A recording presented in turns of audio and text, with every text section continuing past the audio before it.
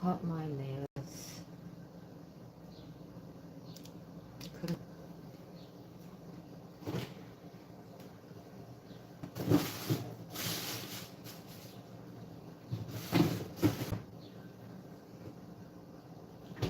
I ate in the morning. I'm just gonna eat some mango. I like slept right after I ate. So like I slept.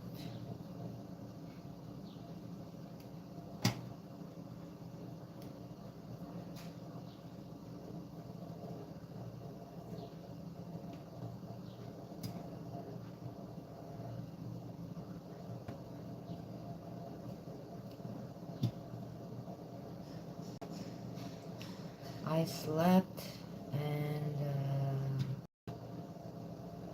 I cried and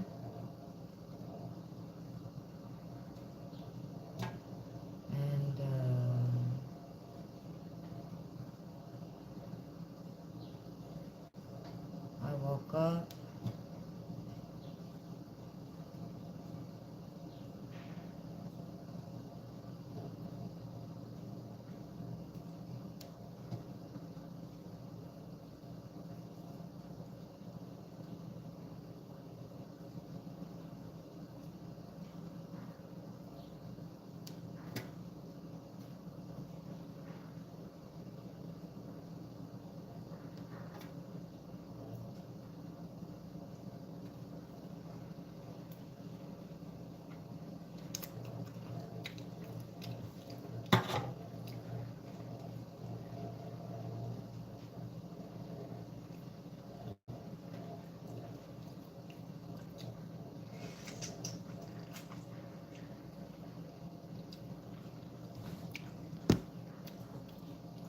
It rained, but it's still humid.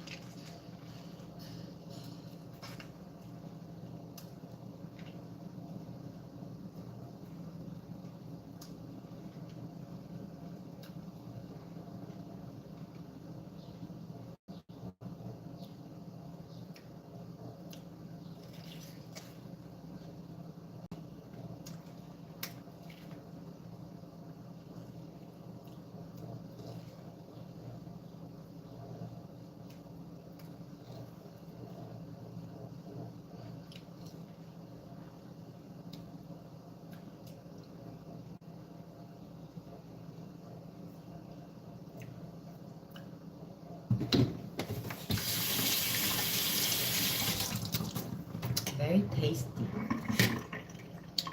Mango.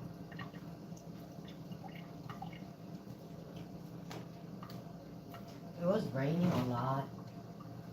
It stopped.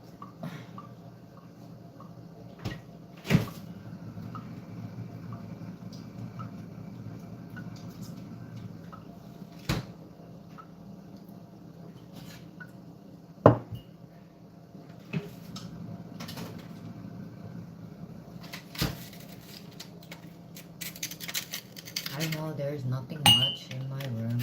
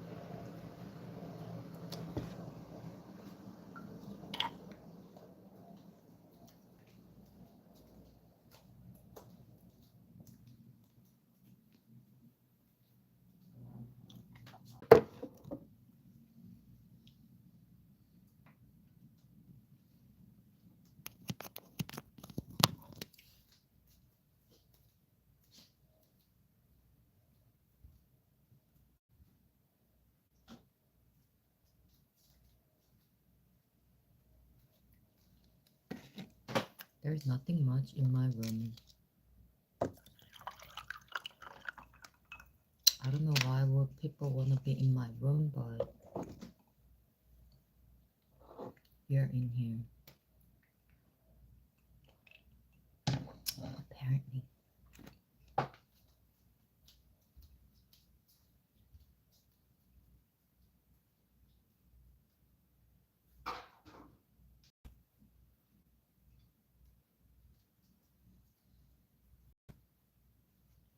I cut off all my nails.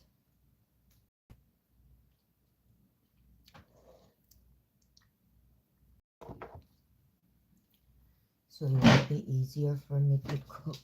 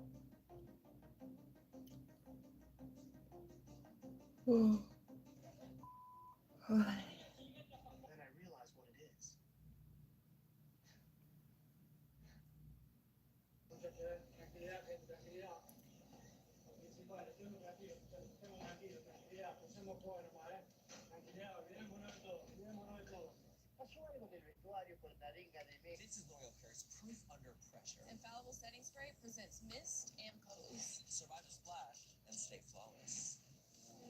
Can somebody get her a towel? Oh, but she looks really good though. How about a photo finish? L'Oreal Paris Infallible Setting Spray. Shop now.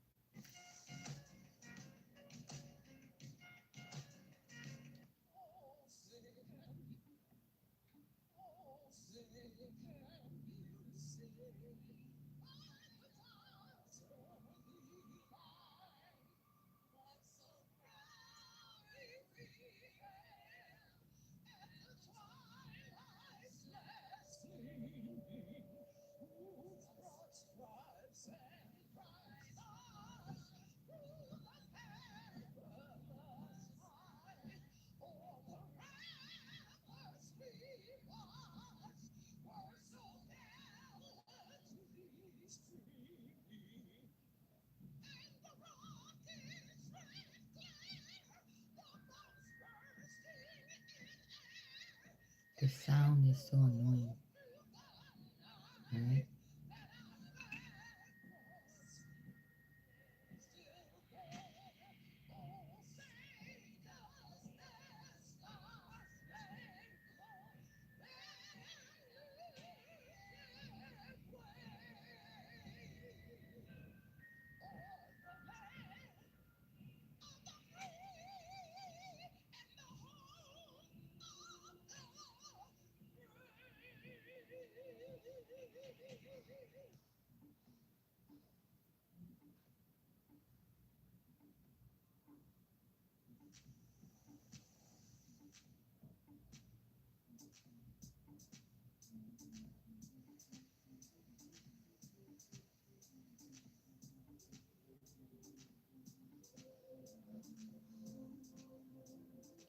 These ladies singing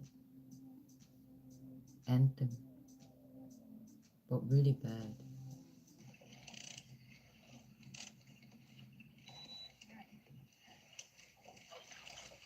Okay. Let's see. Holy crap. Suicide. Target to it.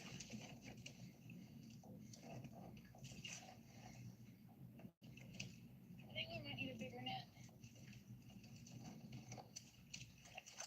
Oh, good God.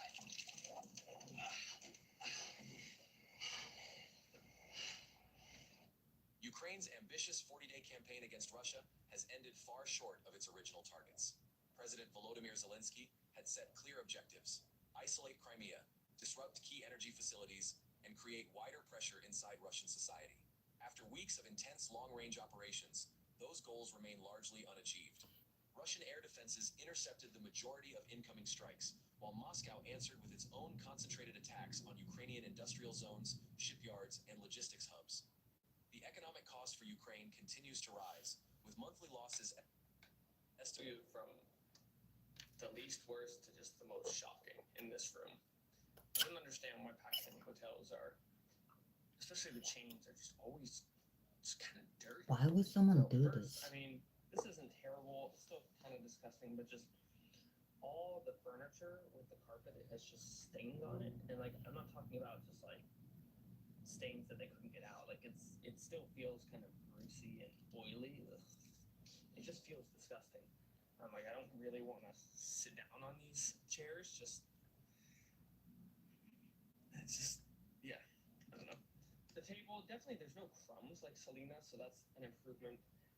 But clearly just not really being cleaned very well. The dust I can deal with. I mean, the dust is just gonna come in. But I mean, even just look at this menu. Stains on it. I mean, come on, guys. A hotel that's making like hundreds of thousands of dollars probably a month, I wouldn't be surprised. I think you can afford to print new, clean menus, for guests. I mean, this is going to cost them, if they did it wholesale, like not even 100 Pakistani rupees to do this, I would think. Heck, even if it cost them like 200-300 per little book, they have the money. They can do that like once a month or something, or once every few months if it gets dirty like this. It's not a big deal for them. They just do not care. The carpets feel okay, but there are just like weird specks of, looks like blood to me.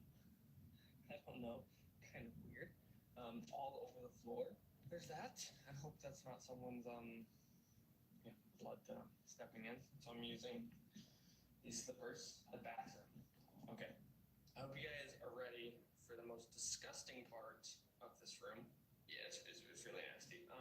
So first, get this area. This is not too bad.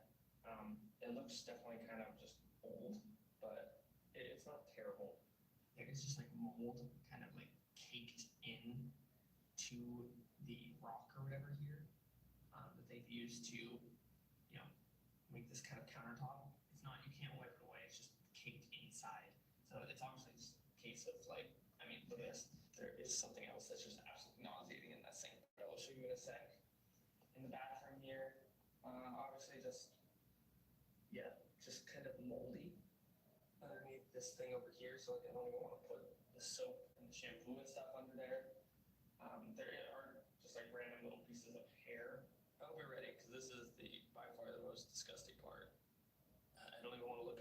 makes me want to throw up. Underneath the rim of this sink, oh, it's just. I hope you guys can see that blackness that I'm talking about. That's mold. All of that is mold underneath the rim of this sink here. You can really see it clearly on this side, which is just disgusting. I don't even want to wash my hands in there. So I'm actually really grateful they gave me hand sanitizer because I'm not going to be washing my hands in that sink. It's just disgusting. So yeah, I mean, definitely, I would say in terms of like crumbs and stuff, probably better than the Selena Hotel, but I don't know, man. Mold, that huge ring of mold in the sink, that almost made me worse, man. I mean, I got a non-smoking room. You know, staff was much friendlier than Serena, so I'll give him that. All right, guys. Next morning, the room itself, I mean, wasn't terrible. The beds were fine. The soundproofing in this room is really bad. Just throughout the night, I kept waking up from rooms kind of like up there-ish. Obviously, maybe like having a party or hanging out and having food or something. It was just really loud. Or people coming back to their rooms. I kept being woken up. Yeah, soundproofing in this room, really bad. The Avardi hotel I stayed in, I didn't hear anything both nights I was there. It was really nice and quiet. I just realized that this. Is this even in? Everything is just like not. Again, it's the same as the Serena. Everything's not upkept in this hotel. I do have to, however, now go down and recheck in to the same room I'm staying in for God knows why. Booked 2 reservations just because I had booked one, couldn't change it, and then decided I want to stay an extra night. Every hotel I ever had to do this. This is the first time in every hotel I've ever stayed in. I have to go down and recheck in. Bring any of my stuff with me. I just have to go sign a piece of paper and have them redo the card. I don't know why they just do it from the get-go, but whatever. At the end of the day, that was my fault, so I'm not going to complain about that. It's kind of strange. And then maybe after that, we'll get some food after the sink. I don't even want to know what's in there, what their food kitchen looks like, but whatever. I'll order and I'll review it for you guys because you guys deserved. 30 years ago, an American boy fell into a river, but 30 years later, he woke up in a rice paddy.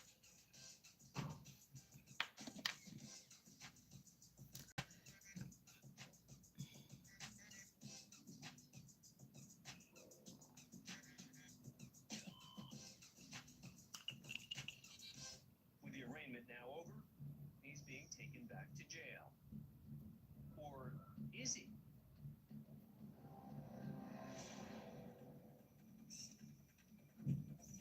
The defendant has slipped away from security and re-entered the courtroom.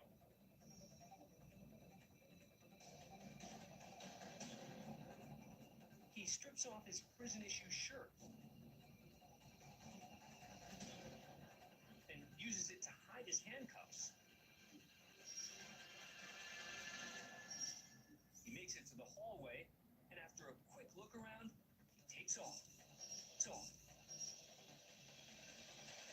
Along the way, he ditches the distinctive orange prison-issue shoes and continues barefoot through the courthouse.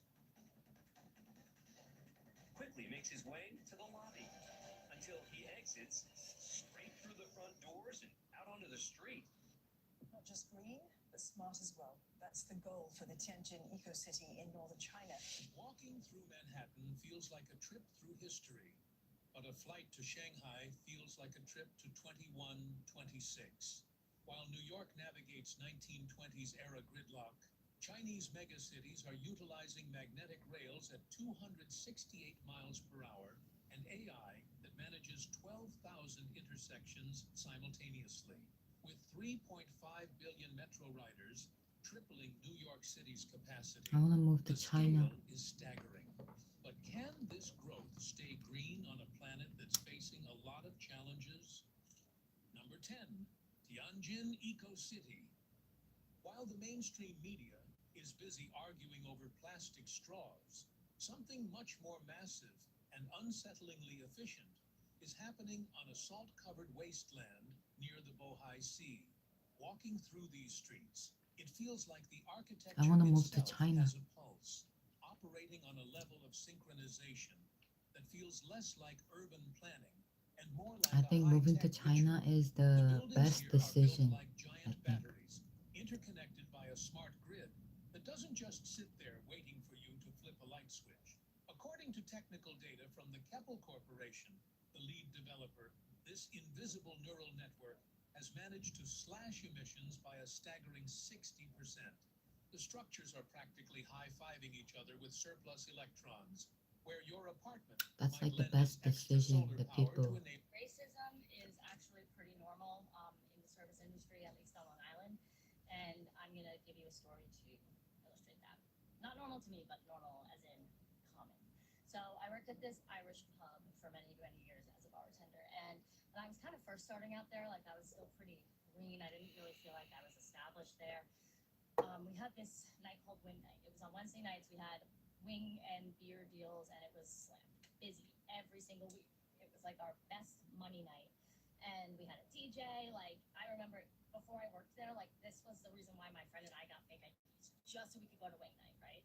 And so when I got put to work on Wing Night, I was so excited, and I started making crazy money, and I was like, this is awesome. And then slowly but surely, like the DJ would play like pop and today's hits and some hip hop, but not too much. And then slowly he started playing a little more hip hop, and then maybe mixing in like a little bit more rap, like over the weeks, years, whatever. And I guess apparently there were more black customers. It's okay, buddy, we're waiting for them to call us. But I really noticed I was making tons of money. And so I remember one night my manager came up and he was like, just there's no DJ tomorrow for Wing Night. And I was like, what? And he was like, yeah, we're not doing a DJ. And he just walks away. And I'm like, cool, thanks for the explanation. We're not going to make as much money. So there's no DJ. Obviously, people aren't dancing, not making as much money, kind of sucks, whatever. A few weeks later, sit down, baby. He tells me, yeah, we're canceling Wing Night. Sit down. And I'm like, why? And he's like, it's getting a little too dark. Getting a little too dark in here. And I'm like, I don't know what that means. And so he canceled it. Then the worst part was he replaced it with a country music wine dancing night. And these people, let alone not tipping, they didn't even order. They just came up to the bar and got fucking ice waters every 5 minutes before they went back to their little like country western line dancing thing. Super nice people, but not making any money from them. Okay. And at a certain point, I asked one of my coworkers, because I'm pissed now, and I'm not making as much money, I'm not making any money, and I'm like, why? After however many years of this successful Wing Night, why did we get rid of it? And he tells me, it got a little too dark in here. And I'm like, can you fucking use your words like a normal person? I don't know what that means. And he's like, there were too many black people. It's not good for business. And he says it just so matter of fact, like I'm an idiot for not knowing it. And I was like, excuse me? Like, what did you just say? And he's like, yeah, it's pretty well known, okay? And like the restaurant industry, like it's not good for business. And listen, yeah, this was a pretty white area, but the fact, in my mind, the fact that we're having all these black people come in is a good thing, because it's like, look, people are coming from out of town just to be here for this night. Why are we not happy about this? And it's not like they were great customers, never an issue. Paying customers, having fun, tipping, like no issues whatsoever. Meanwhile, these fucking country western people aren't even buying shit. And I remember just being so blown away, like, why would we want to not have these black customers that are coming from out of town, bringing their friends, buying shit, staying for hours, tipping the bartenders? Why would we want to replace them with these cheap country western folk who literally just come here and dance and maybe order one appetizer to split between the fucking 50 of them? Why? And so eventually I asked the boss, and I'm like, can you tell me, like, is this true? Like, why did we get rid of Wing Night? And he's like, yeah, no, Sam, you had to notice it was getting dark in here. That's not good for business. And I was like, you know what, this is insane. And he says, like, you're new in this industry. You're going to hear this at any bar you work at, I promise you. And I thought he was just bullshitting me. And I was like, yeah, right. He's just probably a racist prick. No, every fucking bar I ever worked at on Long Island, same thing. Same thing. There was a DJ, and black people started coming in. They would tell the DJ, oh, don't play that music. One bar I worked at was like, we don't sell Hennessy anymore. And I'm like, oh, why? Because it's a black drink? And they're like, yeah. So just a heads up if you're on Long Island as a bartender. And I'm sorry if you are on Long Island and you're black, because it's fucked up. And it took me years to really like understand that, like, no, this is how these people, like, this is the way it is. Fucking ridiculous, but that's Long Island for you. Or my mom, and my wife. That is way it is. Like, I think she doesn't understand. Racism is actually pretty normal in the service industry, at least. Or my mom.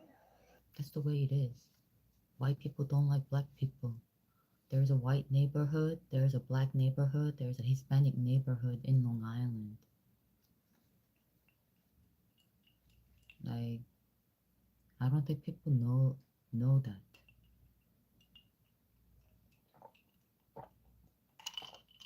There's a white neighborhood, there's a black neighborhood, and there's a Hispanic neighborhood. And usually the Asian people live with white people.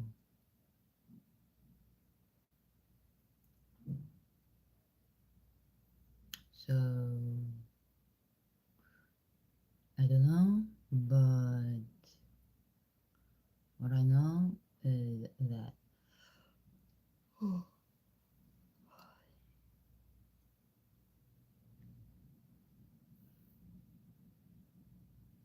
I think I should take a walk.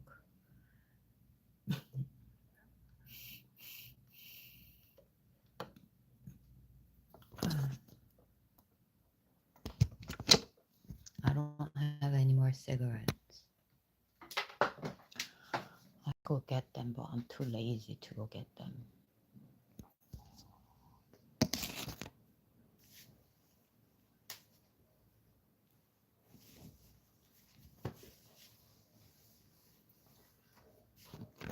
So I'm not gonna go get the cigarettes. But I'm gonna take a walk because it stopped raining. It stopped raining. It stopped raining and then it stopped like storming. Like the wind and everything. It just stopped.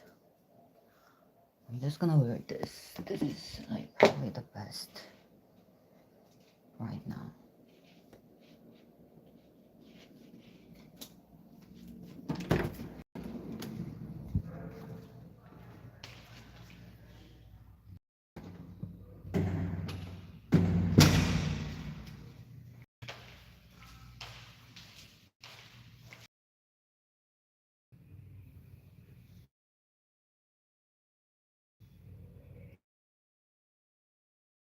Yeah, I'm gonna take a walk. I cut all my nails. Now it's very short.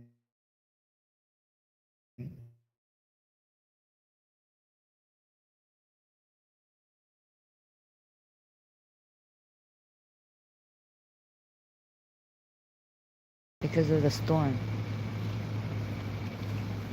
Whole chunk. Tree fell from here. The whole chunk. Look at all that.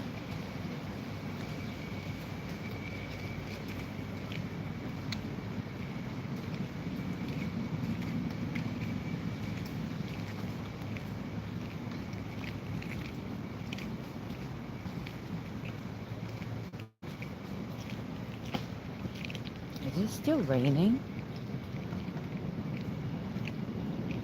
Oh my god, it just started raining again. It just started raining again. Or is it just me? I'm getting on my eyebrow. Is it going to rain again?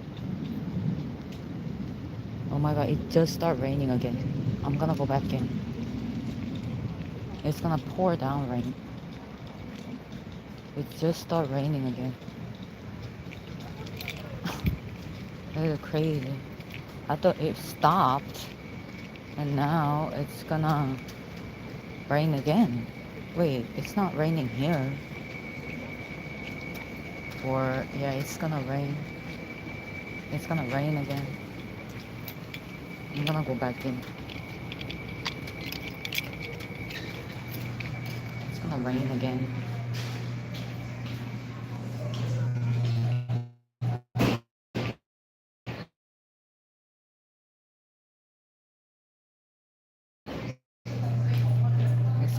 raining again,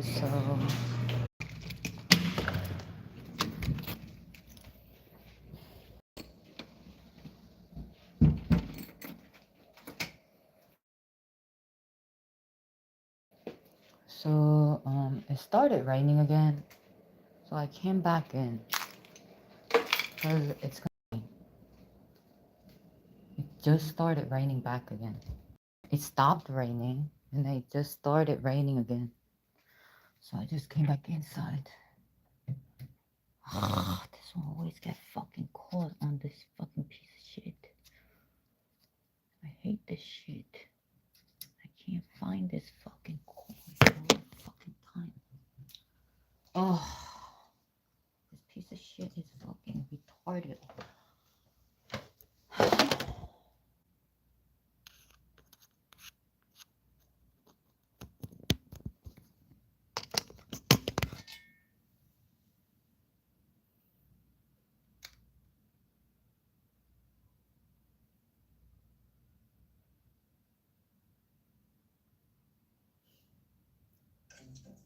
Oh, hello, I'm Ozempic. Oh, and I'm other GLP-1s for type 2 diabetes. Love a good water cooler. Ah, me too. It's a great place to have a chat. Chat. Yeah. About what? I don't know, chat about anything. I didn't walk. That's boring. Last night's game. Did not see it. Fucks. Oh, The nature is on my side, not on yours. Never.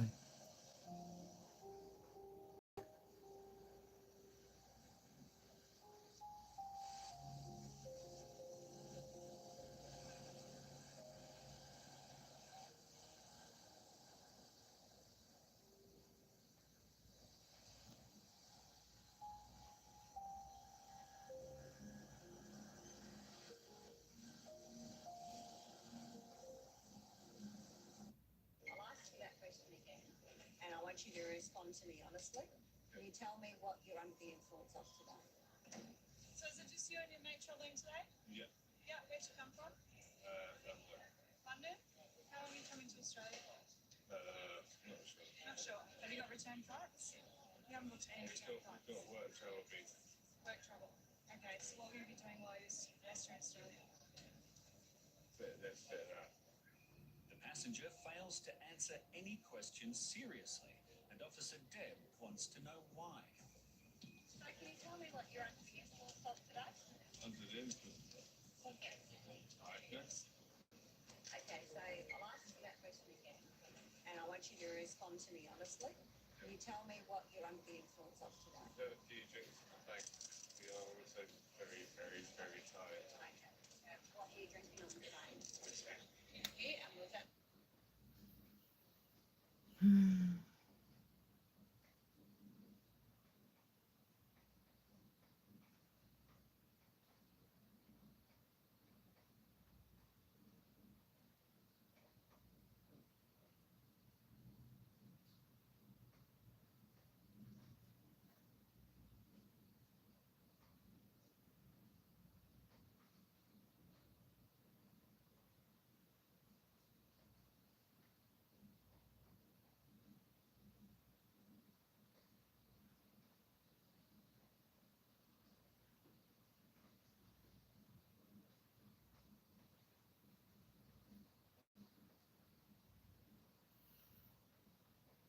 Day in the life of a lawyer who needs to hire.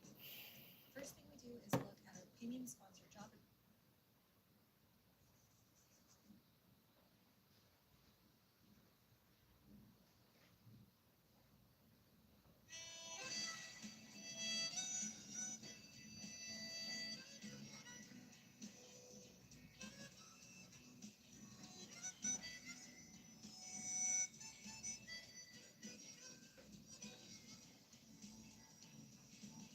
사는 게 별거 있나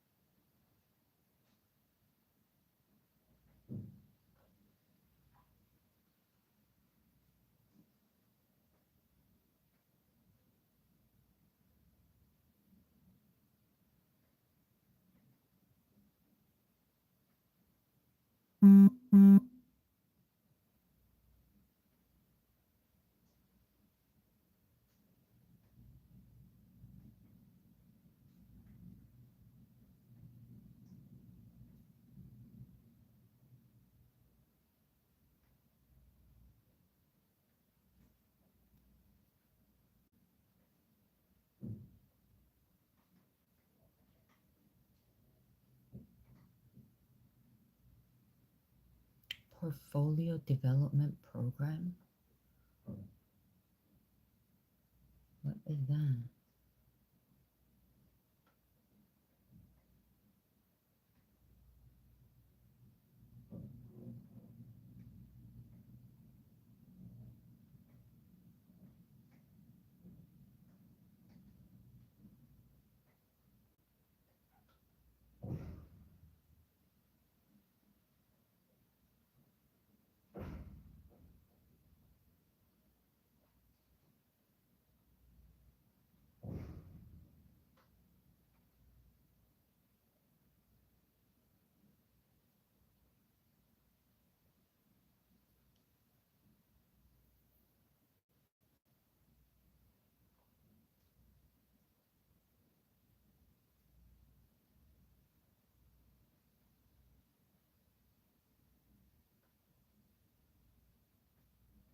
I'm like fat.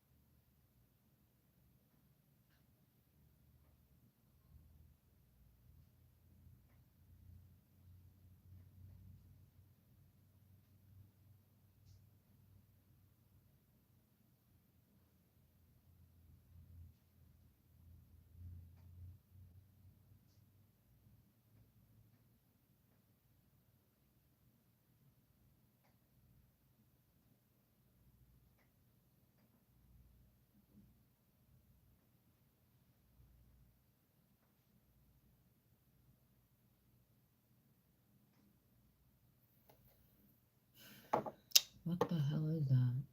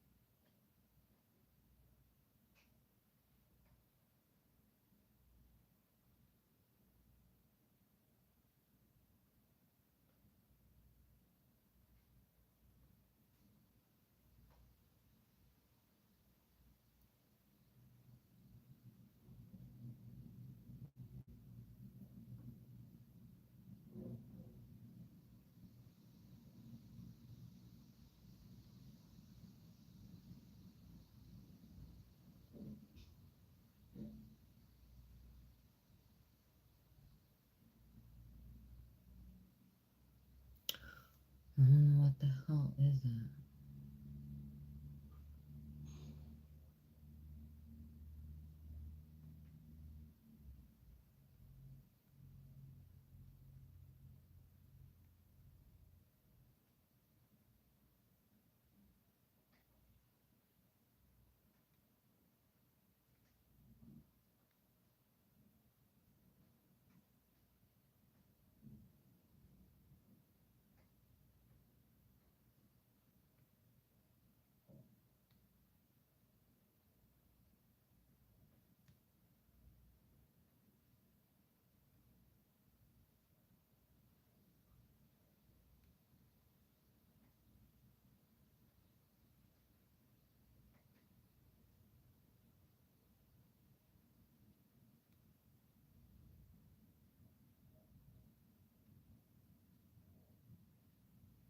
Why do you need a life partner for?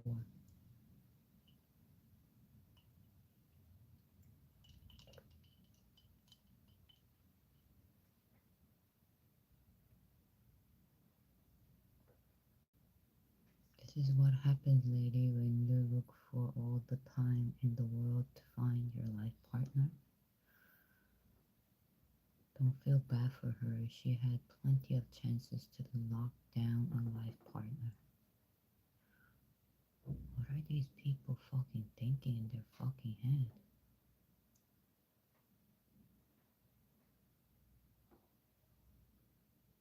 You see her response, she's still in the void.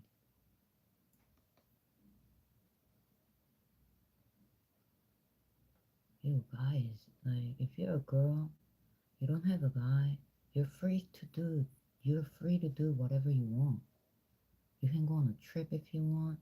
When I was on a trip, it was good. You can do that. You can do so many things. What are these dumb fuckers talking about? What is this professional development program? What the fuck is that?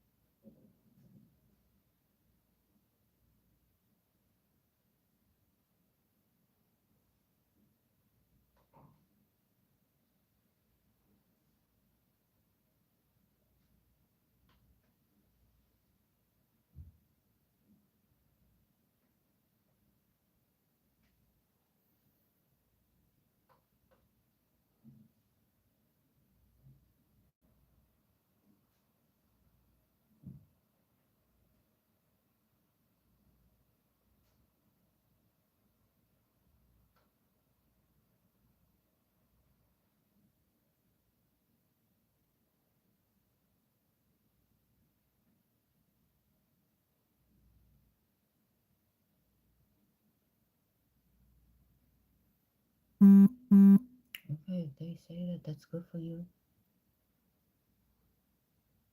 I don't really care.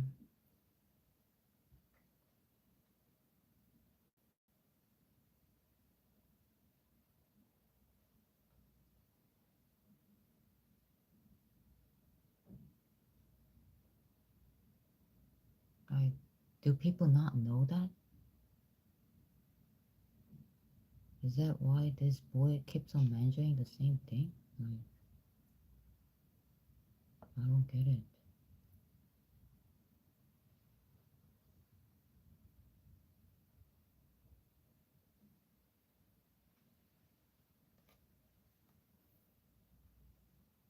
The fuck is wrong with that boy? People don't know that? Like, is that why he keeps on mentioning? Like, you don't know that? You should know that by now. If you don't know that, I don't know what the hell to tell you. Like, seriously, You don't know that by now? Then I don't know what the hell to tell you. It's called common sense. I guess people don't have common sense nowadays. I hear he keeps on mentioning. And there are not that many people in here, and he keeps on mentioning. He's telling me about it? Like I don't know? I don't know what it is. I know that shit. Like who doesn't know? It's common sense. There are like only 3 people in here, yo. And there's no ladies here. Except me. Cause these fuckers are dumb.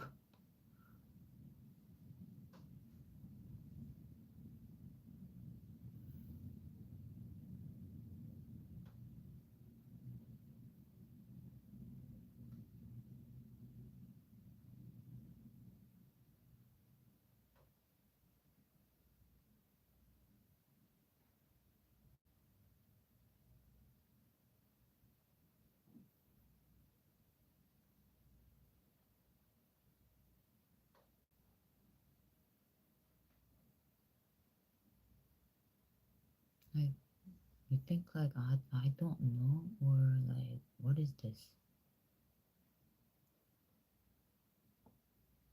You think I don't know? Like what the hell is this?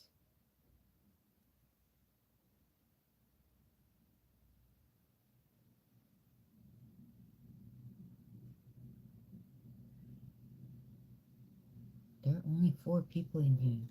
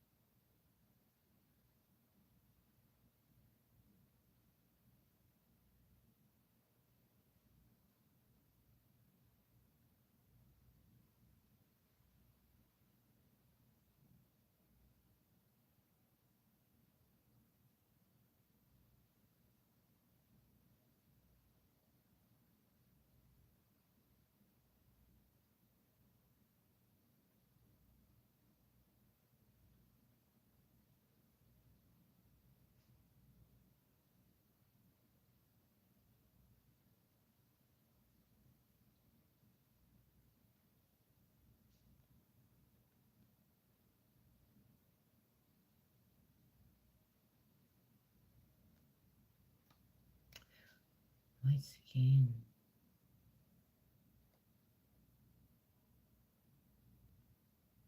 is like really bad.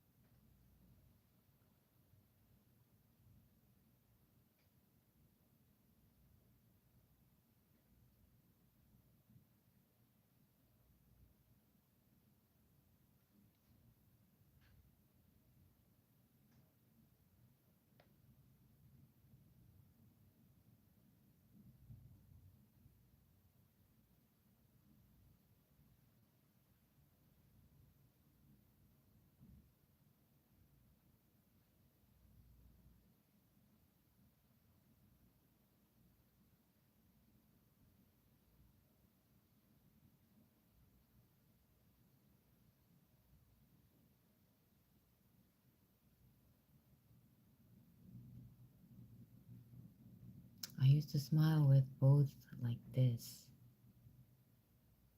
But now I smile only one way, like that. So I think my face changed.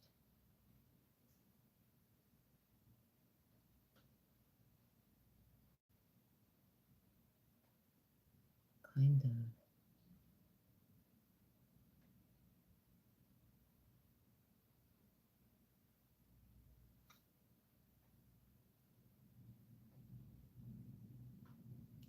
Why is it raining?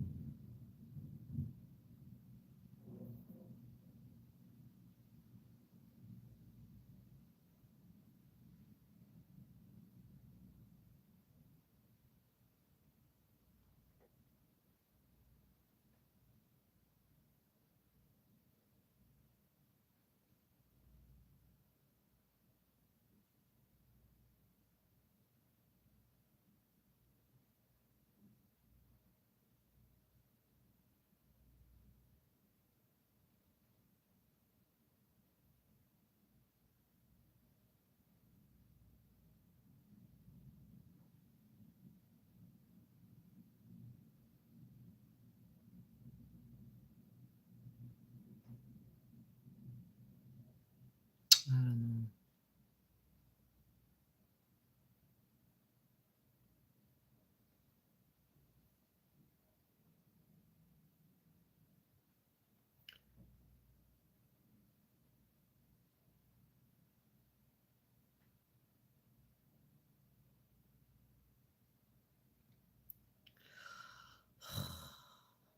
Development program.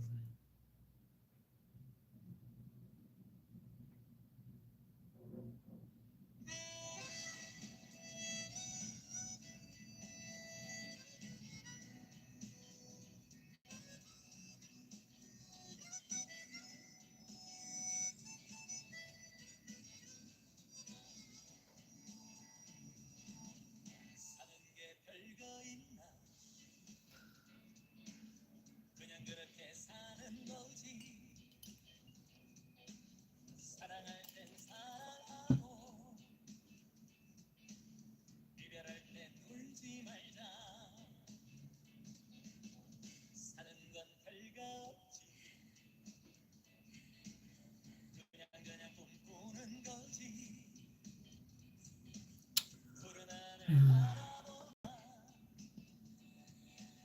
다시 길을 걸어가네. 너는 나의 태양, 나는 당신만의 땅. 마음을 세워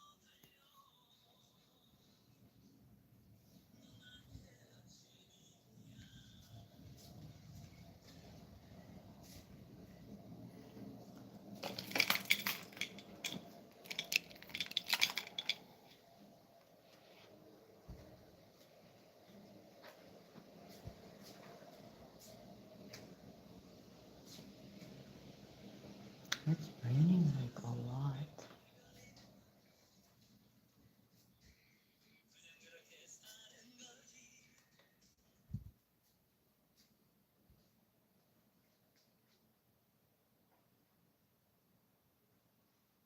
Why does it start raining again?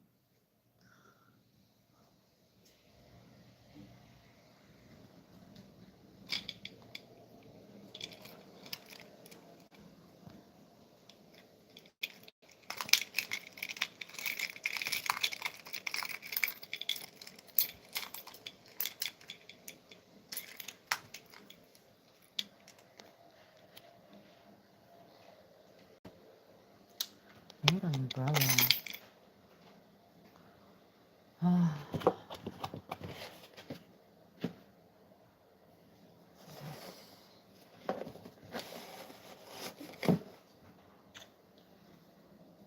I mean, my car is right there, but like, it's raining a lot. I have to like walk to my car.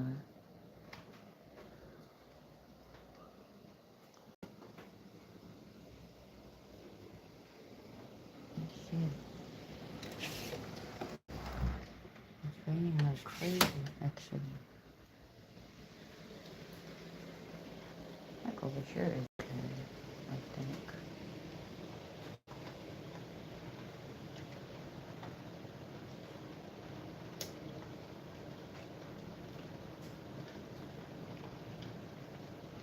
I just have to walk to my car,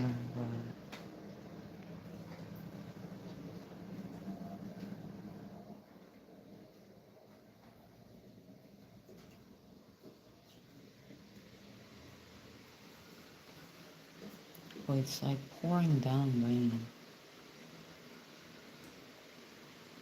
Holy shit.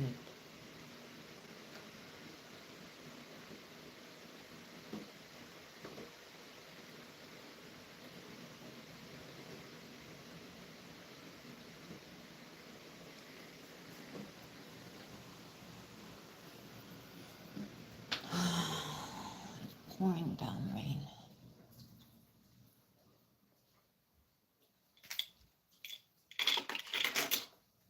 I wanna go out and just like drive.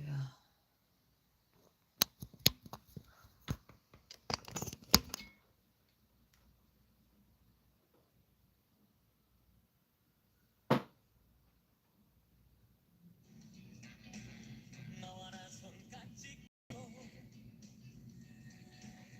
도란도란 사는 거야 사는 건 별거 없지 이런저런 이야긴 거지 바람 불면 한잔하고 이 소리에 취해두자 너는 나의 태양 나는 당신만의 땅 긴 밤을 새워 달려 넌 나의 아침이야 너는 나의 태양 나는 당신만의 땅 긴 밤을 새워 달려가 난 너의 아침이야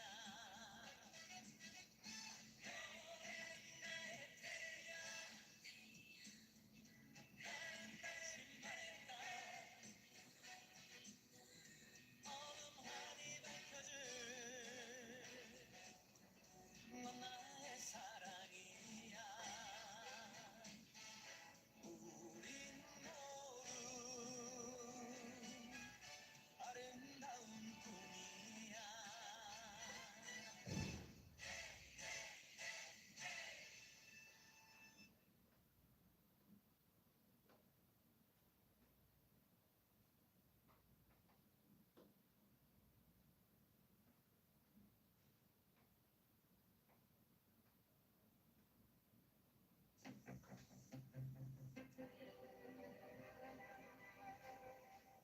It's 10 p.m. Do you know what?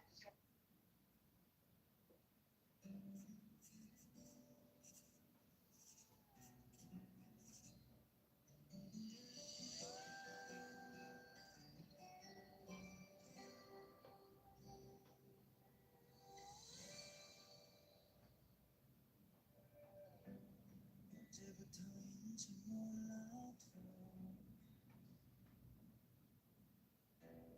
항상 그댄 옆에 있어줘 익숙해져 말든 나를 바라보았던 따스했던 그대의 어두웠던 나의 행동처럼 나의 길을 비추어주었던 내 곁에서 함께한 사람 그땐 몰랐죠 그대 사랑을 같은 자리에 있어도 아무런 말 없이 기다려준 사람 그대 나의 소중한 선물 지금도 날 보고 있나요 때론 힘들고 지쳐도 그댄 나를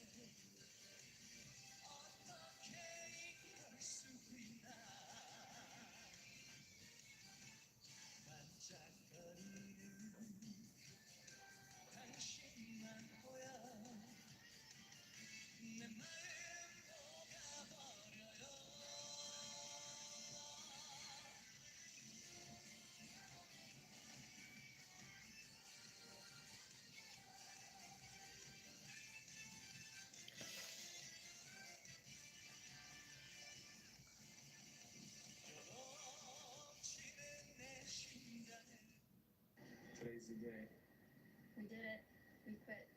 You may wonder why we gave up a perfectly good healthcare career to move to China. It was not what we had planned at all, and we always like to plan. We were each getting paid $120,000, but it still didn't make us happy, and it wasn't enough to make us stay. We both had great careers as respiratory therapists. 10 years best They fits moved our back to union and the China. hospital. A wise person once said, so much of capitalism relies on the poorest, lowest paid workers giving their all because they care about people. Short staffing is the norm, poor management is the standard, no funding is the excuse, and job security is the illusion. If the government provided proper protections for all its workers, unions probably do not need to exist. Don't you think? We were following the typical plan, and I would say we were both very lucky. Everything always eventually worked out. It is time we close our chapter in America and take all the money we worked so hard for to enjoy life. Simple as that. We found ourselves intrigued by China's culture and lifestyle. The world is a mess, but collectively we can work together to make it a better place. So follow and like and subscribe to see what else is out there. Today's the day. We did it. We quit. They quit You may wonder work why we gave up a and then moved to perfectly good China. healthcare career to move to China. It was not what we had planned at all, and we always like to plan. We were each getting Well done, my man. Well done. The Chinese people moved to Very China. good. Whoa, very good. Nice and cool. This is it. Oh, you can do it. You can do it.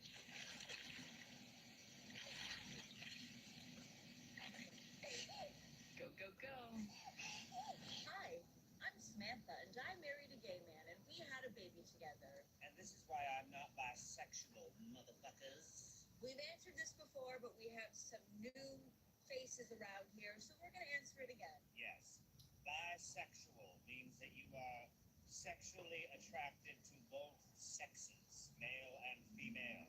I am only attracted to men's. The fact that Samantha is my partner, is my wife, transcends that and has nothing to do with my sexuality. She is my person, my soulmate in this life, and that is that. I'm still gay as day, honey. And why our relationship is not bi-erasure is because we acknowledge that bisexuals do exist. We Right. support bisexuals. Bi-erasure. We get silencing bisexual voices. No, we're not. We're just saying that there's also this dynamic. You can exist as a bisexual, and you can also exist as a gay man whose love transcends, because love is love after all. Yeah. Anything else you want to add, honey? That So he's I gay. just think, you know what? Live and let live and open your mind a little bit and understand there are so many extremely exciting and different variations of human sexuality in this world. This is ours. We're very happy and in love in it. Jacob knows his lived experience more than you all know his lived experience. And he's picking the label that best reflects the experience and what is going on in his brain. And you don't get to come on here and force people to identify how you want them to identify just because you don't understand their lived experience. Yeah. Have a beautiful day. So he's gay, but his life partner is what? Well, it makes sense. Like, he likes men. He likes men. But that doesn't mean that he doesn't like women. So he wants a wife, which wife is identified as a woman. So he got a wife, but he still likes the men.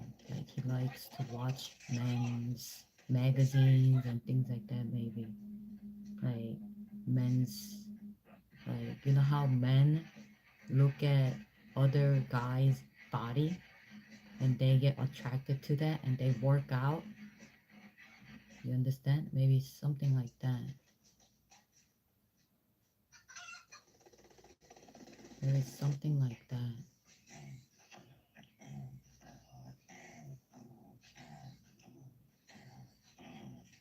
Okay, it makes sense.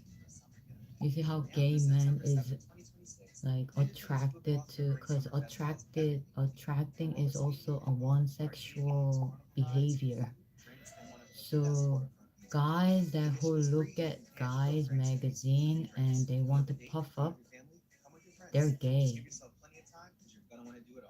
They're gay. That's what that's what I mean. They're gay. I met Joel. He was connect. Would you ever be jealous of Donald Trump? I think So it makes Donald Trump is sense. one of the most dangerous men on earth. I think he's a racist. America one day should have a entrepreneur running its country, but he is the absolute wrong entrepreneur. The things he said about women, the things he said about anybody who's not white in this country, the things he said But it about makes sense where he said it. He said you he's name it. gay. It's an embarrassment. And when you compare He's him gay to and he President wants a Obama, he he's a class down his there. partner I is a definitely not wife. jealous about Like his no, partner, he wanted a wife. Wife is defined as a woman. America is effectively very influential in The whole word world. wife is We need somebody usually who's, attached to a safe- woman, not safe a pair of man. hands. They have a weakening yen, and they wanted a little bit of help. So it makes sense. In a sense, it makes sense, right? They were not good because the It yen is makes weakening and the dollar is doing makes sense. The day our boss said no to our unpaid time off was the day we finally said yes to move to China. We always talked about it. China, a new life, but we're too comfortable.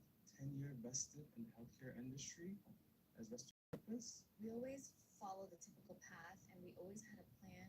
We like to and this is not part of the plan. Short staffing, the norm, management. See, I knew so many people moved back to China from UK.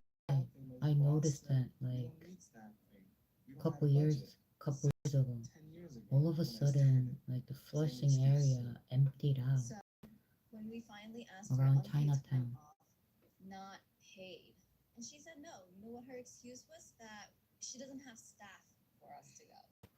Crazy. That's when it hit us. If we can't even get unpaid time off after 10 years vested, this job isn't just draining me, us, it's holding us back. Her refusal didn't make us quit. It just made us finally do what we're too scared to do. We're gonna close our chapter in America, take the money that we've saved, and we're gonna move to China. The world's a mess, but it's not over yet. That denied time off was the best thing that has ever happened to us. They're gonna Follow move us. to We'll China. document everything, the good, the messy, and most importantly, the journey itself. I wanna move to China. Because there's more out there than burnout. And deny time off. Saan ba eskalasin mo?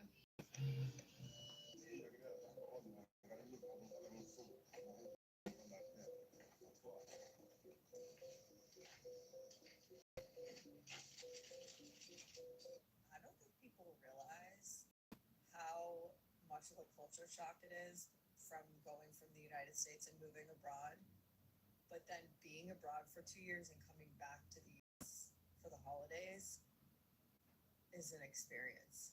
So the thing is, the holidays are so different abroad. You know, like Thanksgiving is an American holiday. So the first thing is we don't celebrate Thanksgiving abroad. I would do Friendsgiving with my friends just so they can get the true American turkey stuffing experience. But I also lived in Italy and everything, plans are basically around food. So if it's about the food, Italians will do it. But there is a lot of other places throughout Europe that just would never celebrate. Another huge culture shock is the microwaves. Like, we don't use that abroad, and because it just totally takes all the nutrients out of food, and it's just bad for you. So, like, having microwaves, like, I forget that microwaving food is a thing here, and it's not a thing abroad. It is so amazing to be on such strong Wi-Fi because I will tell you, especially living in Italy, and you guys, this is the stuff that social media does not tell you. I feel like they make moving abroad look like it's this dream, and in ways it is, but there's so many things that people don't expose on social media, and I see it all the time, and I'm like, you know what? It's time to just expose the truth. And the reality is the Wi-Fi blows. Like, it took me 2 months to even. Yep. Ah. Kapak. Kapak. Three. Kapak.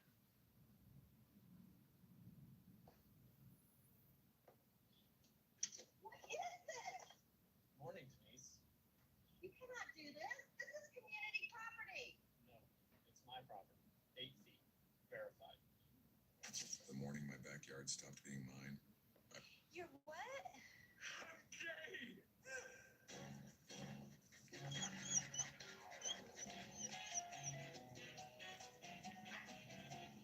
Life was good. I moved to Florida, got 2 adorable pups, and a boyfriend named Jimmy. I swear, I bought anything that caught my eye. Clothes, jewelry, you name it, I snapped. And sometimes I'd even stay at hotels on the weekend just because I heard they had great bathrooms or room service or really hot bellboys. But it didn't take me long to realize something that never occurred to me before.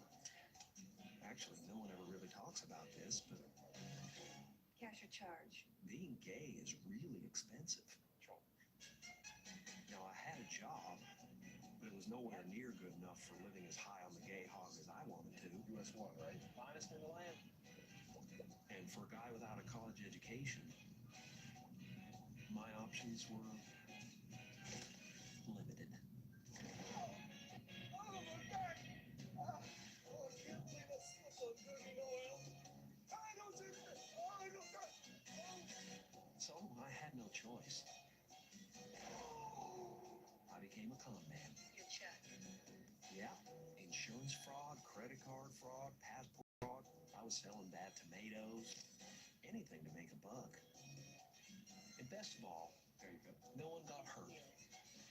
Mr. Evans, can I see some ID, please? Of course you can.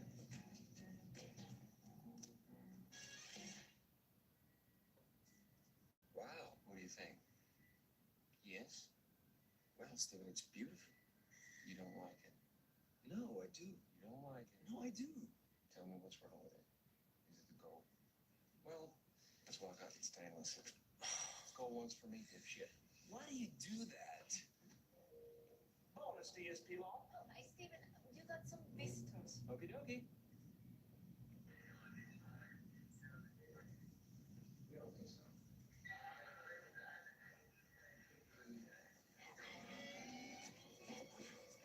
Jim, hell!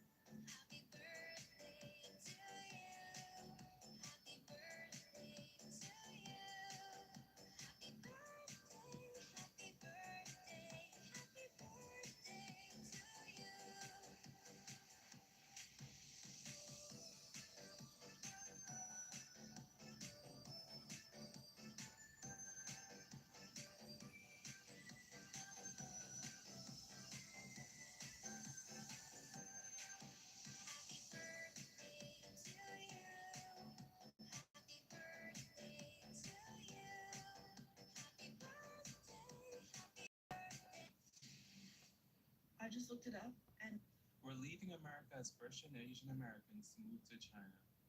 This is Min and Kathy, and we quit our healthcare job in New York because we're just a number. We thought we could make changes living here, starting at the local level, but soon we realized everyone is just trying to survive. Finger pointing each other is how they exactly want us to be, a system that is policed by the same people suffering from its oppression. We decided we don't want to be a part of this. No looking back, we're leaving. As a child in the best country, As a young adult, I was in fear. Fear that my status and ability to work and live here would vanish. The bliss and fear kept me here, juggling my whole life for an ounce of stability. I am proud to be an American, but America doesn't want me here. Call us whatever you want, but us, like yourselves, is doing the same thing, trying to head towards a future that we can call our own. Looking around us, it just made sense.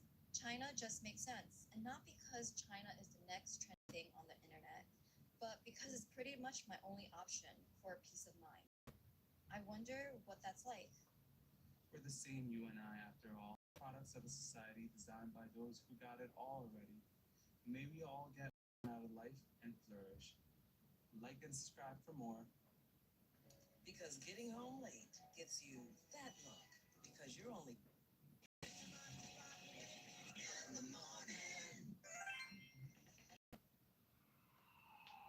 I've just landed at Athens Airport. I've got these Americans that do my head in, man.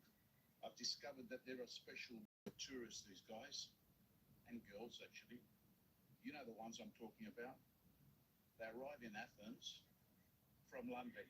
London, yes. Thank you. They've arrived and they're acting like they've come from the White House, these Americans. Within 5 minutes, they're explaining American politics to some Greek guy that's walking over that doesn't give a flying F. Back home in Florida, they're going on about it. Mate, relax. No one cares here, mate. We're standing in a country that's 2,500 years old. No one's thinking about Florida right now, mate. And why are they always so loud?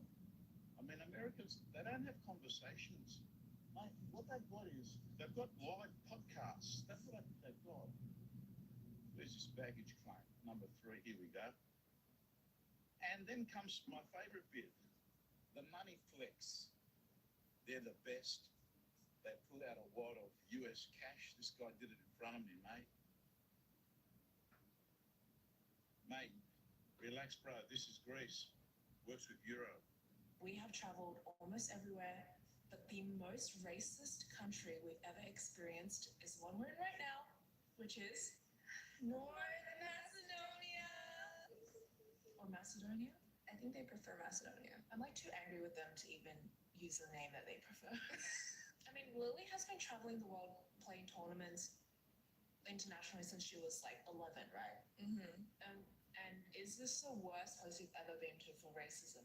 Especially to East Asians, especially for East Asians. Mm-hmm. From my experience, yes, by far. Like the most I've experienced head on. Like obviously some instances here and there, but like we have been here 5 days now for a tournament.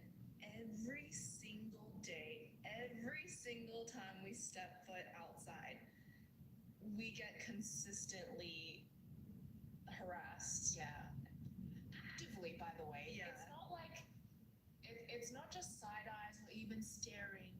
It's like people will come up to us, they will pass by, they'll sneer at us, they'll say ni hao. Yeah, or they'll yell random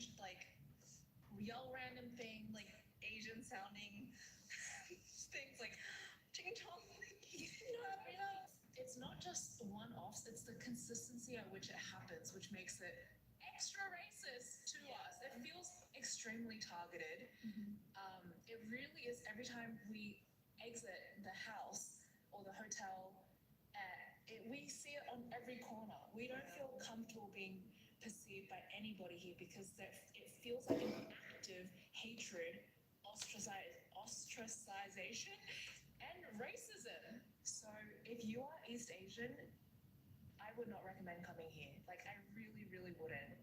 Constantly on edge. My heart is always like, yeah. I'm the type of person that is like a dog. Like if I'm not let out for my walks every day, I start going a bit cuckoo, bananas. But I really would rather stay in here, and that is saying something. Out of all the countries I've been with Lily to for tournaments all over the world, I have never felt like this. Even during daylight, it's even way worse at night because people feel braver. True. Also, we're just minding our business. We're not doing anything. Earlier today, we were at this best city park, just enjoying a stroll by the two of us. 8 people were staring, gawking, yelling things, like whatever. But then this girl yelled, this group of 3 maybe teenagers, I don't know if they were teenagers or like young adults, yell across the park at us while there's other people around, like what they think Chinese sounds like, ding, ching chong, ni hao, whatever. Yeah. And we are, I guess, feisty enough because we were raised like not in Asia that we yelled back. And then she started yelling such profane stuff like F your mother, like doing body and Yeah, she was like thrusting at us, and then they started like approaching us. yes. Yeah, like, but we were like, okay, if we're gonna get in a fight, I'm like, I don't want to fight teenagers because then because they're minors.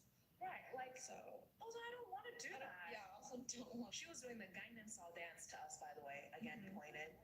And as soon as I started filming, she ran away, a little coward. But then she just kept yelling stuff at us after. Yeah, and then when we started leaving, she went back and started doing more profane stuff. We have never been in a place where it is so consistent. I want to say every second or third person we even walk by will stare at us very openly. The other day when we were in Old Town here, when we walked by, a whole table stopped their conversation, all turned their heads just to. And it's not even like a curious stare. I feel like staring to a certain extent is okay if you're like, you've never seen an Asian person, like, oh wow, you're curious about who we are. But it's like, it really feels like there's hatred when they look at us. Like, the way they stare wasn't like, whoa, like it was like, sorry, it sounds really bad. It was like,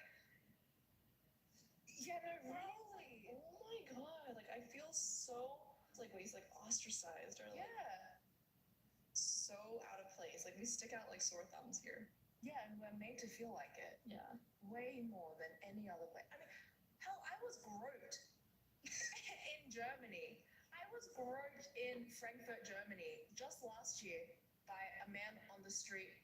And that was a better experience than what I'm having here. Is that crazy? That's so bad. That's crazy.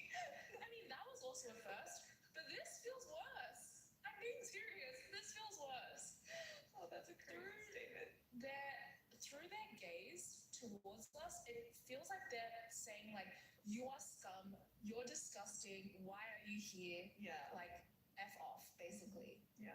So specifically to Chinese people. Yeah.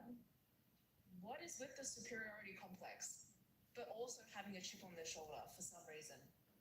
Also, my ex-boyfriend, obviously this is my girlfriend, but my ex-boyfriend, my one and only ever boyfriend before I realized everything, he is Australian Macedonian. His dad said to me when we were dating, said to him in front of me, like, I don't want you dating a Chinese girl. I am as Australian as they come, listen to me. And he had the nerve to say that as someone raising a Macedonian family in Australia. So this whole experience has confirmed exactly why he was the way he was. Okay, but what? Like, but why? What is it? Why? Why? Like, why are they so actively racist towards East Asians? Yeah. Tell us if you have any idea why this is. I'm genuinely curious how we are in this situation now. Okay. From two girls minding their business, we hope you stay safe wherever you are. And maybe don't come here if you look like us. Bye. Bye. We have traveled almost everywhere, but the most racist country we've ever experienced is one we're in right now, which is North Macedonia. or Macedonia. I think they prefer Macedonia. I'm like too angry with them to even use the name that they prefer. I mean, Lily has been traveling the world playing tournaments internationally since she was like 11, right? And it's the worst place we've ever been to for racism, especially to I East think Asians. the Asians, especially for they East never been Asians. to other From my states. experience, I think they grew up in yes, by far. they grew up in East, like Asian neighborhood, and they never really left an Asian neighborhood. They never really traveled. Like when I was in Pennsylvania, it was a redneck area, and like Every time, like I think they interpret things very like wrong, like in a very different way than I do. I think they don't understand. How dumb are these people? Way I remember it, way I remember redneck area is different than what way she remembers it. I'm an American living in China for 7 years, and I'm not moving back to the States. After today's video, you will understand why. While prices in the States keep climbing, things in China have actually gotten cheaper. Food, tech, cars, and more. You could say that inflation here doesn't exist. I'm taking you with me today, showing you what things cost and all of the mind-blowing things that I experience on a day-to-day basis.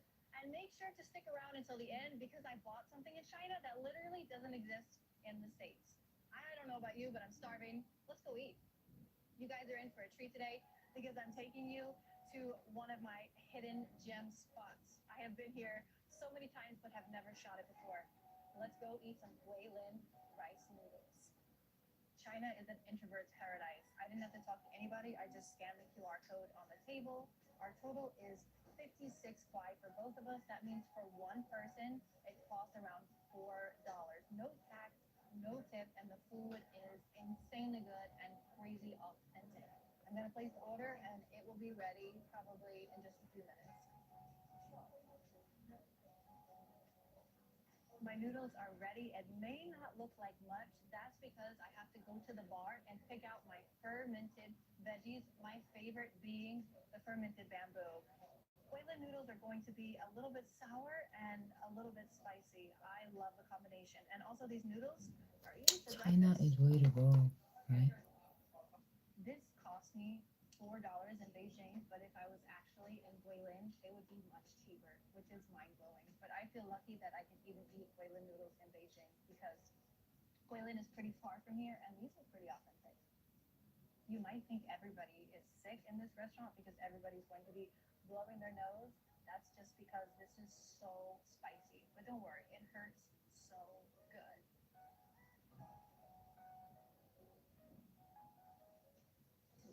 That was insanely delicious. Let me know what you spend on your lunch, where you live. And now it's off to the next place.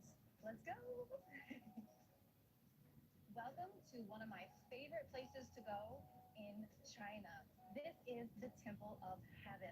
I kind of treat it like a park because there are so many trees, there's so much space there. My kids love it, and there's so much beautiful historic stuff there. It's where the emperor used to pray for harvest and good fortune. And the price, it's $2 for adults with kids under 18 and adults over 60 getting in for free. You're going to find prices like this in most historic sites you go to in China because that's the difference between the West and China. These places are people, not moneymakers. And it doesn't matter if you're Chinese or foreign, you get the same price because China wants the world to see this. I'm just getting started showing you how affordable China can be. I'm taking you with me to see a car now, and I'm sure it's gonna blow your mind. And we made it. My husband and I are in the market for a new car. In China, there are so many options. The competition is so fierce. But this car has stood out to us for one particular reason, not the crazy exterior or some crazy Napa leather inside or the tech. This one has an insane price. The cheapest model that you can get, or the most affordable one, is going to cost you around $5,000. In the States, that would be absolutely impossible. And if you go up to get a larger version, it will cost you about $8,000 to $10,000. So behind me is the $5,000 model, and then right next to it is the $8,000 to $10,000 model. Luckily, I shot this at the car show, and I'm going to show you guys some footage of it. Living in China, you have access to so many different cars, and any person within any income bracket can afford a car, which is absolutely wonderful. And that is because China controls the supply chain. They are able to make these affordable prices because everything that they need is in China, and also they have supply chain clusters. So everything is going to be in a very close proximity, and they can easily get it from one place to another. Whew. It is too hot out there. Beijing summer is no joke. We're taking you guys to the next place. But in the car, there's something that I noticed that I really wanted to show you, and that is China's navigation systems. It's next level, and unlike anything I've ever seen in the States. Here we are. It will show you when you change lanes. It will show you if there's a camera where you need to make sure that you're going the proper speed limit. When you're at a red light, it will give you a countdown showing you how long you have to wait there, and so much more. Let me know where you live if your navigation systems look like this. Because when I came to China and saw how advanced these systems are, I was blown away. Totally blown away. When you're buying a bunch of cars in China, it's unusually quiet. Why? Check out this green license plate right here. That means this car and so many others on the road are electric. But oh my goodness, how is that even possible? Oh, I did find the one loud one. It's going to be a motorcycle. How is that even possible when electric vehicles are so expensive? Well, that might be true in the States, but just like that car I just showed you for $5,000, electric vehicles are less of a luxury item and more of an everyday thing. I love it. It's so good for the environment, and all the different options you have for electric cars are just incredible. It's not just the cars that are electric. It's scooters, it's trucks. There's even a bus coming that is electric. They've got the green plate too. You see it back there? There it is. Insane. China is doing amazing things for the environment, and we don't talk about it enough. If you check behind me, you can see so many share bikes. These are going to be all over the city. People are replenishing them where they are needed. When you scan it, it's going to be about $1 when you scan. It is so affordable, and all you need to do is ride it where you need to go, park it, and boom, you're done. Malls in the States are not doing too hot, but in China, they are thriving. They are the places that you go to for everything that you need. Shopping, food, jewelry, entertainment, classes, kid stuff. Malls are so kid friendly. There are entire floors just for kids. When I take my kids to the mall, they are in heaven with all of the crazy things to do.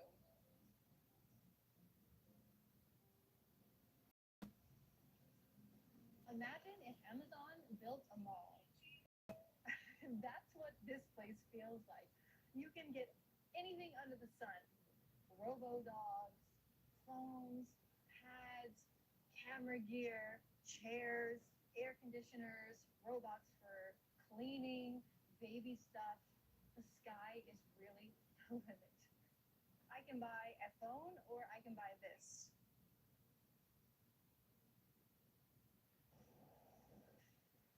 By the way, today we shot everything on the Pocket 4 Pro.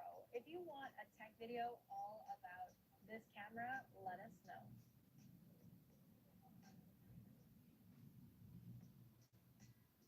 It's time for dinner, and I think a 20 kwai bowl of beef noodles sounds perfect. Let's go. Look at those. Look at those. Ooh. I just sat down. All I need to do is take my phone, scan the QR code, and then I can order myself. I don't need to talk to anybody. So the faster I order, the faster I get my food. I don't need to talk to anybody. That's like the best. I forgot I had noodles for lunch, and I ordered noodles again for dinner because I just love noodles in China. Again, per person, it's a little over $4. No tax, no tip, insanely delicious. The atmosphere is so nice. I like the vibe here, and the company is the best one. My phone is almost dead. Luckily, I brought my phone. All I need to do is scan it. That's me. And I can get a power bank. Oh my gosh, there it is. Literally no technology required, just my palm. That's living in China for you. ACs have been a pretty hot topic recently because Europe has been experiencing some pretty intense heat. So intense that people have even lost their lives. In China, pretty much everybody has an AC. Even farm animals have ACs because they are so affordable. Again, the reason is because China controls the supply chain. And also, I saw something pretty interesting. This washing machine has two small compartments up top and a big one down bottom. That's because these up top are for your socks and underwear so that you don't mix it in with your super dirty clothes. And this washing machine is about $600. The prices here just blow me away. It is so affordable. But we are here for a reason. Remember how I told you that I bought something in China that doesn't exist in the States? It's time to show you guys my new phone. This used to be my phone. Yes, even though this might not look like it, it is a phone. And I switched to a foldable phone that just came out. It is the Vivo X Fold 6. This is my real phone. I got it in the ocean blue color because it's absolutely beautiful. For 1 TB, it costs $1,600 or about 11K RMB. If I were to get an Apple phone that was 1 TB, it would be way more expensive. Tech in China is so innovative, so next level, and the prices are so competitive. You don't have to get a phone like this. You can even get a phone for just a couple thousand RMB if that's what you need. I love that in China, for whatever you buy, there's going to be a product no matter what you make. If you guys want a dedicated video talking about this phone and more about what I'm using it for, let me know and I would be happy to do that. That is the end of this video. And if you guys like seeing more of my life in China, my daily life, please let me know and there will be more coming very, very soon. Until next time, you guys. Peace. I've really come to resent being trans, and it has nothing to do with how I feel in my body, because I actually feel really great. But I uprooted my entire life, left my family, to move to my partner's hometown, which is really great within itself. You know, we got a cute little place. There's so many good things about it. But one of the other main reasons why I came here was because I got a coaching job, specifically coaching high school girls basketball. And if you know me, you know that coaching basketball is like my thing. It's my passion. It just lights me up. Yesterday, got a text from the athletic director, magically rescinding that offer. And it's one of those things where you can't definitively say that it was discrimination, but these are the kinds of things that have been happening since I started my transition back in 2020. And I'll never forget my dad asking me, we're driving in the car, and this was before I medically transitioned, but he asked me if I thought that my transition was going to impact my ability to be a collegiate coach, because at the time that's what I really wanted to do. And ignorantly, I was like, no, there's no way. There's no way. I was so gung-ho and I was so, positive and just rooted in this uncanny, delusional sense of belief that I could, because, I did the same with my own playing career. I delusionally thought, I could go from community college to Division I, and I did. I fucking did it. And then I thought, you know what? I'm going to go play professionally. And I did it. Even when there were people who really thought that I couldn't, I was like, watch. And I did. And, everything still, delusionally, was going really, really great. And I was coaching at the time for the coach who was my coach at the community college I went to. He was there for 30 years, really successful coach in the community college sphere. And he said, you know what, I'll never forget what he said to me. He was walking across the court. It was before a game, it was pre-game. And he said, you know what, you'd be really, really good at this. You should go get your master's degree. I was like, yeah, hell yeah. So I went back overseas to get my master's degree. I was coaching for the professional women's team in Newcastle, England. And COVID hit. I transitioned. I came back a year later, having transitioned, and started coaching again at that same college. But I hadn't interacted with the head coach yet. Old guy, old school. And I was just working and communicating with his other assistant. And And then the day came where we were supposed to get back into the gym because COVID protocol was still a thing, and suddenly I was no longer needed. He didn't want me on staff, even as a volunteer. I was like, you don't have to pay me. I just want to be there. No, I don't need you.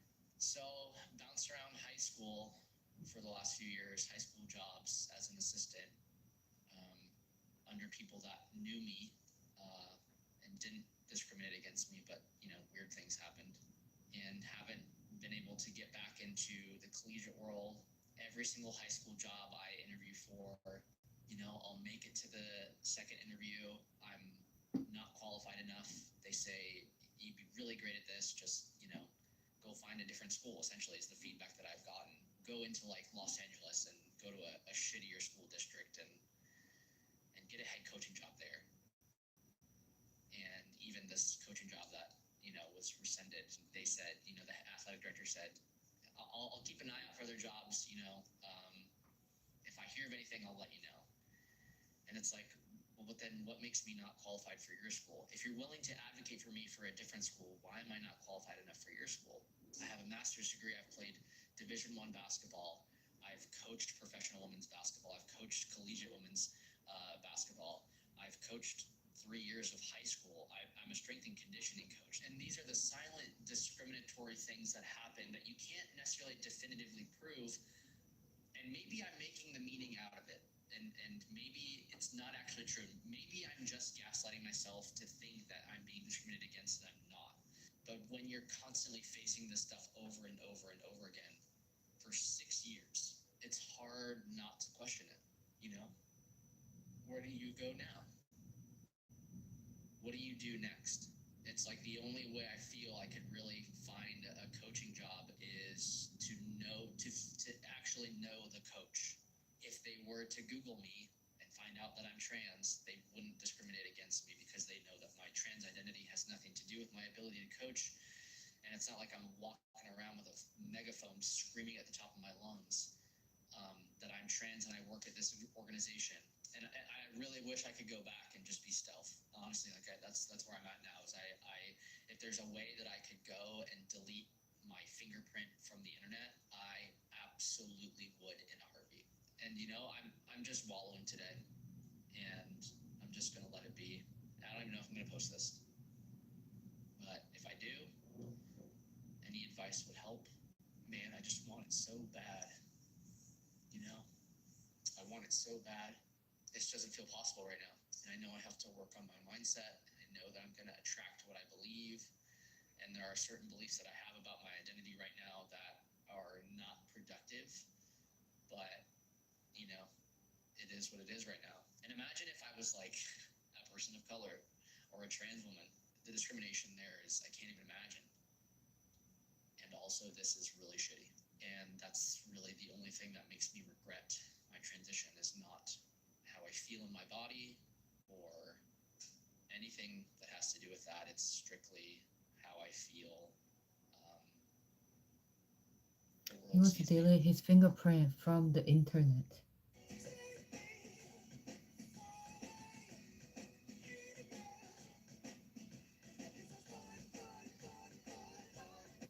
I've used a lot of foundations, but this one genuinely feels like skin. This is Lancome's Tinky Gold Foundation. It's so light.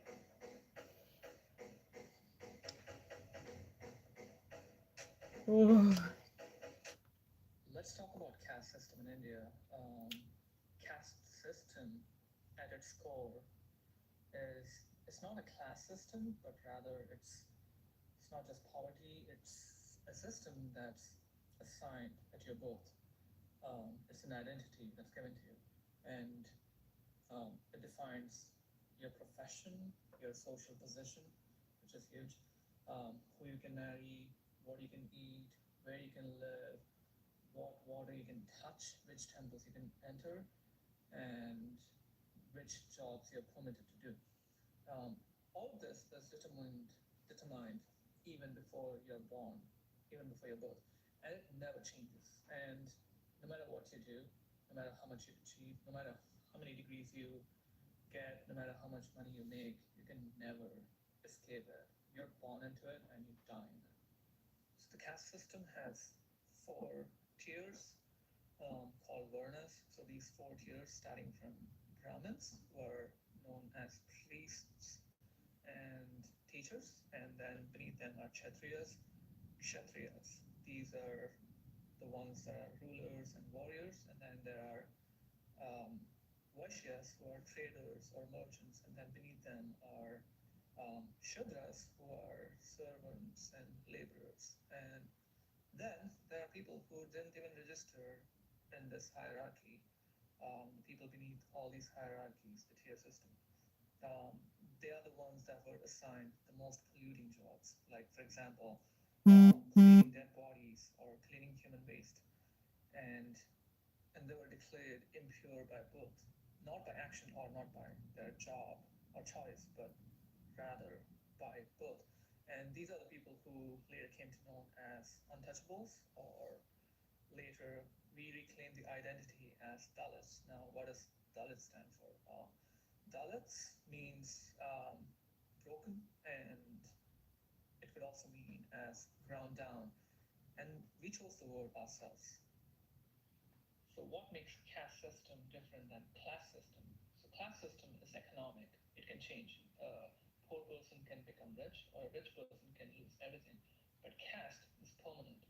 You, a Dalit person with a PhD is still a Dalit. A rich Dalit is still a Dalit. You cannot buy your way out. You cannot educate your way out. You cannot um, achieve your way out.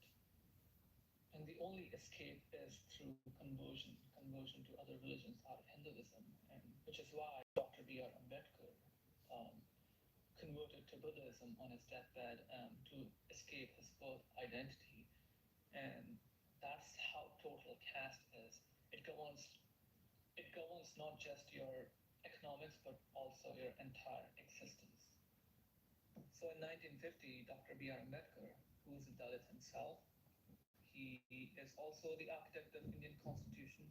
He actually codified into law abolishing untouchability and also made it a punishable offense. Sounds like the end of the story, but not really. Not close, because you cannot legislate away a practice that was sacralized for thousands of years in India. And this untouchability, the caste system, the discrimination is enforced by entire communities, and it is internalized by everyone inside it. The law changed, the law was created, but the practice did not end. How was the caste system enforced? So it was codified by one of the ancient Hindu religious texts called the Manusmriti, and it talks about four words that I said earlier, and it also mentions who could own land, who could study, who could rules, and it also talks about punishing people who violate these rules by violence, nothing like that. An example is hello Casper listens to religious Hindu hymns. They should be punished by.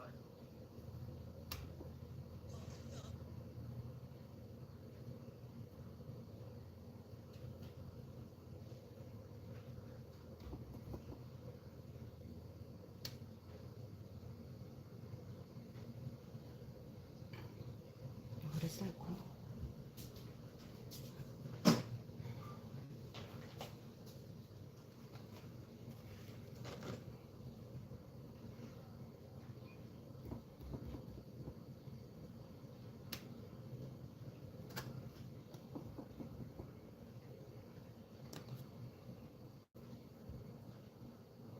I have this huge ass pimple that's coming in here. What the hell?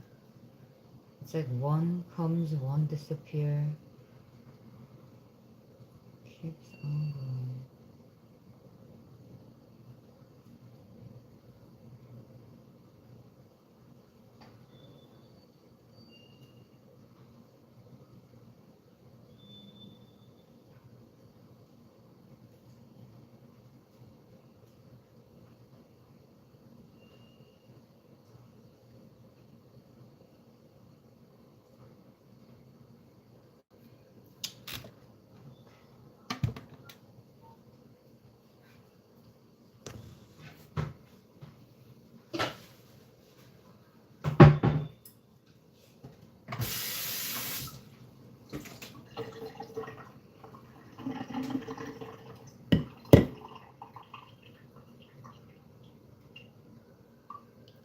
This will go away.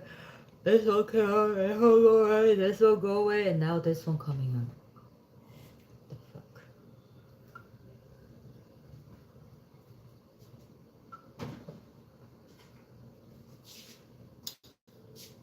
Like, what the fuck?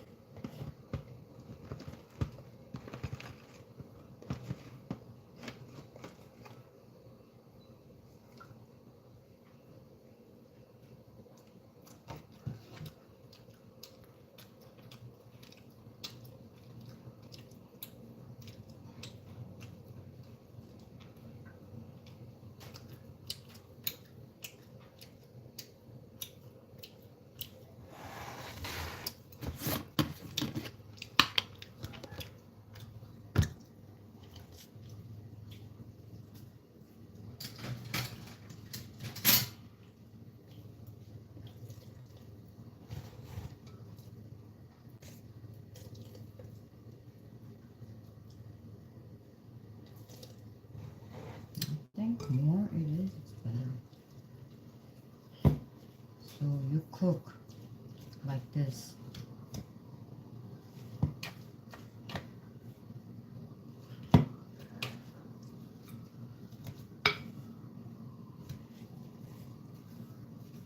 I mean,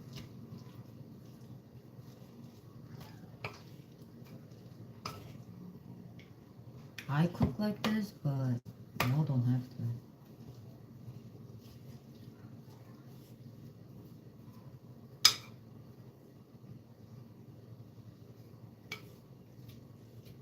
Just because I cook like this doesn't mean that you should go home and cook.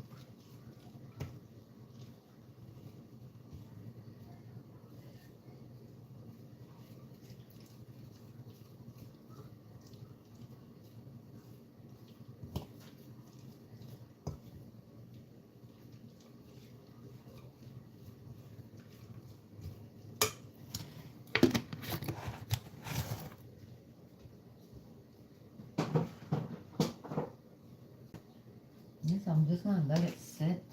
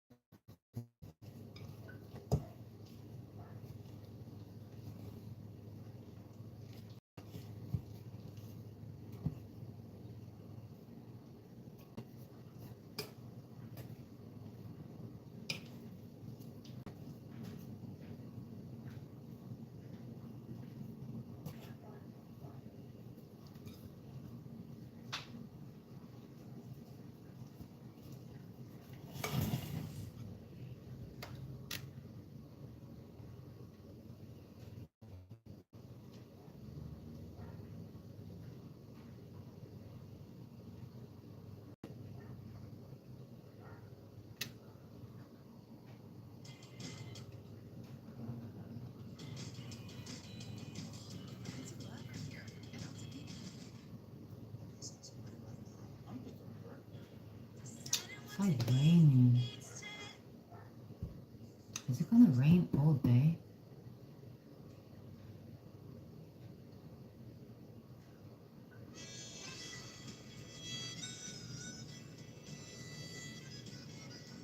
No, I know.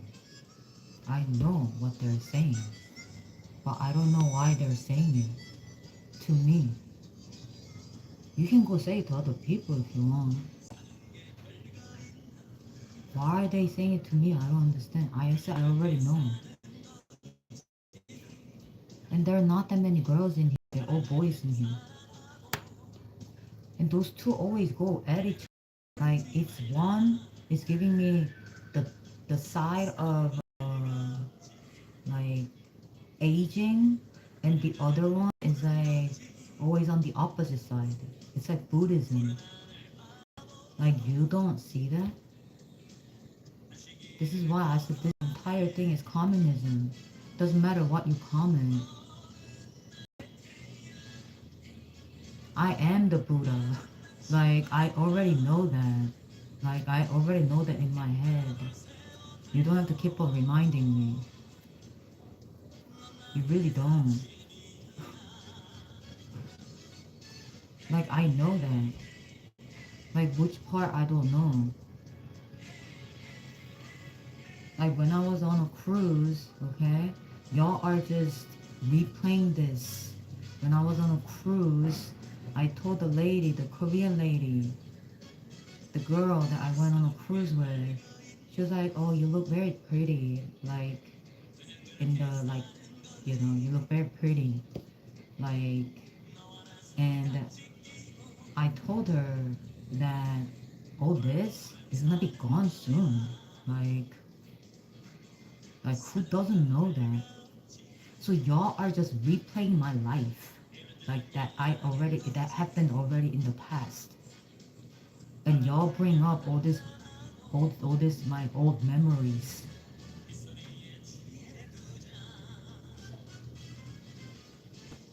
Well, I didn't miss you, you missed me. You see? I didn't miss you. You missed me. I had no internet. I was having a fucking blast. You understand? I told you FBI came by. I told you weird things happen in school. When I turn this off, weird things happen.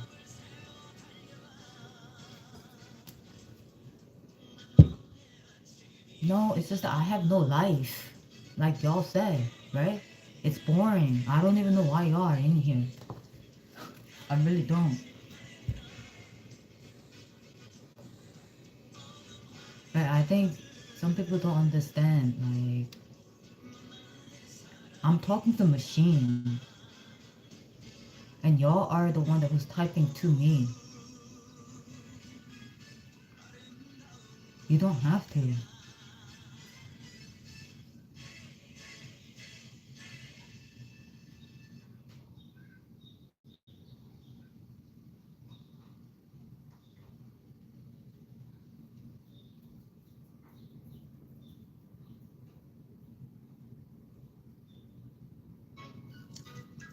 I think cruise time was the only time that I was taking so many pictures.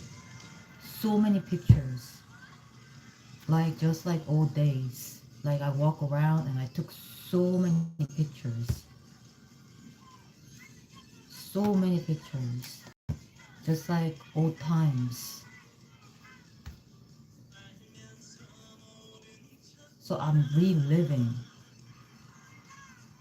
If you don't understand that, I don't know what the hell to say. Really. Like, y'all are just way too young mentally. That's all I can say.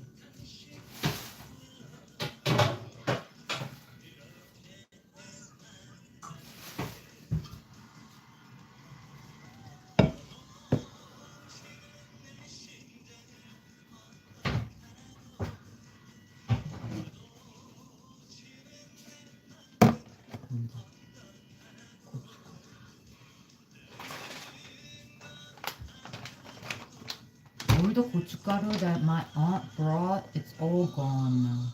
Everything gone. Gone.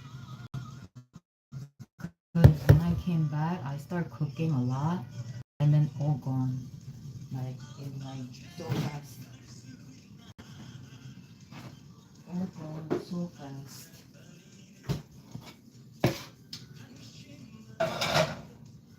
And then, get 올리고당.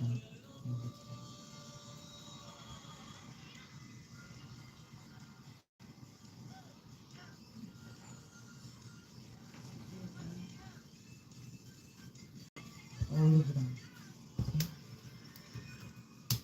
Every time, like, my mom goes to market, she brings, like,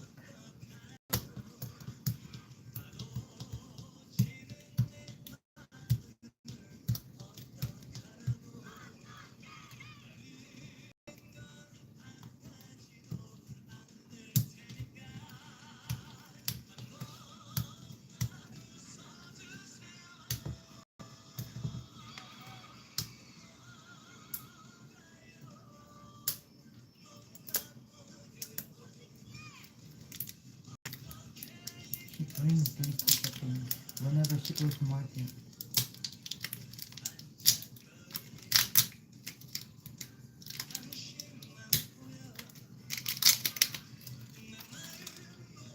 It's like the same thing.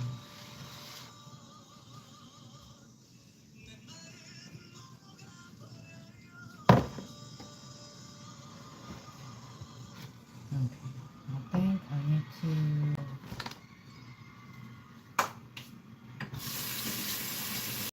wash my hands.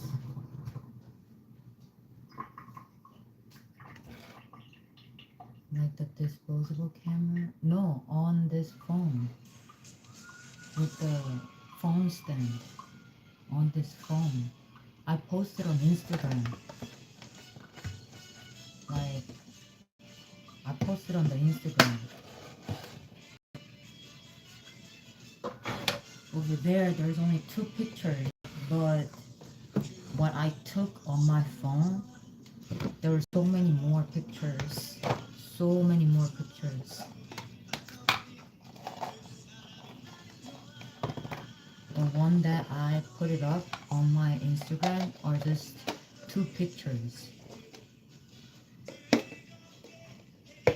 But the one that's in my phone, there's so many more, so much more.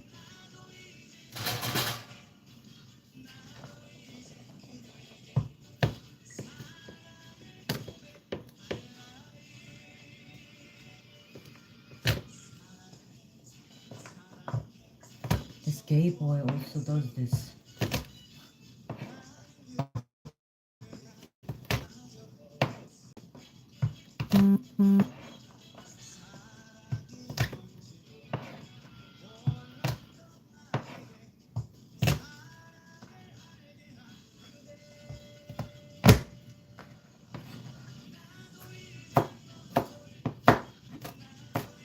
The gay boy never did this, but I guess he started doing that. When did he start following what I do? The gay boy. When did he start following what I do? The gay boy. Hmm? I don't understand. The gay boy. When did he start following what I do? Hmm? I'm not even good at this, but I'm just saying.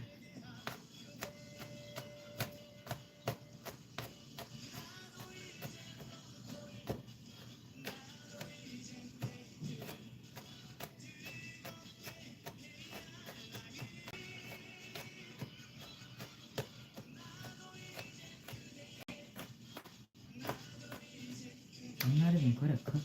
I'm just doing it.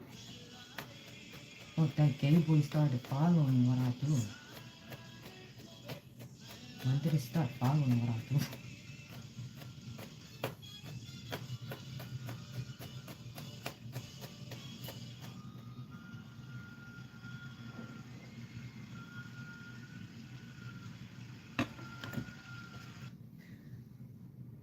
Okay. Now, I think I'm just gonna put all. Who cares? I'll put all of this.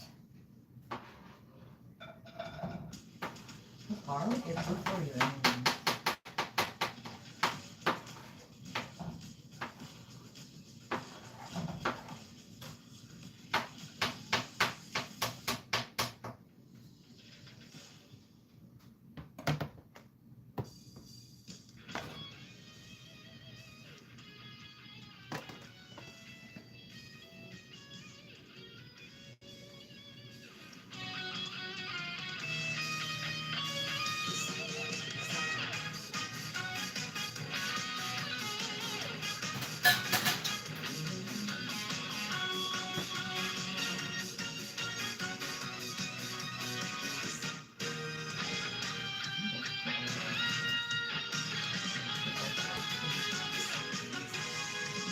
지하철 속에 거울을 구겨놓고 아슬아슬 시작한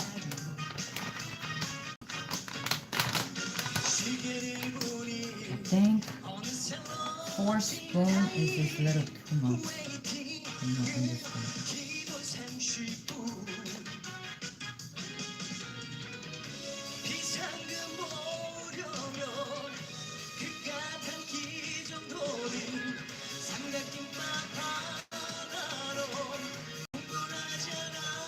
I think that's good enough.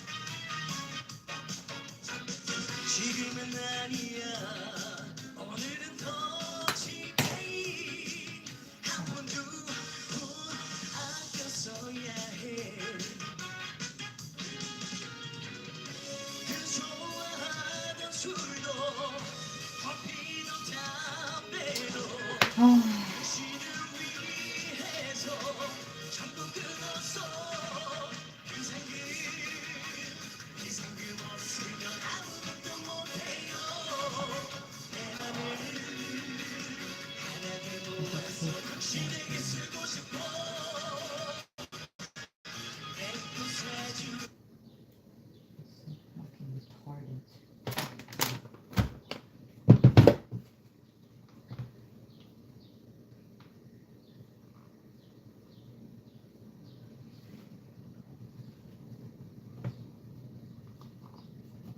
I just wasted the entire fucking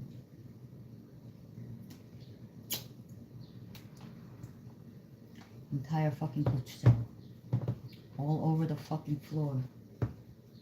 I just wasted because I fucking dropped this shit.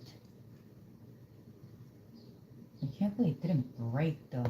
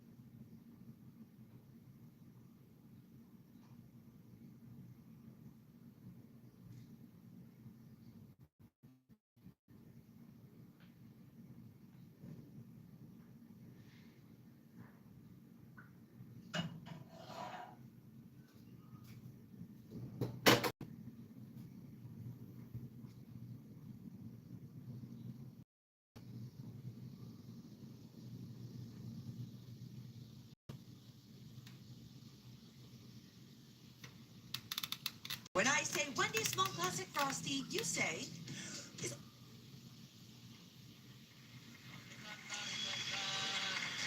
안녕하세요. 안녕하세요. 안녕하세요. 안녕하세요.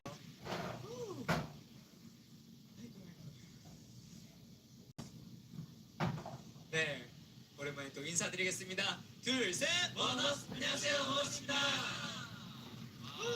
네, 저희 원어스가 벌써 두 번째로 이스 라이브에 왔습니다.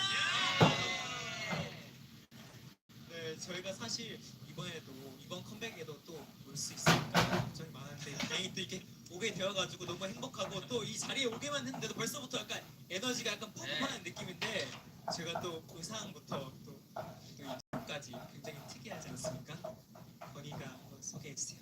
자랑해주세요. 네, 저희 원어스의 이번 신곡 워라미는요, 네, 밤에 피는 꽃이라는 뜻을 갖고 있는 노래인데 되게 애절하고 되게 그리움을 표현한 좋은 노래니까 여러분 많이 즐겨주셨으면 좋겠습니다. 그럼 바로 가볼까요? 네, Yep, let's go!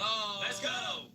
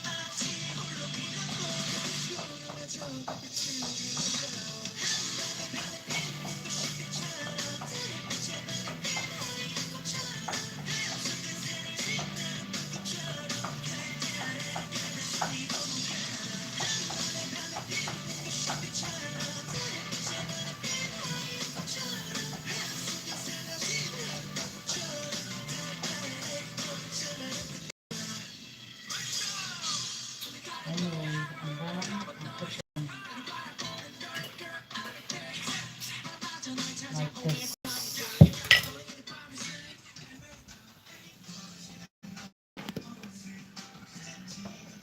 Mix.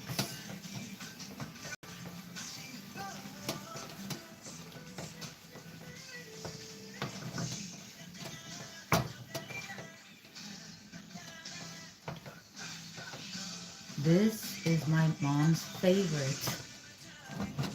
This is my mom's favorite food.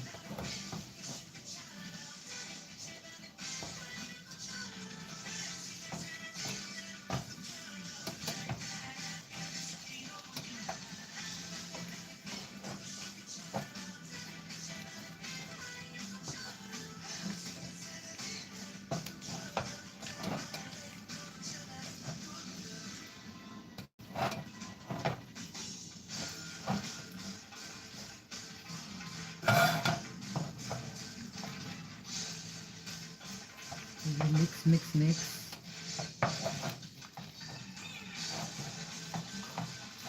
It looks a little spicy though. I think I put too much gochujang, but it's okay. It's supposed to be eaten with the rice anyways. So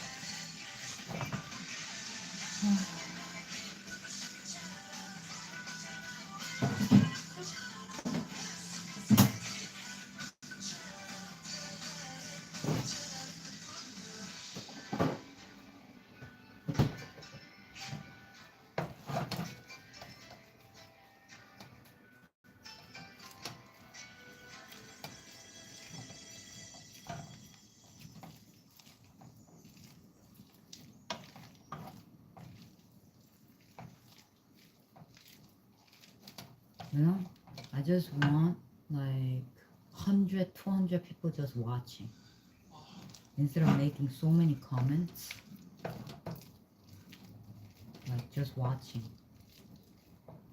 I don't know why that's so difficult to put in here. If you've ever been curious about my favorite fall makeup or maybe my current skincare routine, the activewear I wear on repeat is all right here in the Linktree shop page. And if you guys want to set up a Linktree shop page, I have a special referral code for you to skip the waitlist and get early access. Just love how customizable and personalized it is because I am notorious for like stalking my favorite influencers, TikTok or Instagram, trying to find this one product or this one outfit that they wore and like scouring the internet to find it.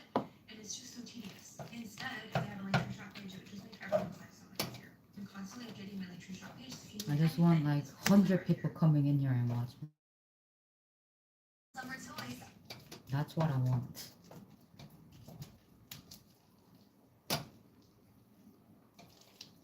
Like 100 people coming in and watch. That's all I want.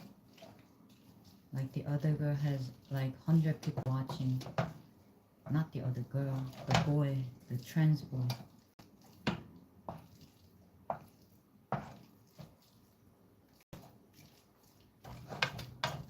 And he has like 100 people watching. Let me try this. That boy has 100 people watching. And I'm just like fascinated by that.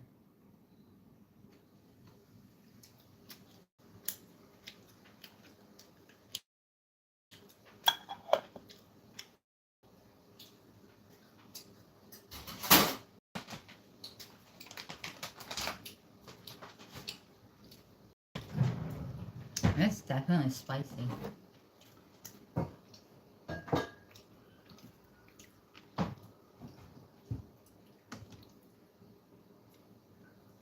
I think I've made it a little more spicier than before.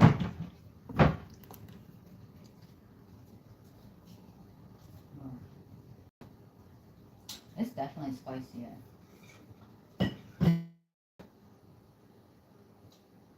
Now in season, only at Chewy. Your pups must-haves are fulfilled. 50,000 troops are deployed to the Mideast for a war with Iran. A war the American public was told would last 4 to 5 weeks when it began at the end of February. American diplomats in the region are also in limbo. They're not the only ones to obtain clear information about the war and its goals. America's far-flung conflicts in Vietnam, Afghanistan, and war in Iraq were beamed home by reporters embedded with ground troops. They're returning fire with heavy machine guns, and that mortar round you just heard went off. But in this military campaign, dominated by air and long-range missile strikes, there is no such reporting. Government-produced social media videos are our only snapshot of what is happening. There is no free press in Iran. After that deadly school bombing, the U.S. government restricted commercial satellite imagery from being made public. Last fall, the Pentagon barred military commanders from talking to Congress without prior approval. There is no longer a traditional Pentagon press corps since Secretary Hegseth put reporting restrictions on them. To the American media, as I just can't help but notice the endless stream of garbage. He has not held a press briefing since May 5th. Past administrations gave regular, though at times factually flawed, briefings. We also know that they have a very active weapon of mass destruction program. Today, Americans are getting snippets of the president's thinking, but few details. We are the party of transparency, and we believe in transparency. The public first learned of the surprise U.S.-Israeli strike on Iran from an 8-minute-long video posted at 3 a.m. on social media. The United States military is undertaking a massive and ongoing operation. Trump estimated combat would last 4 to 5 weeks. 7 days in, he declared victory. We're winning the war by a lot. We've decimated their whole evil empire. 4 weeks later, he gave the first and so far only primetime address about Iran. I can say tonight that we are on track to complete all of America's military objectives shortly, very shortly. Days later, he launched diplomatic talks. The bad news is that we have not reached an agreement. And it should be ending pretty soon. It was perfect. And declared a ceasefire. We'll see whether or not they can make a deal that's satisfactory to us. We have it very much under control. Trump said he feared the energy crisis would trigger a depression. We run out of reserves in about 4 weeks. You know, there are reserves all over the world, and we would really run out. And there'll be a time when you wouldn't be able to get it. And you want to see bedlam? With peace and a decisive military victory elusive, he declared a truce. Well, we're winning militarily. It's almost won militarily, I would say. And now America has returned to the war we were told we had won. They've got no Navy, they got no Air Force. Most people would have given up, they haven't. So I give them credit for that. I mean, they're known as being tough. They're tough. The lack of information sharing is frustrating Congress. Republican Senator John Kennedy. I would put Rubio and Kaine and Radcliffe and Hegseth out there, either in a speech or in a long press conference, to explain what's going on in Iran, why we went in, why we're still there. You deny me that information, and I'm going to be frustrated.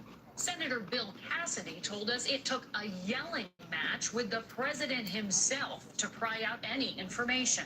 I need to know to serve my people in my state and my country.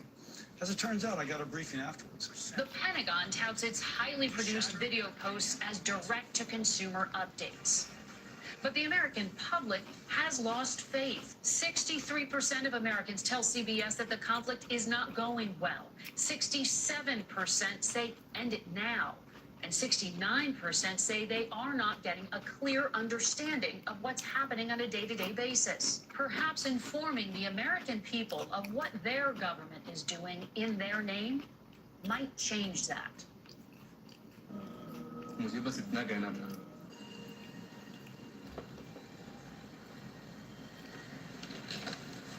And I, baby.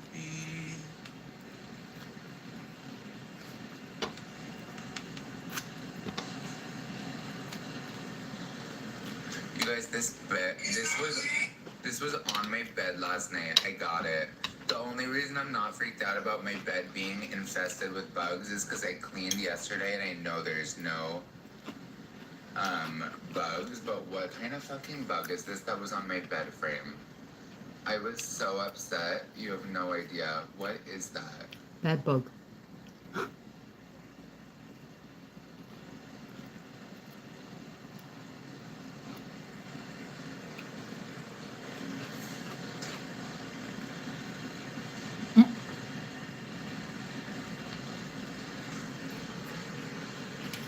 It's not a bed bug.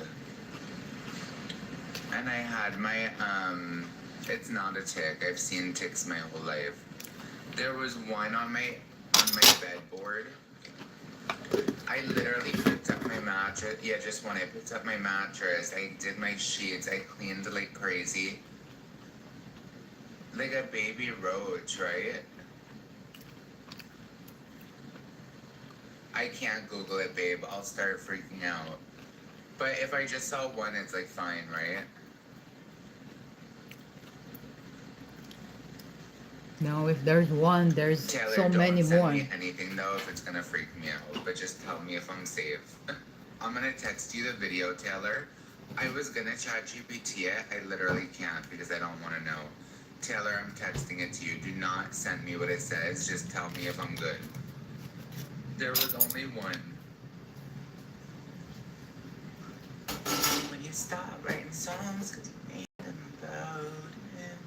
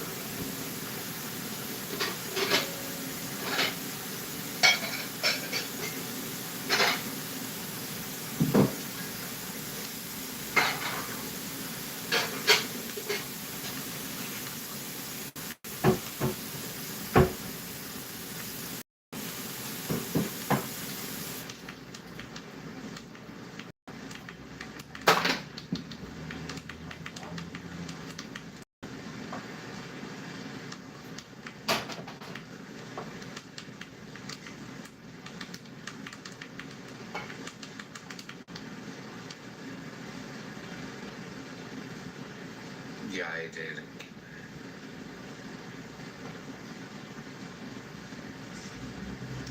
I just sent it to my dad and said, and I told him, and he said, don't worry, that's nothing. Bugs happen, nothing bad. It's just that it was on my bed that was like,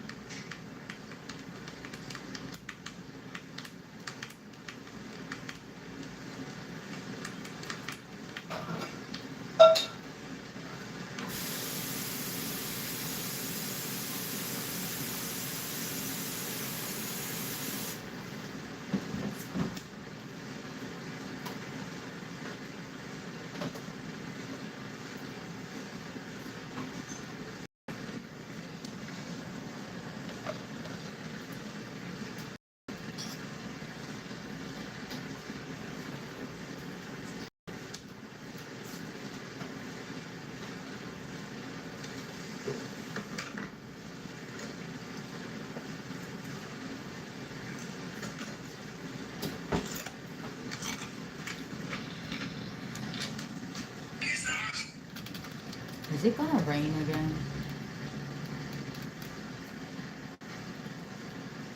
It says it's gonna rain whole entire day.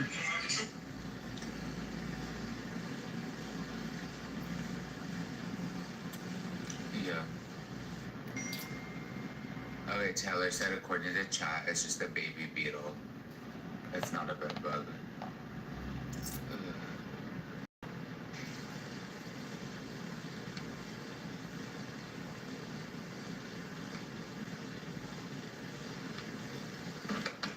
I want to work out. I just genuinely am still sick and I don't feel like I have it in me.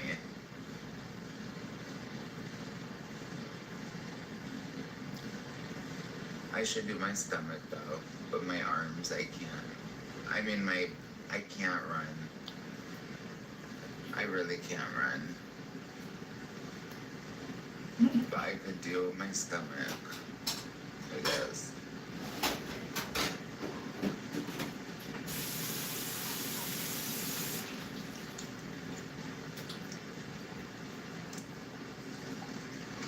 You can't run. Too much. 30 pounds on your shoulder? That's too much. There's my... I'm not Googling shit. It will.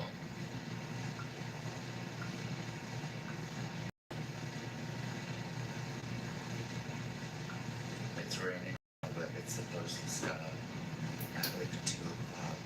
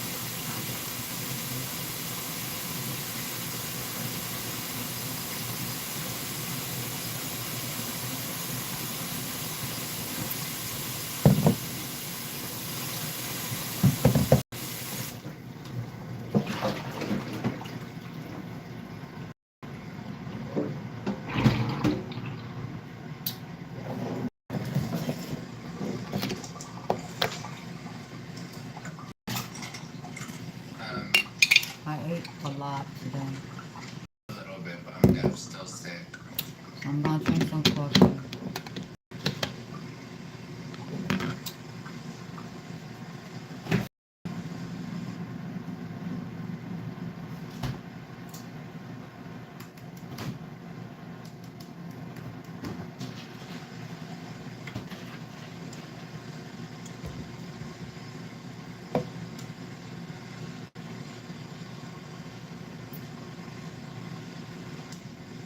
I ate breakfast at 7. I just ate lunch. And I might eat dinner, so I don't know.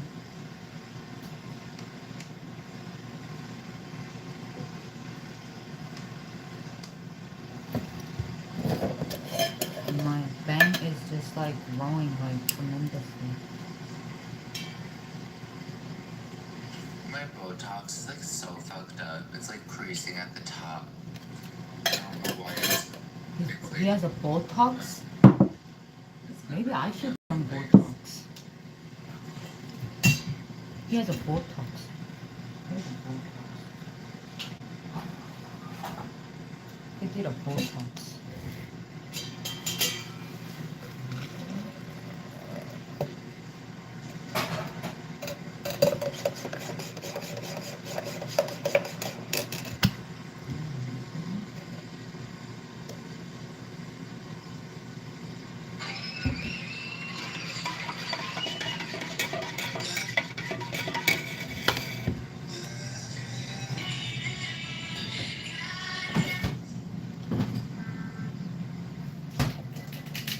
It's not fully.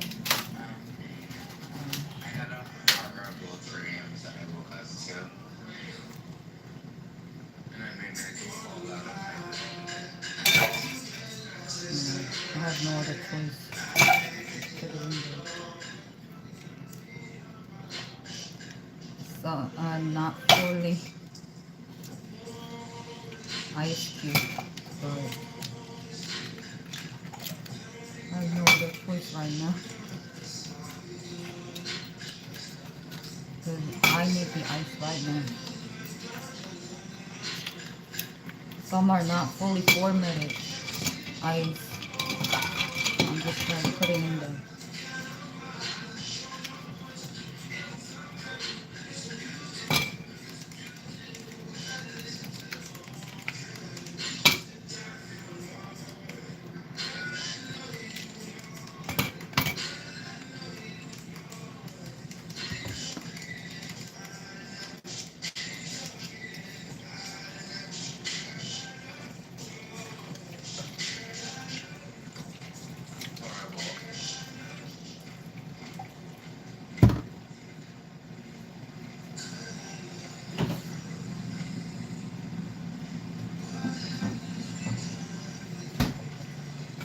It wasn't full ice cube, but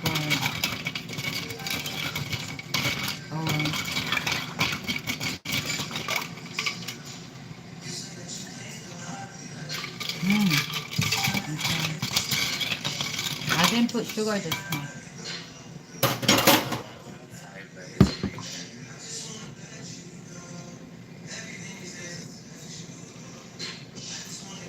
I'm gonna do like a baby workout.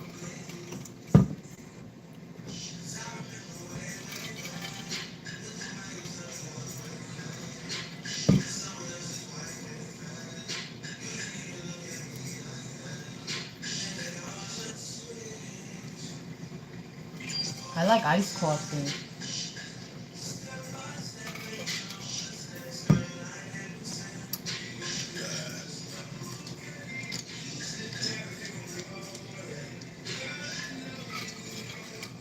I hate carrying umbrellas. I like refuse. I hate them.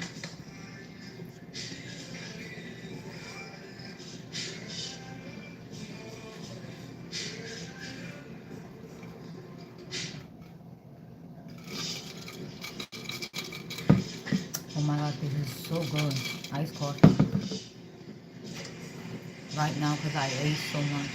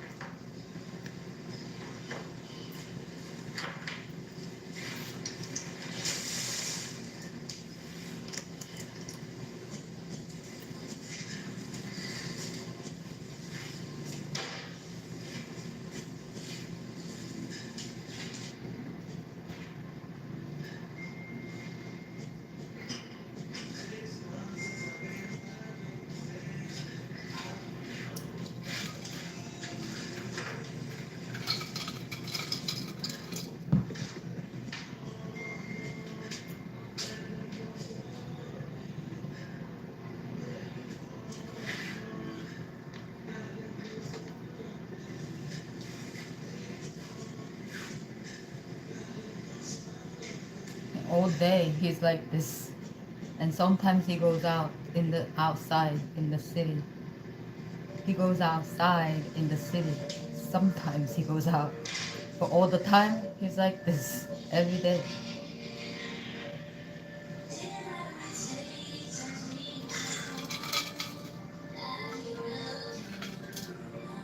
This is all he does.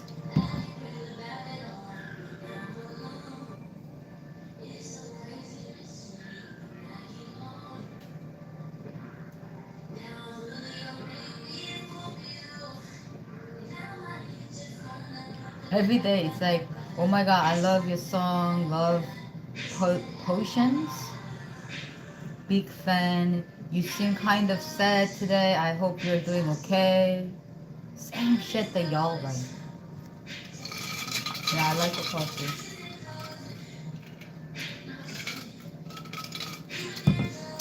This tastes good, actually.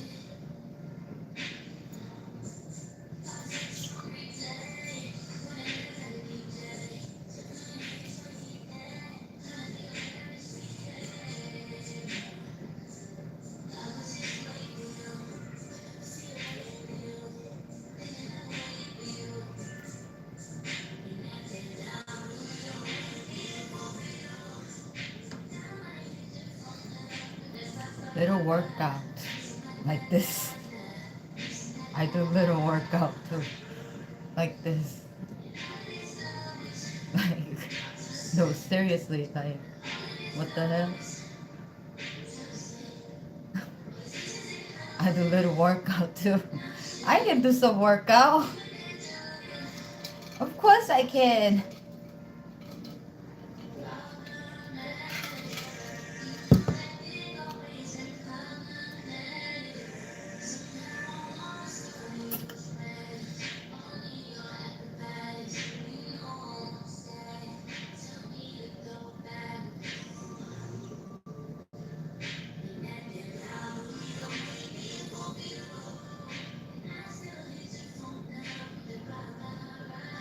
He's working out.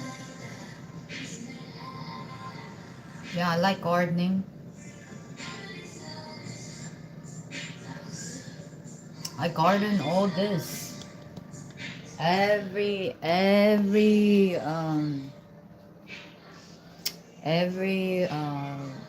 fall season comes around, I do all this. This one, this one, this one, that one. I have to replant this. That mini one. And there's another mini one that's coming right here. This one. This one right here. On the back, right here. Like right there. The mini one. This one is mini one. Coming out. Like you can see under the root right here. Like the mini root. Now, I don't know why this one is not growing. Like the mini one. This one should have mini one somewhere, but I can't believe this one has the mini growing right there. But that one is too small, so I just wait a little bit longer. I need to put like soil. I need to go get some soil.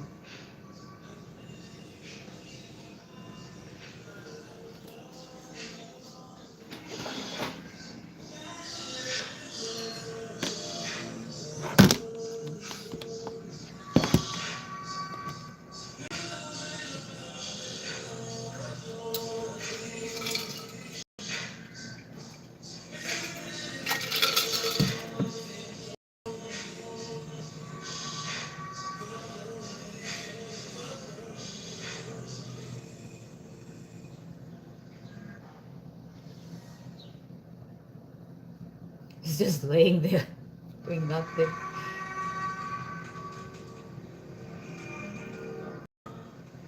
All day. This is what he does. He doesn't have a job. He lives in the city. He doesn't have a job. He lives in the city. And he doesn't have to work. He lives off of his parents' money.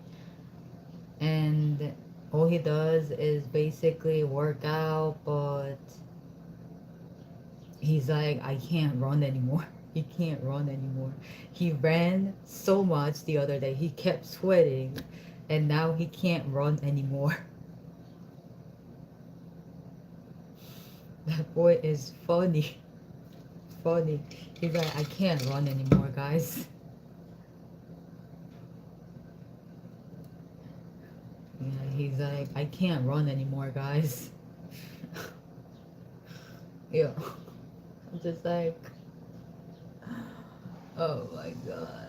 I think that boy is definitely that. He's Jew. He's Jew, and I think that boy is like something else.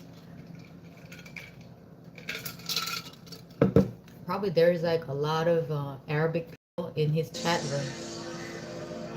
I think there's like a lot of Arabic people in his chat room. But they go like silent fart and Harry take notes. That's a girl. I can tell. And then they make fun of him.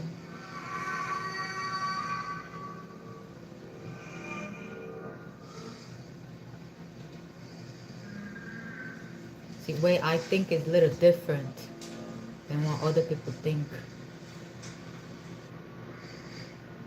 It's like if I'm with him, I think I can continue conversation with him.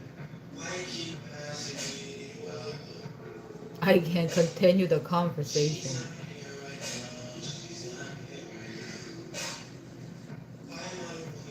Like, seriously.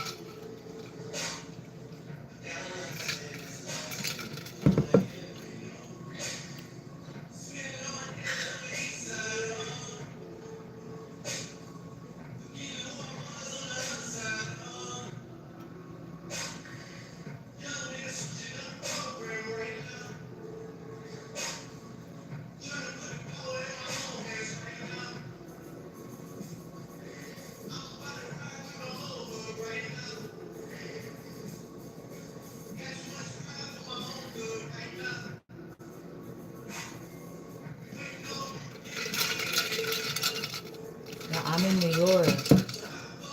I, I think I said that in my bio multiple times. Multiple times.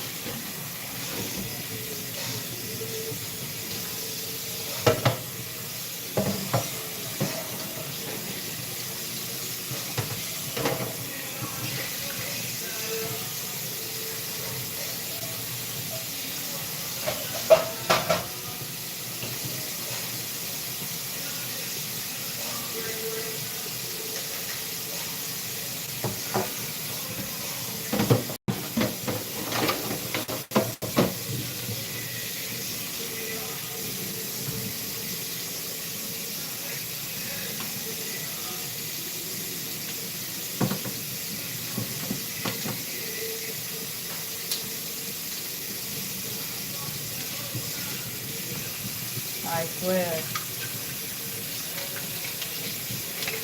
That's just like, I just can't.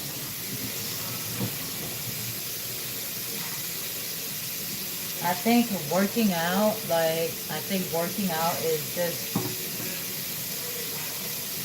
funny in my understanding. That boy doesn't even eat though. That boy doesn't even eat.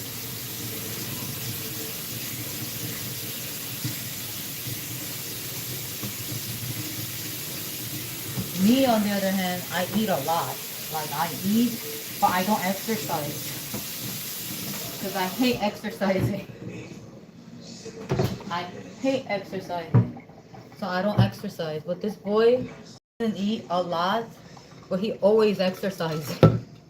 I'm just like, what is up with this? Like, I don't even eat a lot. I mean, I eat a lot. I don't ever exercise. This boy, he doesn't eat, and he always exercising and always smoking pot. Nowadays they call it garden. Like these slangs make you like, you see these slangs that they use, they're fucking disgusting. Way they think.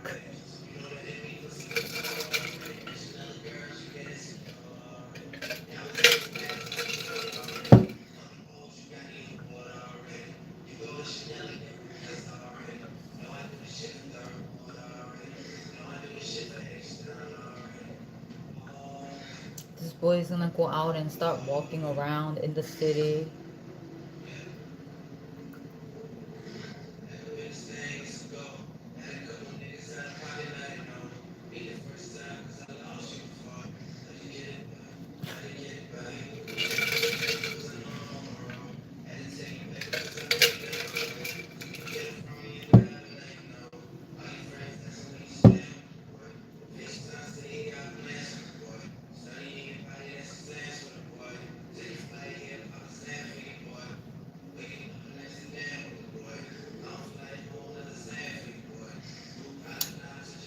The Chinese people start moving back to China, huh?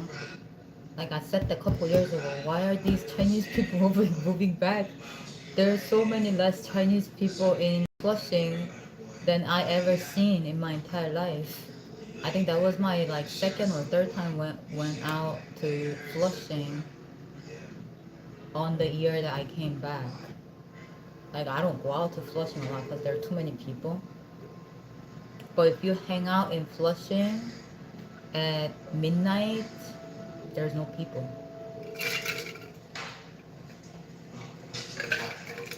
Nobody's there. This boy is working out all day. Hopefully that helps.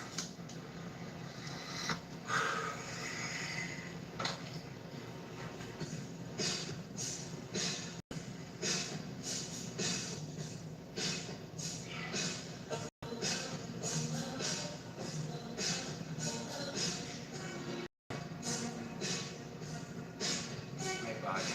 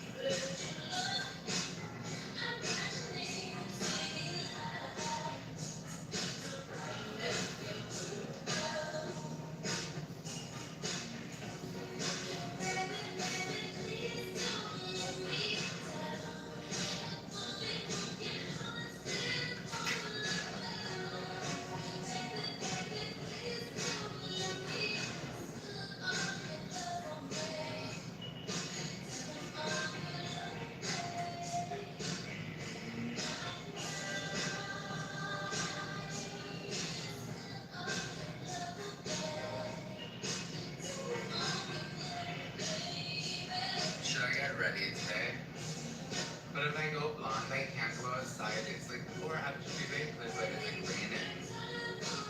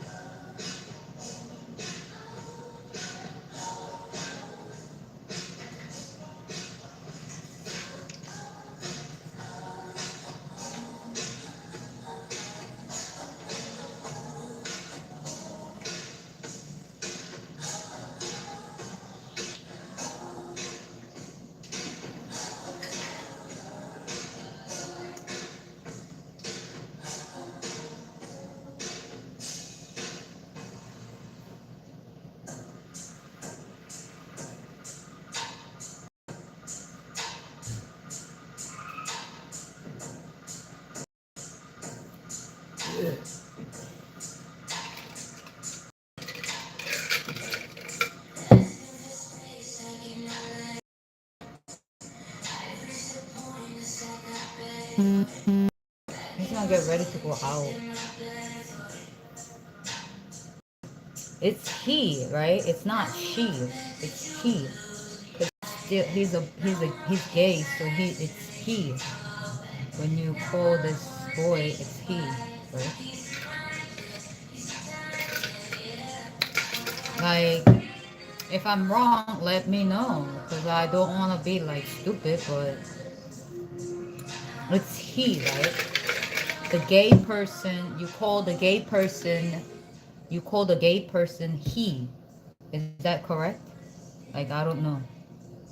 Or you call them she. What do you call a gay person?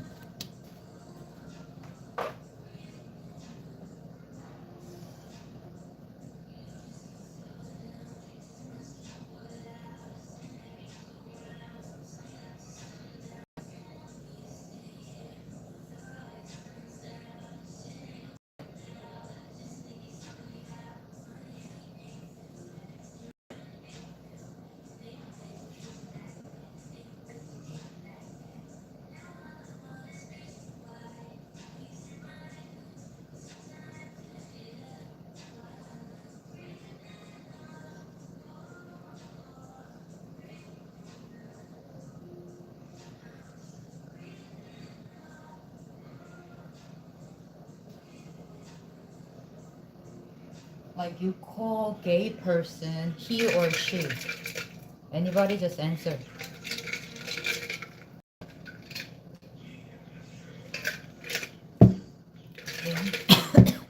When I ask, these people don't answer.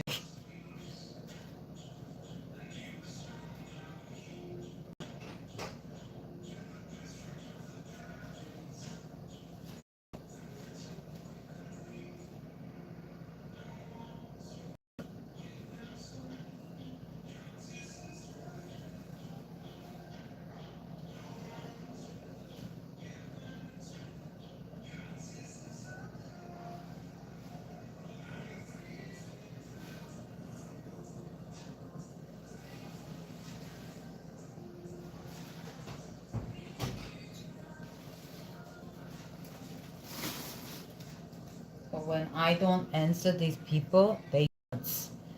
Like, I literally just ask a simple question. Like, when a gay person is called he, or do they call them she? Like, what do you call them? What do people call them as? People don't know.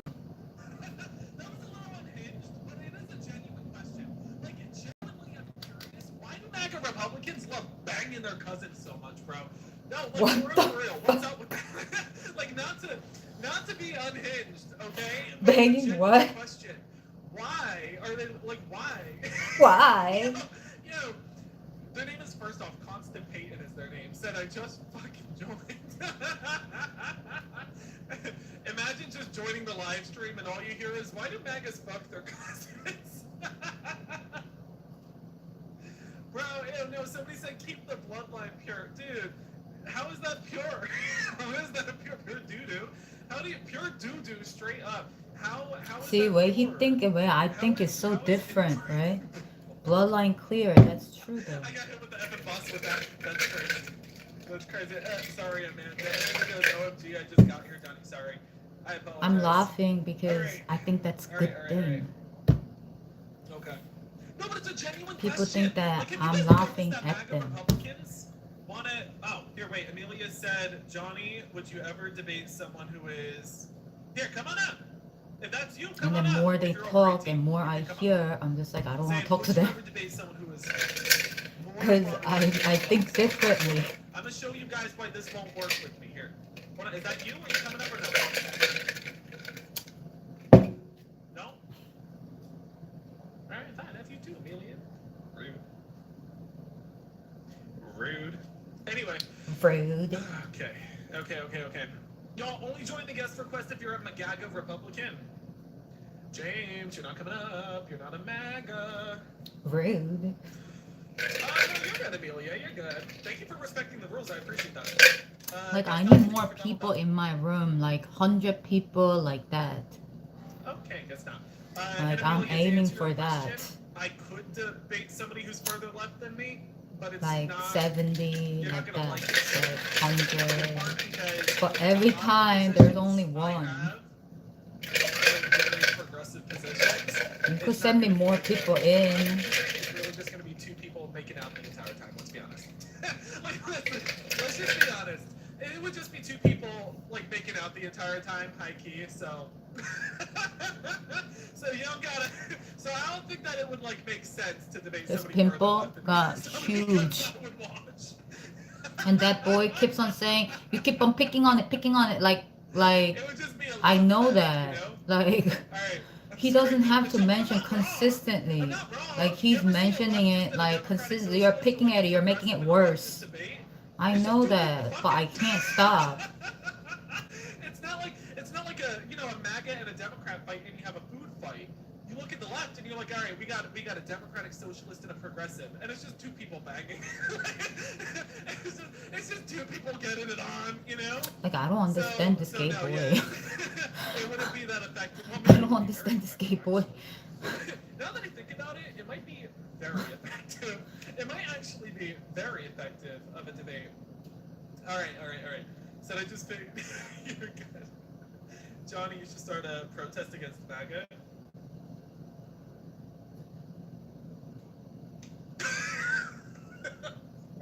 Do you want the videos of me getting tear gassed in Portland or Chicago? What do you want the videos of me getting tear gassed at? You pick. Your pick. You let me know. All right, let's jump in.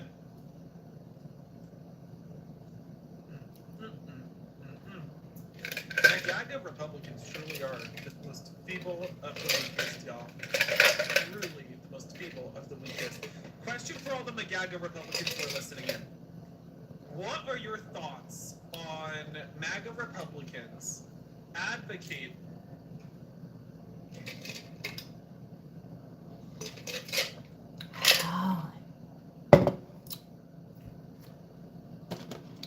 I think I'm gonna eat all day. Marry kids? Like, I was hoping, like, I go surf today. Yo, did you guys hear the news, by the way? Oh my god. Okay, we gotta talk about this. Oh my god. In Ohio. So get the tea on this. Are y'all listening? The tea Get on the this is tea. fucking gnarly, dude.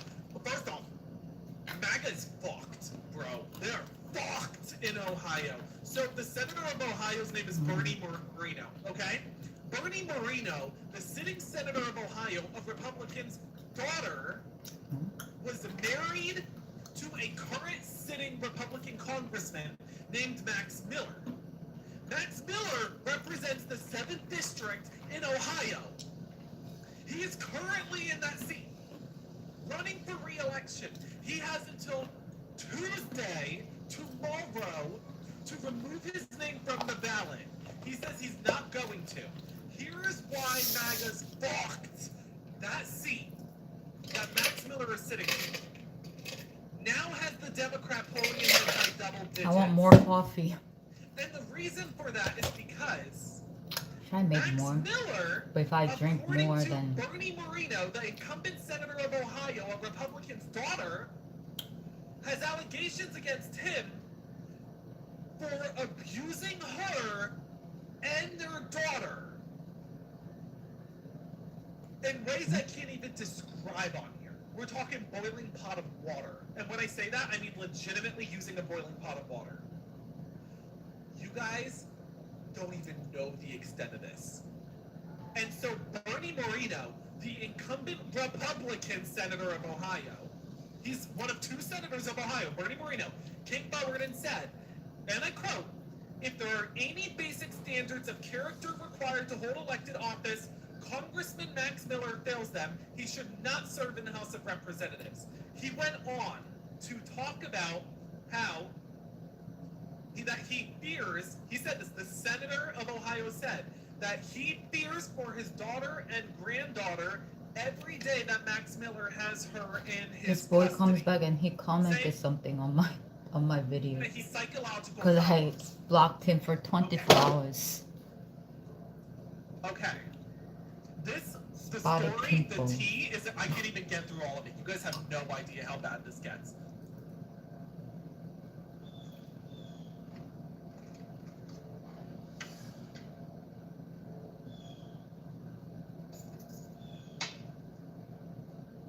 See, I said something. He keeps on mentioning the same thing over and over. Like, I know that. Like, I know, but I can't stop it. Like the other girl. Like, she picks on everything. She picks on the pimple all the time. Like that. I can't. I can't stop. You guys don't even fucking know how bad it is, bro. It is so bad. And so now you have this guy named Brian, who's the Democratic challenger, running in Ohio, polling ahead by I think double he has a digits. grudge Again, or something Max Miller against has me. 1 or 2 days left. If he doesn't remove his name from the ballot, I he's make on more the coffee. Democratic ballot. And he says Because he's if not I make more coffee, He says like, nope. He's basically I mean, I saying could. down with the ship. If I go, they all go. If I make more coffee, This guy, how the this hell am MAGA I going to Republican is sleep so at night? spiteful. It seems that he is just giving the seat to the Democrats, being like, F it. Take it. And I just, MAGA is literally eating themselves alive. This, by the fucking way, this whole problem they're dealing with, if they were like the Democrats in the moment that these allegations came forward, they kicked the people off of the ballot. I think sooner or later,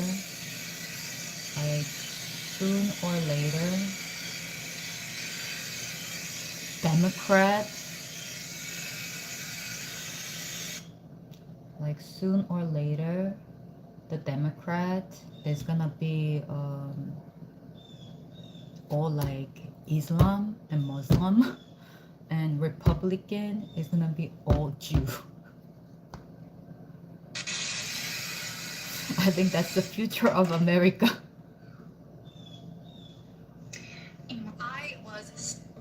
Like soon or later, it's gonna be all like Jews and Republican, and then Democrat, it will be all Islam and Muslim, and they're gonna be like, we're gonna be like watching them, and we're gonna be like, what the fuck is this? Oh gosh, it's gonna be funny. It's gonna be a war here. But I am nervous that it will affect my hair. Because, like I said, like, what is wrong with making a, like, I want the pure blood too. Why not? Make me really nervous. I want that. An asteroid, but Who doesn't think feel that? like skinnier off of We all do. I feel less bloated. I want pure blood. Energy. But he doesn't, this boy don't understand that. That boy don't understand that. I don't want to socialize with people like that. You understand? Why not? Why not? We're in, I think Jews will think this way. Like, in my understanding, if they like understand this concept, like Jews will think this way, and they will want to be working towards that way. I want that. I don't wanna get married to black, white, Hispanic people.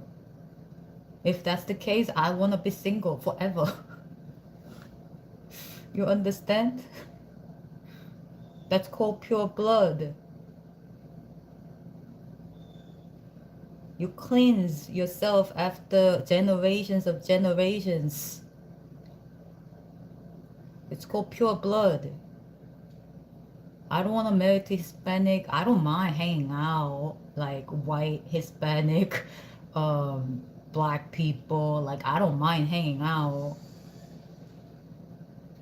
I maybe have a little fun, but like marriage, like I prefer my own kind.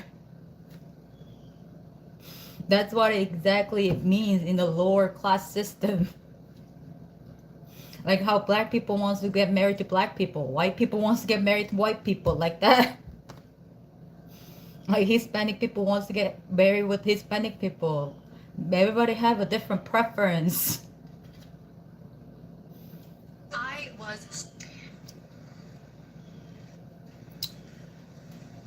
It shouldn't be snowing so hard. That's the reality of it, okay? Democrat will be like that, and then Republican will be like that, and don't be surprised when the things change. should rinse the lace off because I remember this lace is like dark right now. That's your opinion. I don't want to. I'm not gonna get mixed with other bloodlines. That's invading. I call that invading. It looks like it's all the separating from gel. Now we are falling. I said that multiple times.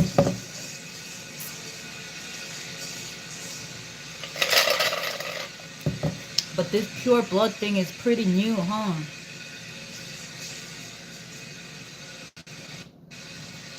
Here's a dog? Oh, he's washing his head wig. Nah, it's fine. I don't mind like playing, like go shredding, skateboarding, blah blah blah blah blah blah blah. Like we don't. I'm sure they don't mind hanging out. I'm sure they have a different goal. You see, I'm sure they have different goal, but I'm just saying, like I don't mind hanging out, but like at the end of the day, I'm gonna go home.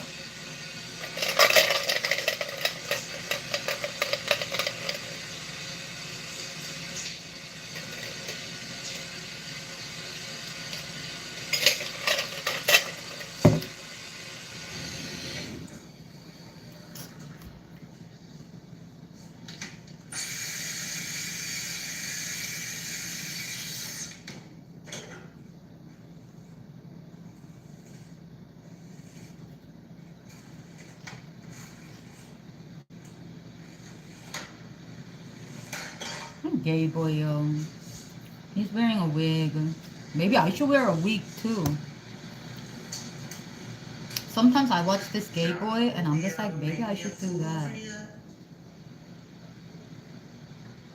It's gonna look like shit, you guys, until I'm done. So let me get this together. Hey guys, long time no see. I'm sick right now, so that's why my voice sounds deeper. I know exactly what Jews are thinking in their fucking head. To do with your voice. Well, synthetic hormones, not shit. I mean, maybe a little bit, but not really. Because if it did, people wouldn't be getting their voice done. I still need to take rubbing alcohol to the lace because it looks so dark. I need to organize my under hairs more. This is what I'm saying. This is why I don't put on wigs anymore because it's so much work. My like actual hair under the thing, like so annoying. I'm gonna just take the 5 minutes to prepare it. I'm gonna do it. I'm gonna just motherfucking do it.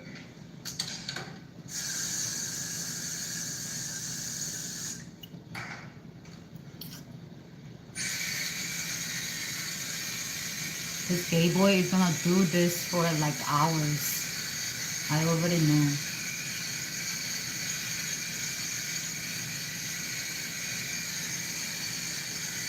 Like we can go and have fun, but I don't want marriage.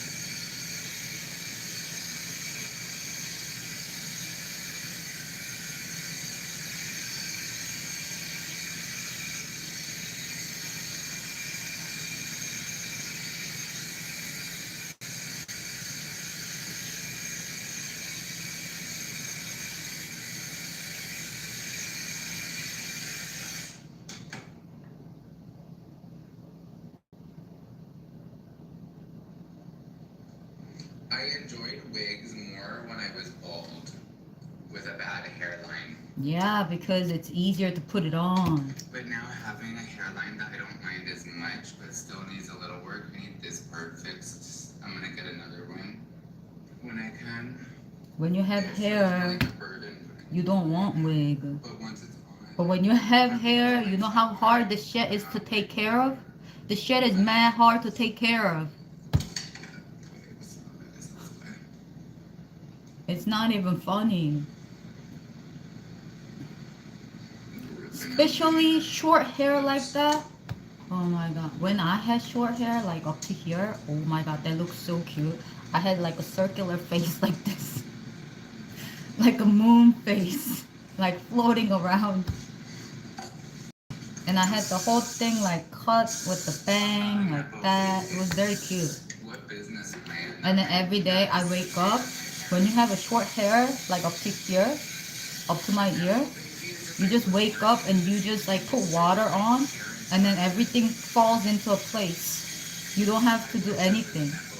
As it grows up to here, oh my god, that's the worst time ever. Like when it grows up to here, it's like that's the worst time, because this shit up to here is so annoying. When it's up to here, it's so annoying because you can't put it up. You can't put it up, but when you put it down, it's hot. Or like your neck is hot, right? You put it down, it's hot. You can't pull it up because it's too short. It's so annoying. That time is so annoying. So that's why people cut it like right away. Because soon as they start growing, it's like you cut it. When I was in middle school, you have to cut your hair all the way up to here. When I was in Asia, that shit is so annoying. The hair falls out like up to here all the time. It's like a curtain. It's like a fucking. It's so annoying. So annoying.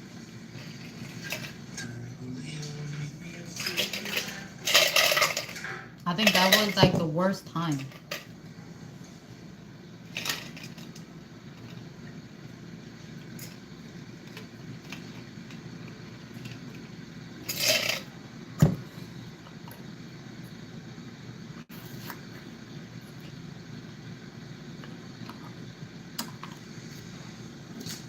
Everybody wants to impeach him and lie about Russia. Was there Russian collusion? I think it came out that that was fake. So, yeah, man, just enjoy the times.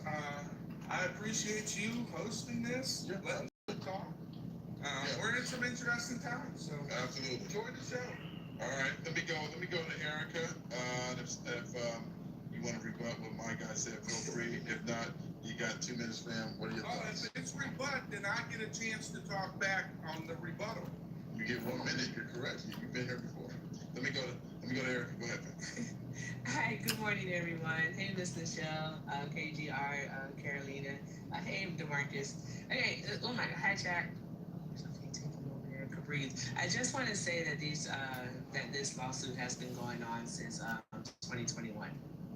March of 2021. So I'm not exactly sure what it is that he's talking about in regards to interest rates and all those things of that nature. The reason why the Fed wants to keep interest rate moderately above the levels that they had it in 2020, 2019, and so on is throughout the pandemic is because of inflation. They're trying to stave off inflation. Right? They don't want inflation to get out of control. They don't want the United States of America to go where Donald Trump wants it to go, which is stagflation. Okay, so that's what they're trying to do. So it's okay that they're keeping the interest rates high. This is not some type of retribution, retaliation, revenge trip by Capital One. All right, Capital One's anti-money laundering team actually found evidence. I suspect the money laundering from the Trump business. What they did is that they closed their accounts accordingly because that's what you're supposed to do. Because if Capital One doesn't do their job, they would face fines, millions upon millions of dollars in fines. They don't want one to the consumer, and Capital One doesn't want that. I wouldn't want them to do that as a customer of Capital One. Like, so I'm glad that they took words count really? Like it doesn't. So I'm not sure why they talk about them. Right, to back up those suspicions, take the appropriate action. Really not sure. And that's it. This is simply nothing, once again, but the Trump family using lawfare to demonize, all right, and to demonize a corporation and paint the narrative as it's some revenge. That is not what this is. All right, this is simply a business doing their job. That's it. That's all that they're doing. Anything else he said, I have nothing for it. As, oh, brother, this guy stinks. All right, so you're talking about 1 minute, my guy, and it's going to in the show. What? You're talking about inflation and you're talking about the feds and how there's no correlation. But that's why I'm glad you brought it up. This has been going on since 2021. And then here comes the midterms right around the corner. Now they're going to suspend the account. So it took 5 years to investigate laundering. And then you're going to tell me that nobody else launders money? You're going to tell me that Clinton Foundation has never laundered money? But then Capital One's just going to come out against Trump and they're going to do their job because it's right to be, go against money laundering. That's horseshit, but, nice opinion. And yeah, the Fed should lower the interest rate. They did for Biden. How come they didn't do it for Trump? And if they lowered the interest rate for Biden, but not for Trump, who are the Feds for? Anyways, appreciate your time. Okay. All right, let me go to... They became more nicer. Misinformation. Couple things. Real quick. Hold on. I'm gonna give you another shot. Real quick. Big shout out to K King. Thank you so much for the donation to the bin that mows. Put it to you that way. Thank you so much. I appreciate you. They really became very nicer. Okay, let me go, Erica, 1 minute for the flag, and then... Like before, when I first got on TikTok, people were like, shut the fuck up. Yeah, anywho, so the bank accounts, No, like I go first. I'm just like, what the fuck is this? This is authoritarian? Nobody knows this? Were closed in March of 2021, so there's that part. So they weren't closed this year or last year. They were closed in 2021, all right? That's why Eric Trump filed the lawsuit. Additionally, another thing is that the Fed, Jerome Powell, all right, that governing board in 2019 and in 2020, they lowered the rates for Donald Trump, I guess, all right? In his first term, they did. All right? They also lowered the rates in 2021, which I was fully against. But guess what they did in 2022? They increased the rates in 2022 because that's when they thought that the mortgage bubble, like the housing bubble, was about to burst. That's what they thought. The housing bubble was about to burst in 2022, and that's why Rocket Mortgage laid off so many darn people, myself included, because they thought that the bubble was about to burst because of the interest rates hike. So I'm not sure that guy, Smitty, what was that? You don't know? Me neither. None of us know.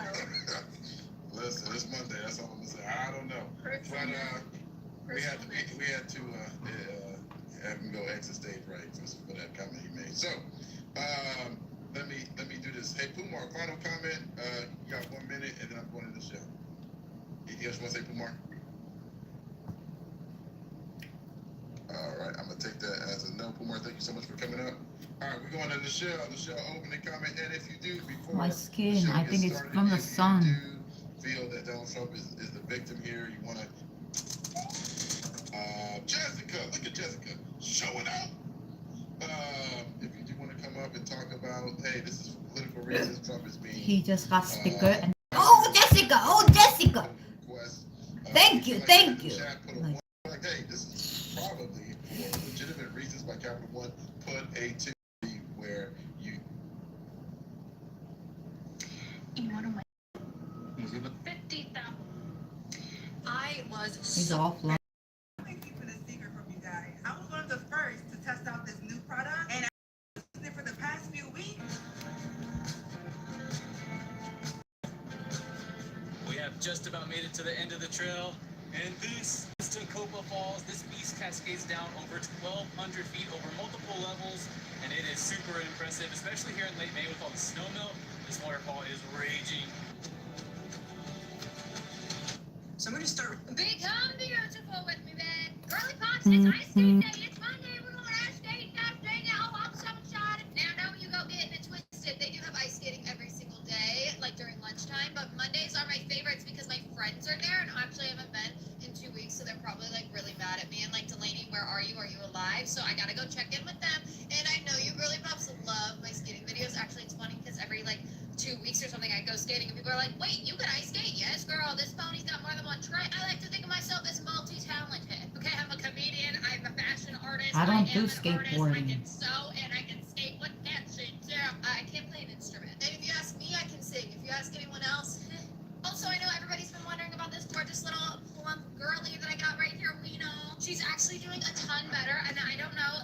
Let me ask my my veterinarian girly. She's on gabapentin, and then she's also on like gabapentin. It's like a whatever pain med, and then she's on an anti-inflam, and she's walking on her leg now. She's not hitching it up almost at all. It's been 3 days on that, and I've been doing red light therapy because one singular person, and Paris Hilton, said it helped their dog. So I was like, you know what? Anything to help, anything to get me from spending $3,000 on an ACL surgery will do it. Look at the poor baby. Look at her. Oh, sweet baby. But she's walking completely fine. She's not really limping very much anymore, so I think that's a good sign, right? Like maybe she just pulled something. Fingers crossed. And then OMG girlies, I've been meaning to talk to you guys, so we're gonna have a meeting. You guys keep saying I need to make a Depop. You're saying you want to buy my closet, and I just want to clarify because I don't know what to do. So basically, I've been seeing a ton of cool stuff at the thrift store that I would love to sell. Like I found a ton of $120 like 1 teaspoon shorts, right? They were all in size 27. Now one pair I did take in for myself, but I got them for $7.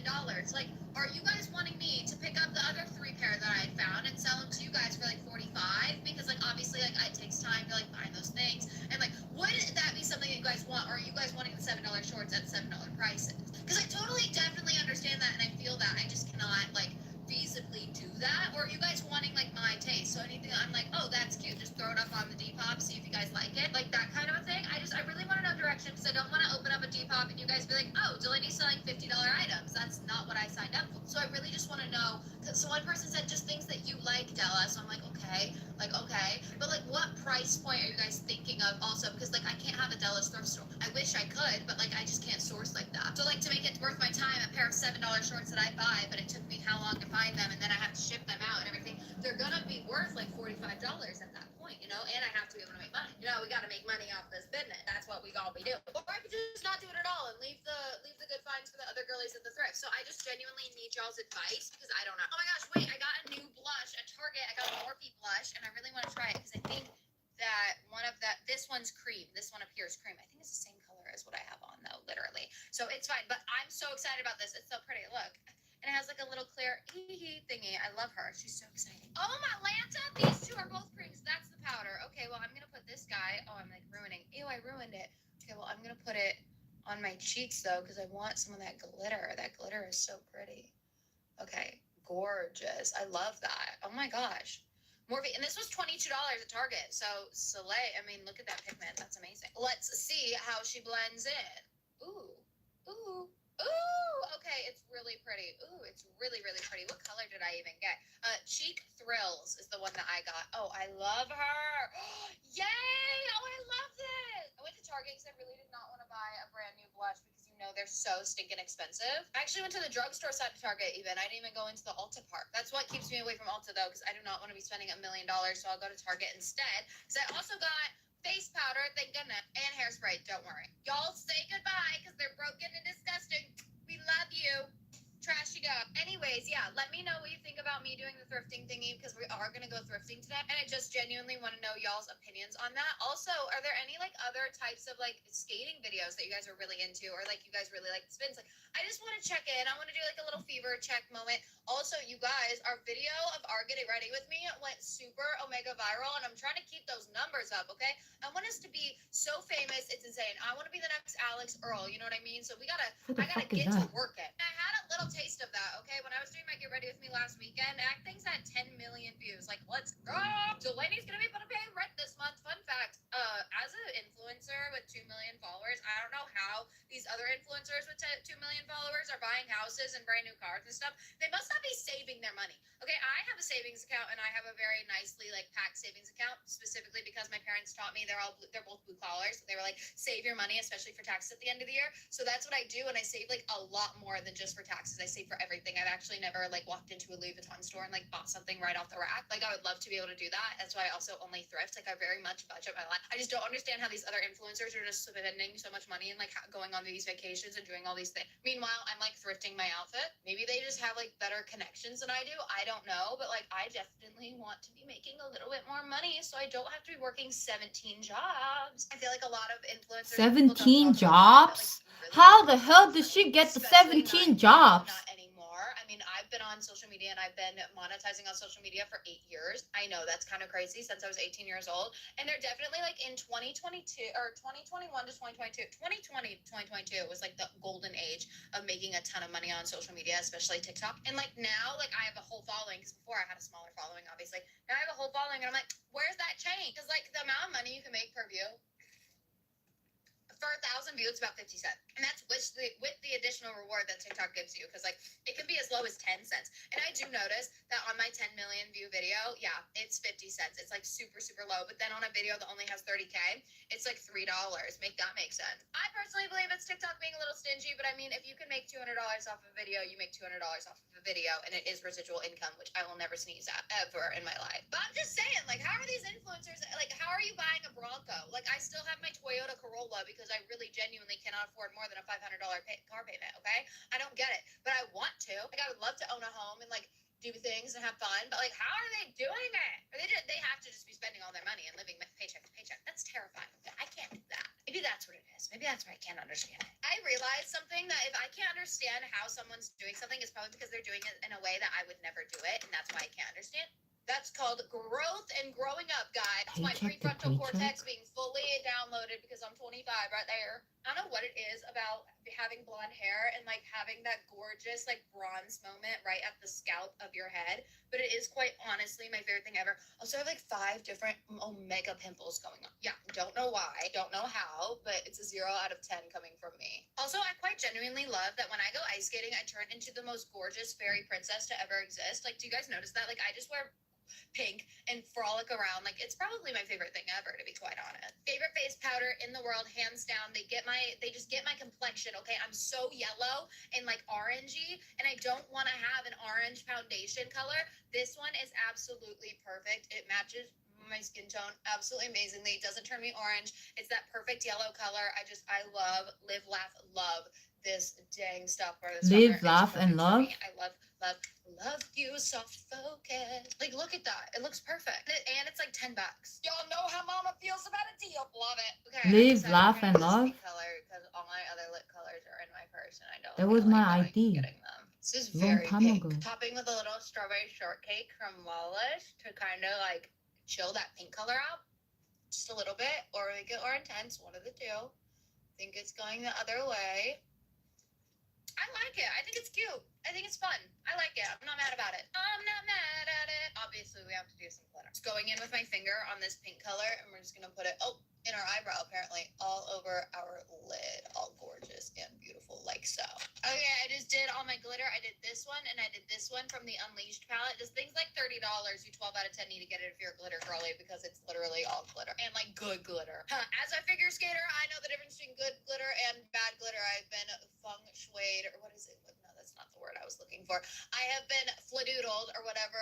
Bamboozled, that's what I was going to say, by glitter companies before. That one's actually really, really great. My boyfriend bought it for me, and I am obsessed with it. Let's get these brows doing something other than looking terrifying. Oh my gosh, this Get Ready With Me is so stinking long. Do you guys like long ones? Like, give me your opinion. Are you, like, living for this? Because I try to keep them under 3 minutes, but this one's at 9:07. If you're still here, queen, love you, babe. Queen, I don't use that word. Why did I say that? If you're still here, diva. Babe. Whoa, I just burped. Ew, my makeup's cracking. Do you see that? She's showing her true self. It's like 12 out of 10 going to flake away, so I might as well fix it now. Yeah, now I have a hole in my face. What the fladoodle? You know what? Good enough. Good enough. I don't care. Okay, just popping on a little bit of bottom mascara, and then we're good to go. I swear, I like to make myself like Ice Skater Tinkerbell every time. Girly Pops, we almost forgot to highlight. Oh my Lanta, what is wrong with us? Ew. Oh my gosh, we're putting on the Becca highlighter in Opal. It's the most best highlighter in the entire universe of the world. Go get you some. I mean, like, look at that. It's absolutely insane. They're not even paying me to say that. I just genuinely believe it in my soul. Absolutely perfect every time. And finish. Love you guys so much. Thanks for being here. Mwah.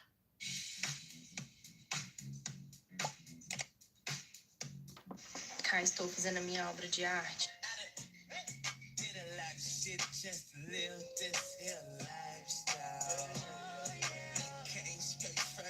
Here's what I wish I knew about how. Hi, this is Min and Kathy. Our trip to China in 2025 truly impacted our lives and blew our minds. You guys are aware of like the 10 monks, between 10 or 12 monks that died in Thailand during the Walk for Peace? Recently? No. They're not associated with the Walk for Peace USA. They were Dutanga monks. They were Thai forest monks. Wow. Were walk.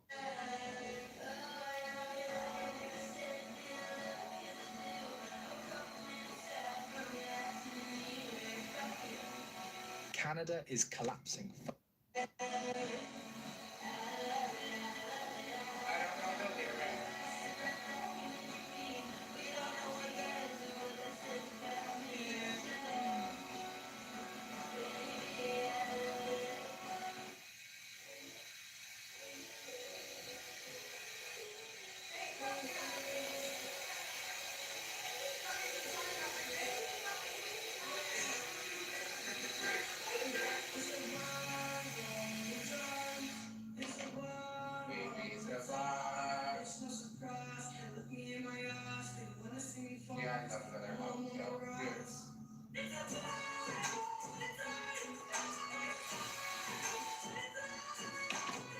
I just pictured Rashawn being like, okay, I have an idea for this track. It's called It's a Vibe.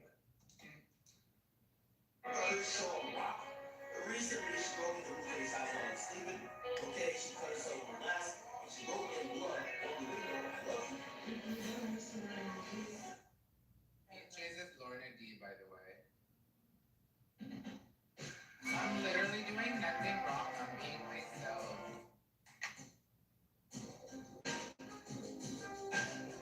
Na, na,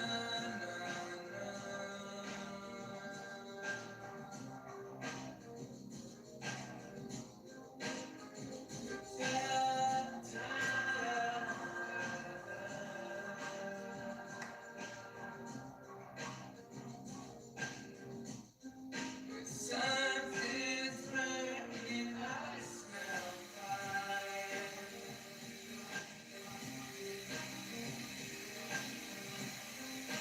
Devil's working hard to keep me up. Canada is collapsing faster than anyone expected. I was skipping meals because I was struggling to afford my food and my rent. I don't see my future in Canada. I don't understand anymore. Because I'm not enjoying it here. People earning even good salaries are beginning to feel that a normal life is slipping away. In May 2026, the average Canadian home sold for more than $702,000. Just 2 years ago, a simple two-bedroom apartment in Toronto cost on average $2,400. Today, it costs around $3,000. In most Canadian cities, you would need to earn at least double the minimum wage to afford a one-bedroom apartment. In major cities like Toronto and Vancouver, the minimum income that's required to qualify for a mortgage is double or triple the median household income. Finding a job has also become much harder. As of May 2026, Canada's unemployment rate stood at 6.6%, compared with around 5% in early 2023. Young Canadians were hit even harder, with unemployment among people aged 15 to 24 reaching 13.4%. Even educated graduates and skilled immigrants are discovering that arriving in Canada does not guarantee employment. Concerns regarding crime rate have also increased. Shoplifting increased by 14% in a single year and was 66% higher than in 2014, while reported cybercrime was more than twice its 2018 level. So there is a housing crisis, a cost of living crisis, job crisis, and now even an immigration crisis. This is a real change from the Canada we all know and admire. So what really happened? We need to go back in history. Canada is a nation of immigrants. In the mid-1800s, the population of Canada was almost entirely concentrated on the east coast, along the St. Lawrence River and the Great Lakes. To its western north lay a vast and sparsely populated area that they wanted to populate. They used immigration as a tool to build their country. They attracted new people with a comprehensive marketing campaign. Build your nest in Western Canada was the message, calling it the new El Dorado. Boatloads of prospective migrants arrived in Canada and were vetted by migration officers. They were particularly eager to attract talented farmers. They could help Canada's westward expansion by settling uninhabited areas. They built villages and turned them into cities, attracting commerce and industry, over time strengthening Canada's grip on the West. By 1920, population centres had emerged all along Canada's southern border. They grew from 3 million inhabitants to 9 million. These immigrants were selected on merit, but also on race. Canada wanted to maintain the status of a white man's country. But after World War II, these discriminatory practices came under scrutiny. Canada started to build its modern immigration system. This was based on a point system. Prospective immigrants were scored based on their age, education, training, and language skills. The basic philosophy is that immigrants are selected based on their merit and what they can contribute to the country. This system is still in place in Canada today. An early challenge was that an increasingly large percentage of newcomers were family members. In 1971, economic migrants made up 73% and family members made up around 21%. But a decade later, this had turned around. Now economic migrants made up 31%, while family members made up around 55%. Family members were seen as unproductive consumers of welfare benefits, and this prompted the government to make entry requirements stricter. By 1995, family members' percentage had dropped to 36%. Canada gave its federal government enough authority to quickly adjust immigration policies whenever problems appeared. By repeatedly identifying weaknesses and tightening the system, Canada created an immigration model that was considered one of the world's best by the early 2000s, even earning praise from Donald Trump. But what was... So, a lot of Indians will have their caste as their last name. So you probably saw a lot of last names, but you never knew that they're actually castes. For example, some common last names for upper caste people are Sharma, Verma, Trivedi, Pandey, Mishra, Tiwari, Joshi, Bhatt, Iyer, Iyengar, Nair, Menon, Shukla, Dvivedi or Chaturvedi. These are like Brahmin, upper caste people, and then the list is long. For Kshatriya, which is Rao, Rajput, Chauhan, Thakur, Rathod, Rai, Tomar, and then the merchant class, the surnames are Patel, Shah, Gupta, Agarwal, Goel, Bansal, Jindal, Mittal, Birla, Mahajan, and the list goes on. It's very thorough. But a lot of lower caste people, on the other hand, they actually didn't have surnames a lot of times. And even if they had some surnames, it was very vague. And a lot of lower caste people, Dalits especially, it's hard to identify, or some do have some surnames that you can identify that, oh yeah, they could probably be Dalit. But if it's an upper caste person, you can tell just by looking at their name that, oh, they are an upper caste person. Oh,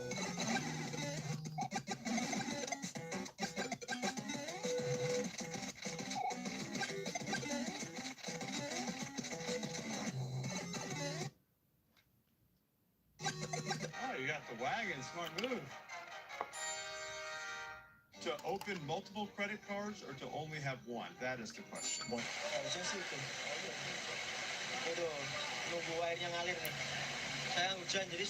When we started talking about really, hey, Russia is the largest country on Earth. It covers 11 time zones, spans 2 continents, and borders 14 different countries. No nation in history has ever controlled this much land. But here's what's strange. In 1983, one single Russian officer sat alone in a bunker and decided not to press a button. That decision saved every human being alive on this planet. That's the kind of history Russia has, and this is just the beginning. For 1,500 years, the Mongols destroyed it, Napoleon destroyed it, Hitler destroyed it. All 3 of them lost. And every single time, Russia came back bigger and scarier than before. Russia's greatest weapon was never its army. It was something no enemy ever saw coming. Let's start at the very beginning. About 1,500 years ago, the land we now call Russia was just trees, bogs, and tribes called the Slavs. And they had one big problem. They could not stop fighting each other. Eventually, they got so sick of it that they did something bizarre. According to legend, they invited the Vikings to come and rule them. Imagine being so bad at running your own villages that you call the Vikings for help. A Viking warrior named Rurik showed up, looked around at the cold swampland and said, yeah, all right. Rurik's family built a kingdom called Kievan Rus. Look at this map. See this territory stretching from the Baltic Sea all the way down to the Black Sea? That's Kievan Rus. It grew fast, trading with the Byzantine Empire to the south and Scandinavia to the north. But Europe thought the Russians were strange because they still worshipped thunder gods. So Prince Vladimir decided Russia needed a proper religion. He invited every major religion to pitch in. Right, religion guys, sell me your product. You first, Muslim men. Islam is beautiful. No pork, no alcohol. No alcohol. None. Russia cannot live without drinking. Next. Try Judaism. Where's your homeland? We, don't really have one right now. Sounds like a losing team. Next. We have beautiful buildings, gold everywhere, and you can drink. Sold.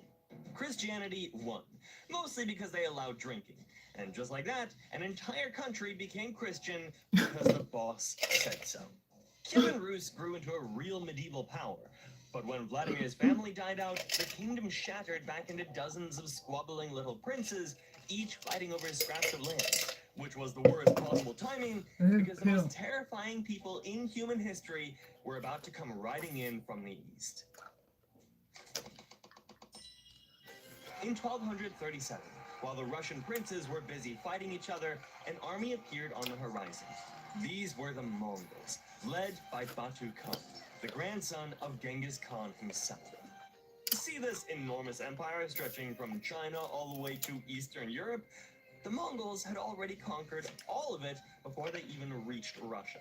They could ride 100 miles in a single day, shoot arrows backwards at full gallop, and their armies almost never lost.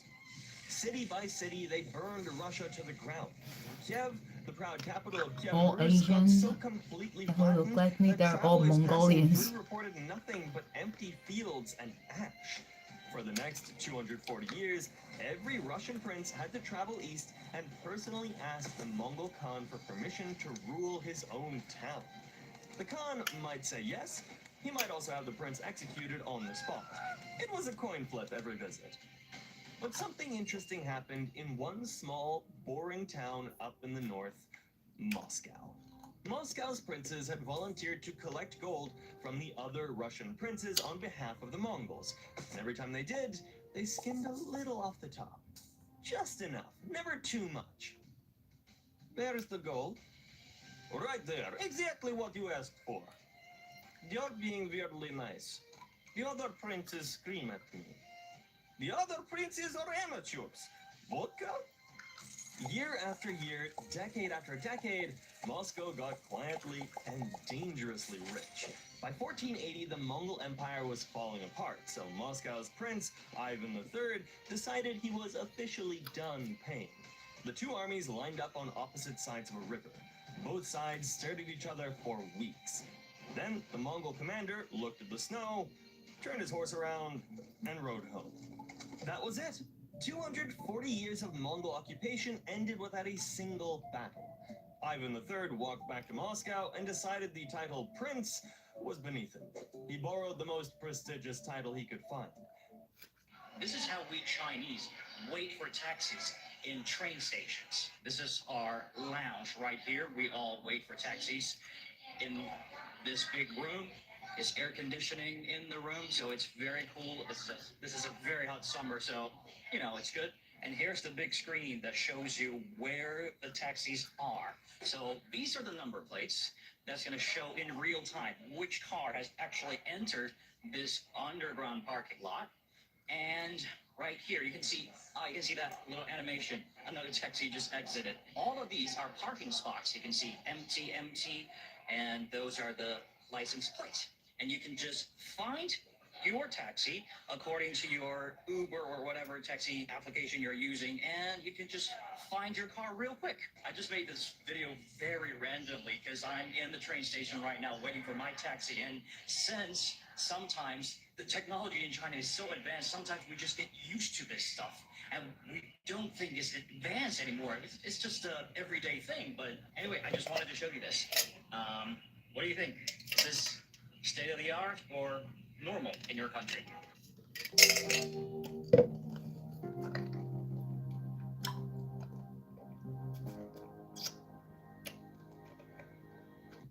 Before and after. In order to achieve, if I ever lost my memory, I don't think the first person I'd call would be a doctor. I think I'd call my best friend because I have this feeling she'd know exactly where to begin. She wouldn't sit me down and tell me my birthday or where I grew up. She'd tell me stories, the kind that don't sound important until you realize they're the reason you became who you are.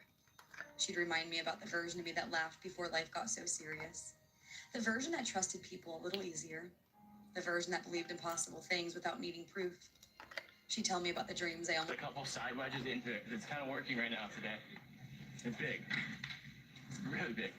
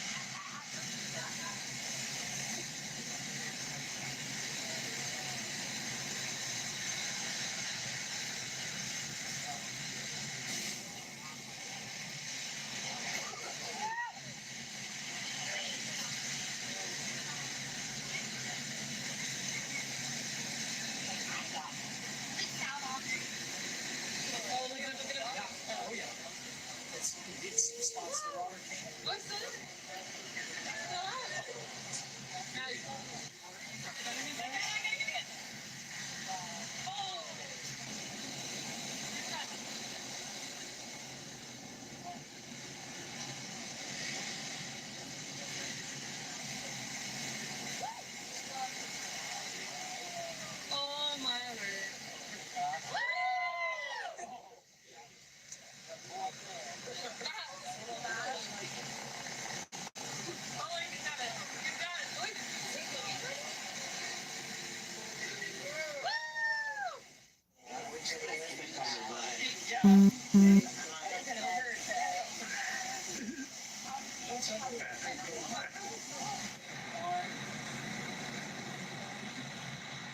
Wedge, carnage. I'm done. It's going on shore. Tried to get a little side wave out there. It might look good from this angle. It might look like I was in a barrel from Jack's angle. But it was fun. I'm glad I went out. It's just bombing. Look at this. Wet. It just wedges. Right there. Drop down, get pitted. Right here, look at it. See wet? Like a TV.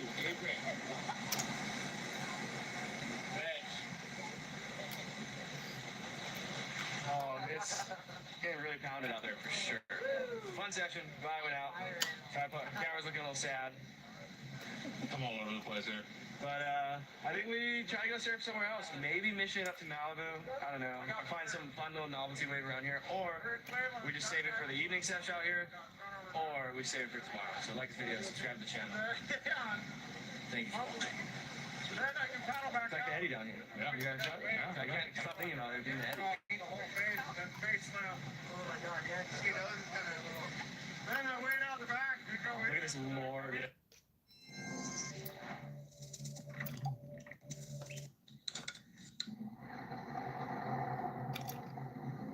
Back to school means getting every. This is every Christian denomination on a map, starting with Roman Catholics. You don't need me to tell you that the... Did you hear? I'm American. Communism was the enemy. How does a country running a communist system produce the world's second largest economy, bullet trains? It didn't add up. People compare Nanjing Road at night to Times Square. Times Square's loud and chaotic infrastructure across Shanghai is unlike anything I'd seen before. This is a 12-minute drone delivery landed in the middle of a city of 26 million people. Not a pilot program, not a PR stunt, just a Tuesday in Shanghai. Does that look like a mysterious, great communist country to you? Is America becoming a third world country? It's the question we ask on the channel all the time. But after seeing what's happening on the streets of Shanghai, it's one we have to ask. Today we're looking at a travel story that completely shatters the mysterious and gray myth of China. We're looking at robot baristas, car companies outpacing Tesla, and the level of infrastructure that makes New York look like a relic. Let's see how a country that was one of the poorest on Earth 70 years ago just pulled off the ultimate miracle. I'm American, born and raised in the U.S., which means I grew up with a pretty specific picture of the world. Communism was the enemy. The Soviet bloc was gray and scary. And China was... רגיל אתה טועה בהגדרה שלך, זה לא סערת ישראל כץ, זה סערת אייל זמיר. זו הסערה, הוא יוצר הסערה. תראה, אני אתן... Every human alive today descended from one single woman. Not metaphorically, literally, scientifically What? proven. And she had no idea.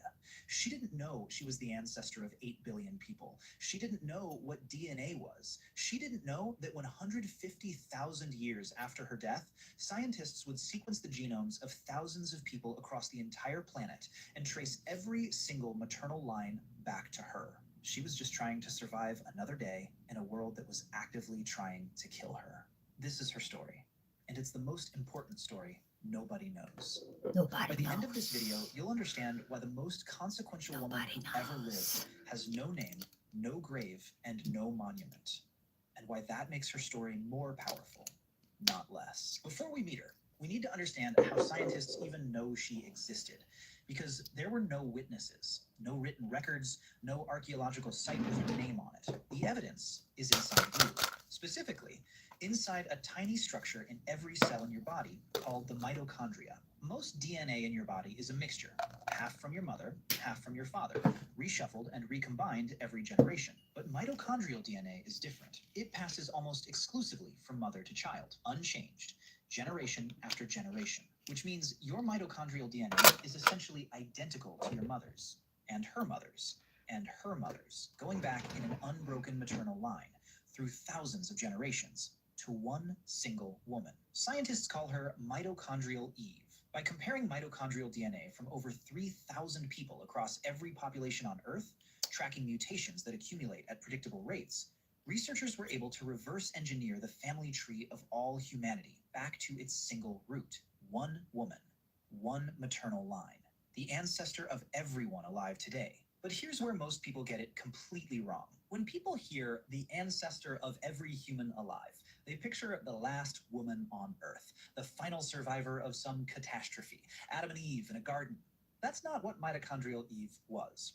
When she lived, approximately 150,000 to 200,000 years ago in Africa, there were thousands of other humans alive, other women, other families, other maternal lines stretching back through time. I don't believe this She wasn't because black and whites don't have something that I have.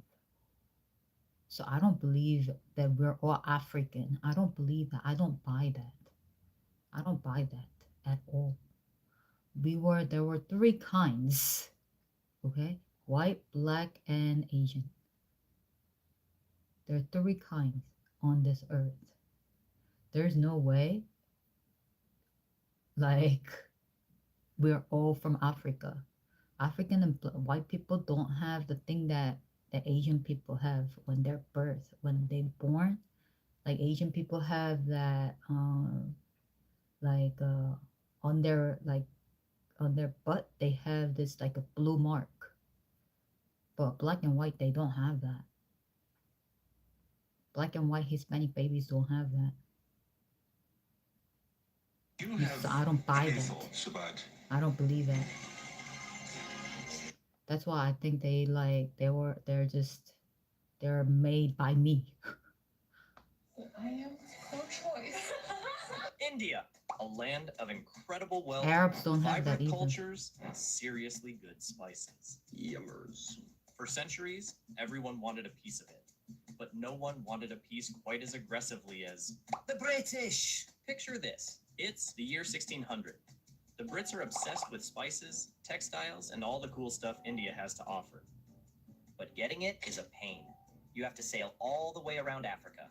Super inconvenient and extremely expensive for the government to conduct these trade expeditions. So a bunch of rich guys got together and were like, who needs the government? We're rich. Exactly. We'll create our own private company to trade. And so it was. They got together, pooled their cash, and formed the East India Company. Hey, we want to trade spices and textiles from the East. No way. The crown can't afford that. Now, who said anything about the crown? We will pay with our own money. And we'll even pay you a whole lot of taxes. And Queen Elizabeth I was totally on board. The company initially targeted the Spice Islands in Indonesia, but the Dutch already established power and influence there, so their focus shifted towards India. And in 1608, they arrived at Surat and traveled all the way inland to Agra to meet the Mughal Emperor Jahangir. We want trading rights in the West. No, the Portuguese are already there. So what? So they went east, where Mughal influence was less. After 4 years, they came back, wrecked a bunch of Portuguese ships, gave the emperor lots of gifts, and got their trading rights. Yeah, boy. So initially, the EIC was just a trading company. They set up factories along the coast, which were more like fortified warehouses. Their initial goal? Trade. Spices, cotton, silk, all that good stuff. And maybe build a few forts. For protection, you understand. Don't worry about that, mate. It's just for protection. But here's the thing about just trading. It quickly becomes... We need to protect our trade routes. Which becomes... We need our own private army. Which quickly spirals into... Let's just take over everything. They saw the Mughal Empire, which was the most powerful state in the world at the time, and thought, we can take them. Sir Josiah Child ordered the EIC forces to try and conquer Mughal ports. Imagine a tiny chihuahua trying to mug a fully grown armored bear. That's what this was. The resulting conflict, known as the Child's War, was less of a war and more of a total, humiliating annihilation. The Mughals seized the EIC's assets, blockaded their ports, and sent the little company packing. The EIC was completely defeated, utterly bankrupt, and their officials were begging for mercy. The emperor forgave them after imposing a heavy fine and told them to behave like good boys in the future. The EIC swallowed their pride, paid the massive fine, and got back to trading. But the lesson stuck. Don't mess with the Mughals when they're strong. So, they decided to simply wait. And waiting was precisely what paid off. Because shortly after this little spat, the mighty Emperor Aurangzeb died in 1707. Suddenly, the central power was weak, and every regional governor, called a Nawab, started saying, hey, wait a minute, maybe I should be in charge of my own place. This created the glorious, messy situation the EIC had been waiting for. A power vacuum and widespread regional chaos. Now, instead of facing one massive empire, they faced dozens of squabbling smaller states. The EIC strategy instantly shifted from conquer to divide and profit. Suddenly, the company wasn't just trading. They were getting involved in local politics, siding with one prince against another, offering protection in exchange for trade concessions, or just outright land. They quickly realized that the Indian rulers, for all their wealth, were often disunited. The EIC was a master at playing Indian rulers against each other, and it went something like this. Your Highness, that guy over there seems to have a lot of cannons. Wouldn't it be a shame if you didn't have even more cannons? For a small fee and maybe a few trading concessions, my boys can help you out. The EIC became the ultimate hired muscle. They recruited Indians and trained them in European discipline and tactics. These men were called sepoys. They were better organized, better trained, and always backed the side that promised them the most tax revenue and land. Here comes the money. More than a year ago, China decided to remind the world just how easily it can choke the global economy. Last April, in response to US tariffs, Beijing briefly tightened exports of rare earth metals, which make up the tiny magnets inside everything from phones to cars to fighter jets. Edward Fishman of the Council on Foreign Relations labeled the move the most effective use of economic warfare we have seen in recent years. And the West has been scrambling ever since for a strategy to loosen China's grip. But it is easier said than done, as Japan learned the hard way. Despite the name, rare earths are not actually rare. There are 17 metallic elements scattered in the Earth's crust on every continent. What is rare, though, is the capacity to refine them. It is a filthy, expensive process that leaves behind toxic waste. Decades ago, China made a long-term bet on an industry that many other countries were happy to avoid. As former Chinese leader Deng Xiaoping famously said, "The Middle East has oil, China has rare earths." Today, this bet has paid off. Beijing now refines roughly 90% of the world's rare earth supply. Japan discovered the danger of China's dominance long before anyone else. Back in 2010, a Chinese fishing trawler rammed two Japanese Coast Guard vessels near the Japanese-controlled Senkaku Islands, which China claims. After the Japanese authorities arrested the Chinese captain, Beijing retaliated by freezing rare earth shipments to Japan. At the time, Japan relied on China for about 90% of its rare earths imports. Even Tokyo's own officials were caught flat-footed. Tatsuya Terazawa, then in charge of economic policy at Japan's Trade Ministry, recently admitted to the New York Times that at the time he had zero knowledge about rare earths.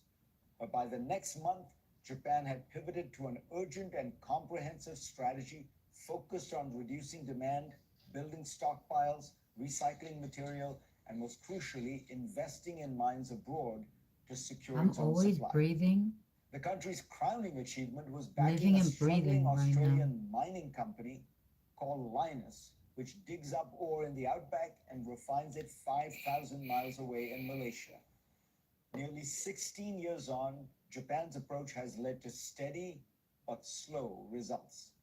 It has cut its overall rare earth. Been in a car accident in the last 2 years? Don't scroll. This could be your ticket to getting paid. If you or some In 1929 in Chicago, people kept mysteriously dying inside their homes.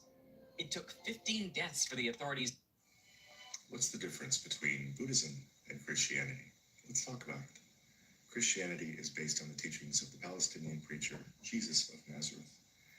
Hi guys, as a high-performance athlete, I've spent years putting my body through countless practices, workouts, and volleyball matches. When your body is your greatest asset, staying ahead of your health is just as important as training. That's why I decided to get a Corviva full-body MRI scan. The scan gave me a clearer picture of what was going on beneath the surface after years of competing, and it was completely radiation-free. Seeing my personalized Corviva score, including a brain age of 23 and a joint age of 22, gave me valuable insight into where my body stands today.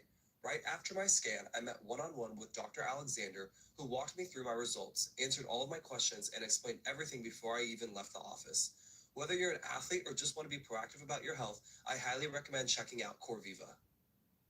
I swear parenting today feels like trying to give your kids the childhood you had, all while surviving modern life. I remember disappearing outside for hours as a kid. Now I'm balancing meals, vitamins, screen time, laundry, and trying not to feel guilty about any of it. Honestly, I've stopped trying to make everything perfect. Just focus on the little things that help support them every day. Smarty Pants Kids Multi and Omega supports my kids' brain health. Because when they're bored enough to imagine things, that's when the magic happens. Also, their new Toy Story bottle is... In November 1956, something happened that changed the world forever. The most powerful empire in human history, an empire empire that had ruled a quarter of the Earth's surface, an empire whose currency had dominated global trade for over a century, was brought to its knees in just 11 days. And that too, just by a phone call. On that phone call, the United States government delivered an ultimatum to Britain: stop your military operation in Egypt immediately, or we will collapse your currency. We will sell every British pound we own. We will veto your emergency loan from the International Monetary Fund. And we will watch your economy burn. Britain had no choice. Within hours, the greatest empire the world had ever seen surrendered, not to an enemy army, but to its own debt, to its own weakness, to the reality that it was no longer the power it believed itself to be. That moment, known as the Suez Crisis, was the final nail in the coffin of British global dominance. But here is what they do not teach you in school. Britain did not fall because of that one crisis. Britain fell because for decades before that moment, it had been making the exact same mistakes that America is making right now. And by 2026, those mistakes may finally catch up with us. Let me show you exactly what happened. Because when you see the pattern, you will never look at America the same way again.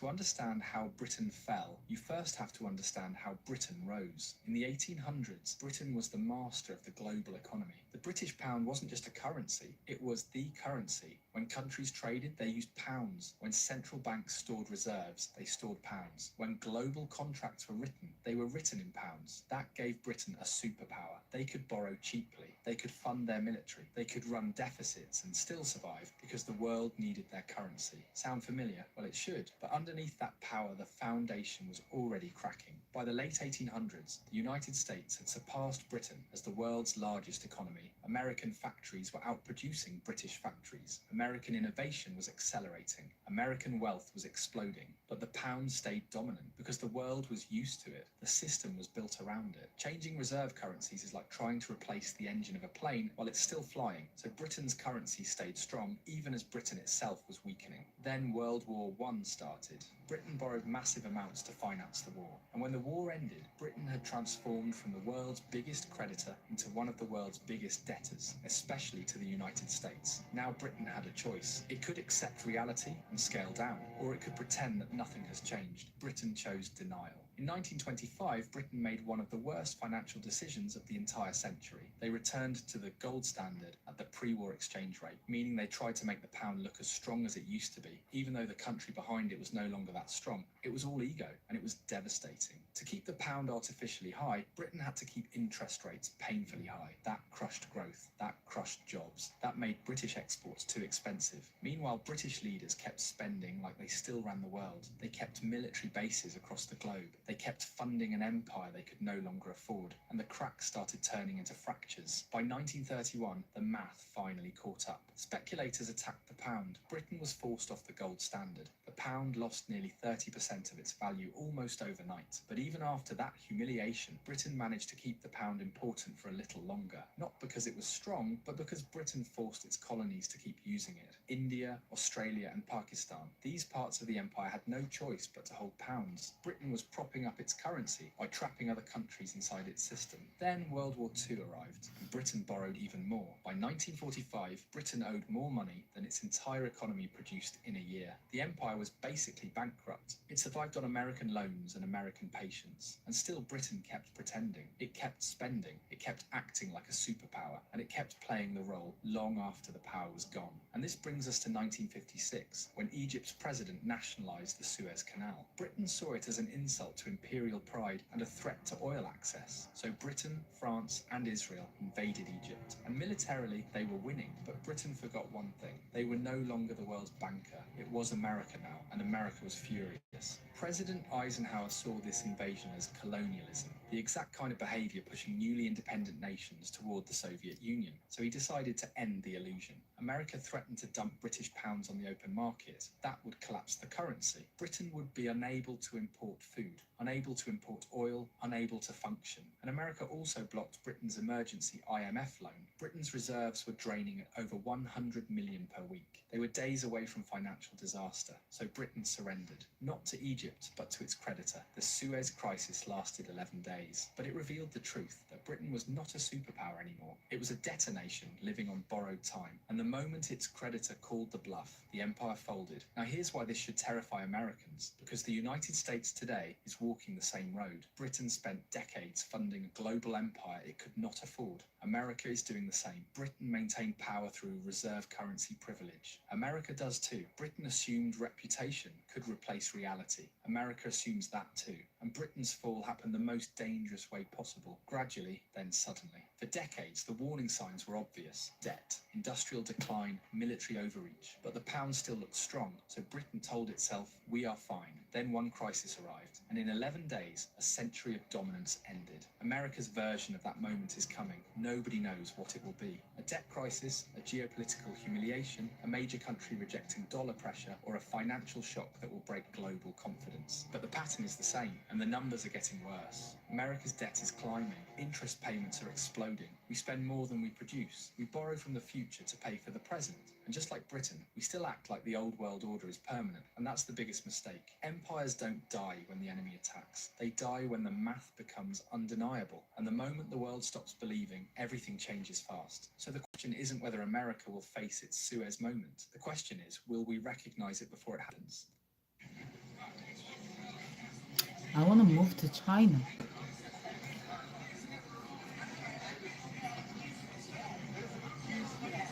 I want to move to China.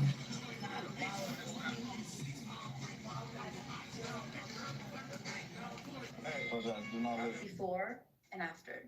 This is insane. L'Oreal came out with the new Blur Filler Lip Contour. This is my favorite shade, Mocha Mousse. If you love like a not too pink, not too brown, you're gonna love this shade. It has...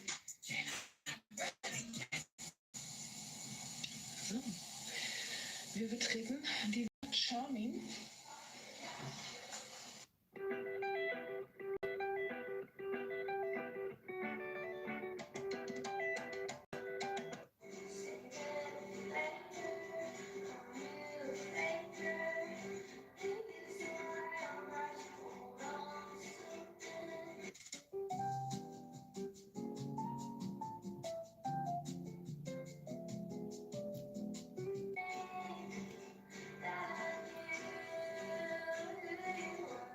He's been doing that for 2 hours now.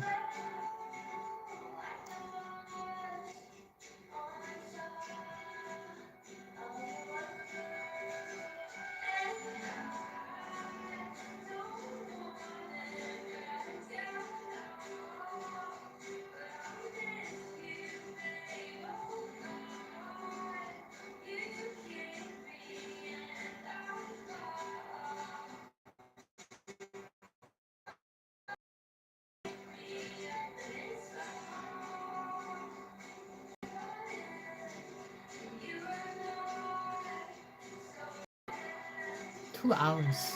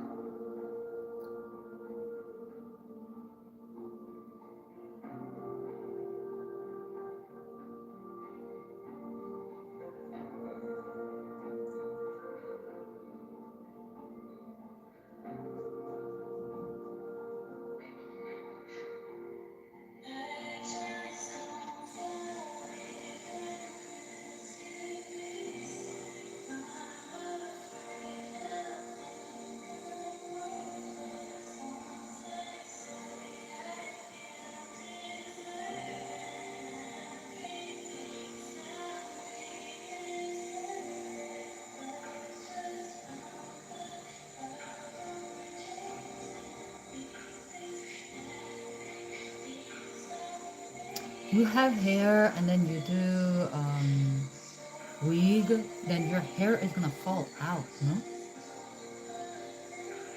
That's what I thought. Especially with long hair because it gets caught on it.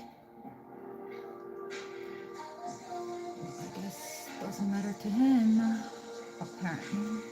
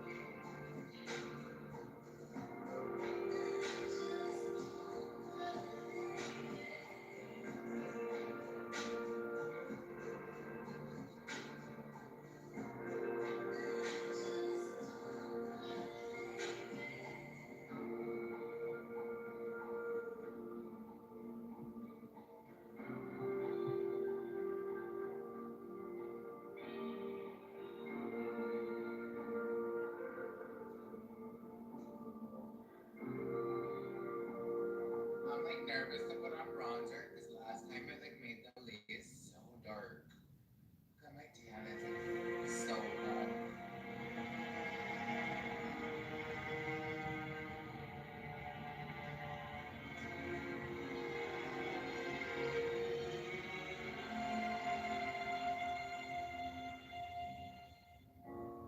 You stop so constant ovation.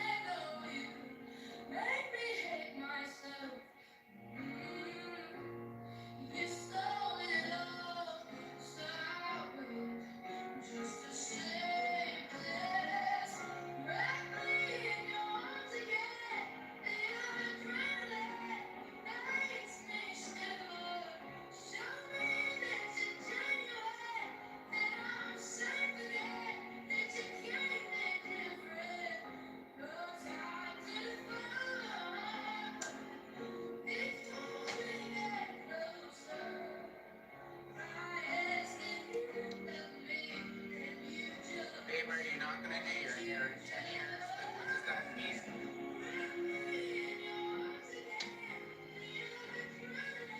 I don't know what that means.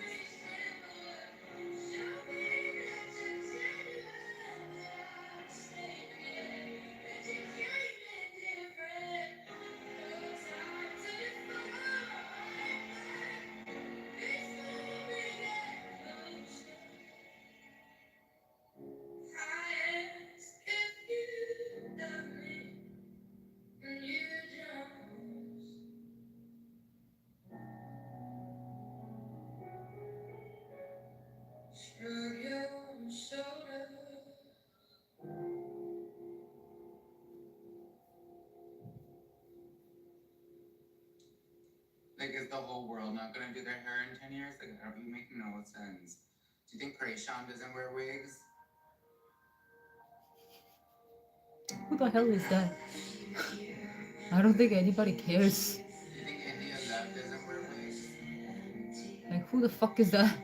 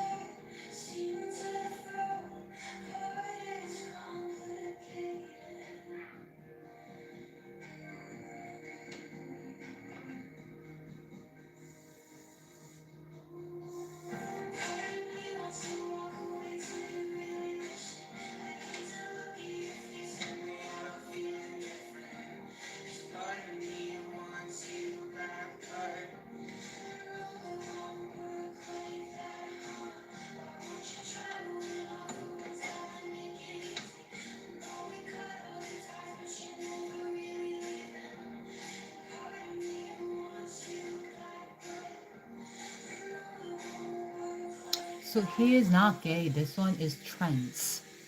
Trans.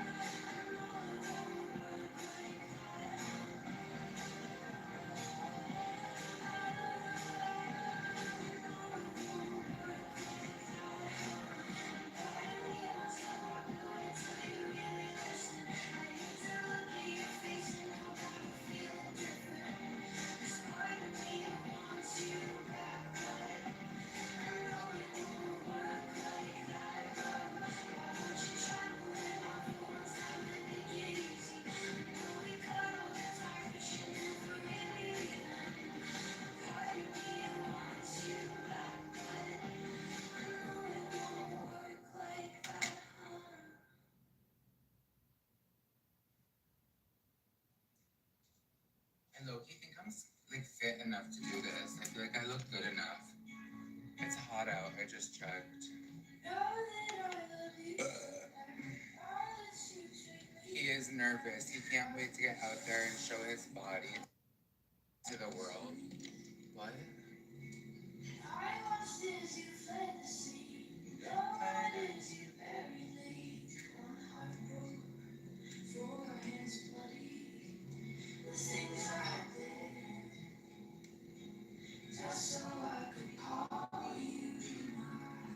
Hey guys, it's me. Did you miss me? Let me shut the music. And I wanna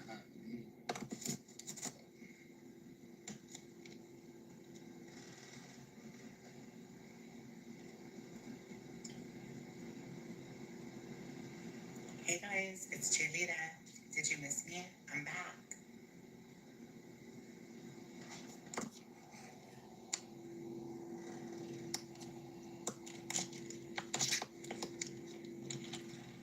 Hot mess. Why? How am I a hot mess? I look gorgeous.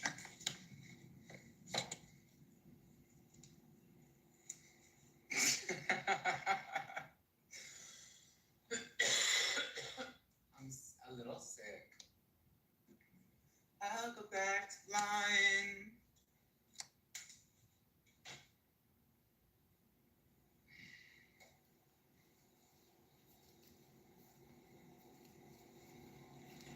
I wonder if this will be too much attention. Or maybe I should take my shirt down a little bit.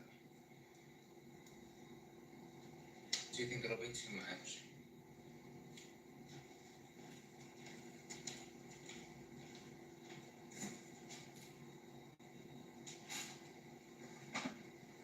I'm interesting? Which part? Why am I interesting? I don't think I'm interesting.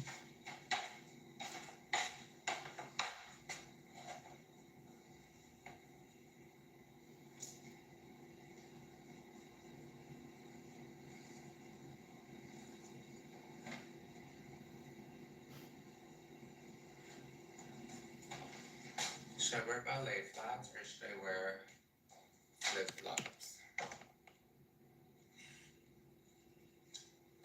Taken.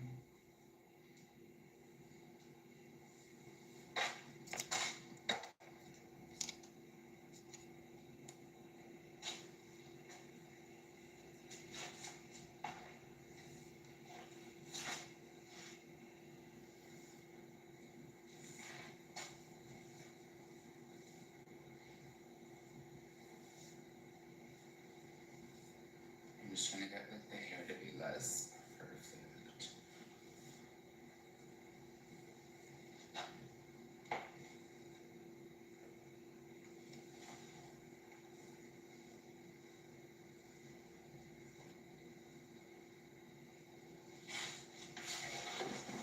Should I wear ballet flats or flip-flops?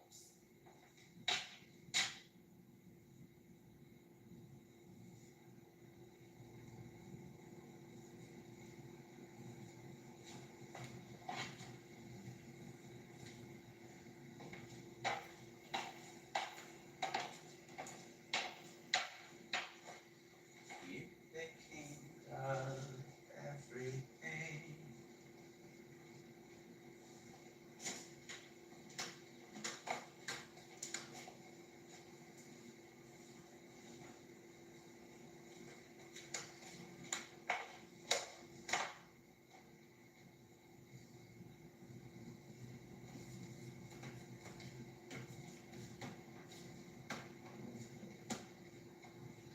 Call your girlfriend.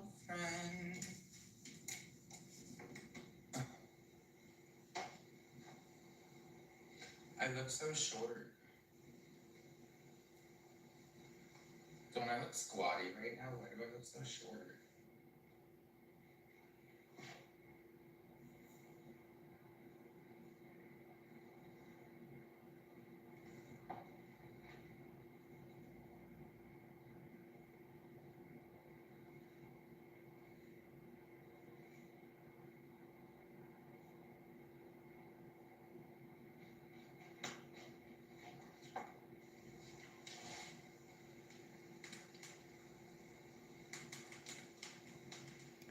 I love watching this gay boy.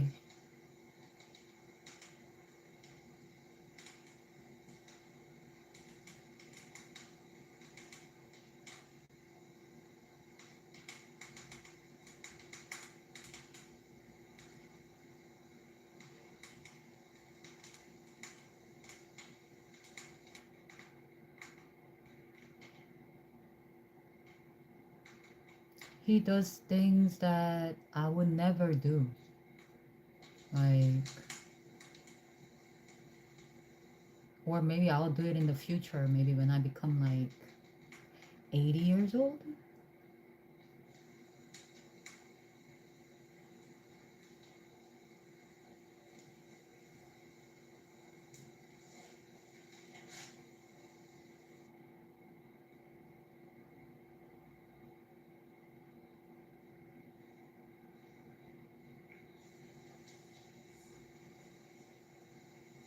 Oh, I need to get my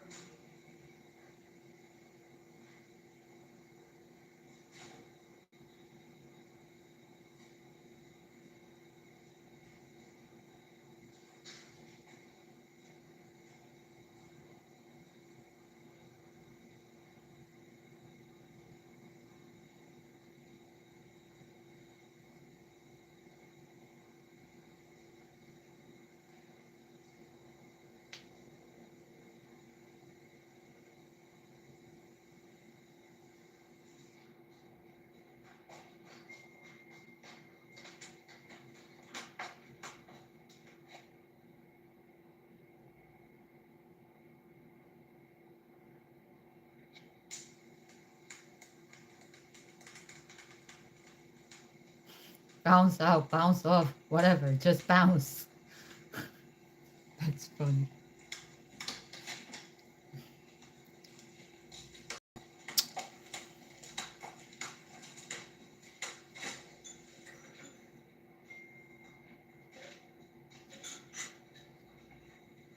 Just bounce, bounce, bounce.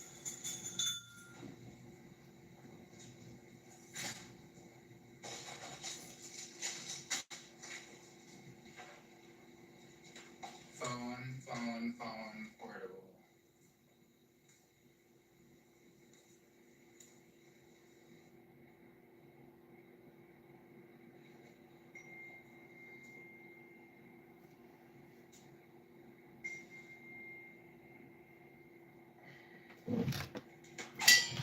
I do feel like this wig though is like fried.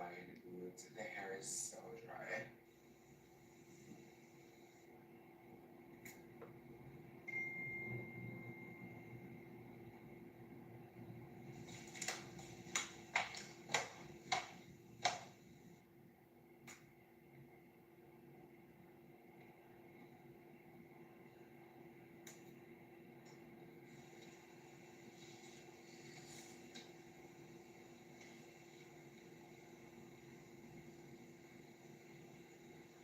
Do you think I look cute?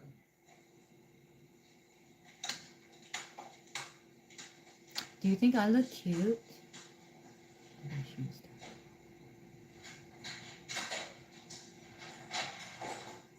Do you think I look cute?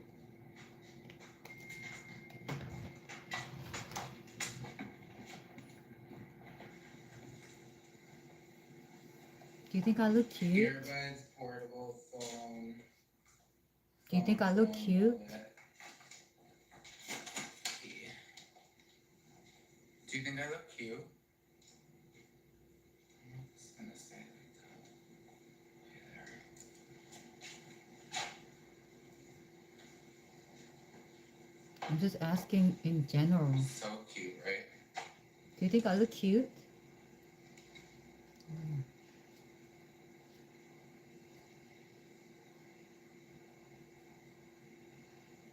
I know, I'm so slay, right? Oh my god, I forgot. I put my hair in a bun. There's like a ball back here. But no one can see it. That's so funny.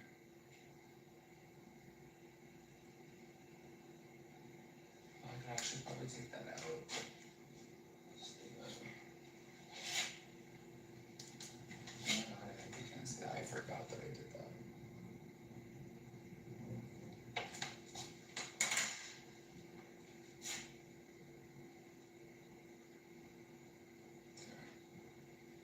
I got it to go a little flatter.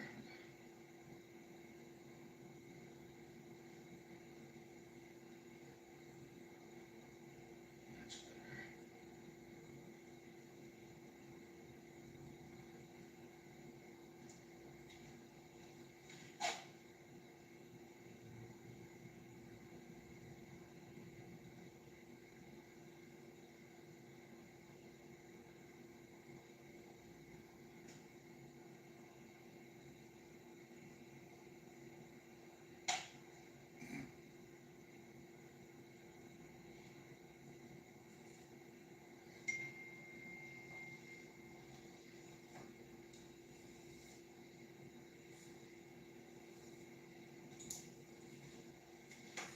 Alright.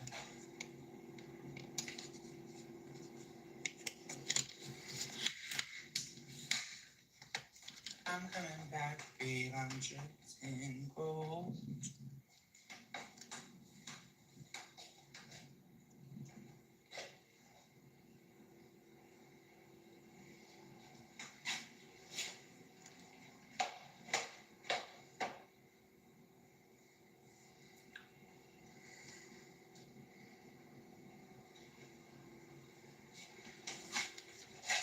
Oh, I need my lip liner.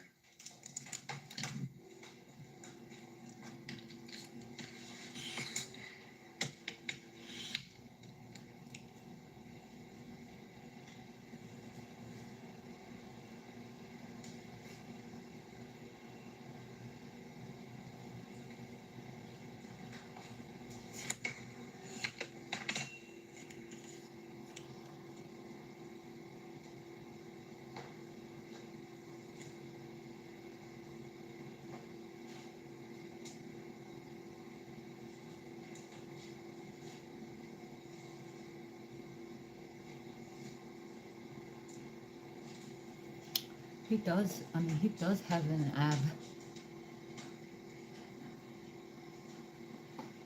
Because he ran, he works out. You look unreal. Put the shirt down. I've never seen anyone so obsessed with themselves. Keep the shirt down, up.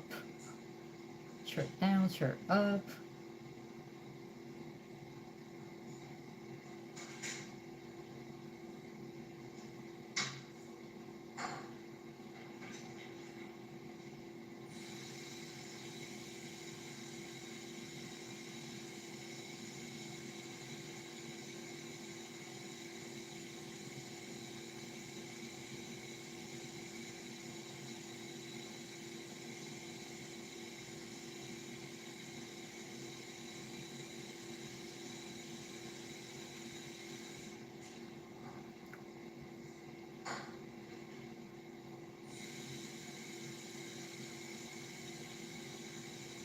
He has a paper towel right in the outside.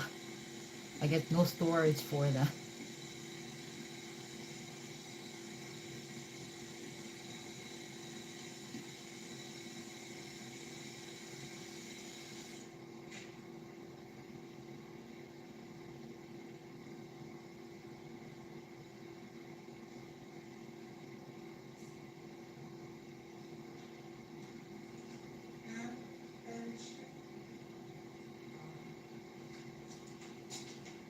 Alright, let's go, y'all.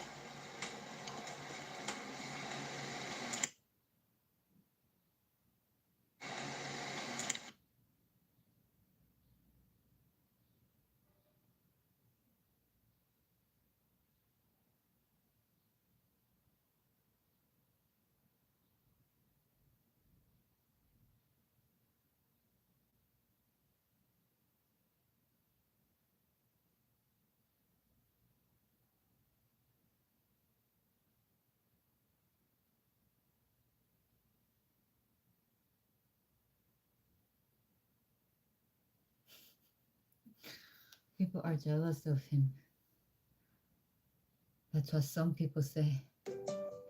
Hello, I'm a stronger currency, while West Berliners got their haircuts in the East at prices that were much cheaper to them. And in a way, both systems tried to outdo the other. In West Berlin, a multitude of stores sprang up on the Kurfürstendamm Street, shop windows filled with the latest brand name products of Western consumer culture. While just a few streets away in East Berlin, there was Stalinallee, a street that was transformed into a boulevard full of buildings in the style of socialist classicism. But this open coexistence of two systems wouldn't last long. On the 13th of August 1961, Berlin woke up to a divided city. The East German government closed the border, which means that families were split apart. Though officially stating that this was necessary to protect their country, it was an effort to stop their own citizens from fleeing to the West, where opportunities, wages, and freedoms seemed greater. At the start, this was just a wall in name. It mostly consisted of fences and loose pieces of barbed wire, manned by guards. There were some unguarded stretches, and it was even possible to jump across. To make escaping more difficult, construction immediately began on a more permanent wall, made out of concrete and topped off with barbed wire coil around a Y-shaped metal arm. But this is not how the... It's 1857. The Indian Rebellion has just been crushed, and the British were in absolutely no mood for second chances. Hundreds of rebels were executed in large numbers. Some were hanged, some were shot, and some were literally tied to the mouths of firing cannons. The East India Company, having spectacularly mismanaged an entire subcontinent, is politely removed from existence. And in 1858, the British Crown takes direct control of India. Ugh, thank God. These guys have no idea how to rule a place. Good thing you're here to give us our freedom. Yeah, I would not say free. More like under new management.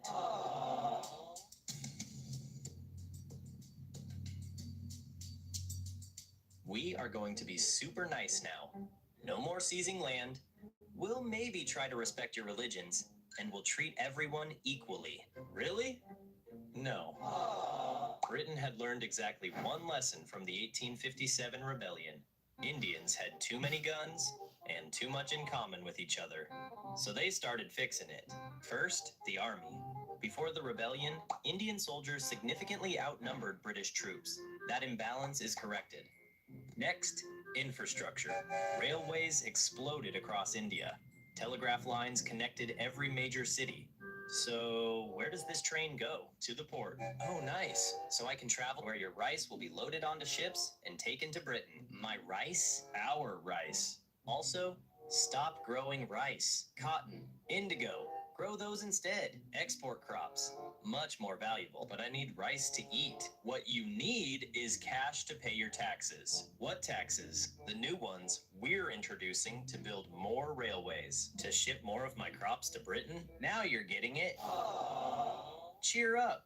The train is very fast. The railways weren't built to connect India, they were built to drain it. India was feeding Britain's Industrial Revolution, and Britain was feeding India? Not very much, actually, because soon after this, crops failed across massive stretches of India due to a lack of monsoon. Fields that should have been full were dust. India had a serious food shortage. Britain's response was to keep exporting wheat from India to Britain anyway. They had a policy called the Malthusian Doctrine. They genuinely believed that feeding the poor would make things worse. Whatever food remained became unaffordably expensive. This resulted in the Great Famine of 1877. On top of this, the British also changed the traditional Indian education system by replacing it with English language and Western education. They hoped that by educating the locals on topics like literature, law, and philosophy, they will start admiring the Western way of life and happily assist in running the colony. Their education system is trash. We should totally implement a Western style of education on these people. That's a lovely idea. Won't an educated group of people start asking us questions? What kind of questions could they possibly, like why we're here and whether we should leave? They won't do that, so they set up modern universities across India. As a new English-educated group of Indians emerged, a British man, of all people, brought a bunch of these guys together to form the Indian National Congress, a political discussion club, and they started asking questions. So according to John Stuart Mill, all people are entitled to political representation? That's correct. And according to your constitution, taxing people without representation is wrong? Also correct. So why exactly are we not represented in our own government? The Indian National Congress was at this point absolutely terrifying to no one. It only consisted of elite educated Indians who wrote very well-structured letters of complaint to the British who didn't read them. They did not demand independence. They just wanted the British to maybe, possibly, if it wasn't too much trouble, stop being so mean. Taxes, trade profits, salaries paid to British officials, wealth was flowing out of India. The British didn't see the Congress as a threat, but rather as a minor inconvenience. But then the Congress started publishing newspapers, and that made Britain mildly nervous. So they did what any empire that officially, proudly, loudly believed in freedom of the press would do. They shut the newspapers down. The British Empire, which officially practiced free speech and took pride in it, was now jailing people for writing things down. As a result, a new group of young leaders became frustrated with the moderates who didn't achieve much. They had a more aggressive approach and didn't believe in writing formal requests. While this was happening, a British viceroy woke up and said to himself, "Wow, what a perfectly fine province. I have absolutely no need to split it in half. But I'm gonna do it anyway, just for the love of the game." He announces the partition of Bengal. The goal was to divide the population by religion. East Bengal for Muslims, West Bengal for Hindus. Curzon thought it was genius. Instead, it pissed the people all over India. If all the British cared about was how much money it made in India, the Congress decided to make it as difficult as possible for them to earn this money. People stopped buying British cloth and started making their own. Students walked out of government schools. Lawyers boycotted British courts. People lit British textiles on fire. Britain panicked and reversed the partition, but it proved a point. 20 years of asking nicely got them nothing, and a few years of making things uncomfortable got them an actual result. This made the Congress look effective, and they started pushing harder. Everyone is watching China rise. Nobody is talking about how long the last superpower transition actually took, or what the historical pattern says about what happens to the country being replaced. 1870, the British Empire is at its peak, controlling 24% of all land on Earth. The British pound is the world's reserve currency, the Royal Navy is the largest on the planet, and British GDP per capita is the highest in the world. And then quietly, without announcement, without anyone in London fully realizing it, the United States begins to catch up. By 1890, the United States overtakes Britain in total economic output.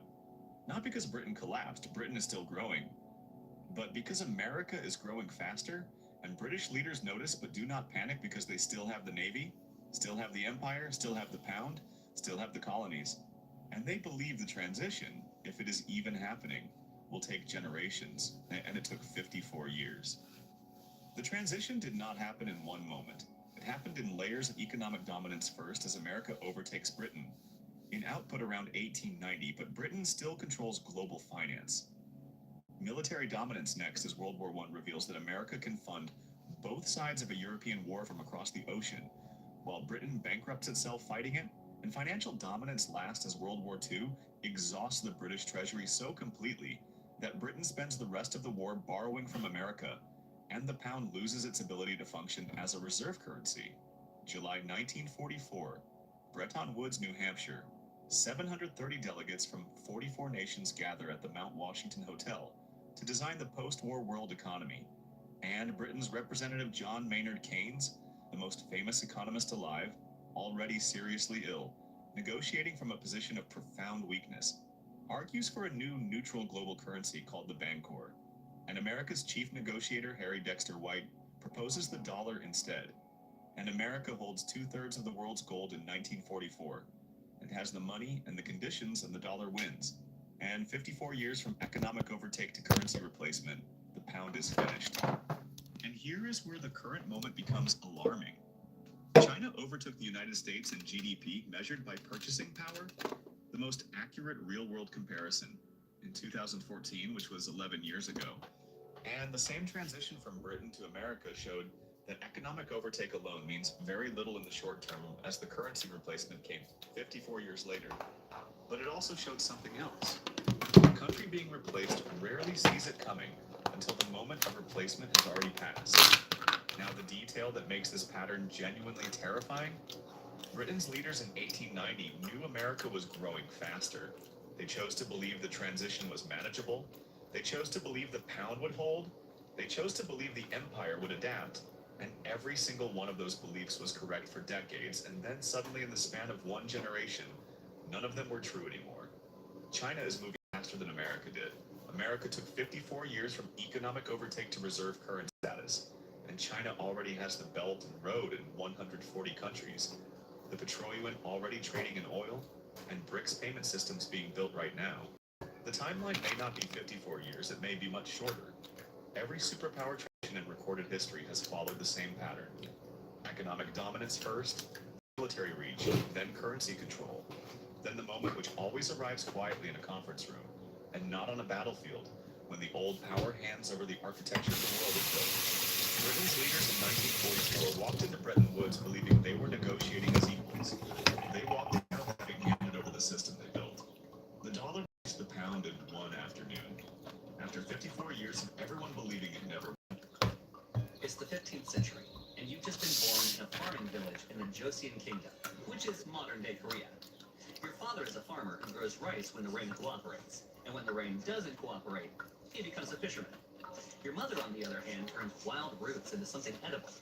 Your two older brothers help her with that. So with both your parents doing everything possible to put food on the table, you never go to bed hungry during your early years. You're 5 years old when things start to change. You've got 3 extra siblings now, so things are starting to become a bit difficult at home. So now everyone has to do their part to help the family. Your brothers help your father on both his farm and when he goes fishing. You fetch water and help your mother with both foraging and smoking fish your father catches.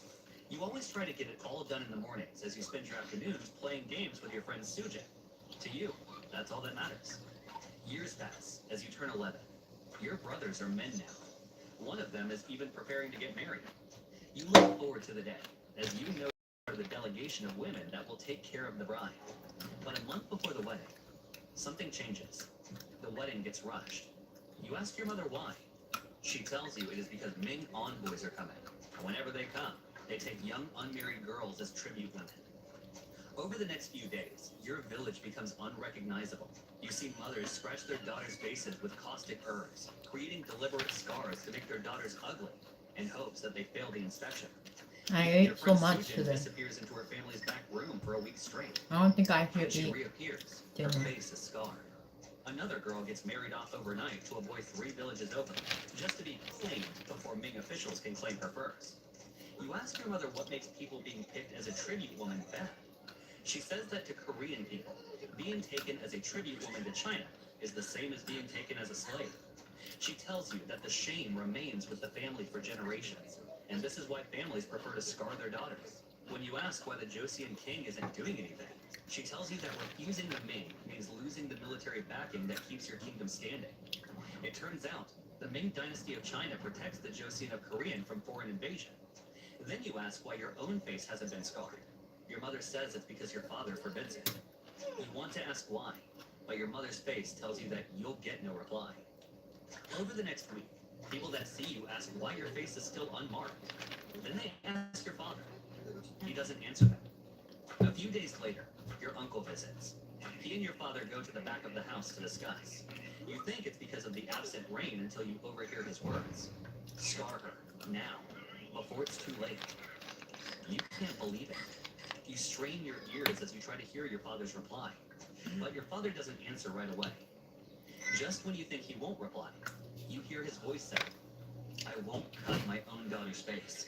If she's chosen, maybe that's not the curse you think it is. Maybe it's one less mouth here, or a better life for her than this one. You don't know if he's right or not. You just know it's an answer you can't fault. A month later, Ming envoys start to troop into villages. They move from village to village with lists and quotas. You hear someone say some noble and merchant families pay outrageous bribes to be skipped entirely, because once a girl's name is written down, that's the end of the conversation. No appeal, no second inspection. And since your family cannot pay, you start praying for your village to be skipped. But it doesn't work. As one morning the officials arrive in your village, there was no warning. You see men in funny clothes, followed around by soldiers searching every house. You see them drag girls out, only to discard them when they notice the scars on their faces. But not all girls in the village are scarred. Those are the girls they're after. And unfortunately for you, you're one of them. An hour later, all unscarred girls are picked out and lined up as the envoy starts to appraise them. Girls deemed unsavory are cut off much to the joy of their families. Some were said to be too fat, others too thin. One girl was even cut off because her name was believed to bring bad luck. By the time they're done, you and 4 other girls are all that's left. They give you all a few minutes to say goodbye to your family. Your family is at the square already, so you don't go too far. You see your mother wailing before you even reach her. She doesn't stop when you reach her, not even when your father consoles her. She only stops after pressing some dried fish wrapped in cloth into your hands. She then tells you to make sure you eat. Your father, on the other hand, doesn't wail. He just goes very still, as if he blames himself for what just happened. And somehow you do too. It's at that moment soldiers pull you away from your family. They lead you to a sealed cart. The windows have been boarded shut. You wonder what's inside. You get the answer when you enter, as you see 5 other girls already there. Together with your village quota, the number becomes 10. An envoy then comes and tells you all to stay silent. He says, no talking, no looking outside. You all comply. And by the second week, one girl can't take it anymore. She pries a board loose at a river crossing and runs. She doesn't get far, and they drag her back. They flog her and reduce her food rations over the rest of the journey. You understand the lesson without anyone saying it. There is no version of this where running ends well. A month later, the cart finally stops. When you all come down, you're surrounded by gigantic red walls. You've arrived at the Forbidden City. But before you can take in the view, you're all led inside a palace. There, they collect your information, like name, age, and... On the tour, you get to walk 750 feet into the cavern, going through narrow and low sections. The ceilings get really low in here, and she called this headache maker hallway, and I did just hit my head, so the name is true. And along the way, you get to see some different formations, all with some pretty fun names, like the wedding cake, the upside down city, pancakes with butter and syrup on top, the brain, wavy formations that resemble curtain drapes. 40 can outsell the commodity first. But imagine...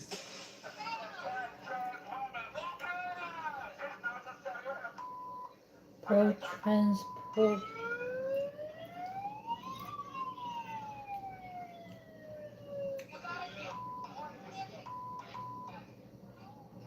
Pro-women supporters showing up to another Indiana Fever game last night. They've been following Sophie Cunningham across the country, showing their support, even as anti-women protesters condemn them and the WNBA star for speaking out. Stadium security had to step in at one point after a self-proclaimed pro-trans protester tried to grab another pro-women's protester sign. Sales is one of the most misunderstood jobs in the world. People think it's about talking or about convincing somebody to buy something they don't want. That's not sales. That's manipulation. Sales is sitting across from somebody, figuring out what they actually need, not what you want to sell them, what they need, and then deciding if you have something that fits or not. The best salespeople are experts. They ask questions, and then when they finally speak, every word lands because they understand the person across the room. But What I do. sales is mostly losing. Even the best people in the world only close one out. The job is showing up the next day anyway. That's it. If you can sit with somebody, hear them out, figure out the problem, and only offer help when you actually can, you'll never struggle to make money. So stop trying to sell. Start trying to understand. The money follows the who actually gives a damn. Suddenly, the fastest way to win an election was to tell your community that the other community was a threat. The British, knowing or accidentally, started a rift between them. Elections were held across India. Congress swept them.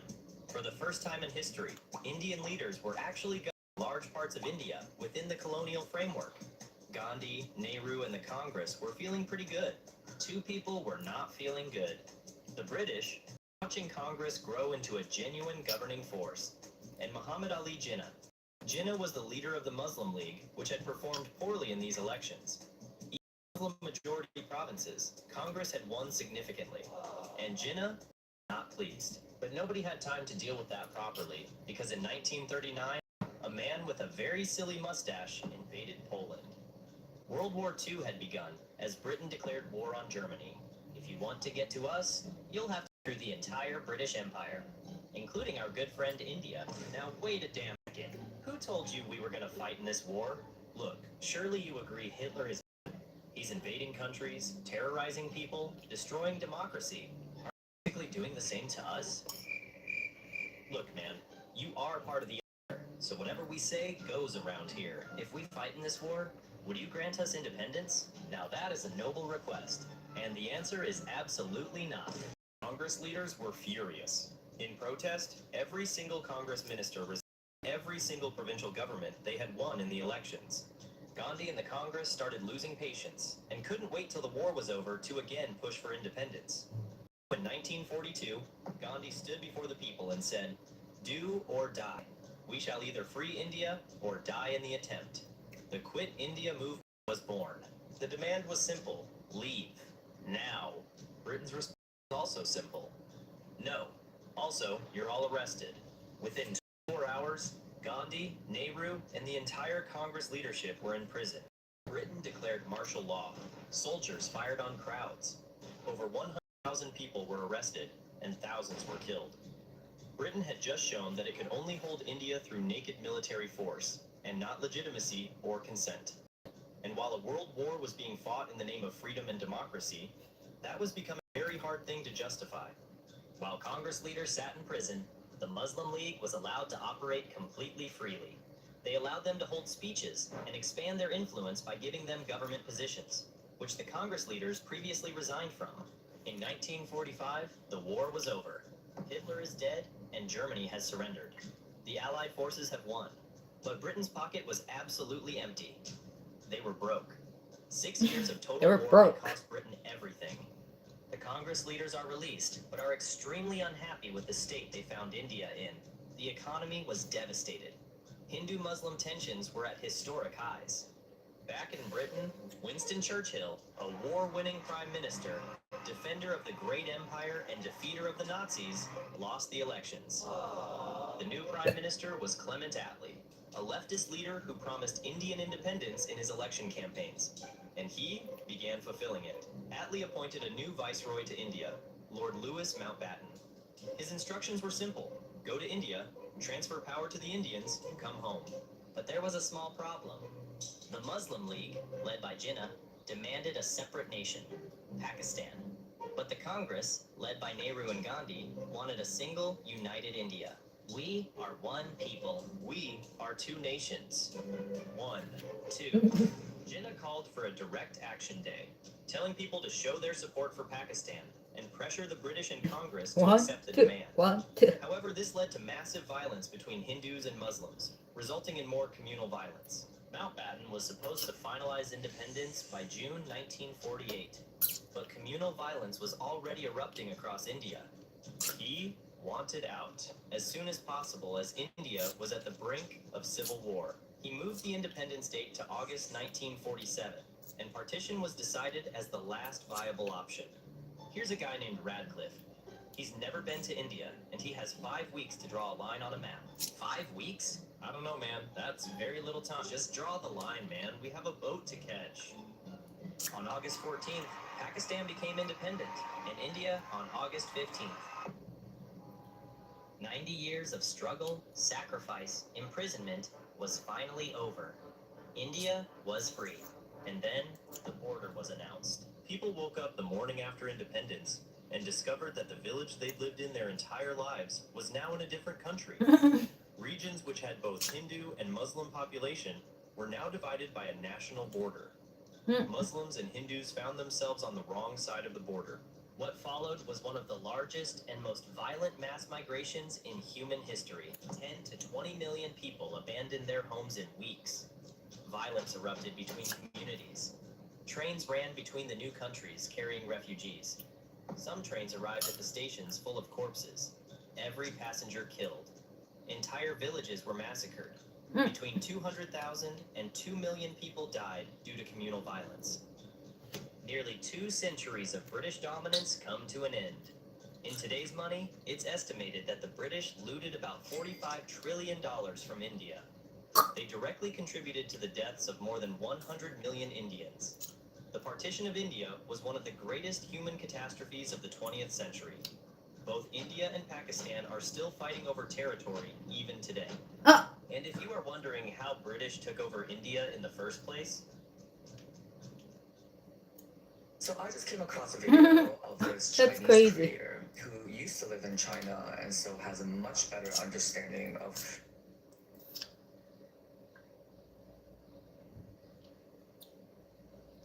what's going on over there, explain why are Chinese people racist towards black people. I think it's a very interesting video. I'll link it here. But he said something in the video that just blew my mind. Now, in the United States of America, the government likes to sow division among the POC so that they end up fighting each other instead of the actual problem at hand. And all of us from the outside can see that this is happening, but I think when you live there, it's much harder to see because you're getting swept up in all these emotions. Creator was like, you know what's strange about this Natasha doll trend? It's not just about the trend itself. China is guarded by a great firewall, and so the government has tight control over what information gets in, but also what information gets out. And so out of all the information that got out, how did this one get leaked? I'd like to say on here that China hates Trump and that China is the only country to really stand up against Trump. And while that is true, what is also true is that China has made a lot of money from Trump because a lot of foreign investments got diverted away from the United States and pumped into China. And so from Trump's presidency, China has gained quite a bit of economical and political power. This is purely a speculation here. These Natasha dolls have been around in China for a few years now. So it is a Hi. little bit odd that this Do I story look is cute? just coming out now. Do I And look so what cute? is a possibility here is that this story is being used to sow further division among the Asian community and the black community to keep people like Trump in power. The other added benefit is that we overseas Chinese in the West see how much we're being hated on by the people in our very own country, that it encourages us to remain loyal to China, and they motivate us to one day move back to China. And during my recent visit there, I did see more and more Chinese Americans who decided to move back. So during the same trip, this happened over New Year's, we randomly picked up a guy after a club who also just happened to be from Xinjiang. And we went to Hot Pod and we were speaking English because he wanted to practice English. And for some reason, his English was very good, even though he never left China. I asked him, oh, so how much time do you get off for New Year's? Do you have any plans? And he was like, oh, here in China, we don't really celebrate New Year's. We celebrate Lunar New Year. And I was like, wait, hold up. 你在说一遍? And he was like, Lunar New Year? 我说错了吗? I've always been confused about this Chinese New Year versus Lunar New Year debate that happens every year on this fucking app, because I have never once heard anyone in China take issue with this, and yet you have all these Chinese Americans in San Francisco who can't even speak Chinese talk as if this is like the most pressing issue for Chinese people. Every year when this happens, you see tensions flare up between the Chinese community and the rest of the Asian community, and Chinese people are then left thinking to themselves that they only have themselves, that they only have each other, and that they have to look out for China's best interest because no one else will, which further creates divisions within the Asian community, propping up leaders like Trump and playing right into the hands of the CCP. In 1953, the United States and Britain overthrew a democratically elected government. Not in secret, not by accident. You should go get a turtle They then. funded it. They executed it. And the reason they did it had nothing to do with democracy or terrorism or nuclear weapons. It was about oil. And the man they destroyed had only done one thing wrong. He tried to give Iran's I oil actually back had to the turtles. Iranian people. In 1901, a British businessman And I took named ca- William I Nasdar took care of my paid the turtles Iranian government very well. 20,000 pounds for the rights to explore Iranian soil for oil. 20,000 pounds for the oil rights to an entire nation. When they found oil in 1908, the Anglo-Persian Oil Company, which would later become BP, began extracting Iranian oil at industrial scale. The deal gave Iran 16% of the profits, 16% of their own oil. Britain kept the rest. For over 4 decades, Iranian workers built and operated one of the largest oil refineries on earth at Abadan. They worked in brutal conditions. They lived in segregated housing, separate from the British employees who had swimming pools, clubs, and gardens. The Iranian workers had dirt roads and shared standpipes, all while the oil beneath their feet made Britain one of the wealthiest nations in the post-war world. Then in 1951, something happened that no Western government was prepared for. Iran held a democratic election, and the Iranian people elected Mohammad Mossadegh, a 70-year-old lawyer and politician who had spent his entire No, career it's just that fighting y'all for are one thing, disgusting. Iranian That's oil what it for is. Iranian people. Within weeks of taking office, Y'all are Mossadegh won disgusting. parliament. He proposed Mentally. nationalizing the Iranian oil industry, taking it back from the Anglo-Persian Oil Company. Because you're and all returning it to the negative state. motherfuckers. The Iranian That's what it parliament is. voted unanimously in favor. Unanimously. The entire democratic will of the Iranian people expressed in one vote. The oil belongs to Iran. Britain's response was immediate. They called it theft. They called Mossadegh a communist, a madman, a threat to the free world. They imposed a naval blockade of Iranian oil exports, sending Royal Navy warships into the Persian Gulf to stop any country from buying Iranian oil. They froze Iranian assets in British banks. They lobbied every Western nation to refuse to purchase Iranian crude. They took Iran to the International Court of Justice, and they lost. The court ruled that Iran had the legal right to nationalize its own oil. Britain had run out of legal options, so they turned to the CIA. In the summer of 1953, the CIA and British intelligence launched Operation Ajax. The operation had one objective: remove Mossadegh. Kermit Roosevelt Jr., grandson of President Theodore Roosevelt, was sent to Tehran to run the operation personally. He arrived with a suitcase of cash. That cash was used to bribe Iranian military officers, to pay street agitators to create chaos in Tehran and make it appear that Mossadegh had lost public support, to fund Iranian newspaper editors who published stories portraying him as a communist threat. The CIA manufactured a reality that did not exist. On August 19th, 1953, Iranian army tanks rolled through the streets of Tehran. Mossadegh's residence was surrounded. He was arrested in his home.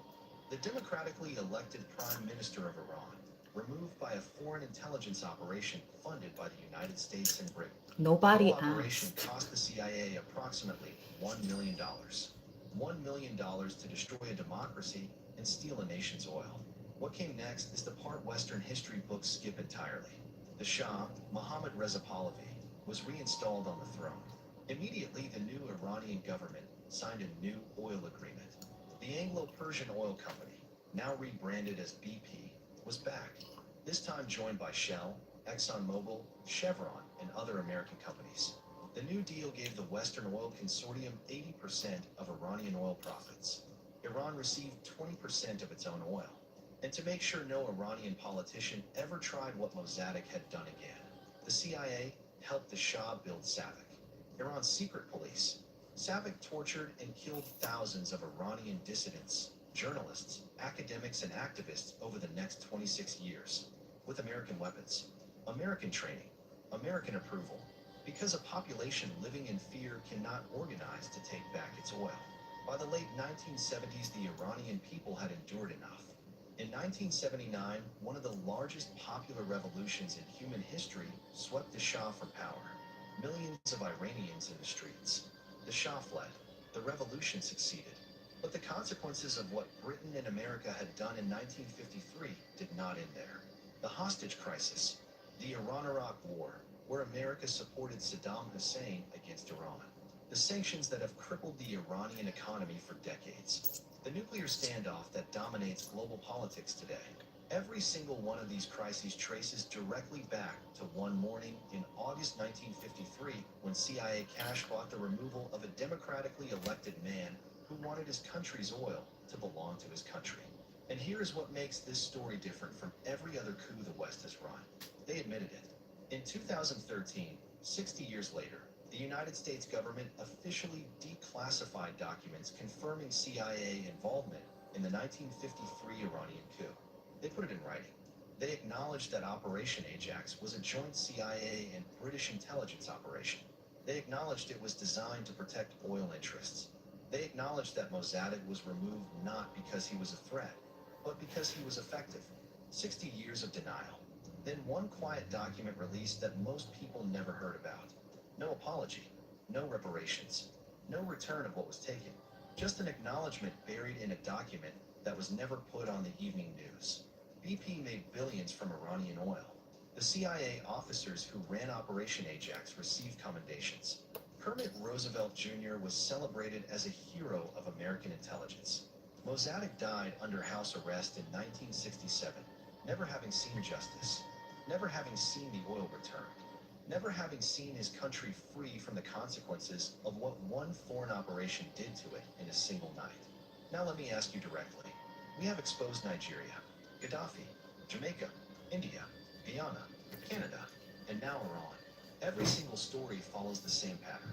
Find a resource, remove whoever stands in the way, extract the wealth, suppress the evidence, and the Odd Archive is the number one factual history page I'm documenting gonna this eat right some now. kiwi. Not opinion, not conspiracy, documents, names, dates, figures. Every story we tell is verified I'm and gonna sourced. eat some And we are just getting started. kiwi. Do you want us to start calling out the politicians and intelligence officials by name? The ones who authorized these operations? The ones still collecting pensions from governments that ran coups? The ones whose families built generational wealth from stolen resources? Comment yes below if you are ready for that. Drop a comment and tell me two things. Where are you watching from right now? And what hidden truth do you want the Odd Archive to expose next? That's crazy. No wonder why Iran people are like, I will fight until my lasting breath. Tomorrow. Right now, someone in your life thinks Iran and the West have always been enemies. Share this and show them exactly when and why that You started. see? One share from you puts this Like, in what the front of fuck are you going thousands to of do? people who have Right? never heard the name Operation Ajax. If you are not following the Odd Archive on Facebook Like, right think now, about it. What the follow fuck are you immediately. going to do? Facebook does not show our videos to everyone. If you are not following, you will miss the next one completely. Go to our Facebook page and leave us a review. Every review puts this content in front of more people who deserve to know these stories. Find us on YouTube and TikTok. Search Official The Odd Archive and subscribe. Want to support the research and go deeper? This The link to our digital research is better than archive chocolate is in chip our bio. muffin. Follow, share, comment, review. Because the next story we are about to drop involves a government still in power today, still collecting oil money, still silencing the same people. And we have the documents. As your sedan passes through, you notice that the people avoid your procession. You look at their eyes and think it's because they fear your in-laws. But when you exchange eye contact with a woman, all you see is pity. You wonder why, but the sound of the sedan stopping brings you back to your senses. In front of the sedan is a big house. You see a family waiting at its gate. You see an old man. You know he's the merchant, your father-in-law. Next to him is a woman, your mother-in-law. You watch her cross the courtyard and take both your hands before you have fully stepped out of the sedan. Looking at her face, you notice she's weeping. You think of it as tears of joy. It seems everyone has been weeping for joy these past months. You're soon taken to your room. It's beautiful. In it, there are red curtains. There are also red lanterns strung from the ceiling. And there's even a red bedding folded with precision on the sleeping mat. Everything is in the color of celebration. You move around the room, touching things.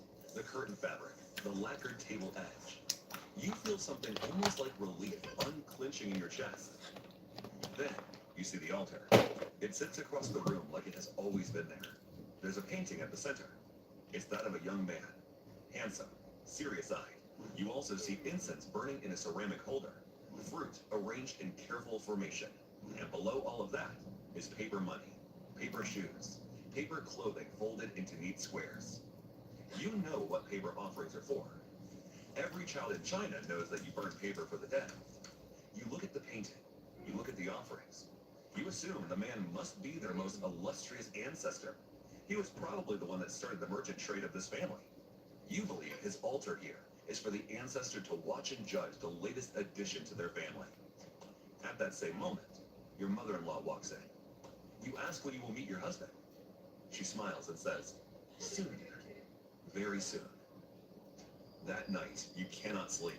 You need your mother's voice, your father's laugh, anything familiar to feel comfortable in an unfamiliar place. So you move through the dark corridor toward the room where your parents were given quarters for the night. Light comes from under a door at the end of the hall. Voices. You move closer. The door is open just enough. Your father sits across from the merchant. The matchmaker stands silently behind, hands folded. Your father's posture is wrong. Too small. Too careful. The posture of a man who is aware of what he owes and to whom. You hear the merchant's voice first. "I miss my son." Then your father's. "She's a good girl. She will not complain. I know my daughter." A pouch of coins moves from the merchant's hand to your father's. Heavier than the first one. Much heavier. Your father's fingers close around it without hesitation. For some reason, the action makes you step back as the floorboard creaks beneath your foot. Immediately, you turn, walk quickly, and then run back to your room. For the next few days, your hands do not stop shaking. Your mother asks why. You tell her that it's excitement. She believes you. You don't. For some reason, you get a bad feeling about the wedding. So you start praying to your ancestors. You even pray to the ancestors in your room. You beg them to watch over your wedding. On the day of your wedding, you're dressed by two servants. Your mother is present. She keeps complimenting your red dress, but she looks sad. This time it's obvious. You tell her not to worry about you, that your husband will take care of you. You also promise to visit often, and you make her promise to visit when you have a child. She bursts into tears and starts to mutter, "I'm sorry." You wonder why. She seems to want to say something, but your father walks in at that moment. He pulls her away and says she's emotional about your wedding, that she'll be all right. You feel that something's off, but today's your big day, so you don't ponder for long. You're soon led to the ancestral hall. It is enormous. In it, there are hundreds of wooden tablets lining every wall from floor to ceiling. Generations of strangers watching you with judgmental eyes. Your family is there. Your in-laws, too. The merchant, his wife, and your husband's younger brother. You met him the day before when he came to give his congratulations. You do not like him much. His stare makes you uncomfortable. Alright. Thank you, your father. Hey, appreciate you. Thank you, much love, much love. Wait, he doesn't live in the. Where did it go? He doesn't. He doesn't live in the truck anymore. Like I hate this. Like I grew my nail, and then now there is this thing inside. I don't know, Ashley, tell me. What do you think is wrong with my lip? Like I don't know what it is. Tell me, go ahead. What's wrong with my lip? Say it in the chat. What's wrong with it? Get a filler. You're the only one that said that. No one has said anything all day. What's wrong with it? Go ahead. It's too wrinkly. He puts too much saliva on his lips. It's too wrinkly. Hello? Especially the upper one. So he needs a filler. Been biting it. Okay, how's that an issue? A lot of people do it. That's kind of weird to... So? His upper lips, he keeps on like doing this whenever he does live. He's like... That's what people naturally do to hydrate their own lips with their own saliva. You can even Google it yourself. He does it too much. So his lips, upper lip, is wrinkly. Because he does this all the time. All the time when he speaks. I think he doesn't notice.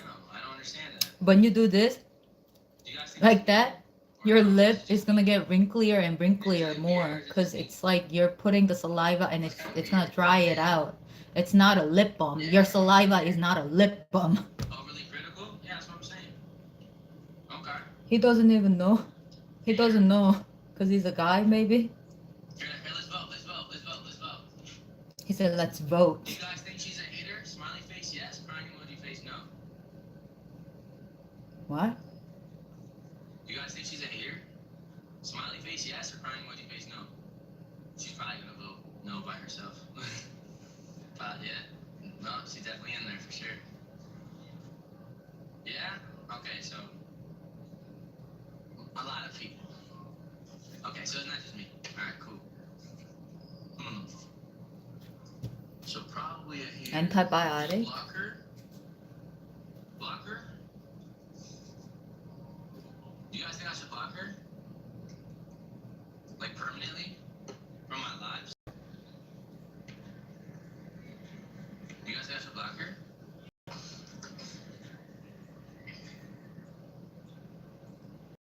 Yeah. Keep biting them to irritate her more? Yeah. Alright, okay. Alright, I'll See, he does that. Hold on, give me a second. Like he does that all the time. He does that all the time. Never got them. Oh, thank you guys. Appreciate y'all. Thank you. Thank you so much. Appreciate you guys.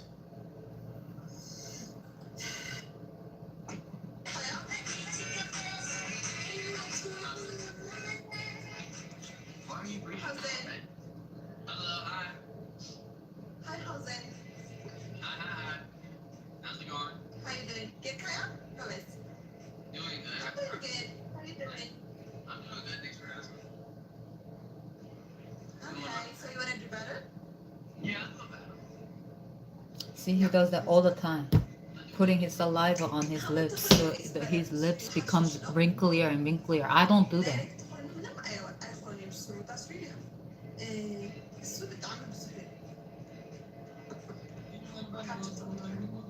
I have Facebook, but nobody can find it.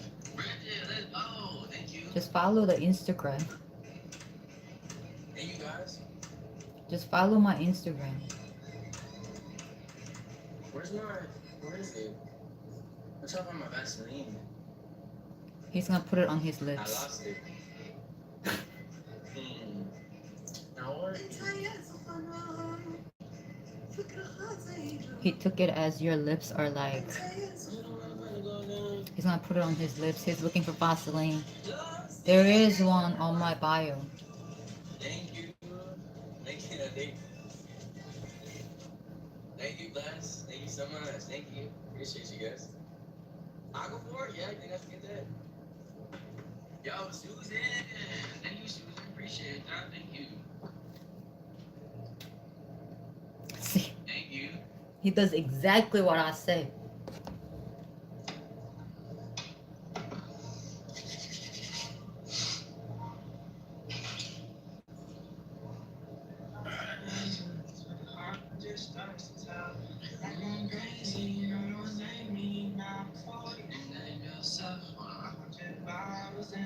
Yeah, I don't know. Something. Am I that cute? Bro, is he still doing music? No! I love this song.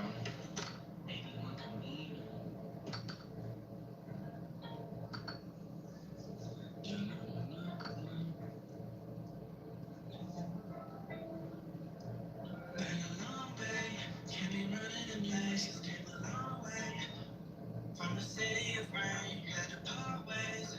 From maybe we got three. We need three guys. Thank you so much. Appreciate y'all. Slow down. Take a look in the mirror. I'm on the road now. Can't believe that we're here. I'm so proud. Bless, thank you. Lisa, thank you. Debbie! Thank you so much. Appreciate it. I might stay up late tonight when you're in battle. Like AM shit. No, I might do AM. I might do AM battles tonight. Like midnight, 1 a.m., 2 a.m. I might do that. Because it's going to be late as hell. And that's normally the best time.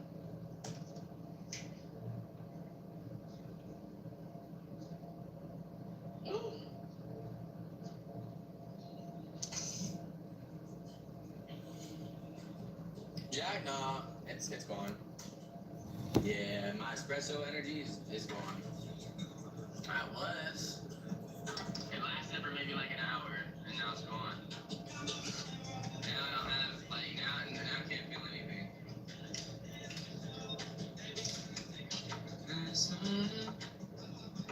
Yeah, it's worn down now.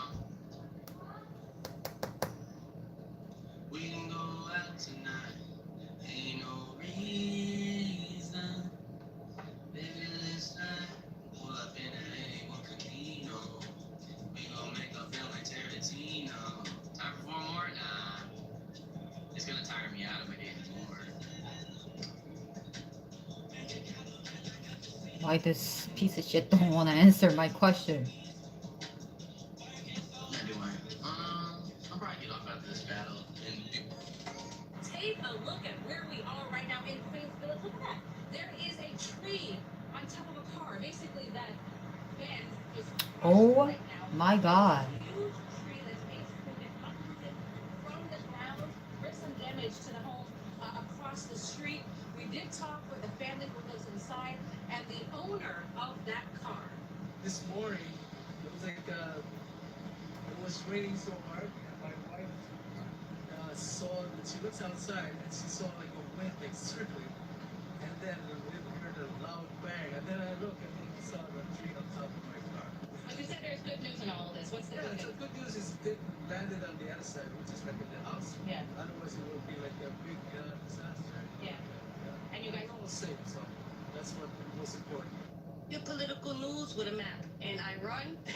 I mean, they do. I run this whole shit. I mean, one motherfucker is fighting this bitch, fighting this bitch, fighting this bitch, fighting this bitch, fighting this bitch, fighting this bitch, fighting this bitch, fighting this bitch. That's a lot of bitch, right? Now, why are they fighting with them? Okay, the prime minister right here is kissing the ass of Donald Duck. Yes, the fuck he is, and we already know that the state of the motherfucker blues.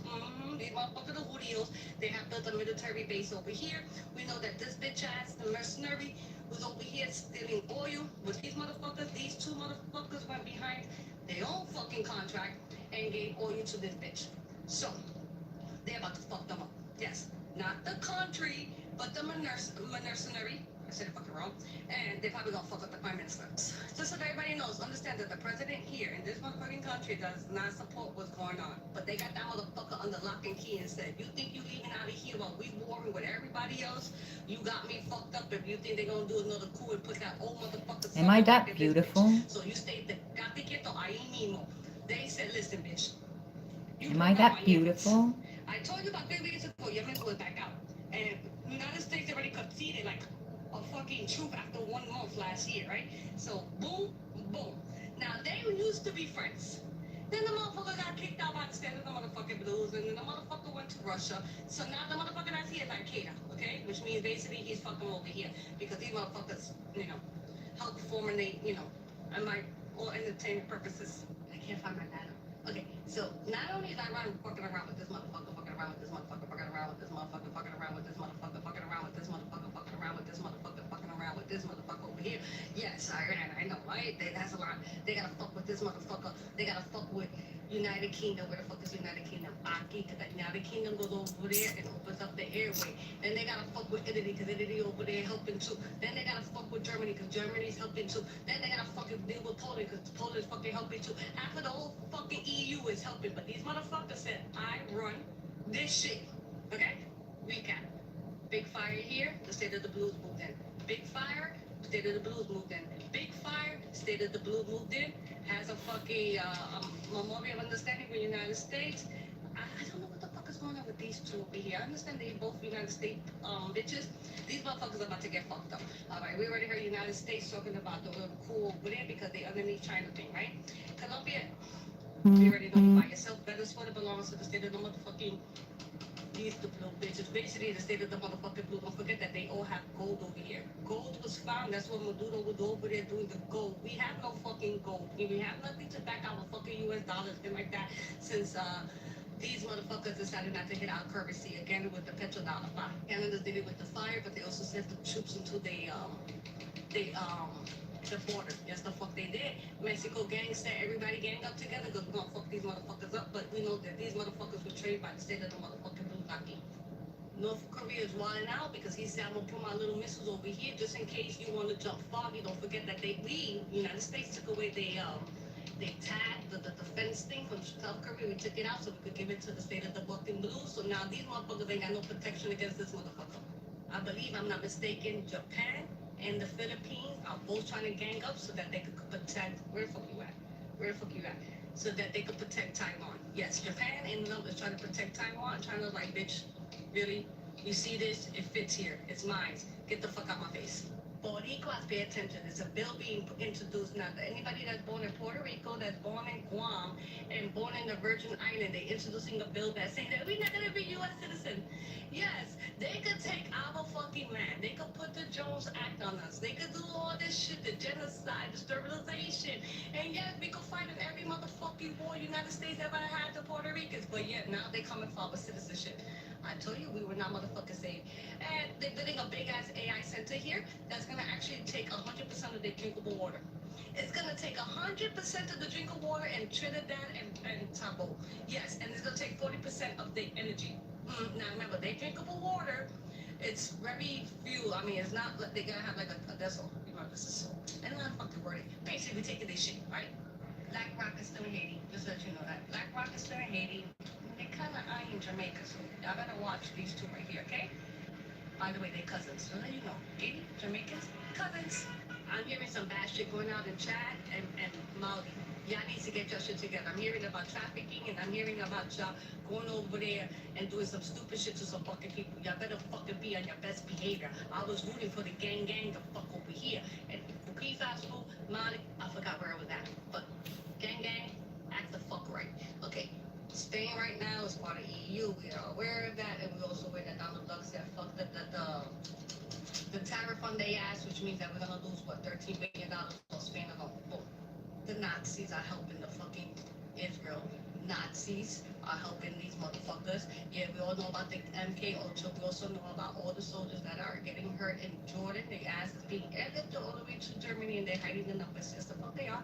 Poland, I heard, was having a conversation with over here. I'm not sure. I gotta fact check what the fuck is going on with Poland because I heard that these motherfuckers were talking to these motherfuckers. So I don't know. Lindsey Graham got there for all entertainment purposes and stuff like that. Yes, he was the fuck over there touring this, and then he's like, I'm gonna get some motherfucking money and make sure we gonna put all the money the fuck in here. They said, hold up, bitch, what the fuck you said? And then they went, and then he never came back home because it would have took more than 13 to 30 hours to get the fuck back home. And who the fuck he lived by himself or who for 911? He was over here.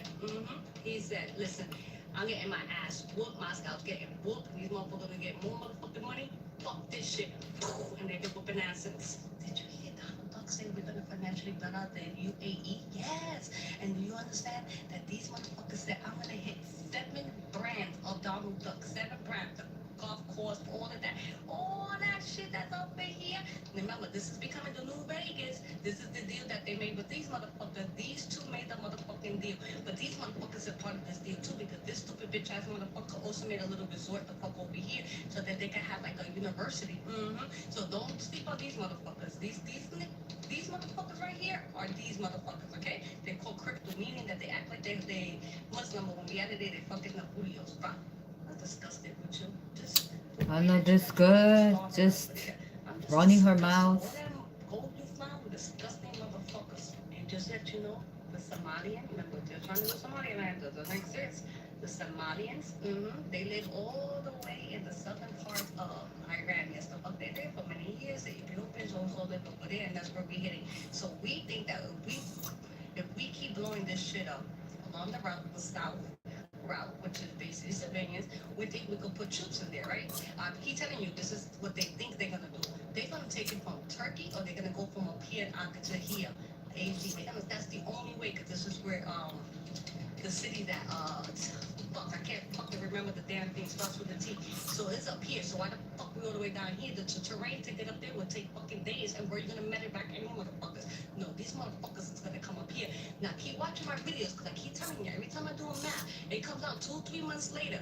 There's no way. Okay, they're gonna try to say do Kuwait, and then do Kuwait, oh, they can back out, do this way, this way, this way. I'm telling you, these motherfuckers and these motherfuckers, it's like, how can I say, the people helping these motherfuckers, but the government is over here with these motherfuckers. So there is like 3 fractures that's going on the fuck over there, and they jumped in. And I already told you, they was gonna close that Red Sea. I told you, well, God for Aiden. They already been closed that, saying basically you can't come down here, but there is a little part way over here. Now, Turkey's over here trying to take it at Manchester, saying, yo, if I could put the energy and send it to EU, boom. Now, it's a race between Turkey and Israel. Now, they're going to try to let Turkey get the thing. They're going to brainwash Turkey, like, hey, you could be the major port. But in reality, no, they dubbing it. I don't know why the fuck he can't even get that plane once he gets up for the Russian plane, but they fucking stupid. But we talked about this all before. And trying to say they buy. China will never buy American technology again. They said that Chinese can't innovate, they can only steal, they can only copycat, move up the value chain, and are as good, if not better, than America on chips. And here's the thing, they will get there. It's a do or die situation for China. It's not just China that wants to buy Chinese chips now. It's other countries. Meili Denuren Ben Hen Xiao He He He Ni Yui Hui. They gave China no choice but to win. Today we're breaking down how the global majority is abandoning Western tech, why the copycat myth is dead, and why the world's money is fleeing Switzerland for Hong Kong. Let's get into it. Quite clear that China is winning economically around the world. Now, when you just look at the trade war, just think about it, right? Scotty Besson said that China had deuces and America had the upper hand. But you have to name me one thing that the Americans have that the Chinese can't make themselves or buy elsewhere, right? So instead of buying American oil, they've been buying it from Canada. Instead of buying American beef, they've been buying it from Australia. Instead of buying American soybeans, they've been buying it from Brazil. The idea that America holds the upper hand is mathematically illiterate. Let's look at the actual scoreboard. In the first quarter of 2026, China's economy grew 5% year on year, accelerating from 4.5% in Q4 of 2025 and beating forecasts of 4.8%. The United States showing clear signs of deceleration. Now let's talk about trade, where the real power lives. China's Q1 2026 foreign trade surged 15% year on year, the fastest growth in 5 years. Exports rose 11.9%. But here's the thing, imports grew even faster at 19.6%. That's a sign of a healthy, confident economy with strong domestic demand. What about the United States? Exports grew 9.3%, slower than China's 11.9%. And globally, China is the world's largest exporter at $3.59 trillion annually, while the US exports just $1.9 trillion.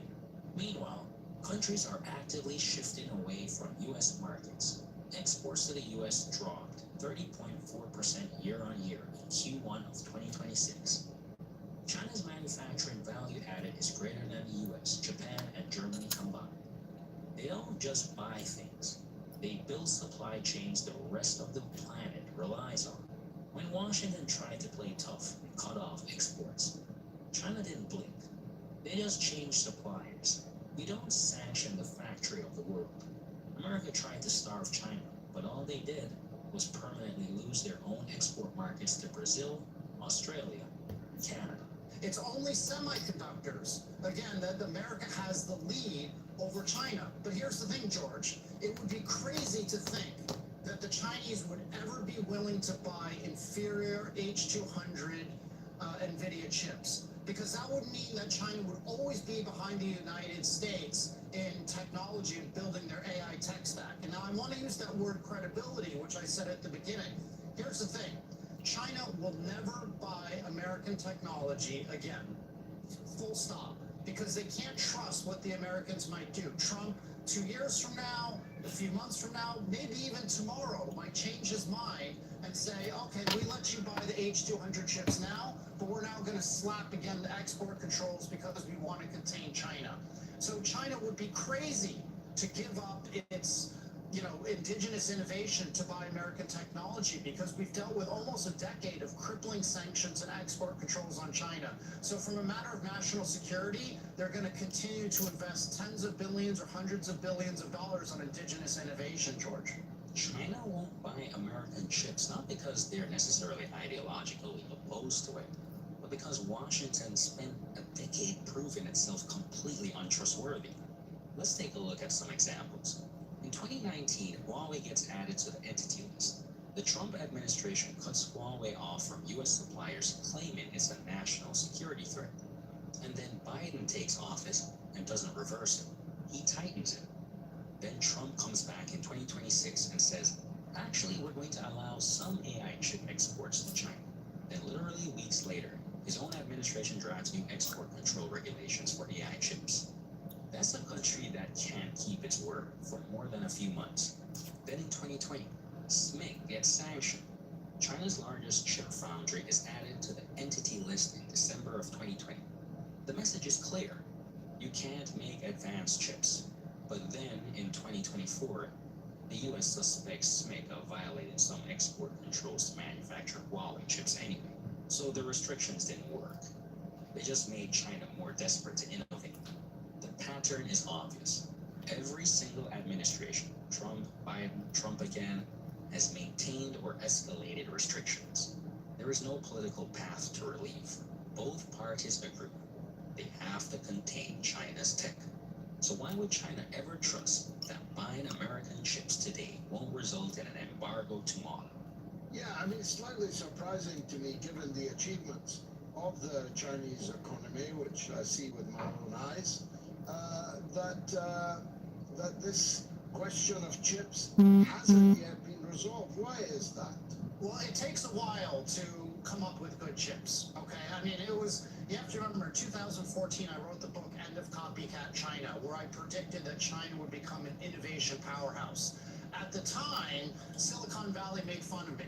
They said that Chinese can't innovate, they can only steal, they can only copycat, but that's because of either Confucianism and sort of a bigoted Confucian attack, or because of communism, an ideological bigoted attack that communist people can't innovate. You see, this Communist people can't this innovate. cultural and That's ideological funny. bigotry is the West's Achilles heel. They convinced themselves that innovation was a Western-only trait, and that delusion gave China the time it needed to quietly dominate. Let's look at what the These white so-called people want copycat like nation Asia actually to produced. like According to use the technology, and probably they're now shutting the fuck China up. filed Shh. nearly half of all patents worldwide in 2024.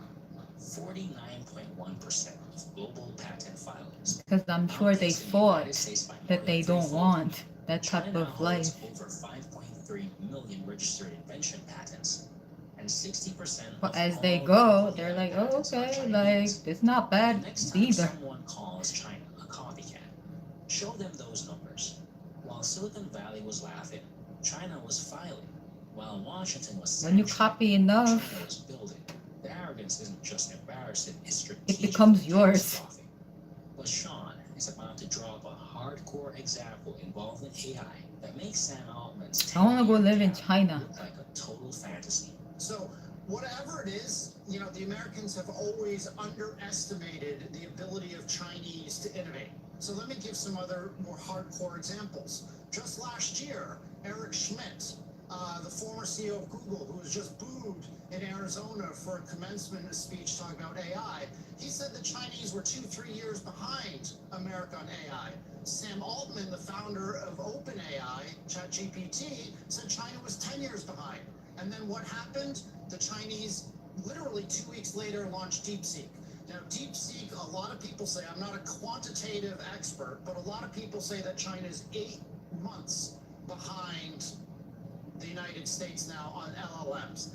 That's not that big of a difference, especially when you consider the fact that China has installed 3.9 terawatts of electricity, while the United States only has 1.3 terawatts of electricity. So access to steady electricity is important for being able to run these models at a fast basis. So it's almost parity when you include the hardware infrastructure in China. Eric Schmidt said 2 to 3 years. Sam Altman said 10 years. DeepSeek launched 2 weeks later. Now that's what you call humiliation. According to the latest AI performance trackers, top Chinese labs are now only 0 to 6 months behind the US frontier in large language models. How did they do it with inferior chips? Superior software optimization. They've outcoded the hardware limitations. The chip gap is So becoming all this irrelevant information because is Chinese out. engineers So are simply why better at are these squeezing people? performance out of constrained resources. And here is the infrastructure fact bomb Sean drops. Going Nobody in nuts. Western media wants to talk about. China has installed 3.9 terawatts of electricity capacity. The United States has 1.3 I wanna go live in terawatts. That China. is 3 times the energy infrastructure. AI runs on electricity. Data centers run on electricity. The country with 3 times the power grid has almost insurmountable structural advantage in running the models of the future. When you factor in hardware infrastructure, the AI race isn't even close. Now, when it comes to chips, it's much more difficult. China's probably, 6 to 18 months behind, maybe even longer. But here's the reality, George. Just like all those people who laughed at me 10 years ago saying China would become an innovation nation, all those people who laughed at me a year and a half ago who said China could never catch up with LLMs, we're going to be laughing at them in 3 years when Huawei, Cabricom and other Chinese tech players move up the value chain and are as good, if not better, than America on chips. And here's the thing, they will get there. It's a do-or-die situation for China. Now, in the short term, even if their chips are inferior, again, China is going to not buy too many NVIDIA chips. They're going to focus on indigenous innovation because America's weaponized technology. This is the most critical point of the entire interview. China isn't buying American tech because they can't trust it. Washington weaponized the semiconductor, and in doing so, they triggered China's Manhattan Project. And Sean Arane's 3-year timeline, it might already be here. Just days ago, Huawei announced a massive chip design breakthrough called Logic Folding that completely sidesteps US sanctions. They aren't relying on shrinking transistors with Western machines anymore.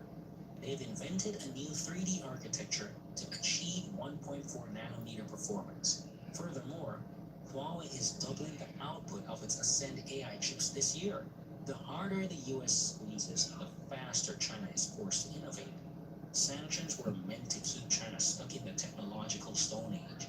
Instead, America gave China no choice but to become entirely self-sufficient. And here's the thing, it's not not just China that wants to buy Chinese chips now. It's other countries. It's Malaysia. It's Saudi Arabia. It's UAE. Because the whole global south, I prefer to call it the global majority, has seen how Biden and Trump weaponized technology, attacked the Russians, and are now attacking Chinese. And they're scared that if they don't vassalize themselves to DC, that maybe in 3 years, they're going to get sanctioned and have export controls slapped on them, and they won't be able to build up their own technology sector. So the key, George, is that the global majority is going to start buying Chinese chips, even if they're inferior, because right now it's very clear to the world that you can trust Beijing more than you can trust DC. Beijing simply isn't as warlike as the Americans are at this stage. It's not just about China anymore. The world is watching. When Washington weaponized the US dollar against Russia and weaponized the microchip against China, they sent a terrifying message to the global south. If you don't bow to DC, we will turn off your economy. So what is the global majority doing? They are opting out. Countries like Saudi Arabia, the UAE, and Malaysia are flocking to Chinese technology. Huawei is already actively securing AI chip deals across the Middle East and Southeast Asia. Why? Because Beijing doesn't attach regime change strings to its servers. But this shift isn't just geopolitical. Gamers and everyday consumers are waking up too. Beast One Technology just launched the LX7G100, China's first consumer-focused gaming GPU. Yes, it trails NVIDIA's RTX 4060 in raw performance, 56 FPS versus 150 FPS in Black Myth Wukong. But here's what matters. Chinese-made GPUs now account for 60% of China's AI computing chip market, while NVIDIA's share has collapsed from 95% to near zero. Why does this matter to you? Because for the average gamer, it's about breaking NVIDIA's price monopoly. One subscriber put it perfect. I simply want to support businesses that do not contribute to crimes against humanity. I want to live in China. Idea to do Japanese differences, like minor cultural differences in some of my earliest videos. I have like a whole series of this kind of thing. I wanted to have an update on this. So first, I'm directly answering and telling information that the AK people in here don't hear. This is completely not relevant to what I'm saying. All I want to do is I want you to be successful, and I want you and your family to stay and prevail. But you're just not responding to my questions. You're literally, well, no, I've responded 9 times. Again, you're saying a bunch of things that are irrelevant to answering my question. You want what's best for me? That's irrelevant to my question. You have to respond about everything you just said. You brought up the January 6th thing. The reality is, you're right. But you're interrupting me. You're interrupting me. Directly Question mark. I'm trying. What about it? Talking. Shush, please. I'm trying to talk to you. It's not a big deal. Directly respond. Everything you've done and said, I forgive you. So just chill. Listen. I don't said forgive Charlie you. Kirk supported you. I know. I know you don't. It's gonna be hard for somebody that doesn't believe in Jesus, the one true King, to find forgiveness for others. Now. Yeah, you have forgiven pedophiles, don't you? Oh my? What about it? Pedophile that I forgave? Oh, like anyone who is going to turn to Christ. Like, would you, Jeffrey Dahmer, for example? What they're talking about? Christ is a pedophile is what you just said. No, that's not what I said. Anyone who's a pedophile that turns to Christ, do you forgive them? That one, I don't think I could. That's up for God to decide. So should you forgive them? Should you forgive them? I don't know. That's a good question. I'll have to think about that one. Would God tell you that you should forgive those pedophiles? It doesn't matter. Would God forgive those pedophiles? I don't know. You don't know? You don't know if God has forgiveness? This is you trying to pivot. Hold on. This is you trying to pivot from the lie you said. You said Charlie Kirk supported the insurrection. By the way, it wasn't an insurrection. And we can go into the details about that election. But you and I would have to talk on another app where I'm not going to get deleted for speaking true information where they're trying to silence information. Now, Charlie and Donald Trump both wanted a peaceful assembly and protest on that day. We know that from Donald Trump's tweets. And we know that because when stuff started to pop off, Charlie Kirk retracted anybody he sent there and said the exact same thing to go there peacefully. In fact, Charlie Kirk, the American hero, had thousands of emails within minutes of people. I like how he's still not responding to anything I asked him. Like how long do I have to wait for a response? Well, you have not backed up how Charlie Kirk is racist. Can I get a response to what I said without a pivot? What they say? Right now, Dude, I'm asking you specific questions, and you do it. This is not the Matrix, bro. Why are you dodging every question? Well, you're darn right that you're Agent Smith and I'm Neo compared to you and your demonoid best friend. Oh, demonoid, yeah. Oh my god, so demon. What a demon, actually, demon. Well, quite frankly, you support. Quite frankly, wait, hold up. Kirsten, thank you so much for the $20, by the way. Ask him if they want Comey in jail for 8647.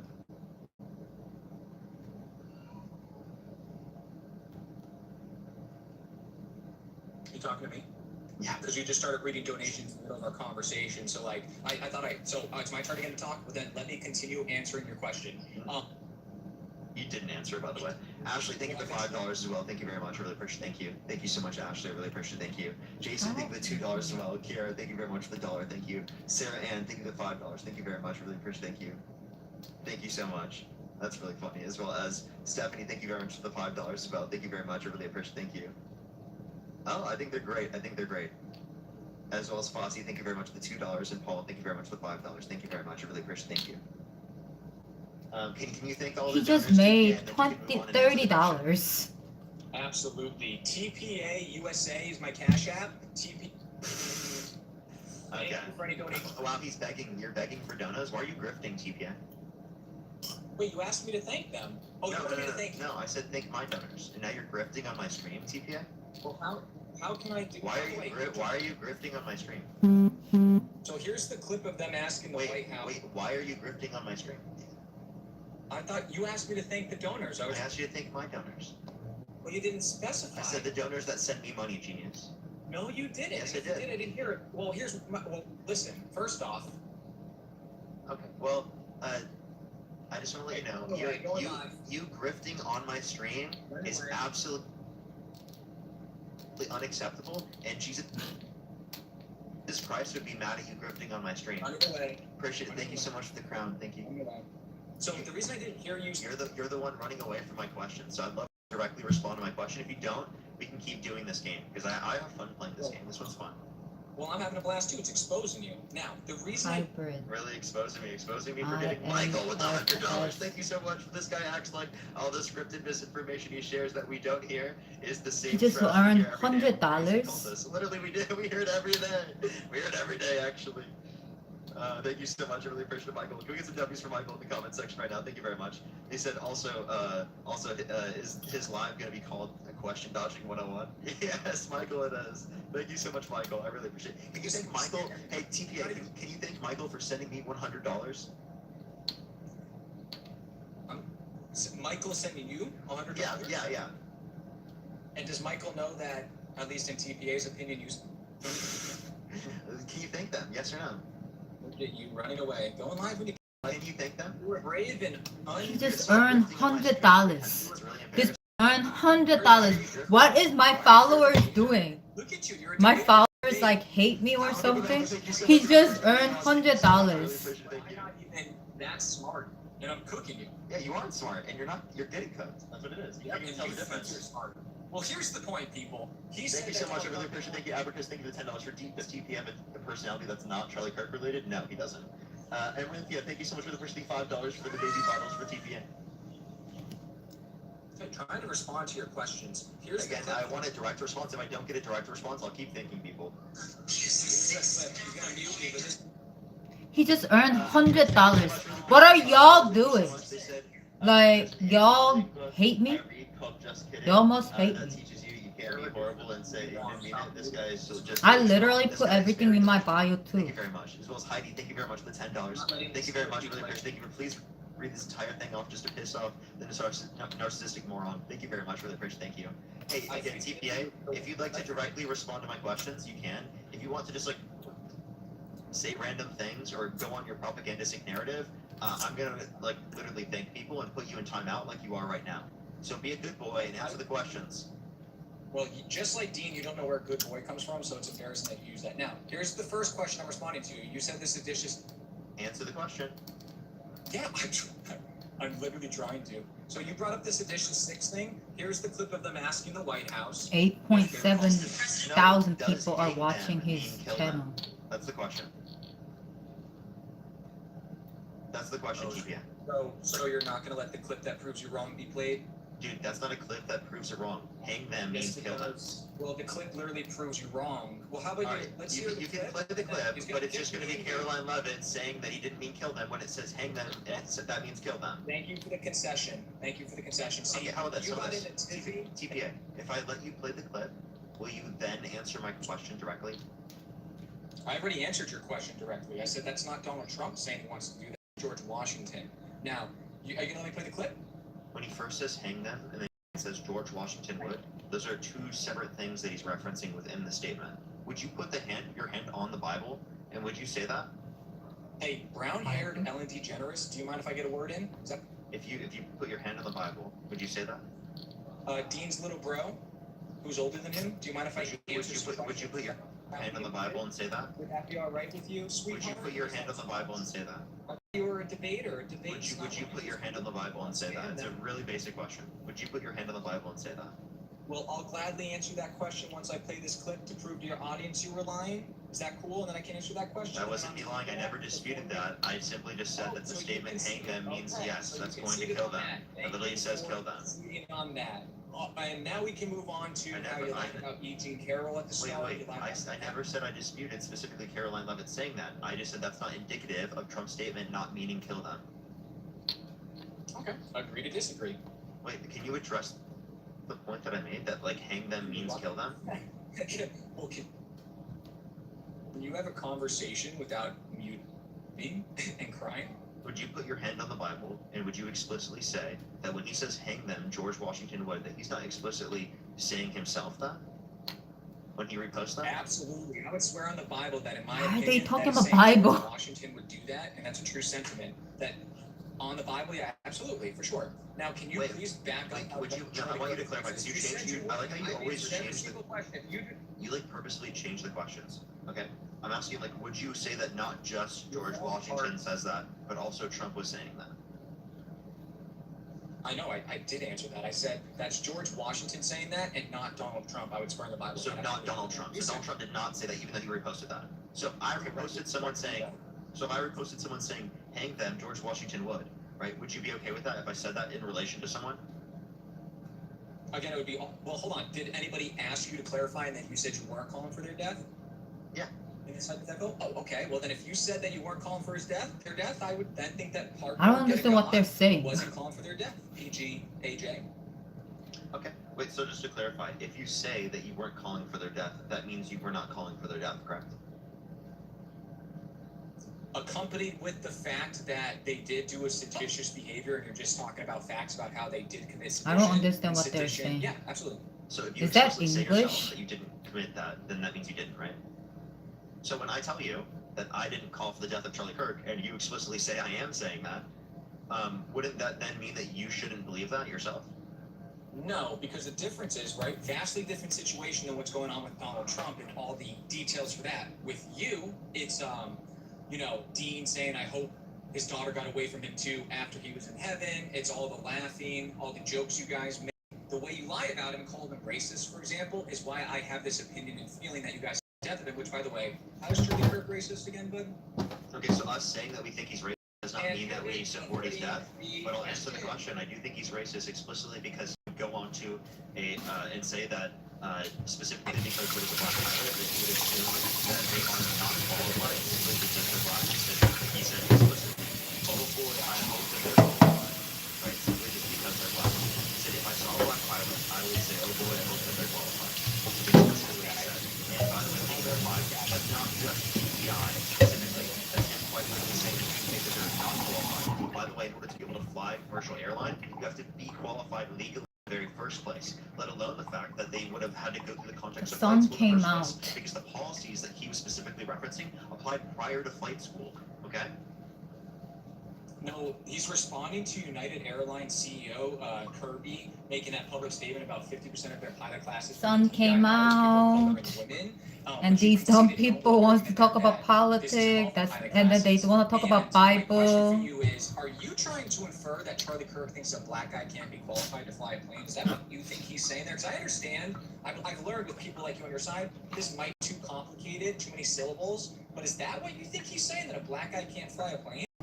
I think that he's saying that he thinks that they're not going to be qualified because they're black. Okay, well now I'm gonna play you a clip of him saying, "Of course, a black guy can fly a plane." And so let this clip be played, but this will prove him wrong. So by the way, he acts like these things completely take away the fact that Charlie Kirk himself said, "Oh boy, I hope they're qualified if he sees a black pilot." That doesn't take away that quote. Him trying to change the narrative right after does not him or take away the fact that this quote is legitimate.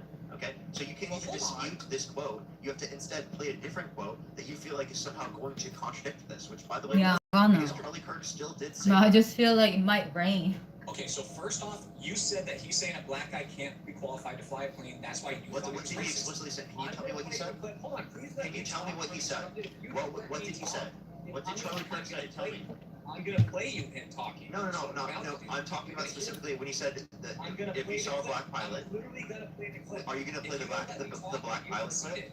Yes. TPA. Are you gonna play the black pilot clip? Yes. And if you don't let me play the clip, if you don't play that clip, I will mute you. Watch.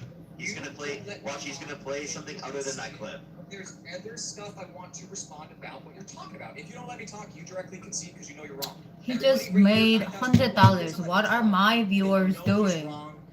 I don't understand. I really don't. My viewers must hate me. All they do, they don't even give me 50 cents.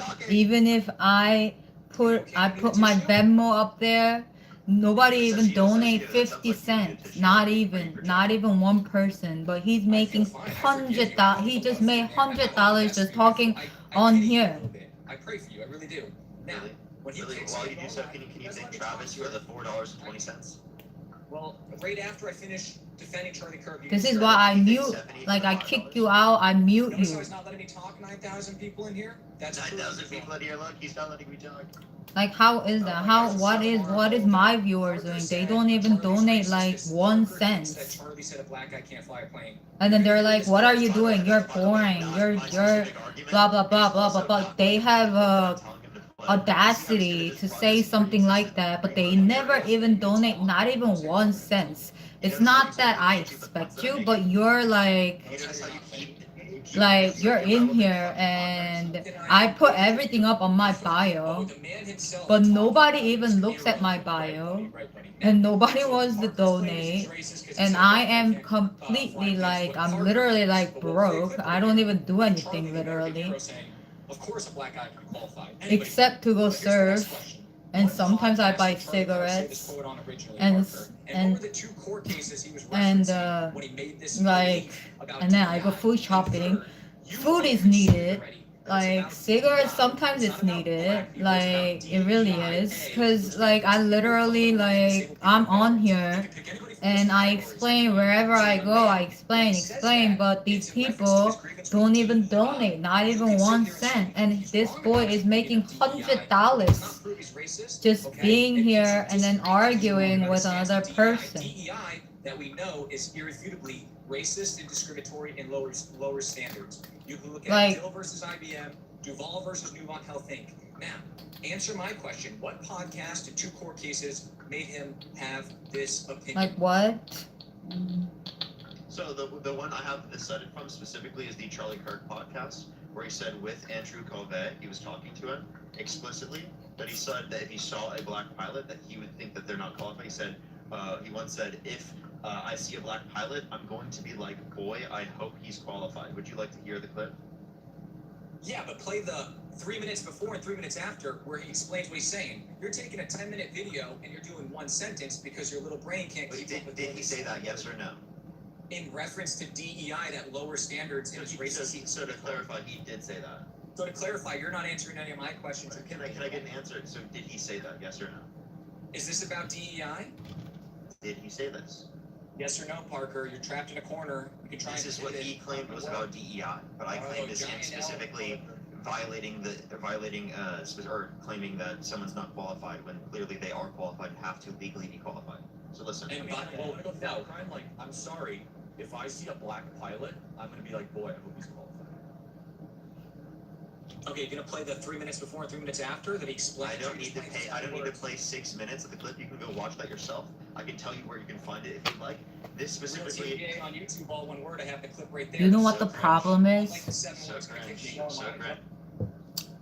miserable in their life, and so they're taking it out in their work on people. Exactly.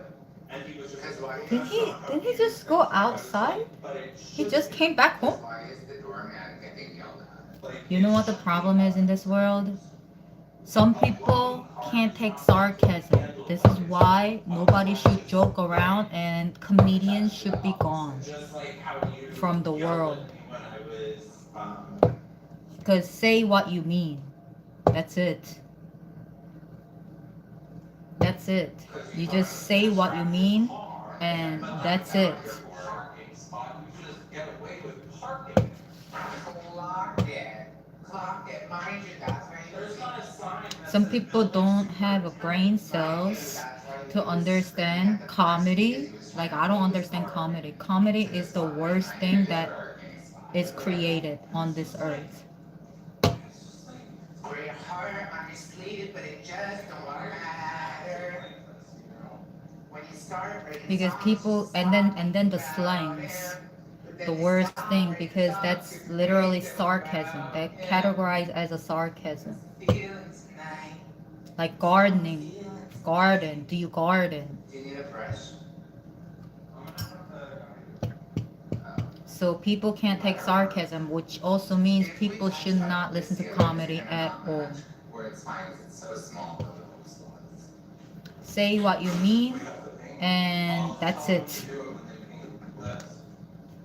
And I want them, should we put it, I want this freshly painted. I don't feel bad asking for this stripe to be painted. That's literally nothing. Like, and we did this whole wall ourselves. Like, you need to tell Chris that we finished it, so obviously charge him. But we will pay for the labor they did, but the money for the work. added on a lot of labor. Did we? Yes. Like what?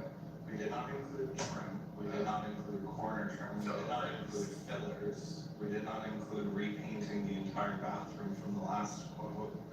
We did not include 3 additional recessed lights from the last quote, so it's just like, don't wait for a sleeping bear. Is he drinking? It looks like he's drinking. I just went over everything they did that was like add-ons, and it was just like, don't, like, it's like if you try to bother them about it, then you're just gonna get a change order. You're gonna get a change order. I have this big pimple. Repainting, et cetera, et cetera.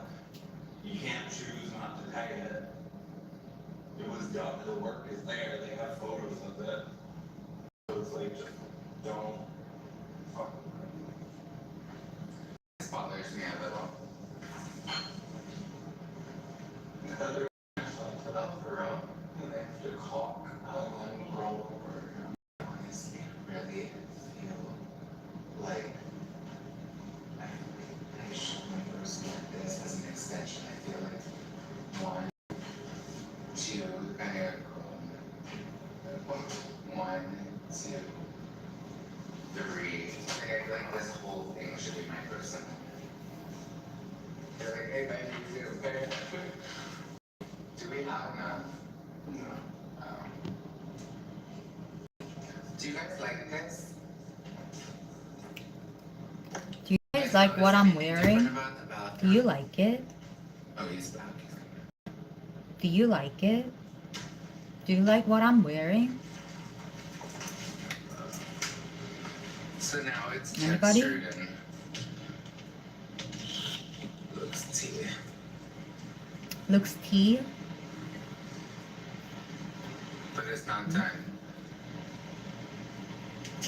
Well, it's not drywall. It's micro cement. It's not done yet. It's micro cement. Yeah.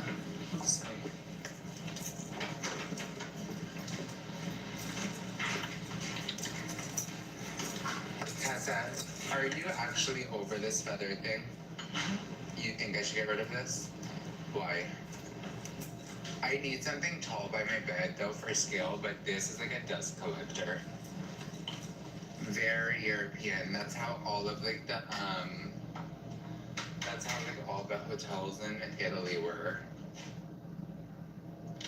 Do Do you like what I'm wearing? When you start writing songs just to stop thinking about him. Do you like what I'm wearing? Drapes.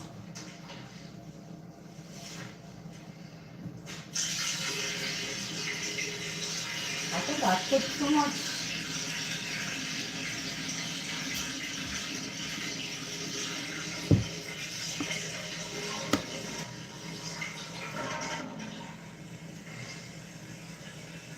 What the fuck is that? Did he just fucking pee?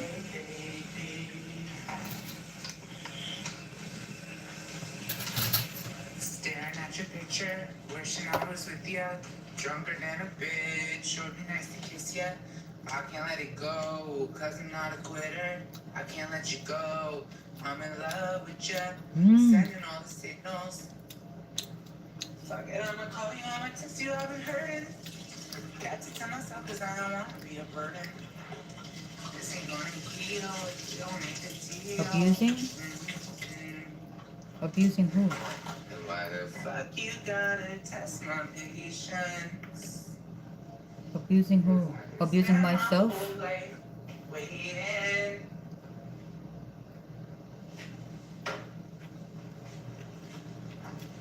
Yeah, take my breath. All that Palisa was insane. Literally abusing myself right now. I ate too much. Staring at your pictures, wishing I was with ya. Drunker than a bitch, sure be nice to kiss ya. I can't let it go, cause I'm not a quitter. I can't let you go, I'm in love with ya. Sending all the signals.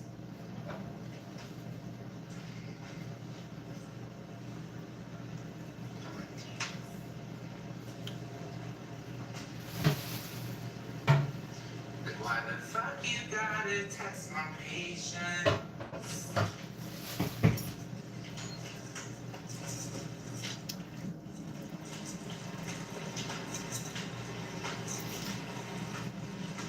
Was that my man? No, my man's not home right now.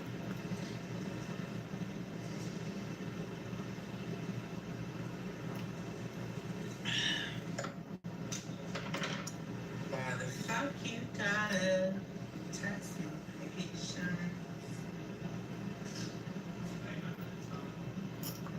Staring at your pictures, wishing I was with ya. Jumping up, baby, sure be nice to kiss ya. I can't let it go. I hate my hair up, I take it off.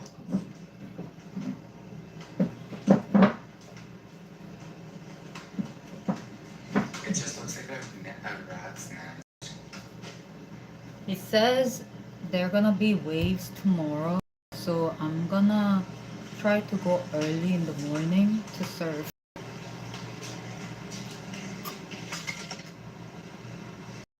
No eating, just go and surf. Because I ate a lot today. Fuck it, I'ma call you, I'ma tell you I'm hurting. Catch it to myself and I ain't beautiful.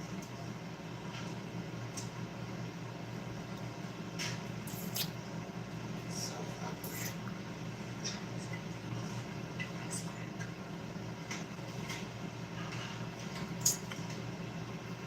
What?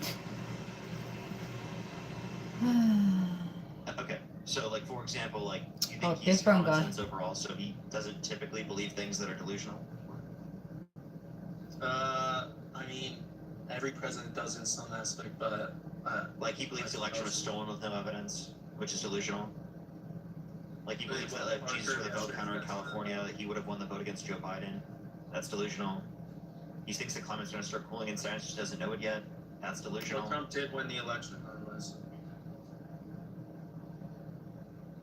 What evidence do you have for that? To this election that he won? I'm saying 2020, sir. Oh, no, I mean, I'll accept the fact that he lost, but I'm talking about this election. Oh, I mean, I don't dispute that he won the 2024 election. I'm talking about the 2020 election, sir. He believes he won the 2020 election with absolutely no evidence. Okay, but I don't want to discuss that. I want to talk about, because they'll ban me. TikTok banned me from Parker's yesterday, so I don't want to talk about it. Or Dean's, no, Dean's. They banned me from Dean's yesterday. Okay. So I TikTok wanted to talk banned about, you, so you don't want to talk his views about on things. transgenderism. I understand. I I seem just, to I just disagree with brought up multiple things that Trump specifically believes. TikTok is like delusional. Are you gonna have TikTok is like No, I don't have any problems doing that. I just prefaced with the like fact a authoritarian, but I'm people not. love I'm it. giving a direct response specifically to what you said. You brought up the fact that you think that he has TikTok common banned sense. him, I'm criticizing the idea that he has common sense. but he's very careful of what he's saying. So if your main concern is that you want, that he does. so common sense only Is that matters normal? relating to trans people? Or is that Well, control? no, that's the view I strongly support. I understand. But we are going to look at him overall. And we're going Why to not say, transgender? does he Is have that normal quality or overall? is that Right, controlled as a comparison environment? to the other side. Okay, does that make sense? It's Because if controlled this is the reason, environment as a under quality, as to authority. why you think that Trump is a preferable It's called candidate communism. in relation to that one specific topic, the Communism question is, idea. is that applicable to all these other topics, right? That in the same sort of reasoning, with the same sort of reasoning. And if you don't answer yes, I haven't then searched can on the ask you, Google for a what long is time. relatively I used to different search on the Google amongst a these lot, scenarios? That means in like one of for these the scenarios, flight, you should because carry I this fly with you, in and how out, would in you and treat out all different? the time when I was working. Well, When again, I would as like I to go on a said vacation. several times, I said most So fondly soon and as strongly I support start him doing a with video these clip, particulars. like And this is actually what made me vote for him in the last election. it was very Yeah, I difficult for understand, me but you said that because to specifically fit you felt in like to it was this common type of sense. So environment, I then asked the like question, this do you outside only of care about camera. common sense as it Like relates to it's trans very, very people? You said difficult for no. me to So I fit said, in okay. for some Overall, reason. do you think that Trump upholds common sense more? Yes or no? Yeah. Okay, what makes you think that? Is it just Which that is related to trans terrible people, and or do horrible. you not consider any of the other delusional things that I And just mentioned? but people that you don't would feel agree are bad about delusional me. to believe? Bad for me, Well, bad give about me one me. example Like they where he don't might not have care. common sense. Yeah, he said Other that than the election that you talked about, but let's ignore that. I got you. He said the climate's going to start So cooling it's and science like doesn't know it yet. He said that windmills are causing whales to die. I don't We've never care seen before. anymore Millions and too. millions of years ago, there was an ice age, so perhaps it's just one big cycle. He said the climate is going to start cooling and science doesn't know it yet. That is objectively denying the scientific consensus amongst 99% of climate scientists. If you accept that, you're denying science, sir. Okay, and if you can't accept that males have XY chromosomes, then you're denying science. That's not denying science for me to say specifically that I think gender and sex are different. I'm not denying that males, biological males, typically have XY chromosomes. Now, it's not always true. Some males have XX chromosomes, right, because they are intersex. Yep, those are outstanding cases. But those are still cases that exist, right? Yeah, but they're uncommon. Okay. It's uncommon for me to have hazel eyes. I do. Yeah. Having one of those syndromes is far more uncommon than having hazel eyes. Being intersex is pretty similar in terms of population demographics comparative to, or having intersex characteristics as having hazel eyes. No, absolutely not. Okay, and if it's specifically you're saying it's uncommon, right? Therefore, you're not going to talk about them. Why are you talking about trans people then? Trans people make up less as a percentage of the They're population worthy than those of with being intersex cared traits. for. Yeah, Okay, but then it's can gonna you become more like common in the donate, future, guys? especially if we get a Because world president that like can- honestly, So you like think that there are going to be this more guy, he's arguing Yeah. all day What long, makes you think and that? me on the other hand, I am just the like world here has, or every day, shifted either and far I'm left not or far right, and making, it's not so even far close to woke. what he's President will making. cause people This to be boy trans. just now made So like if I were the president, I think so if I $200, were the president, would I cause people to be trans? and I Did made ever not say even cause? I 1 said it's gonna cent push on and Venmo. encourage. Hey, Alan, I have a question. Would you rather be trans or a Alan. transformer? I don't think y'all care. Transformer. I really don't think y'all care. I'm If gonna y'all say that really carefully, but cared, I'm gonna clip you. You don't know if that was in like reference when to I him, tell you but all I'm gonna these clip you. stories, Oh no. y'all should be like, oh, like she's telling Okay, us can I ask you a stories, question? so. But then these people saying go that on. I'm boring, I'm an idiot, I'm Do you think dumb. Superman is an adult human male? What? No. Okay. Do you remember that debate in Parker's stream or Dean's stream the other day? That was a straight up real question. Yeah, that's me. Okay. I'm trying to take You up got care crypto in of your head. myself Even all too. his I comments were give saying you that. what I have. No, they weren't. My You time. left. You called me the most unintelligent person, and then you left. You spam left. Yeah, because you are an unintelligent person. I'm just Yeah, like, but this boy is obviously arguing he's all an day and I he's left because I started making my life. Is that the reason why I left? $100, $20, Yes, $5, that is the reason. $4, Okay, so it had $2. nothing to do with you. It had everything to do with me starting my life. Yeah, but before you left, you rage quit kind of, and you called me the most unintelligent Like, he has a person. No, that's not me Venmo on rage his quitting. account That's or just me, like, something, literally like a joking Cash about App you. or something. Like, how I the know hell you're is angry this? that I said that about you. And you have But he main doesn't character, even main have character that. syndrome. You think that you're the center of the universe, but I was just saying that to like end the combo, to like make a joke about the person I was talking to. I'm sorry that you took it to her and you were like, your feelings are really hurt, but I'm sorry. See, he has a Venmo here. That just probably means it's right. You're the one doing this. What's up? He has a PayPal too. I said you called me an ass, but then you. I don't have You PayPal. called me an ass. Oh, I fucking remember. You were being an ass to me for no reason. You wouldn't talk to me. Yeah, you kept calling me unintelligent. Wait, no. I only called you unintelligent at the very end. Parker. After you wouldn't engage in a conversation. He's by the way, he's known for Parker. you literally wouldn't talk to me repeatedly. You would dude, what the What's fuck? the channel? What's this channel? He's Parker. I give you what I have. My time. Who's this guy? Because you kept interrupting me, but No, then I the didn't. moment I interrupted you, well, I hadn't spoken the entire time, and you'd be like, dude, what is this guy speaking on the stream, dude? Why is the guy even here? Why is the guy talking, dude? And I called you an ass because you wouldn't even engage with any of my points of view. So yeah, go fuck yourself. Anytime I try speaking, you were. Megan, thank you so much for $10. He's Thank you very much, Parker. Megan. Give me $10 for Megan Said in the week. comment section right now. Thank you so much, Said Megan. I really said appreciate good. it. Megan, Said good $10. week. Said good week. That's his Congrats, channel. man. Keep giving these gifters your money. Shimon, thank you so much for the push to $2.50. Thank you very much. I really appreciate it. Thank you. He is so cringe, I know, right? Thank you very much. I really appreciate it. Thank you.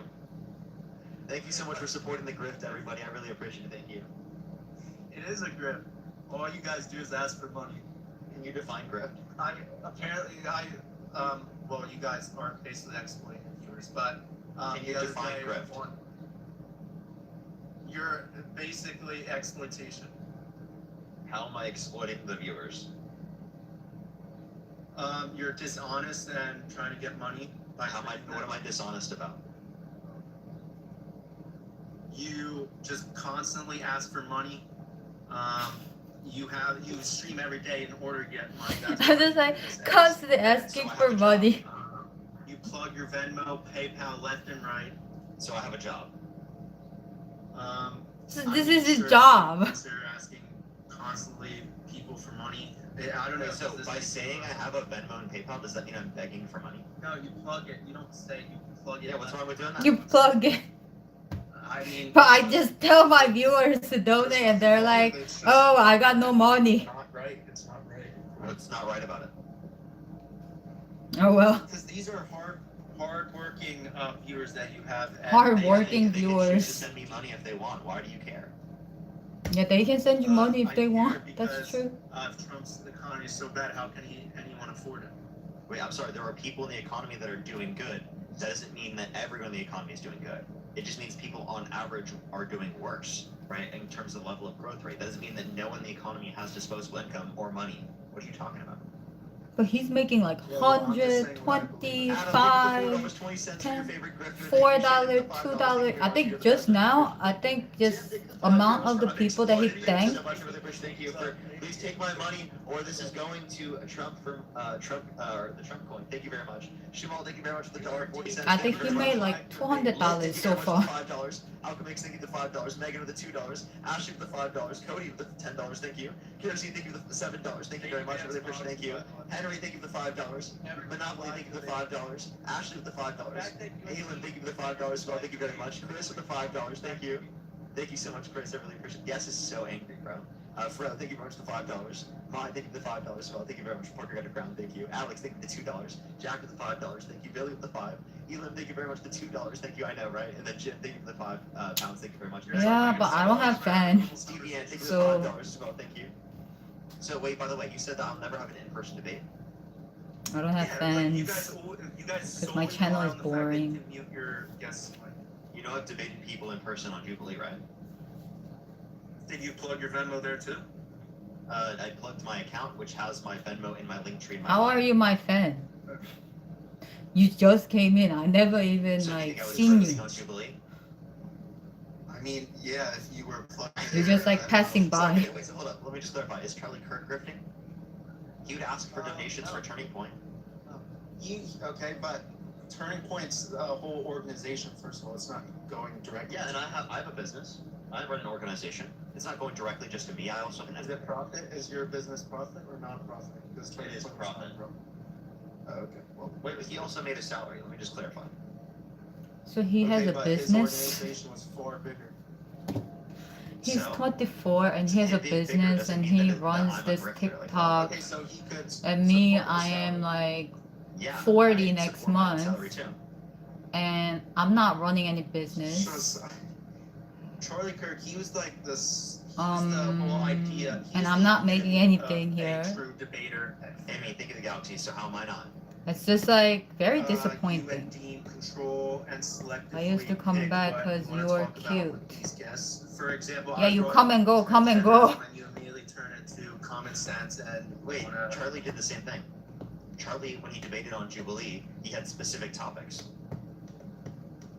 Okay, but I'm talking about all his other live debates. Oh, okay, so you're saying those were fake. And you're one saying those were night terrible. you were ranting And I just about wanna be clear, something they would specifically hilarious look and for- if you've racist, ever and been to I one of them, which thought, I did go to wow, them, she kind they of asked for his funny. careers. Oh, so you do remember Okay, me? well, they're not going to ask for people who agree with them. No? Yeah, of course. So I like, don't. They're specifically isolating for certain people, and they also wouldn't let me debate him because they said that I wasn't a. I don't remember Wait, people. by the way, they said I couldn't debate him. What because I makes wasn't a you college think, student, okay, so think at the about this. university. What makes But y'all a think bunch that of I'm people going to were remember university you students debating. individually when I but can't even They also- remember the he also people kicked me that out who less I than meet? 7 minutes Like I to can't make that even California remember State their University names. Northridge is Like come off face as to the first face, person I I- meet them and I can't even remember their also didn't name, want you plugging your Venmo. I do know that. even though they So do you think if I introduce were to do a themselves to me. mid-live, that would've been okay? So what makes you think that I will remember every single one? I can't. know, but do you feel good taking these people's money? Well, it's I feel not great. like you Oscar, have thank you so much for 300 $5. people Thank you very in much. your I really chat. appreciate it, Oscar. That's Thank you true. so much. Thank you very much. That's true. When I meet people, it's not like there are Thank you. 300 people Thank in you my very much. when I Thank meet you them. very much. I $20 meet them over. Super individually, Chat Mario with the $10. Thank you very individually, much for still the go. Thank and I you. still don't I really remember appreciate their you guys. Put that in names. the comment section. Thank you so much. Really appreciate this icon with the $5. Thank you. So I Thank you so much, think Jim, with the it's £5 just as well. And Erica, it's just thank you for me the that I $5 don't for remember volunteer people. contribution. David with the $6.66. Thank you very much. Charles with the $2. Thank you very much. Elena, thank you so much for the $2. Thank you. Lois with the $5. Shane And then with I the start $25 remembering for the grip. Thank you so people, much. And Madison with the $5 for the grip.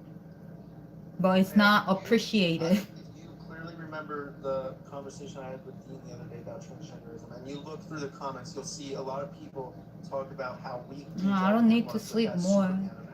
I slept Yeah, well, I think the $5. So okay can I tell you why last it wasn't night. weak? Not like deep sleep, And but I can also tell you the way I think around that's it why I got as a well. pimple here. Because I didn't get a deep sleep and I got like a stressed out. Sure. Nate, thank you for the $2, and Fred, thank you for the $5. Okay, you can go first. Okay. So the reason why it made sense is because your original definition was adult human male, right, for a man, or adult human female for a woman, and that wouldn't apply to That's cases why I such got a as pimple here. Wonder Woman, Superman, Supergirl, etc. Yeah, 'Cause we I still couldn't believe them to be sleep. man, woman, etc. So the way that you could have responded to this is by saying there are two different definitions. Okay? One definition, adult human female. Second definition, adult Kryptonian female. Adult don't Kryptonian skate. male. You could have just said that. Okay, can I? Isn't that like the easiest way around an argument ever?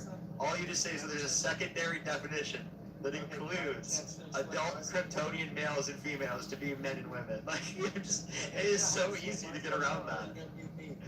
Go ahead. Okay. First of all, at the very beginning of that debate, I told Dean that I was not familiar with superheroes, let alone Superman. And I had no idea that he was considered a Kryptonian male. Like, I didn't even know what that was. And so you guys failed to acknowledge the fact that he's an alien until very late in the debate. And so you used That's my the lack point. of familiarity with Superman to try and trap me, but No, we think obviously if the he's reason not why we looking use the reason why we use Superman is because we think that most people will understand. That's the reason. But go Okay, ahead. well, I said I wasn't familiar with these superheroes. Not everyone watches Yeah, superheroes. you can, and you can send Yeah, but me it's the applicable picture to other of people. it Okay, well, I already on said it wasn't applicable to me. So Instagram. why Any don't you guys- superheroes at all? I'll put it up I on don't my watch superheroes. I Instagram. watch real Have you people. watched I'm a Invincible? child like- No, I've not. Dude, nothing. What about the boys? I watch normal movies like Normal actually, movies? Those are normal what's that movies. one What about Marvel? animated- It rained so much today in the morning, but it's I'm a still Christopher hot. Nolan dude. What movies do you And the watch? Melania movie too. Christopher Nolan and the Melania movie. Yeah, what else? Christopher Nolan. I mean anything. Mel Gibson movies. What about Ninja Turtles? I Batman. don't watch those fake movies. Batman, I've seen The Dark Knight Rises, but that's it. Okay, so you have seen one of those quote-unquote fake movies. You fucking idiot. I said Steven Think of the Galaxy. That's a fake fucking movie, actually. What are these superheroes? What the fuck, actually? Okay, so you know Superman is in. Is he mocking Trump? Okay, but not The Dark Knight Rises. You understand Is it going to rain that again? literally it's the same universe, DC universe. Okay. I mean, I don't watch DC, so I wouldn't know, but do you understand Superman has the word man in it? If it's a little bit too confusing, then you should watch it.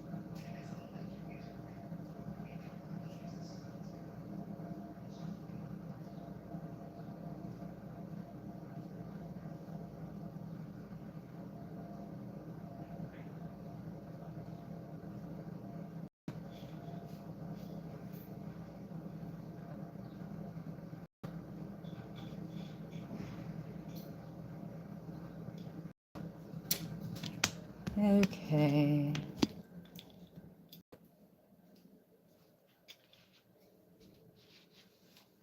Gonna.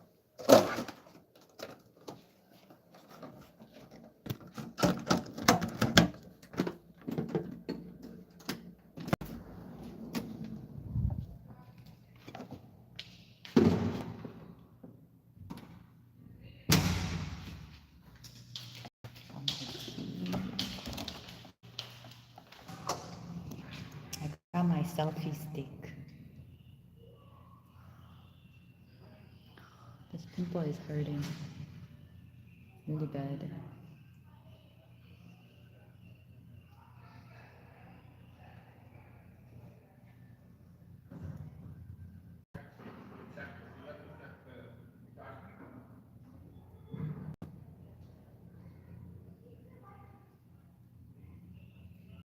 I'm sick and tired of holding my phone like this. So I got selfies.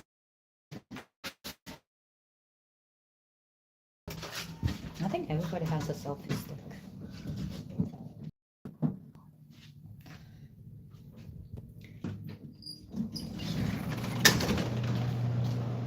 So horrible. Horrible looking.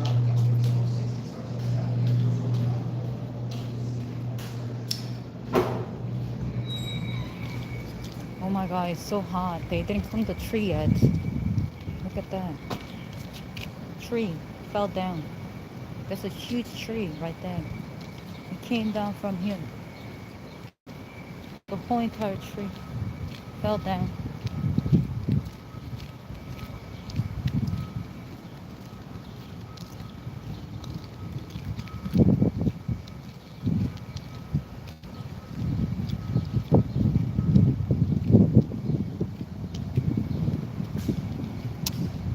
And my selfie stick. I'm gonna walk to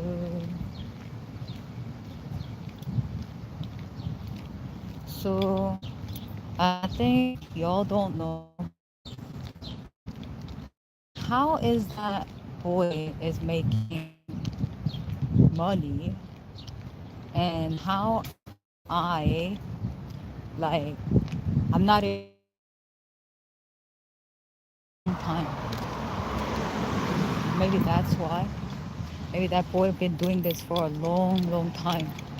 But maybe he's been doing this since he was like, since he was like, since he was like, mm, 18, maybe. What do you think?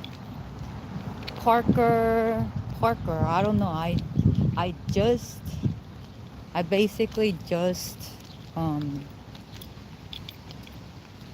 saw the thing like 3 years ago. Parker. But then like I don't understand what they are arguing. Like the pimple is right here. And it's hurting me really bad. Like when I touch it, I can feel it and it hurts. When I touch it, it hurts. 여긴 커피가 너무 맛있는 거야. When I touch it, it hurts. And then I have this white hair here. Can you see my white hair? Do I look pretty? I should have worn sunglasses. Can't see anything. Whatever. Doesn't matter. Doesn't matter. Oh, they're honking like crazy. It just turned to green.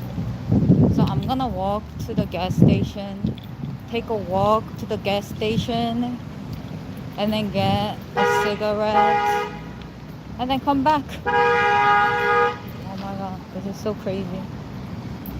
People are going nuts. I don't know why people are going nuts. They always have somewhere to go.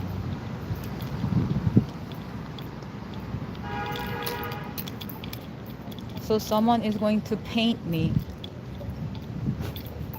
I guess do I look that beautiful? Do I look that pretty? Do I look pretty? I'm really, really, really, really like... I looked at the pictures, so I got the pictures. And they like Photoshop my picture. OMG. Like, they literally Photoshop all my pimple. And like they beautify the whole entire thing. And I am quite shocked that... I'm quite shocked that they actually like made my face like so beautiful. So I'm just like, wow. And then I saw my full-length picture that I did on the modeling thing. My full length is so like so not good. Like my face is so fucked up. I mean, the posture and all that, like, and then they email me saying that I'll be good, maybe commercial, what did I say? What did she say? Commercial something, commercial, like my figure is good for commercial something, commercial, I don't know what it is, commercial something. And then she wants to offer like a portfolio, no, what is it? I need to reread the email. But something like she wants to introduce me to this portfolio thing, like so that I can like grow or something. I look like goddess. I can't even see. I probably can. You look like a goddess when the sun kisses your skin. I don't know. Well, do I look that beautiful? Do I look that pretty? Do I look that pretty? Like, really? Oh my god. Like, am I supposed to do that? Like, gay people do that. When I think about gay people, it makes me smile. I like gay people. Like, but then they don't like me. That's the problem. I like gay people, I like trans people, but they don't like me. So, yeah. I think that's the problem here. I want to fit into that crowd, but they don't like me, so I have to make my own. Like, seriously, like, what am I gonna do? Your two-face, beautiful face. Yeah, but I have a pimple here, and it's hurting. I think you can eat that plant. No, maybe not. Like every time I see plants, I feel like you can eat that plants. I think I need to eat something like plant-based. Plant-based. You didn't like them 2 days ago. Didn't like what? My photos? No, I just received my photos, but they beautify my entire face. Like they did a close-up and they beautified my entire face. Which is like very, very, very, I was like, oh my god, I look like that. When they beautify, I'm just like, holy shit. And then I was like, do I look like that in the, okay, so this is what happened. So I clicked the pictures. They sent me the pictures. I clicked the picture, and then I was like, oh my god, I came out so good, right? Oh my god, I look like that. Oh wow, right? And then I looked at the full length picture of myself, and my skin is so fucked up. And my skin is so fucked up in the picture because in the like those cameras can catch every little thing. Those cameras can catch every little thing because those cameras are lens based, like really close up, and those can catch every little thing. So it picked up like literally everything that's on my face. It picked up even the smallest like pore. Like it literally picked up smallest pore on my face, like everything. Full of yourself. No, like the picture itself was like it, like in the beginning I was like, oh my god, I look very pretty, right? But then after I look at the full length picture of myself, and I was like, oh, they beautify my entire picture, like the beautified, like the commercial, like it looks like a commercial, like a commercial picture, like I don't know. I don't even know how to explain, but yeah, it was just like really bad.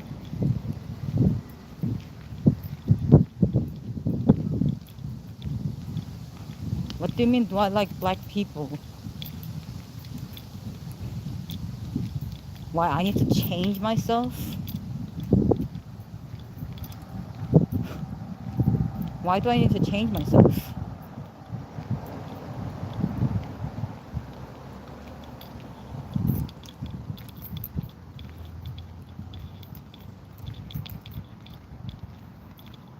You know, it's funny that you brought up that question.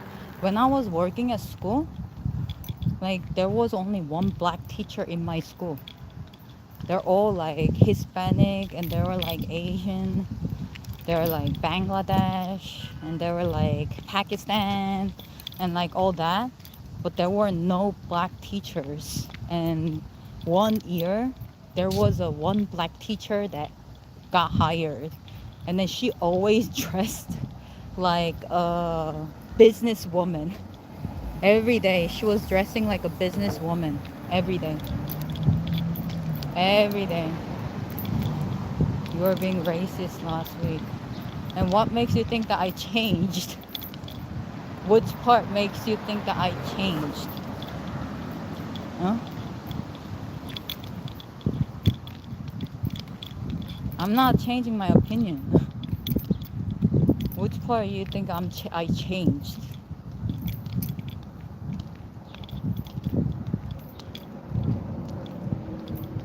Like what makes you, if I was like that last week, what makes you think I changed? Because I never had this racism in my entire life of 40 years of living on earth. I never really like felt this my entire life. And what makes you think that I changed? You understand? I already changed my opinion. Now this is what I believe. Everybody believes that. Even that girl that was talking on the, what is it? On the TikTok, she was like Long Island is racist. Like New York is a racist state, a city, and they have a, it says piece of cake mover, and that has a Knicks sticker on it. I guess people really like look up to Knicks.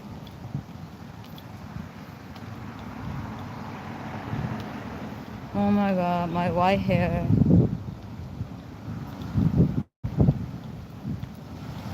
It's only here though. It's always here. I don't know why. There's nowhere else. I think there is some here, but can't really tell. But it's all like here. I don't know why it's all there. Oh, I think there are like there are like a lot of adults in New York. Many adults and less kids, which is not bad. Like it's like more quiet. But I don't know why my neighborhood is opposite. My neighborhood, there's so many kids and they're always playing outside. There's so many kids in my neighborhood. Like they are playing in the where? In the playground. There's so many of them. There's so many of them at the playground every day. I'm so sick and tired. There's so many of them. And I think this is like an apartment complex right here. Like upstairs. Like over here. Like it has a grocery here downstairs. Right here. Grocery downstairs. And over here is an apartment complex. In my understanding. The whole entire section right here. Like upstairs. And this is like a grocery store. And there's a school there. Oh my god, the gas is crazy. Gas is so crazy. Gas is really crazy. And I'm sweating like crazy. Oh my god, that car is going nuts. That car is going nuts. There are like a lot of stuff here. Yeah. There are a lot of stuff. Oh, I haven't been to this gas station for a while. And I was never on this live. Let me get Newport. Yeah, Newport. Let me get Newport. Short one? Long.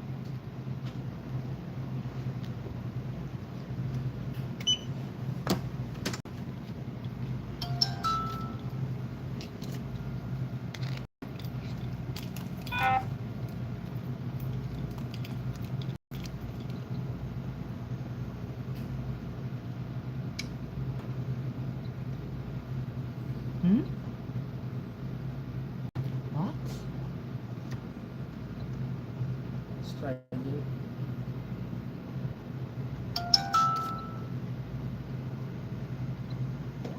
Thank you. It's $20. Newport is $20. Newport is $20. Damn, it's so expensive.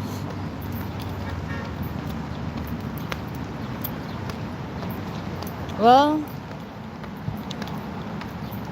it's so expensive. It's very, very expensive. Newport is $20. Newport is $20.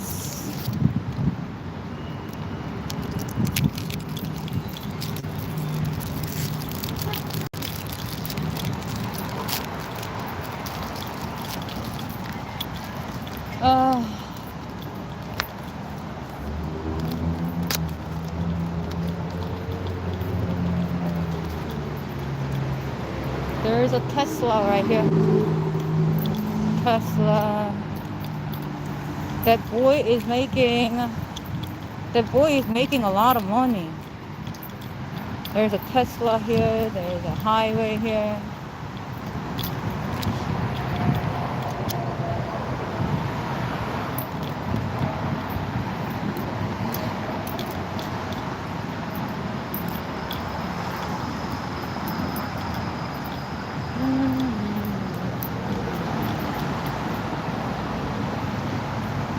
I look disaster.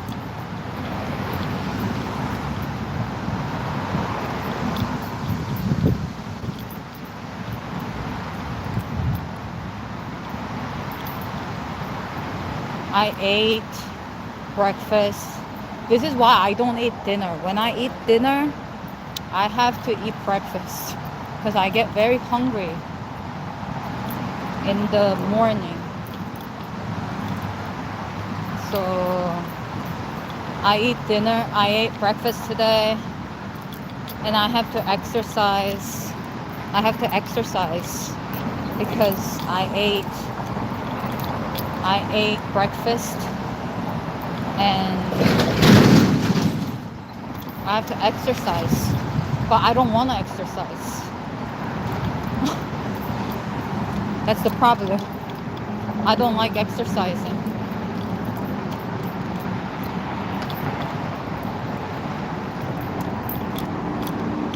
I don't like exercising. This phone is like, it catches, like, it doesn't like,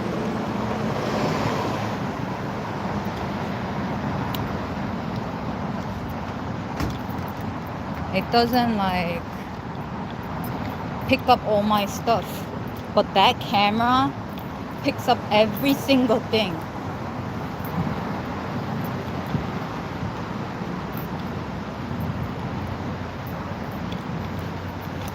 But I guess they beautify the entire picture, which is like, is that normal thing? Is that normal thing? You beautify everything? This thing is this thing. Oh, is this broken? Is this broken? Is my thing broken? Because I've been using this since 3 years ago, so it's time to break, I guess, because they don't make it strong enough. It doesn't last long. I think the longest that I had my phone was, oh, there's a bird. The longest I had was Samsung phone. That was what is it? That was I think it was Samsung S something. I had that phone for, no, I think longest phone that I had was maybe iPhone. I first had iPhone, and then I switched to Samsung, and then I got so confused because Samsung has a different, it's Android, and it was like a different system. Yeah, different system.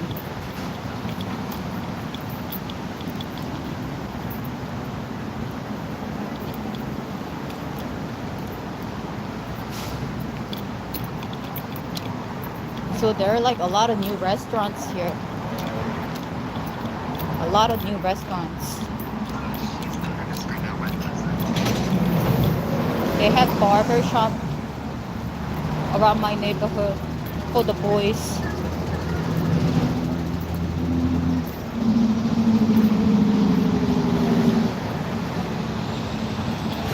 They have a massage place. Now I'm home.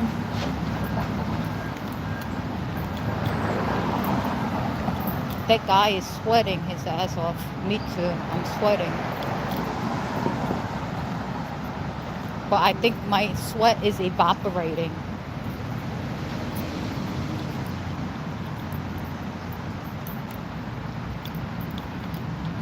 We're like Renaissance masterpiece. You drew my portrait already? My portrait?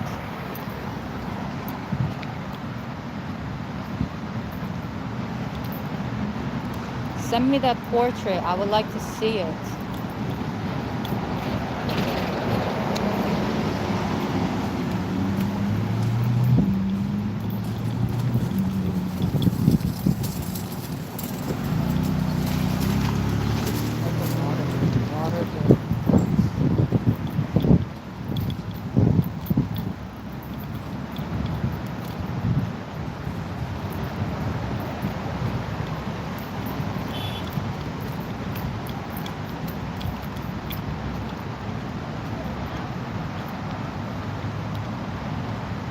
This is just a beginning of summer.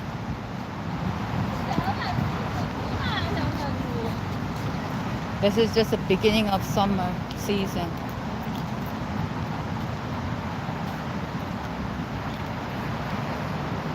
Oh, my hair. Oh, my hair.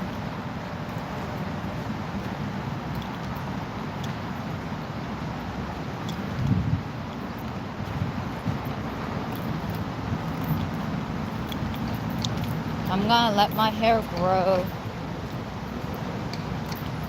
It's like 80 degree, I think. 85 maybe right now. I'm like sweating like crazy. I'm like sweating like crazy.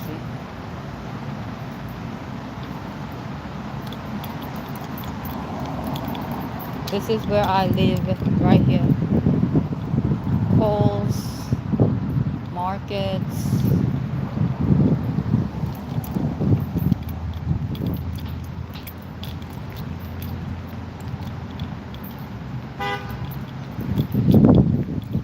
People honking.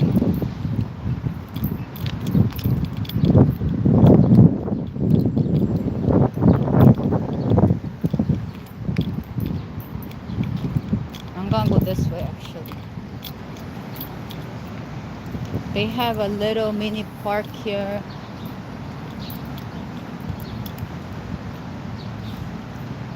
Oh my god.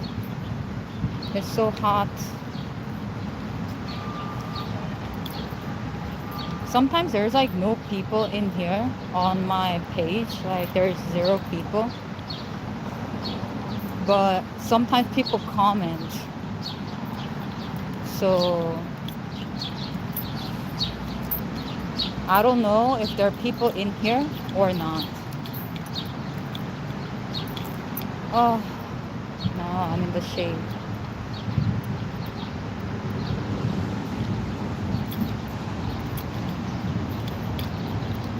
A Wingstop?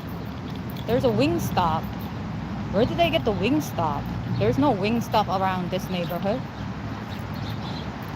People hang here. You see? People hanging at the park. Me on the other hand, I'm heading home. I'm like digesting. I'm literally like digesting right now.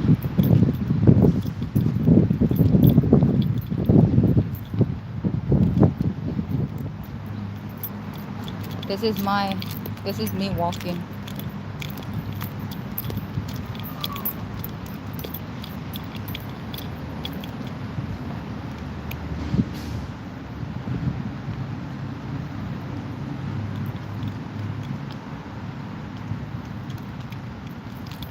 Oh, there's a cute dog staring at me. I'm staring at the dog too. Everybody's looking at their phone. It's so weird. I feel like I'm living in a matrix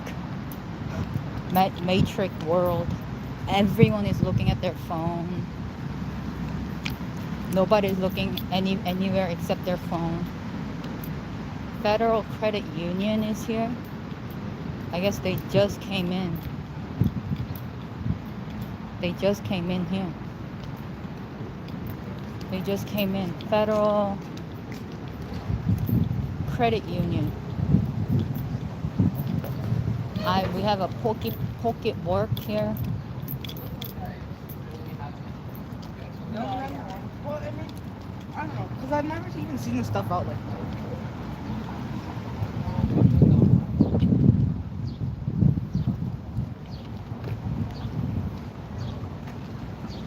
My Instagram is Pocahontas Gold.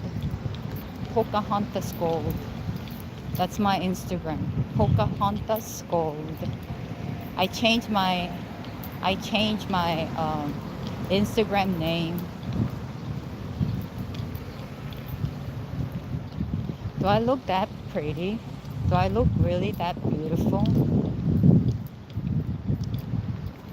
Sometimes I'm just like disbelief.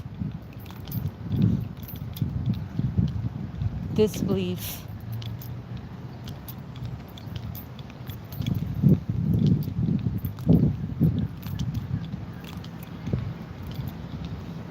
I'll be like, one of my fans drew me and I'll put it on my Instagram.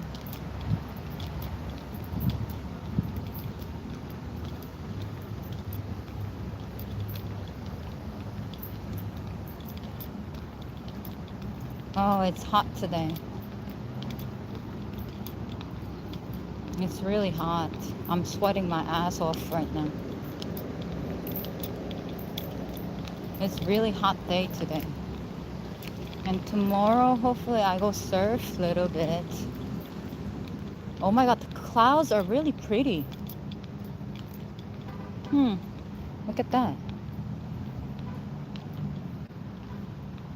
Clouds are really pretty. See that?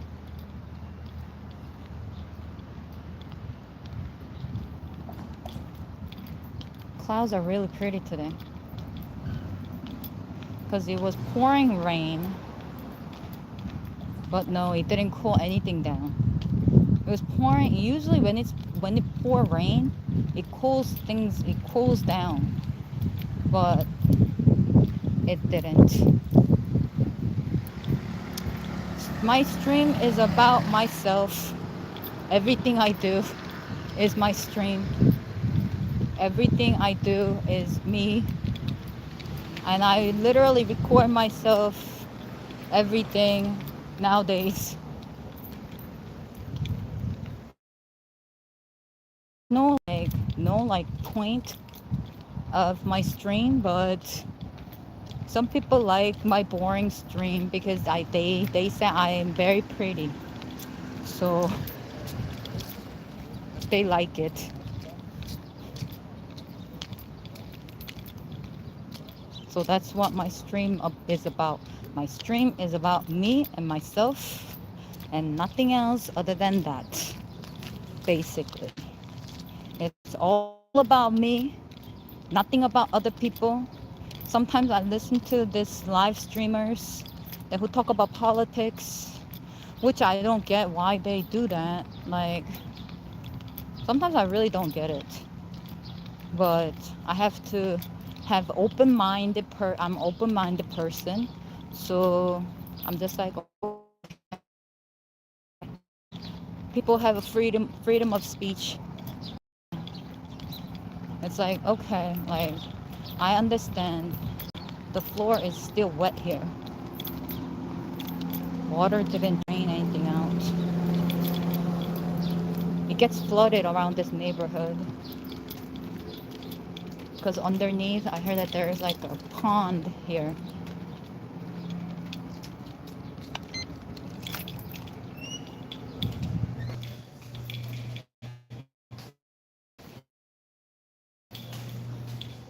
Oh god, look at my face. I'm sweating like crazy. Shit. Oh my god. And it's like right here.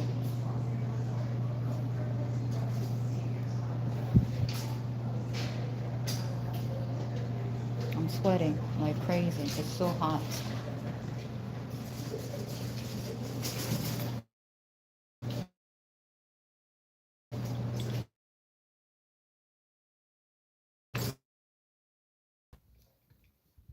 I did a little walk. I don't know. It was hot. it's really like fucking hot. And this shit don't want to open. Ow.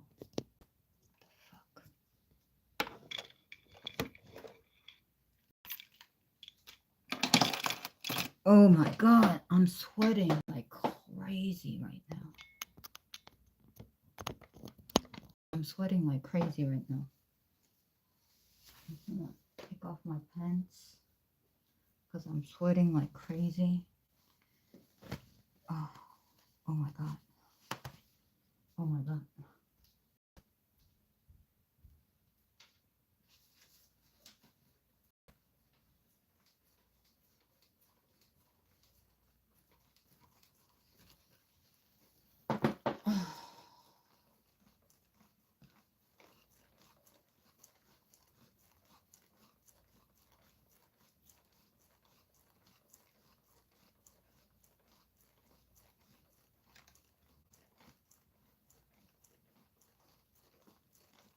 Oh my god, I'm sweating like crazy. It's so hot today. Oh my god. And I'm wearing this, I've been wearing this for like past, I don't know how long. Okay. Oh wait, is Ronald bad? Wait. But I'll tell you what. Ronald is bad. What you've been talking about, this is another sophomore again, and this. Wait, like what kind of bad? Parker's pretty bad, I'm not gonna lie. Like kick him bad? I'll just like, he joined my life and he told me that, he thinks that it's okay to like commit war crimes against children. Oh. And in fact, he personally committed war crimes against children when he fought in the Vietnam War. Okay, yeah, I'm gonna kick him. Yeah. Yeah, it's pretty. Yeah, that's pretty fucking atrocious. Jesus Christ. Atrocious. Yeah, that's a really bad type of bad. That's a. Guys, I'm not in the back. If I just bring my mic up to my face like this, all of a sudden the acoustics go away. But when I sit my phone down on the table, then all of a sudden we hear the acoustics of the room. They now think that you're the bath guy. Does anybody recognize this background? It looks like the bath, dude. Chase, how old are you? He left. Okay. Hey, buddy, do you have any friends? No. Yeah, I do. You could I let a have no taxpaying American friends. a country revival. Bring up Country Revival. Where is Country Revival at? Just tell him to send a rose. Country Revival, send a rose. Yeah, actually, yeah. Send a Oh rose. my god, I'll fucking stop on this guy. Dude, you're gonna make me delay my stream, bro. Dude, this is like delay my stream shit right here. Oh Let's my go. Alrighty. Wait, Where's did you he say at? the debate with Ty? Is he sending in the rose? Where's the rose? I don't think he wants to send money to you grifters. Dude, it's like 2 pennies to get on the live. I'm sorry. Dude, it's like a rose. It's like a rose, dude. I can't find him. Like if you're in a position, well, I guess he could just join the queue. I forget that Parker's queue's not full. It's 100 Oh, right Sam, now. there's a guy in the queue named American Aether. You could look him up as well. I can look. I don't know if he's there, but you can send a rose. I can bring him up. Oh yeah, I found American Aether. What are the chances that this is just TPA? If it is, we can just kick him. True. Hello, American Aether. How much you want to bet it's TPA? 1000% TPA, you cowards. Yes, sir. No! No! Listen, man. Thank you so much for the mustache. I gave a fair account of why TPA is not serious. Spoke with him for an hour. The substance of the hour-long conversation can be reiterated in 30 seconds, and the substance was incredibly weak on his end. And outside of those 30 seconds in the hour-long conversation, he just spent time demeaning me, attacking me, and mentioning irrelevant things. We want to debate. And we can't debate with TPA because TPA doesn't want to debate, or he doesn't know how to debate, or he just comes up here to get clout, fame, and followers on the backs of me and Parker because he's like a little barking chihuahua at our ankles. Okay, so what do you think about what just happened with Parker? I mean, Tax just debated Parker like about 5 minutes ago. Yeah, he got dog walked. He just said a bunch of irrelevant shit. No, he did not. You didn't let him play the clip or speak. Okay, listen. If you're going to give an argument for why you support Trump, do that now. If you want a partner to debate with, go find one now that is not TPA, or we're going to kick you. Okay, We're gonna so kick you're you. scared of TPA is what you're saying. which is No, what I'm saying is that I've authoritarian. given you a sufficient account for why he's not a serious interlocutor. If you'd like to Very dispute that account, go ahead, but authoritarian you're not on disputing the TikTok. argument. You're rather just throwing, like he does, ad hominems against me. So it How's seems that like an you're ad on the hominem? trajectory to get kicked. For sure. Because you made a remark about my character, i.e. Dean is scared of TPA, in an attempt to undermine my argument without disputing the substance that underpins my argument, i.e. No, I my wanna description of sleep. the last conversation I had with him. But I That's don't why it's an sleep ad hominem. when I'm Right now, up. by the way, you are totally on the trajectory to get kicked from this live stream because you It's can't already give an 5 argument for why p.m. you support Trump. You can't find a I serious can't debater believe. for us to bring up on this live stream to have a 2v2 with. And all that you can do is continue to talk about, you know, that ugly little barking chihuahua at my ankles. Okay?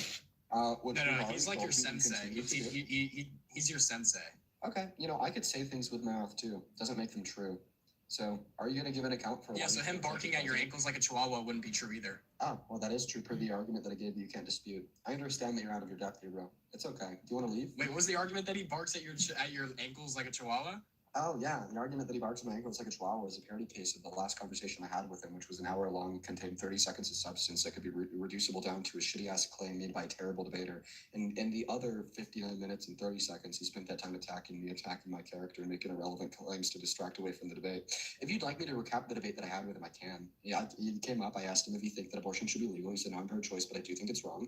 And I asked you, why do you think it's wrong? He said, well, it's murder. And then I asked him why it's murder, and he couldn't give me a response for the next 40 minutes. So he just screamed and shouted about how I think that Charlie Kirk was racist and how he's not racist. Now Kamala Harris, governor of the border under the Biden-Harris administration, and didn't do a good job. And I just continued to ask him why he thinks that abortion is murder. And then 50 minutes into the dialogue, he inevitably told me it's because he just intuits it to be the case. So then I gave my counter argument against that. I said, okay, so you're saying that you know X because you intuit X. So therefore, if a rapist intuits that rape isn't wrong, do they know that rape isn't wrong? He wouldn't give a response because clearly that's a reductio to his position. So then he just ended the conversation by saying, in order for you to understand what I mean, you have to first know God, and then he left. Like, fucking, okay, yeah, that's not a serious debater. That wasn't a serious debate. That was a waste of my time. That was a waste of the audience times. And that's why he's like a barky little chihuahua at my ankles. So either give an account for why you think that Trump is a good president, get a serious debater up here that won't waste their time by being a barky little chihuahua at my ankles, or skedaddle. And frankly, we're going to kick you. We're going to make you skedaddle unless you could do either of those two things. Well, yeah, I guess I could say, like, that, you know, TP... Oh my god, I came out Yeah, so probably good. Like, look at this. This TPA is probably me. shouldn't have argued it religiously. That's Probably me. secularly. That'd probably be the better route to go. Can you believe that's me? Okay, what about God? Could This is possibly me. be sorry. Like, what about God could be relevant in the epistemological sense do I to look your like field of that? knowledge? Well, if he's Wasn't even that an could argument, like you just said the word. like That's me. objective truth, because I think that's where he was going with that route. Is that like through God After there's this subjective photo, morality, and like We're rape talking would be about objectively wrong. photo We're beautified. not talking about normativity. We're talking about epistemology. We're talking about how you know things to be true. That's not an ethical conversation. You're lost. So just let's just get you out of This the is weeds me. on the philosophical This is bullshit me. that you don't understand, and get you back into the kiddie pool of attempting to give us an This is argument for why me. you support Trump. The mic and the floor yours. Why is Trump a good president? This is me. Yeah, TPA is live right now. You guys should go to the good. And then this is like the real me. And all they just do is this. Like, dude, you want to have a conversation with us? We'll Like debate you. all this He doesn't want to debate stuff Like, we'll act on my you guys are face. grifters, and It picks up everything, even smallest We'll like literally debate you. He joined my things. stream last week. He gave me an argument. I gave him a better argument, and he Everything. conceded to me. This This is real me. debate about Trump last You week. lied. That's why he won't debate us right now. No, you lied. What's his name made a video. You made the lie that, and then there was a therapist from the 90s who had 90s notes. What was your source for that? Okay, so I want to clarify. Now you want to debate about Trump. Perfect. I'm glad I got to a debate. Go ahead and give us an account for why you think Trump is a good president. This is me. Well, I was referring to the last live you had. I was referring to the last live you had where you made a lie. So just to clarify, you started about Trump. So what's the argument why Trump is a good president? I was refuting your claim that he's a rapist. Okay. So I was refuting your claim. I just want to clarify. So you don't want to respond to the question over Parker's head that we've been trying to get you to respond to for the last 10 minutes. So you are scared. No, you brought up the last live we had and how I conceded. Okay. No, you brought up the last live and how I conceded. So you are willing to talk about You Trump. brought So I just want to clarify. Is it brought the up case the that last you're willing live. to talk about Trump? Yeah, we're talking about the EJ Okay, Carroll perfect. case. It is the case that you're willing to talk about Trump. What is the question over Parker's head? When did I claim that What question? is the question over Parker's head? Could you please repeat the question over Parker's head, please? Repeat the question that went over his head. What are you asking me? No, that's over my head. This is why do you support Trump? Oh, okay. Why do I support Trump? Yeah, give an account for why you support Trump, or we're just gonna kick you, bro. I would say like conservative values, like you could say immigration, you could say transgenderism, you could say anti-abortion. I look like policies. I think you that could do more trans for boy. for It's the same anti-abortion. with My every body single is one like of them. a trans Okay, so like boy's name the body. specifics. Like Okay. my upper body, my upper Well, yeah, I would shoulders say are very like zero border wide, crossings, according to the and White I House. I have think a that's a very great thing. thick I don't think that we arm, should be. I don't like think mass a amnesty man. is a solution. I don't agree with Kamala Harris's border policy. But Can I you guess name it one looks measurable healthy. way that Trump's mass deportation policy has benefited the average American? Yeah, by protecting women and children. So you think it protects women and children to vote for a rapist in the Oval Office that has pardoned violent rioters who beat police officers and called them patriots, and then plenty of those individuals he pardoned reoffended? I don't think So now that's we're getting safer the for EJ. women and children in our country, and I don't think that any of the things that the Democrats were doing relating to immigration was less safe as opposed to Trump. They both were going after violent criminals Now and he those has that have committed serious offenses. 12.9K. Now we're getting somewhere. Now we're talking about E. Jean Carroll. You made the claim that he's a rapist, so I'm guessing you're referring to the E. Jean Carroll case. Yeah, I could refer to that. Yeah, so directly So correlated many to what people are Dean Withers watching said this like about channel. 5 minutes ago about the last live when we had this conversation, how I conceded. Someone made a video that pointed out a lie that you. You like what? My pictures? You like my pictures that they took? So it's. Is that what you're saying?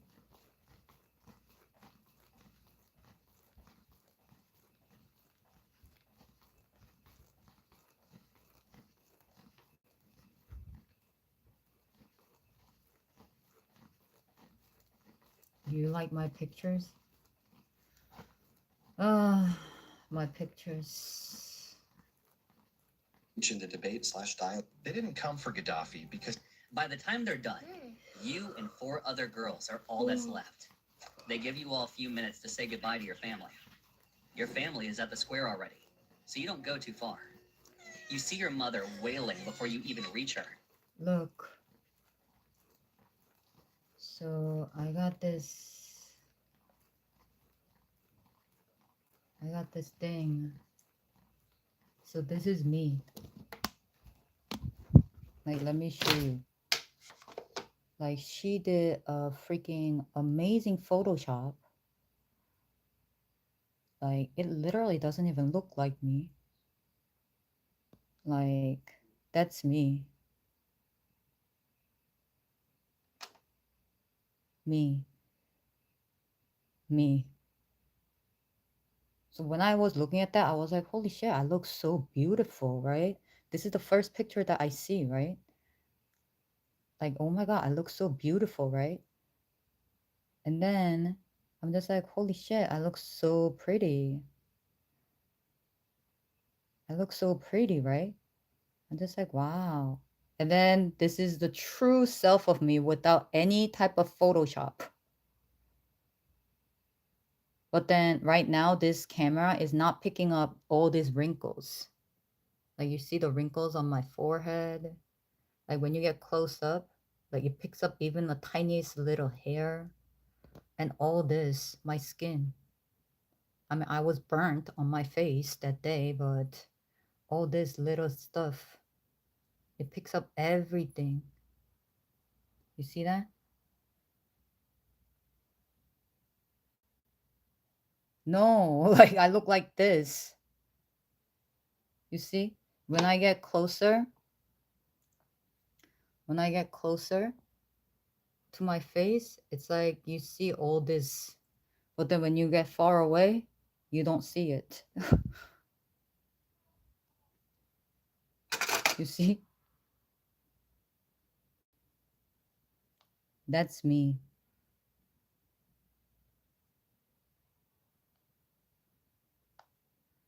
And that's me.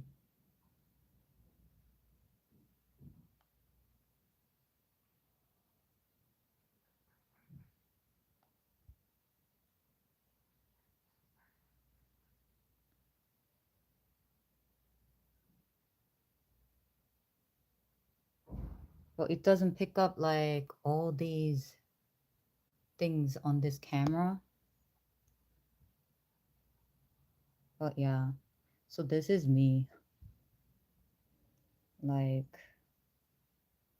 yeah. Where am I supposed to go here? Yeah, anyways, that's me. Yeah, it's really hot. How am I supposed to get out of here? Like this.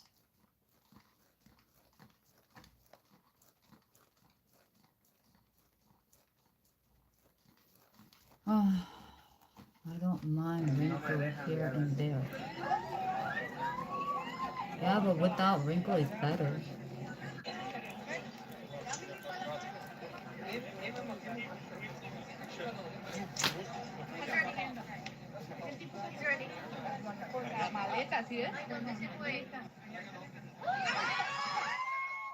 No me dejan de así.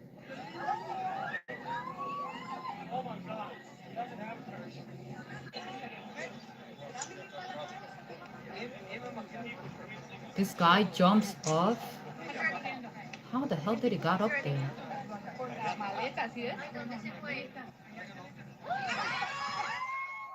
No me dejan de así. You like how I am? That guy doesn't have a parachute or anything. He jumped off. Did he die? When was this? Today? Holy shit.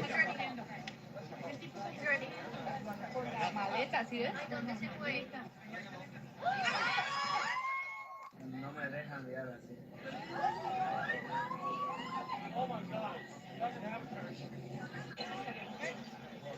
When was this? That was today?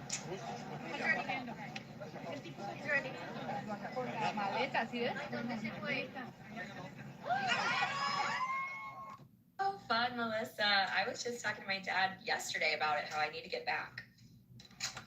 That's crazy. Yes, it was. We were looking it up. It was literally the last week of August. Hi, everyone. Well, here we are again. And I'm so sorry. While rare, college students were 5 times more likely to contract meningitis B. The bacteria can spread through certain everyday behaviors. Your teen could be sharing more than slushies. Is your teen missing meningitis B vaccination? Ask their doctor I don't today. think I'm funny. How is that even possible that how did he even got up there to the Brooklyn Bridge? He jumped off and he survived. Naked men.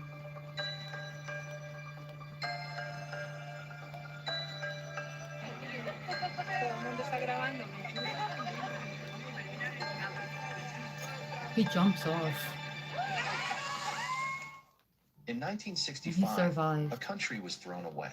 Not invaded, not bombed, not conquered. What? Thrown away. Like it was nothing.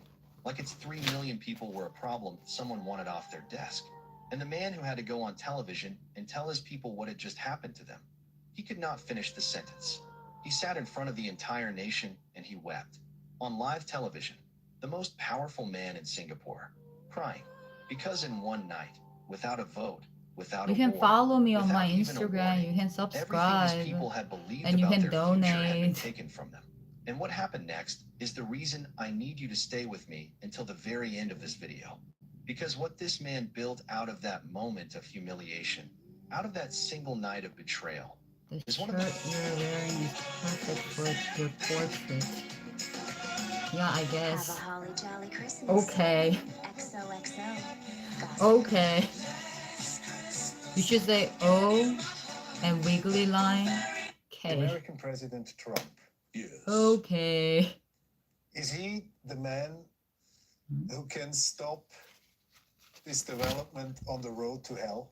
I think I'll use where Sounds you like a are great now song. for Road the to hell. reference for the portrait. Well, Okay. I mean, it's extremely important because he gets Yeah, into that's this, more like very what you really meant, important, right? I would say, Yeah, I'm moral pretty sure. discussion. It's not like, okay. Let me It's put it not this like way. that. It's okay. From Russian perspective, what came from Europe? What? Fascism, Fascism, Nazism, Slavery. slavery. Ultimate Ultimate? What the hell is that? And Obermensch? Obermensch? What good came from Europe? Obermensch? You cannot find even one single European country, maybe Switzerland, that hasn't gained from colonies, from robbing other countries and people, from humiliating them, and been always in a position that they think that they have this moral advantage. That they can tell everyone else what to do and how to live. Isn't it? The way we see you is completely different from the way you see yourself. You think that we have to explain you something. It's just We a think different that mindset. You should The Russians have. explain yourself to the world. When did this came out? And Long admit time ago, right? responsibility for all the evil I don't even know when this came and all out. the death that you brought to other continents. For disrespect This is a Russian to the countries professor, and maybe? people that suffered from European countries, starting from Belgium, Africa, You glow. France in a lot of colonies. I wish my skin is glowing, It's but hard it's to find a dying country right now. that Own outfit with me, babes. Okay, so I we wish just my hopped on the skin base is of the glowing outfit. right Girly now. pops are going ice skating today. Oh, I'm so stinking excited. So this is a little set from BioGuatis. It is a sister brand to our gorgeous, amazing, beautiful Popflex. I love Popflex. I love it so much. And this is BioGuatis. It's at Target. Love this. I think it matches pretty good because like this matches with that and everything. Now I did have shorts, but when you're skating in shorts, like your tights get really wet and stuff, and I didn't really want my tights to get wet. Unless, do you think that we should do shorts instead? What do you guys think? Shorts? Honestly, I think the pants. No one even notices the shorts anyways, and it's fine. I'm going to change into the shorts because I'm going to go thrifting later. But I think that we're going to do pants today just because I'm going to do a lot of knee slides and stuff, and I don't really want my tights to be soaked. Plus, I don't really love, like, you have to wear 2 pairs of tights, and you kind of look bulky in the legs when you wear 2 pairs of tights versus, like, leggings. So, yeah, I don't know, but we are going in with amazing Target. Again, love Target. Target little wrap top. I got this, like, last year around this time-ish. No, it was more fall, more winter, fall, like September last year. Absolutely love this. Got the thumb holes and everything. I just love a lot of layers when I'm skating because I take them Just off like immediately. draw me But like I'm kind of like a this. ballerina like that. Like I need all of the different layers first. Take a So, we're gonna go ahead and wrap this snapshot guy up. And it's like the of perfect this pink color. I and love, just draw me. love these kinds of shirts. They're just so perfect and great and amazing. I'm not gonna put it through that hole. This is the only hole we're putting shit through. There we go. Okay. Wait, do I even... Why does that look weird? Ew, what? You can take a Why is screenshot. it like fitting weird? The snapshot of Am I this wearing it right wrong? now. I don't know. Okay. Anyways, we're just gonna tie it, yeah, like that, and then tie it around, and then tie it in the front because I feel like it's kind of like fitting weird. I don't know. That's strange to me, but it does look really, really cute. So there is that. So okay. Why am I feeling like I hate it? I'm feeling like I kind of hate it. I feel like this does not match with this. Delaney, you know it matches. Literally, just get over it. Okay, there we go. Just yell at yourself a little bit and it'll be fine. Come on now, Miss Girl. What are you looking for? I don't even know what I'm looking for. There's layering tops. There's more layering tops. You have more layering tops in your skating bag, babe. You don't need another one. Do I like this white one better? Like, does the white kind of give? I mean, the sleeves suck, though, so you can't really live your life in those. Australia. Okay, I think it's fine. I like this. This is cute and adorable. And then for shoes, obviously, we're always going to be wearing Birkenstocks because I'm wearing tights, so I can't really wear any other shoe. And they're very comfortable after skating for a whole session. Definitely want some cutie socks. Or cutie socks. Comfy shoes. What the heck is wrong with me? I don't know. I'm trying to go fast, try to get this all done. And then, of course, a big hoodie to warm up in because you guys know me. I am always so freezing cold. And this guy's amazing. This is from this brand from TikTok Shop. I actually really like this. I got a lot of compliments on it in the airport and at... What are you doing, dog? Winnie, do you want to come show everybody how good you walk? Come here. Come here. Come here. Come here. You guys, I think she's getting better. Come here. Come here. Here. Candy? What do you guys think? Oh, now she's laying down. No, She I thinks don't I'm eat gonna play with candy. her, but I think she's getting better. I know you guys have been asking about her and her updates. So I don't eat fingers candy. crossed. She's been on gabapentin and anti-inflammatories for 3 days, and I think she's walking a ton better. She's not hitching her leg anymore. She's kind of using it like a peg leg, but mainly she's walking normal. So I think that's a good sign. Anyways, you guys, I'm gonna go ice skating. This is the outfit. Very cute, very girly pop, very pink fairy girly. I don't know why I always go pink fairy, but like I kind of love it. I think it's really fun. I love you guys so stinking much. Thank you for being here. Thanks for loving me. And I got to go, but stay tuned because we're going ice skating. We're gonna go thrifting. Like today's a big day. So I love you, love you, I love you so stinking much. And I'll talk to you later. Mwah. Peace out. Oh my gosh, we almost forgot to get our cutie little thingy. Oh my gosh, could you imagine? That would be insane.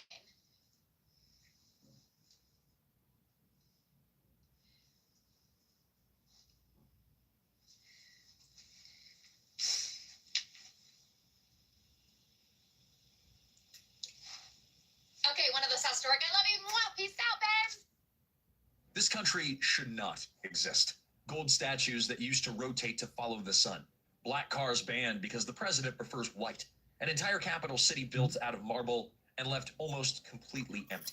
It sounds fake, like something out of a dystopian novel that nobody would believe, but it's real.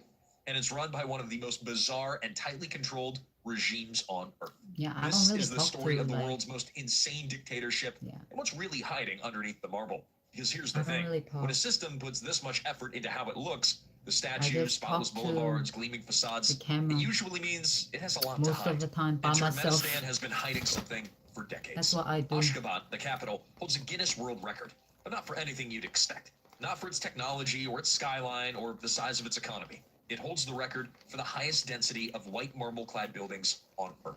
Hundreds of structures, identical in their pale perfection, stretching across the edge of one of the most punishing deserts in all of Central Asia. From satellite imagery, it looked like a city designed by someone who had never actually visited one. The streets are immaculate. The architecture is enormous. The parks are manicured. And the fountains, hundreds of them, pulse with water in a country that spent decades battling severe water scarcity. That last detail is worth sitting with.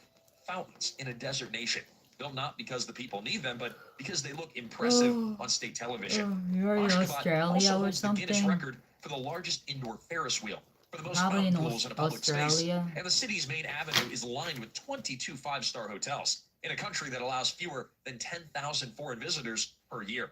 There's a $2.3 billion airport here, shaped like a falcon in flight, designed to handle 14 million passengers annually. On most days, it's nearly empty. But the visual spectacle is just the surface. And the longer that you look at Turkmenistan, the more the surface begins to crack. Because behind the marble and the monuments, there's a system so deeply strange and so Like a deliberately mate? constructed that most people don't fully understand how it Like a works or friend? why it survived as You long already as it asked has. that question. And once you do understand it, the gold And statues, you said, they stop looking funny, okay. and they start looking like something else entirely.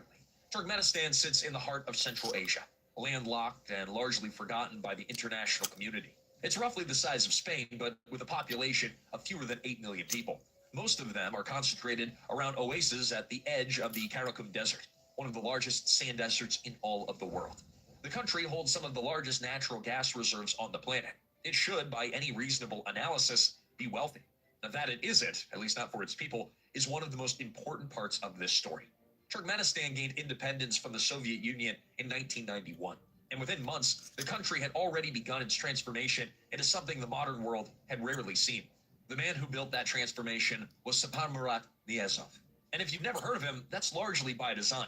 Because what he created was a regime so sealed off from the outside world that almost nothing gets in. It's and almost already nothing 5. gets out. Niyazov took the 5:30. title Turkmenbashi, or the leader of the Almost Turkmen. And then he 5:30. started remaking the country in his own image, literally. He renamed months of the year after himself and his... Let me see you. Daily life in Tehran.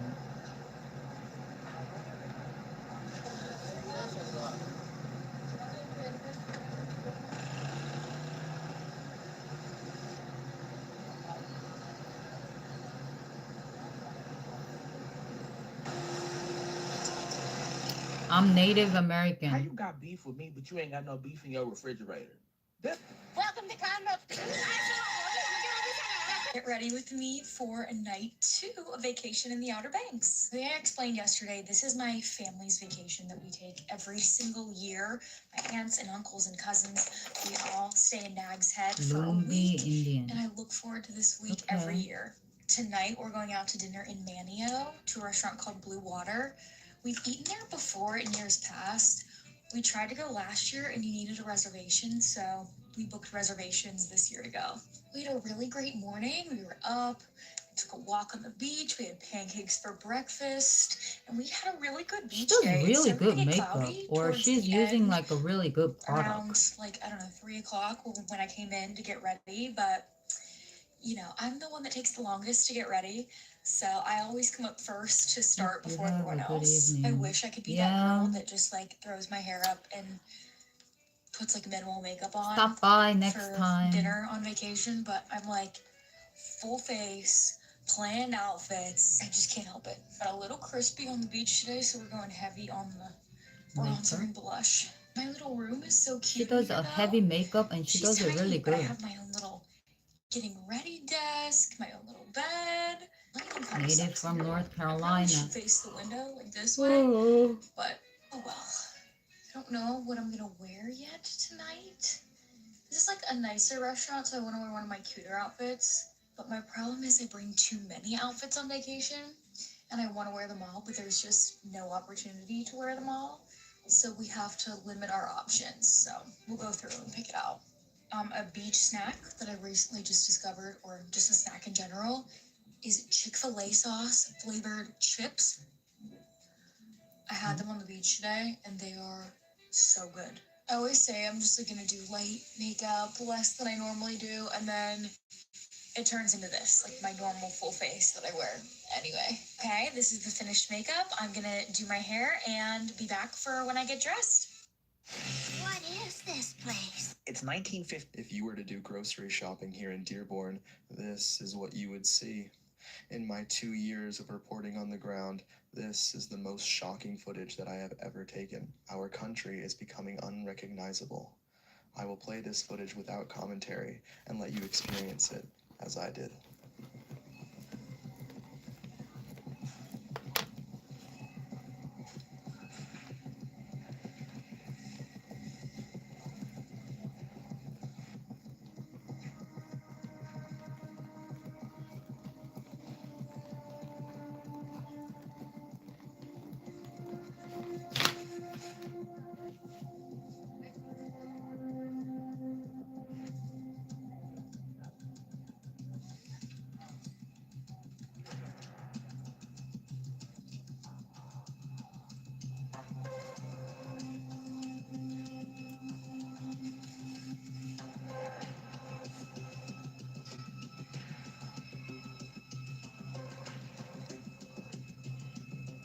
Hello, marshmallows.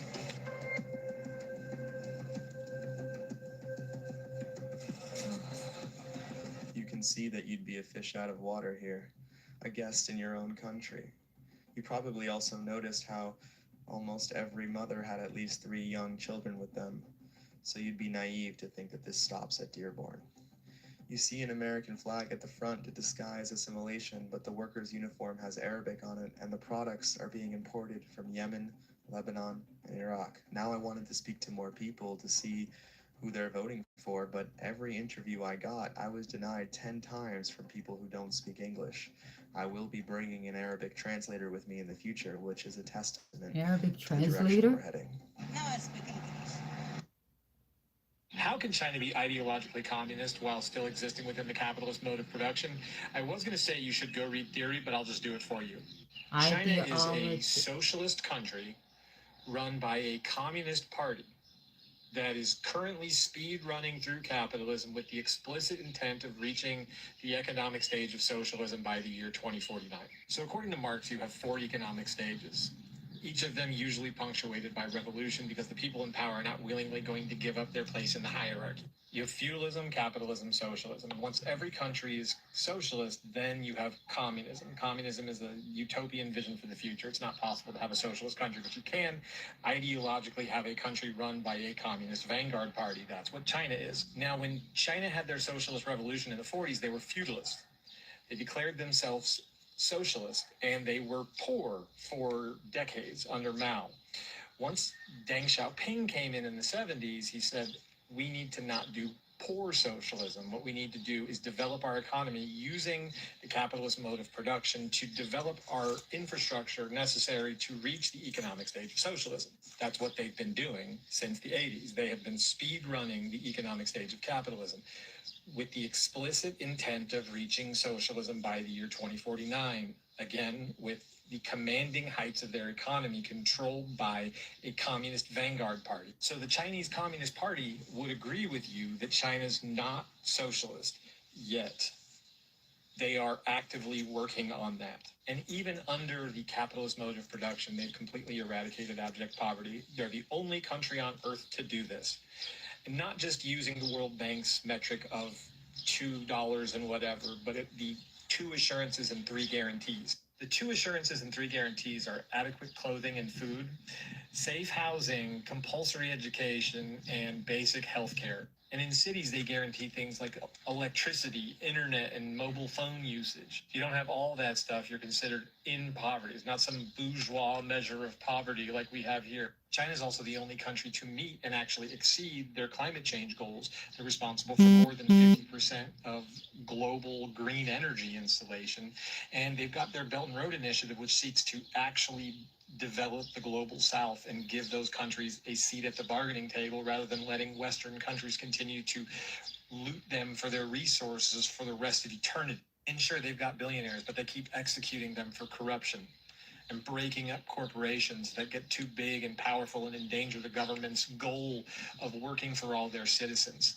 Just wipe out hundreds of billions of dollars from their economy because their goal is not profits. Their goal is a good life for all of their citizens. Say China has commodities. Well, in 2017, China declared that housing is for living and not for speculation, wiped out their entire housing market. Because what they're more concerned about is people having a place to live in rather than having housing as a commodity. And if you think that they're not willing to do that with the rest of their economy as it gets closer to the year 2049, you're delusional. Could go on and on about why China is the most based government on earth today in 2026, why they are the vanguard of actually existing socialism, but I will give you some books to go read. Go read The East is Still Red by Carlos Martinez, Party Life by Eric Lee, and China's Great Road by John Ross. I'm still working through that.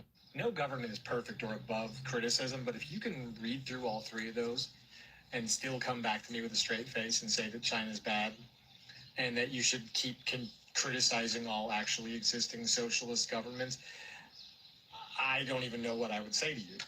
I probably would say you have no reading comprehension.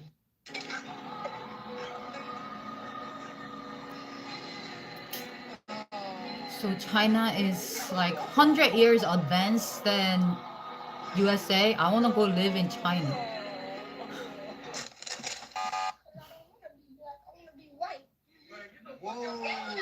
I want to go live in China. Utica, New York has a big problem. It's one of the most... The problem is that you are not Europe. Geographically, you may be... I'll explain my point of view. Geographically, you may be considering yourself Europe. But what is used to be Europe? It used to be civilization based on Christian values that came all the way from Jerusalem to Rome, from Rome to Constantinople, and from Constantinople to Mother Russia. And then we were part of this great history of unique religious tradition. And that's the one when Russia, and let me remind you that most part of Russian aristocracy is of foreign origin. There are a lot of Germans, French, Dutch, Scottish, Irish, different roots, and they all worked for Russian Empire. And let me remind you that Catherine the Great was not of Russian origin, like at all. And that in the blood of Russian Tsar Nicholas II, there was only 1/128 of a Russian blood. Of course, we are Europe, not you. You betrayed all that Europe of the 19th century believed in. You made a wrong turn. And that's the problem. At first you get rid of the real Christian values. Then you get rid of your culture. You forgot your great authors of the 19th. You betrayed your roots. And that's why you hate us. Because in us, you see what Europe should be. But as I mentioned before, we're aliens to you.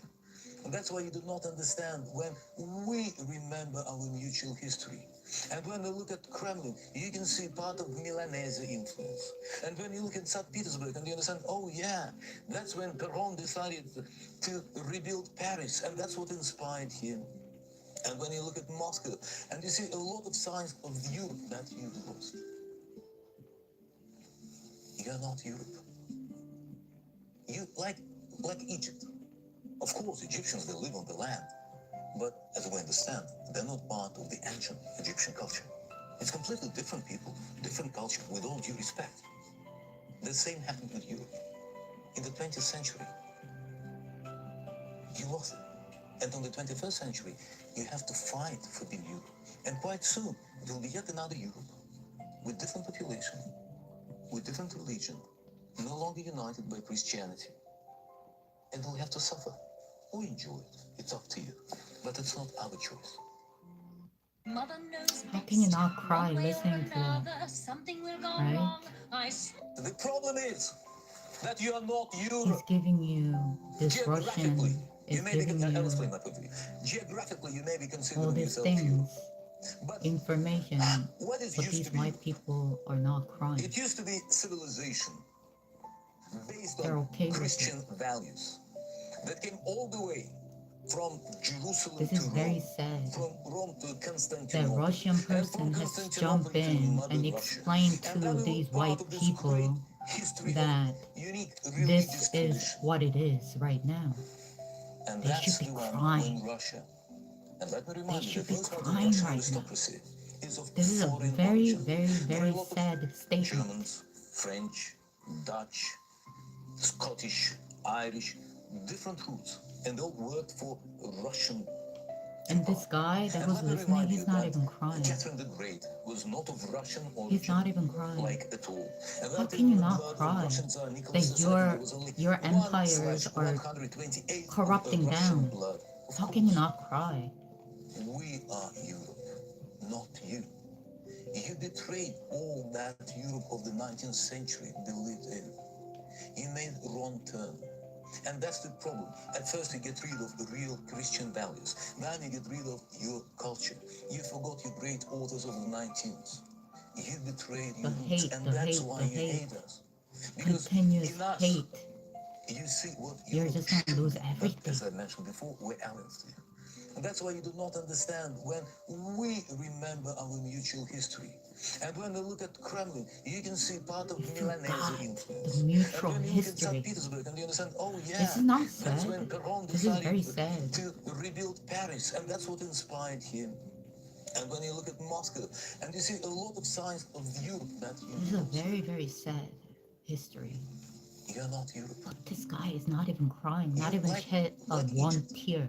Of course, Egyptians, they live on the land. How But can you as we understand, they're not not part of the ancient Egyptian cry? culture. It's completely different. How can you people, not cry? Different culture, with all due respect. And I'm crying The same for happened them. with Europe. In the 20th century, Does that make sense? you lost it. And on the Does that 21st make century, sense? you have to fight for being Europe. And quite soon, there will be yet another Europe. This is a very, very with different sad. population, What with he's different saying. religion. No It's longer not about united by teachings. Christianity. It's about And we'll have to what suffer. what is happening right It's up to now. you. But it's It's not up our to choice. you. It's up to you. You enjoy it or you hate it. It's up to you. This is very sad. This Russian dude has to jump in Geographically, you may to be tell these people, this is your country, this is your continent. It's going to change It used to be because civilization of your hatred. based on Christian values. Because you don't like this, you don't like this, you don't like this, and you keep on hating and hating and hating about your culture. Now you're going to destroy your countries. And then we were part of this great history of Instead of unique religious liking it and tradition. loving it and appreciating. Because And that's Russians the one when Russia, fake, and even let though me they don't remind you, like the first it, part of Russian they aristocracy appreciate is it. of foreign origin. There are a lot of They appreciate Germans, all the time, French, all the time, Dutch, all the time. Scottish, Irish, different roots, and they all worked for Russian Empire. And let me remind you that Catherine the Great was not of Russian origin. How sad is Like this? at all. And that in the blood of Russian Tsar Nicholas And II, can't go there was back only in time anymore. 1/128 of Russian Can't blood. go back in Of course, time. This is a very, we are very, very not sad. you. You betrayed all that Europe of the 19th century believed in. You made a wrong turn. This is what you call words. This is a very, very sad story. I don't know when this came out, but this is a very, And very that's the sad. problem. At first you get rid of the real Christian values. Then you get rid of You can't your change culture. it anymore. You forgot your great authors of the 19th. You betrayed your roots, and that's why you hate us. People don't Because feel in it, us, what you they're see what saying. Europe should be. But as I mentioned before, we're aliens to you. And that's why you do not understand when we remember our mutual history. And when we look at Kremlin, you can see part of Milanese influence. And when you look at St. Petersburg, and you understand, oh yeah, This is very that's when sad. Peron decided You're just to watching rebuild the Paris, and that's what collapsing, inspired him. and they are not And doing when you look anything at about Moscow, it. and you see a lot of signs of Europe that you lost. You're not Europe. You either appreciate, Like you're Egypt. still going to Of hate course, it. Egyptians, they live on It's the up land. to you. But as we understand, they're not part of the ancient Egyptian culture. It's completely different people, different culture, with all due respect. You think they're a communist The same country, happened in Europe. right? In the 20th century, Well, when you listen to them, you lost it. And on the 21st century, you have to They're fight not. for being Europe. And quite soon, there will be yet another Europe, with different population, with different religion, no longer united by Christianity. And we'll have to suffer or enjoy it. It's up to you. But it's not our choice. it's not our choice. One way or This is another, very sad. something will go wrong. I don't think people realize that.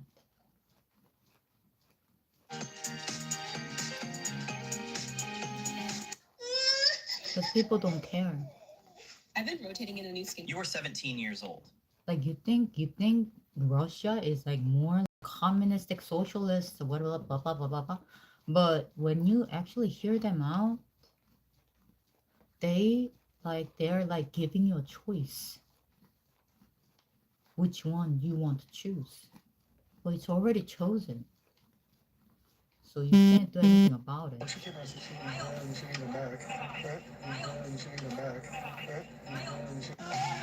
Hey y'all, so it's almost time for the kids to go back to school, and every So year I have a always put plan. together a basket for each of. I have a plan. Because it's kind of sad, right? So I have a plan. I think my plan will be great for Europe, European whites. But we'll see.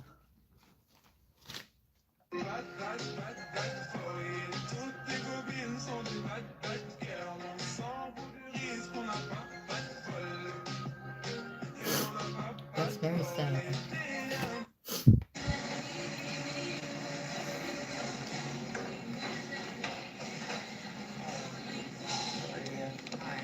Just the mint chocolate chip smoothie, please. Yep. Read the name. Jay. I think the code is at the bottom. Oh yeah, that's 1963. 1969.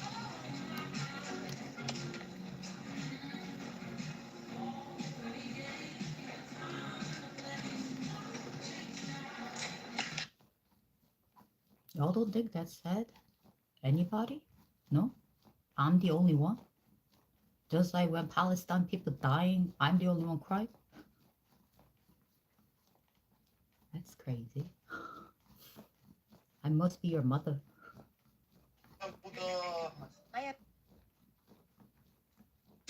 What is morality?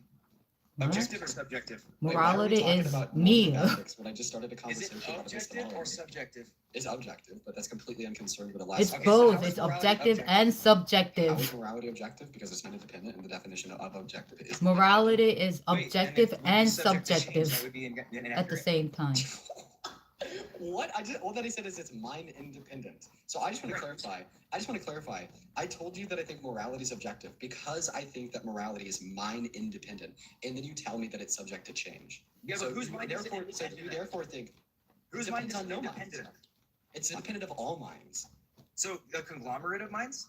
Well, at least Russia did give you full I'm saying it's attention. independent of Culture? all minds. Like, what do you base it on? Isn't Culture? that crazy? Is Russia culturally gave accepted the societally entire moral? It's entire not lecture, relative. and Oh my they goodness, gave you're you so a lost. Cultural full relativism full is a attention to non-realist this. mathematical theory and they're not interrupting anything. They're And how does this like they're not interrupting anything. They're just How does letting being people mind know. independent make it objective? That's Because that's the crazy. definition of objective, you idiots. It's an analytical. They don't necessary- interrupt define what's objective. changing. They just watch. They just sit back Define objective truth. and watch Objective, the picture objective itself truth and morality would be something that it's solidly based on. as a third party. Like a religion. Hey, bro, I'm sorry. You need to hit the books. It means Sometimes stance independent truth. when you're That's what not it in a means. situation you like didn't know this that, until- and then until when now, you but we listen can to a just tell you, third stance party, independent, it's mind like independent truth. they're That's what it sometimes means. they're So whose most of mind the is time they're independent? right. Independent, sir. Independent. So if I believe, hold on, if I Most of believe, the hold on, time if they're I believe right. something is right, does that Because make it third objectively true? person's view is different than the view from the first and second It'd be an person. anti-realist subjectivist. Then that doesn't make it makes it subjective then because it depends, Yes, doesn't it? Exactly. I just said if you How come index white the people don't wrongness cry and I of cry this for them? thing to your preferences, Is that even it would be normal? an anti-realist subjectivist theory. If you index the I don't think wrongness that's of this normal. thing to some stance independent truth, then it would be some sort of a realist anti-subjectivist theory. You just Right. these are basic facts. Realist subjectivist is not objective. And all they do is this. Morality, right? And I watch Yes, all yeah, they this is do, all these subjectivist white theory, people yeah. do is this. Right. So And I'm is just morality like, objective or Russia is telling His you position some is type of subjective. like So a in your statement position here, of objectivity, and then I what do see you white hold people true? doing this, and I'm just like, probably Russians are What do you like mean what I hold a truth? What do you base your morality from? Are you asking me like this, metaphysically like what I me. think moral truths are? No, I'm asking you what you base your morality on. Oh well, I based my morality on my normative view, so that was a little bit of a blunder there. So But I what's the think that normative view? What's your normative view? I'm an EVE. I'm a eudaimonic virtue ethicist.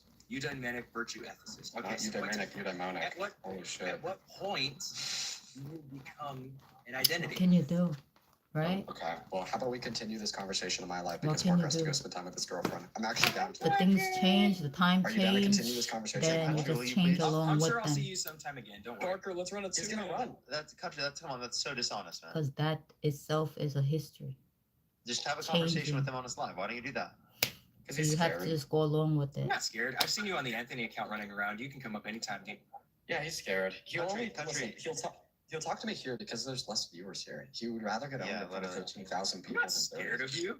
Yes, you are. The fact No, that you I are can't. unwilling to join I've my done live debate. for the I've done stipulations debating that you I for the made most part. makes you I've done clearly debating you scared. for the most part, but Waylon likes to debate you, and he called me up. So, and you lost on the Gene Carroll case, didn't you? Wait, so country. How about you do this? How about you say that you'll debate Dean right now, and then you'll debate me tomorrow, and then you're done. How about we all debate at Why do I have to debate Dean? Because we're literally in the middle of a conversation. You Yeah, just like you're asked debating me a him right now. Like, question why about my wouldn't you theory just of go to his personal live? identity. Like, Yeah, I am debating him right now. Yeah, That's but Parker has to go. So I'm saying I want to answer the question that you asked me. I'll join my stream so I can answer the question that you asked I don't understand what they're saying. Go ahead. Create a new freaking platform, blah, blah, blah, blah, blah. Or you can go to Taxpaying Okay, Americans. so and we are can you, debate are you for going to there. join my live stream? I'm in trying to 30 understand seconds what so I they're can saying, answer the but I don't question? understand. There's like a bigger problem here. I just feel like they're like babies. Like there's a bigger problem here, but they just focus on something that's not really like a big problem. Like they only focus on something that's like a small things. For truth in front of an audience where I could change the minds and influence others to critically But then think. he has You like asked me a question about my theory of personal identity. 13.8k You asked me people what is in a there, becoming and then person, what is he a becoming just made subject. I'd like to give an $200. answer to that question, and the only forum where I could Like provide you how? answers since Parker is going to get off and spend some time with his girlfriend would be my live. So are you going to join? Or are you going to acknowledge that you're scared little I don't think these white people know how to listen. Maybe they have ears, but they don't know how to Debate me listen. somewhere else. Like if Why won't you Russian debate me on my person live? come and say something Yo, something country, like let's that debate to him. I'll me, moderate.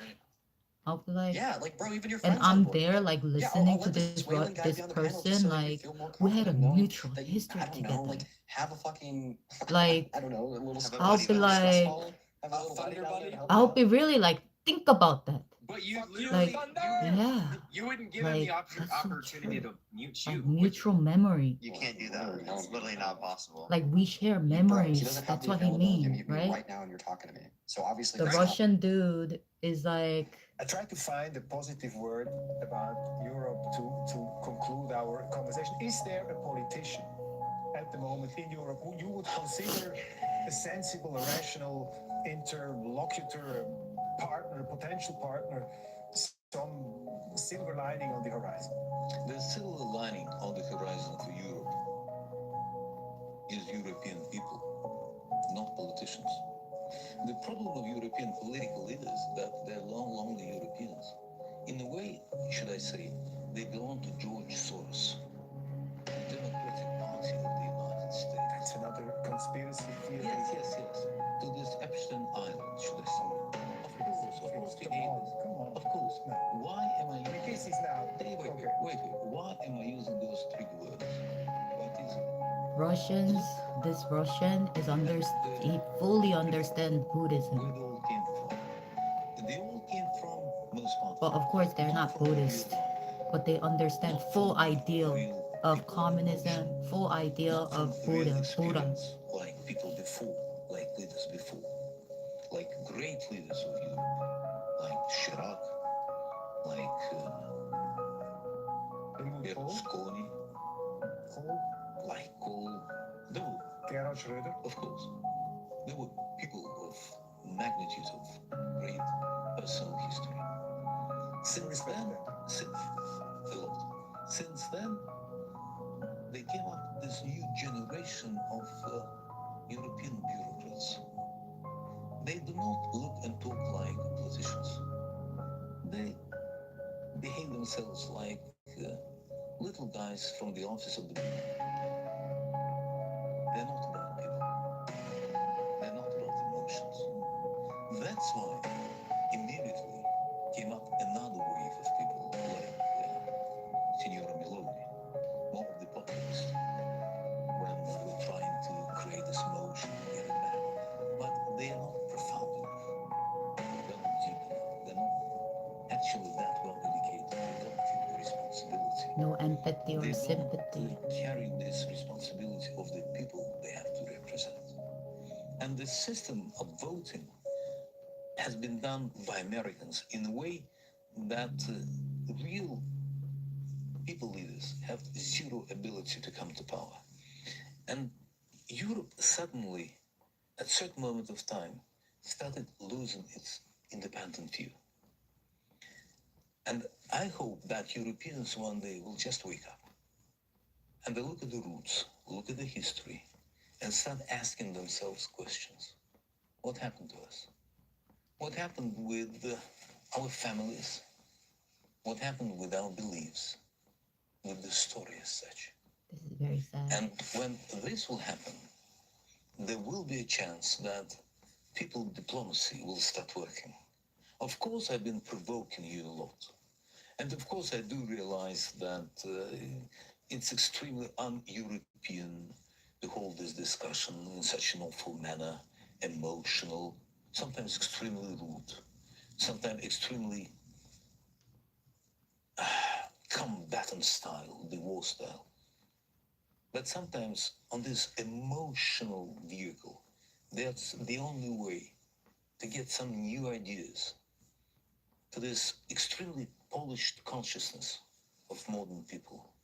When everything is sort of politically correct, I just hope that Europeans will wake up and ask themselves, whatever happened with our little communities? They'll never wake up. Whatever happened with our neighbors?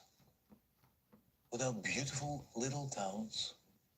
With our nice little restaurants? With little shops? You should be crying. With these masterpieces that have been created in all those little companies? With those family businesses? Who are those people that suddenly live in among us? Why don't they respect our culture? Why don't they speak our language?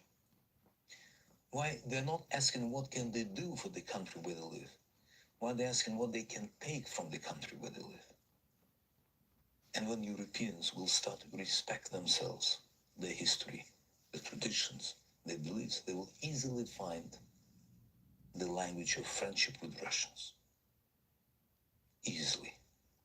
I believe that this process you're describing, that they're waking up, that's in full motion. But let me ask you one final thing. It's really interesting to talk to you. The variety of tonalities that you have.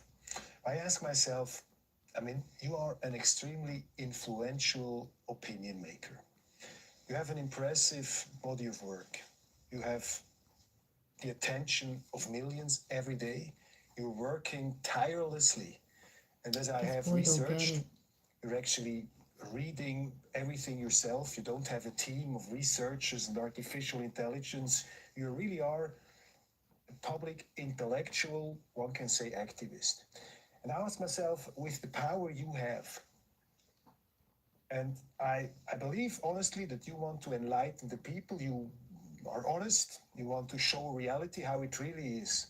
But still, there is a line, there are emotions. And in war times, there is the line between, you can say, enlightenment, patriotism, propaganda, we talked about it. But in the West, you're considered a demagogue. And everybody who stands in the public sphere knows it's possible to inflame people, to stir up emotions, especially if you have the gift of rhetoric and of intelligence, etc.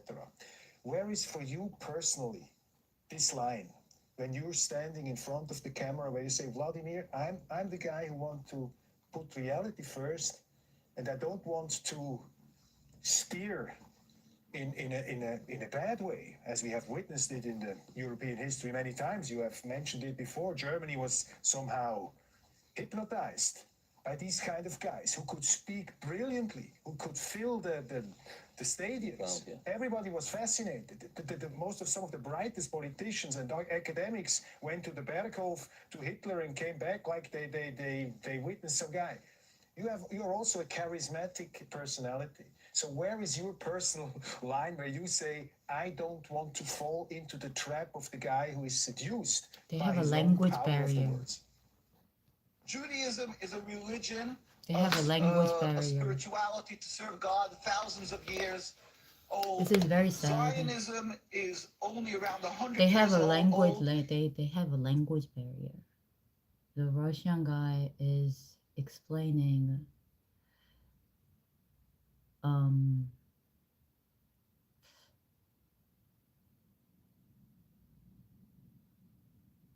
like empathy, sympathy is needed, but when they have to make a decision on something, it has to be like firm and it has to be like go, like put it into action right away. But sometimes you have to get rid of sympathy and empathy. But like there is this there's this fine line. When you're but when you look at like Europe, it's like it's like the Russian guy is not like telling you to just. I think there is a language barrier here. Just like black and African, European and Russian, like there is a language barrier. Like their language is working, not working. Like can't hold a conversation. Like one points out a different thing, and this Russian dude is pointing out something different. Like one is focusing on something else than the Russian person is focusing on.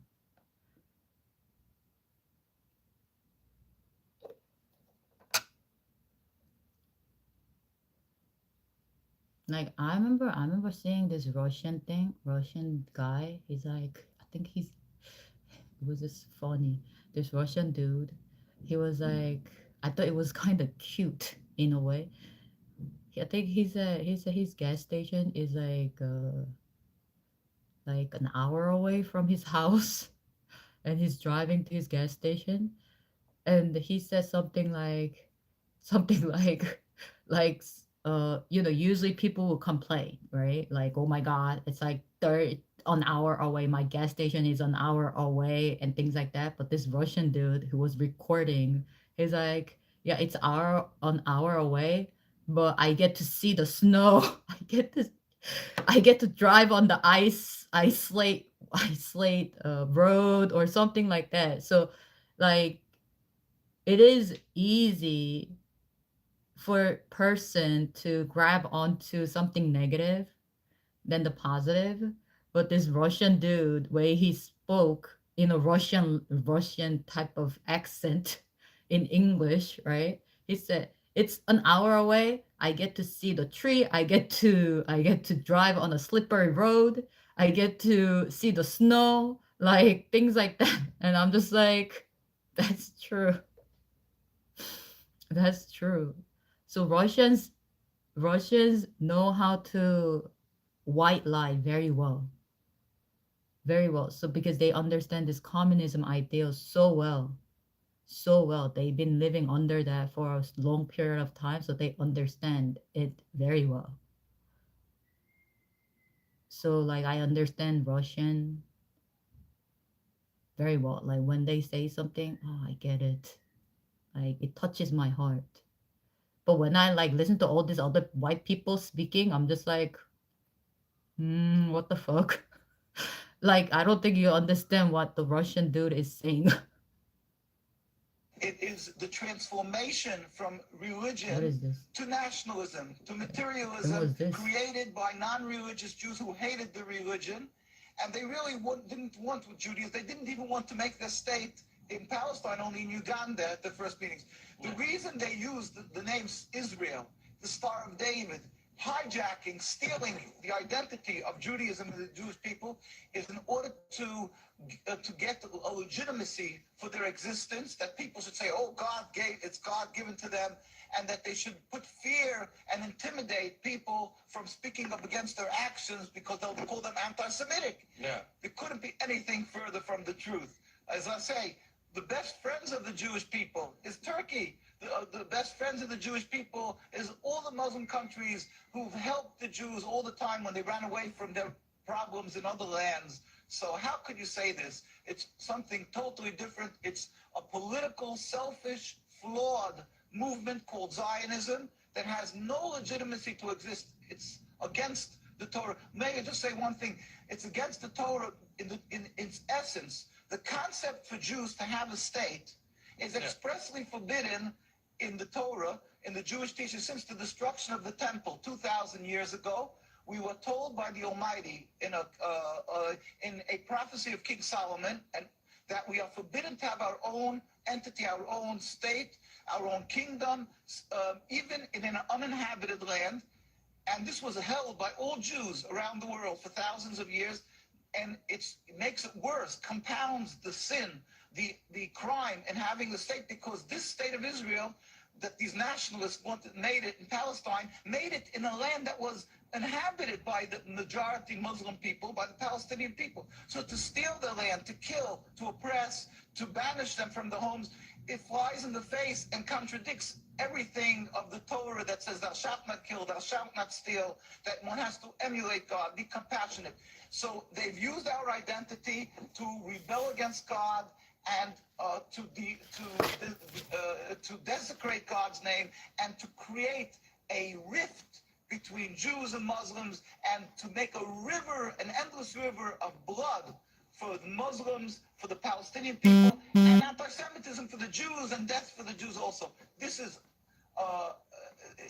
unfathomable and unacceptable in no manner. Is it true that you are against the whole concept of Israel as a state? That is not only, when you say I am, this means the Jews who are true to the Torah across the board in every part of the world. All the rabbinical authorities opposed Zionism from day one. As soon as they came up with the concept, the chief rabbis, we have documents, historic documents, the chief rabbi of Palestine, the chief rabbi of Palestine was approached by the United Nations in 1947, and he wrote, we furthermore wish to express our definite opposition to a Jewish state in any part of Palestine. And this was in 1947, July. And then 3 months later, they saw that they're being ignored by the United Nations. And so he sent another letter to the Secretary General, Lake Success, and he said, we plead with you, at least leave us to the Secretary General, the Jewish Orthodox community comprising 60,000 souls in Jerusalem, objects to the plea of including Jerusalem in the Jewish state that they want to create. Our community demands that Jerusalem be an international zone under your protection and its residents be free citizens of the international zone. So they said, at least leave us this part. And they were ignored till today. Jews demonstrate, and I think it's important to see Jews demonstrate, and they're getting constantly, till today, they made demonstrations and they're getting beaten by the Zionist police.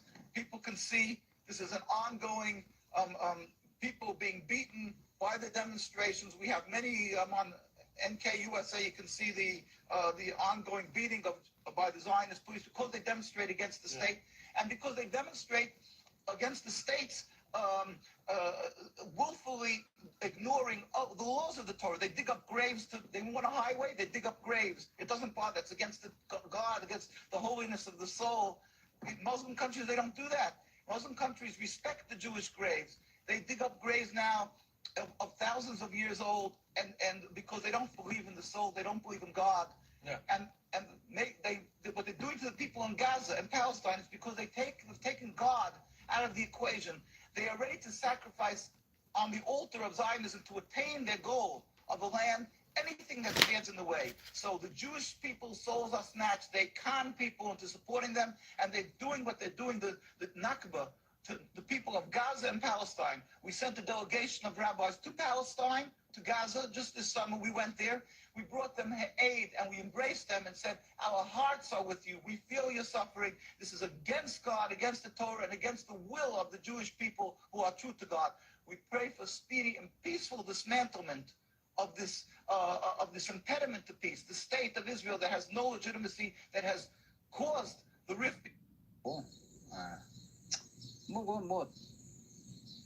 내가 온 계기는 그냥 그래요. 그냥 그쪽에서 생활을 잘 못했으니까. 그래 가니까 물론 그때는 다 어려웠으니까 다 그런데 근데 뭐 내가 그 생활을 잘 못하고 이러다 나니까 뭐. Judaism is a religion, a spirituality to serve God, thousands of years old. Zionism is only around 100 years old. It is the transformation from religion to nationalism, to materialism, created by non-religious Jews who hated the religion. And they really didn't want Judaism. They didn't even want to make their state in Palestine, only in Uganda at the first meetings. The reason they... Hey, everyone. I was 21 when I moved to China. So were they. I I arrived wanna in move to 2009. China. They arrived in Are 1941. you kidding 68 years us? apart, two groups of young Americans landed in the same country, ate the same strange food, How? smelled the same overwhelming smells, and met the same surprisingly warm people. I just The do. difference is they had to fly fighter planes against the Imperial Japanese. Oh, this boy. Now he's walking around. The Russian dude touched my heart.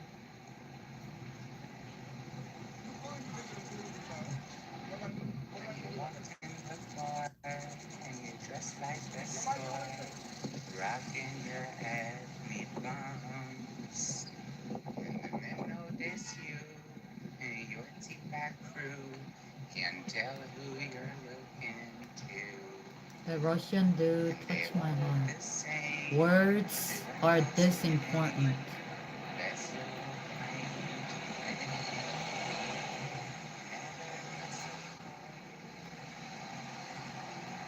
is to be athletic for this life. You can hope that's what you say. This boy walking around in the city. Words are this important. It's same English, but he only touched my heart. How is that even possible?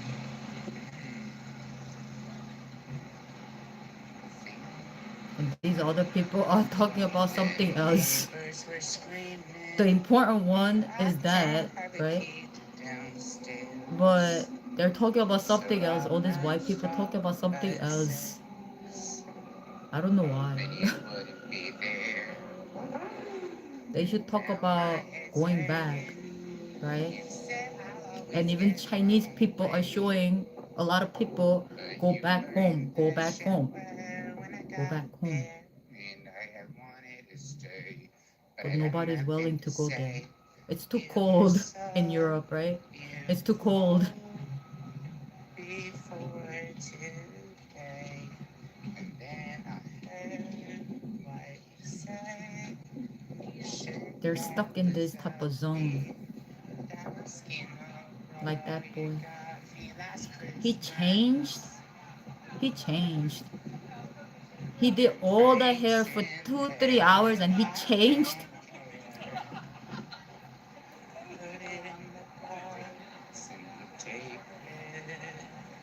Take that box. Take the box.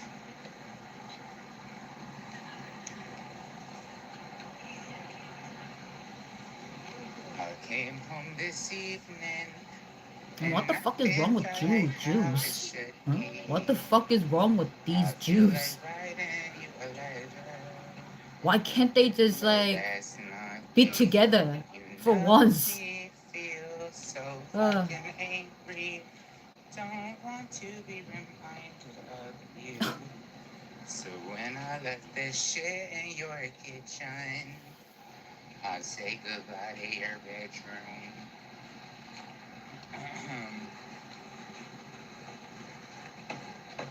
You better fucking work. When am I gonna start working? I need to stop watching this type of stuff.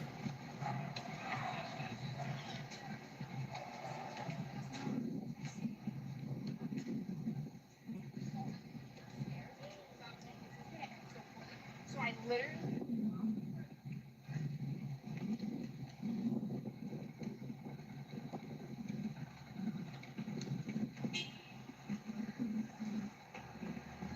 Who's gonna be the next super fan?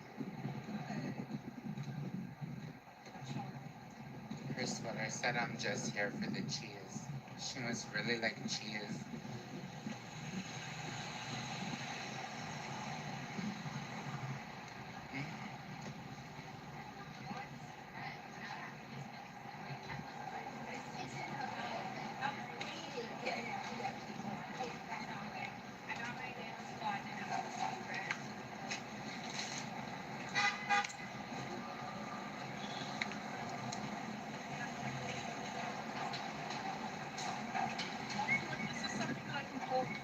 Yes, wonderful snack.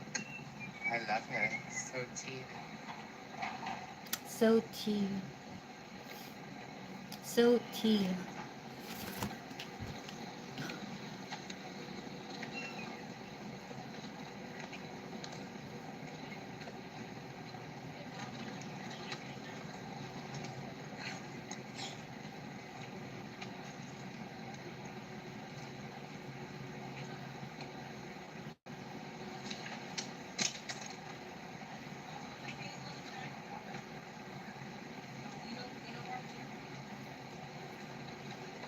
I'm really trying to get into In the Ori Malibu, album. California, But there's none of the so songs, many I'm obsessed with Europeans. the era I she's in. actually It's was my there and I favorite. saw. But none of the songs So are I like know there's sticking out so to me. many Europeans in Malibu, California. I mean, I like pedal, but none of the other I ones saw do so anything for me. many. So many.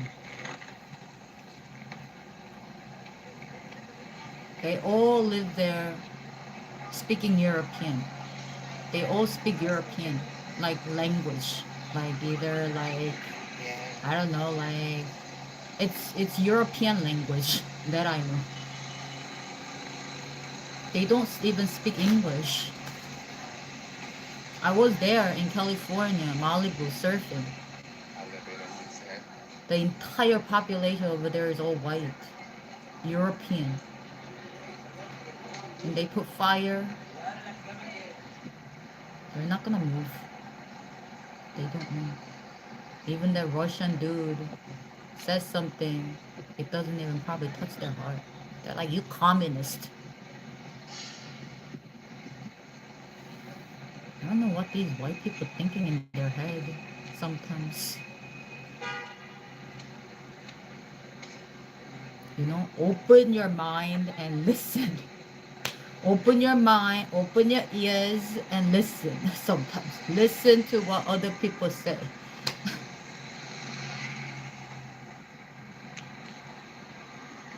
It's that simple, right?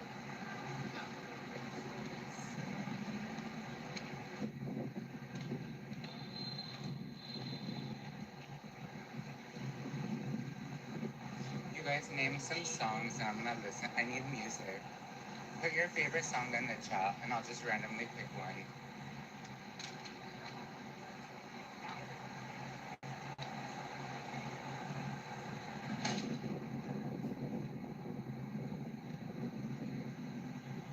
Hello? No, not by Ari though. Literally anyone else. Pain in LA by Adelia. Pain in LA.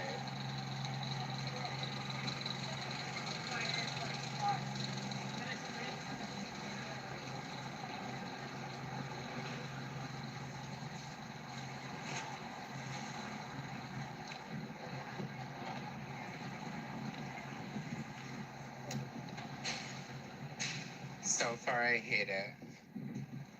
But I'm gonna give it a second because it's still in the intro.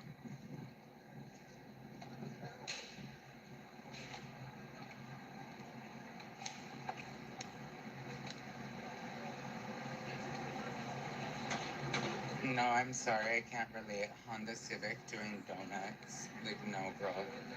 Okay, someone give me another song. I don't do donuts and Honda Civics. 16, Baby Kim. Oh, I love cherry wine. 16, Baby Kim.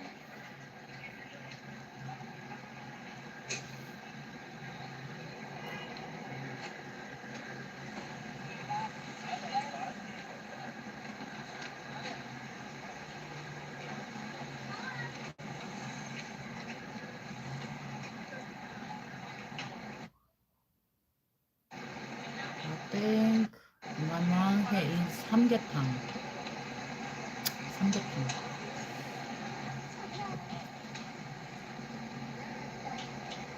삼계탕. I think it's good for you, so I'm not gonna eat them, because I eat dinner, then I'm gonna wake up in the morning, I'm gonna be so hungry, and I have to eat again. I love it. So 16 by Baby I don't Kim, wanna, so good. I don't wanna eat breakfast so much, because I can't digest. Can't digest.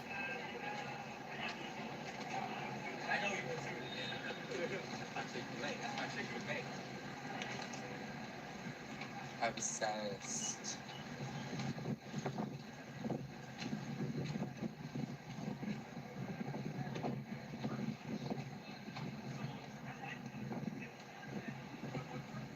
Okay, give me another song. What's another good one?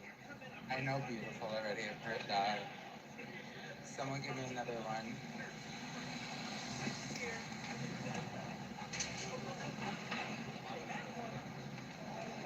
On and On by Erica Badu. I think I've heard that actually. Anything, any vibe.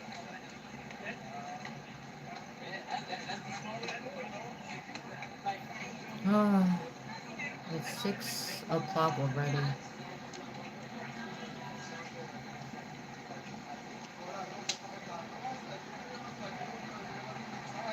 I think that 35 looking 50 is a troll account. I'm gonna get rid of it. Because they're using my JD's photo. Ask for the Smiths. Oh, I've heard that.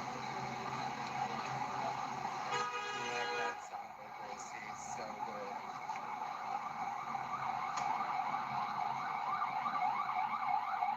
Let's listen to the feeling.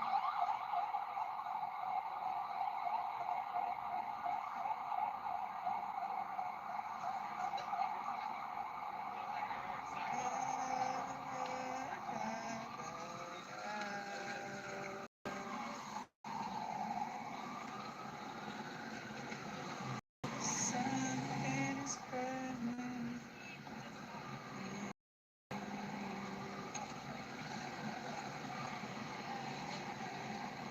The devil's working hard to keep me alone. This boy. I support the Jewish people for their right to exist. I don't support Israel's right to exist. I don't support Zionism. I'll tell you why. I'm a Wilsonist. I support Woodrow Wilson's policies during the Paris Peace Conference and in 1919, the Treaty of Sevres. And the idea by the U.S. State Department at the time was not only to settle peace in the regions between these nations and then these borders, to distinguish them, but we had what was called the Treaty of Sevres. Okay, this was the treaty that was signed by Turkey that they were going to cede back all the land that they had stolen from the Armenians. How do we secure that? Woodrow Wilson was prepared to send 200,000 troops at the time. The vote didn't pass through the Senate. So what ended up happening was Russia basically said to Turkey, yeah, we don't need to follow that. And then they had the Treaty of Lausanne. Long story short, half of Turkey would now be part of Armenia. Armenia would secure our interest in the region. And we have to understand, Woodrow Wilson also signed on to the Balfour Declaration to send Jews back to Palestine.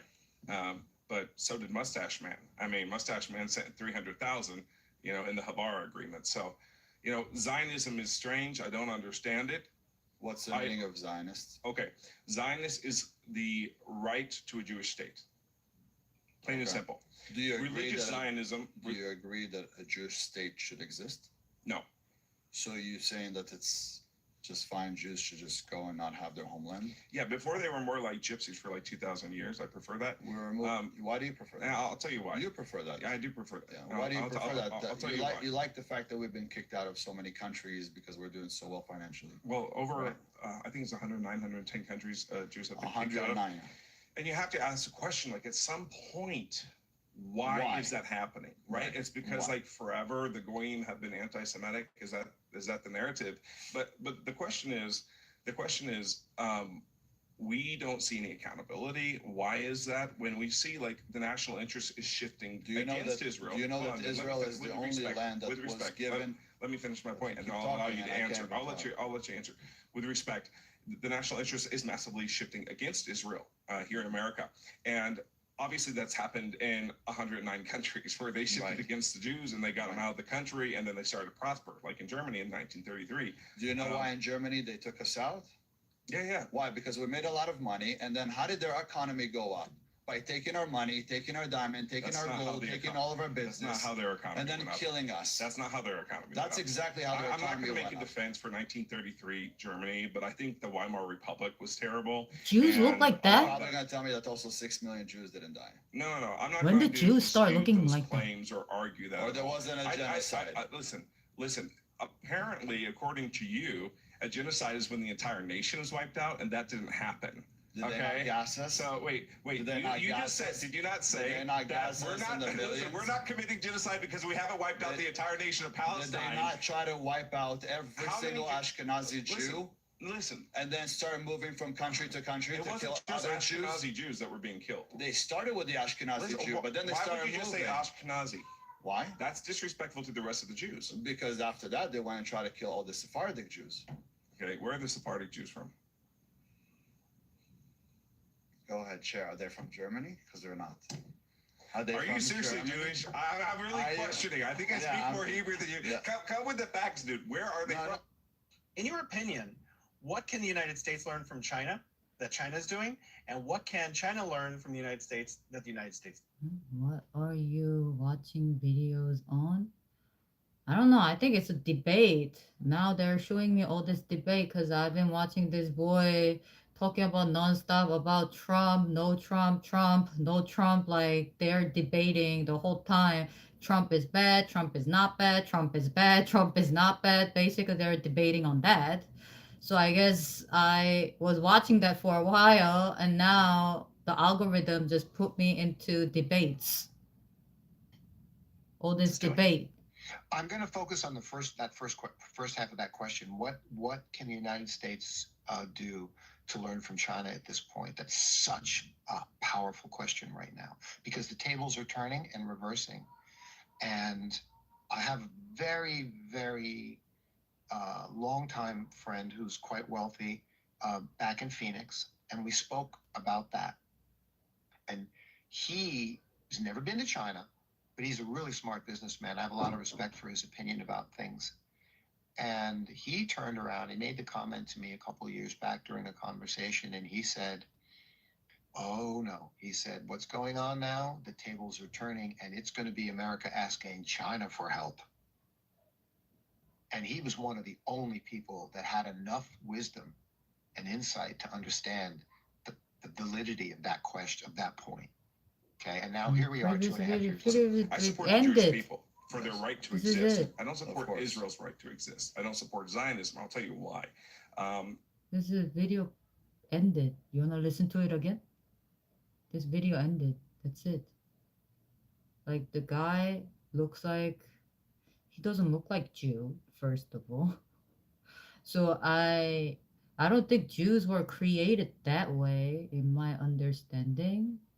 But I guess some Arabic people adapted Judaism and now they call themselves Jew and they want Israel to exist as a Jewish country.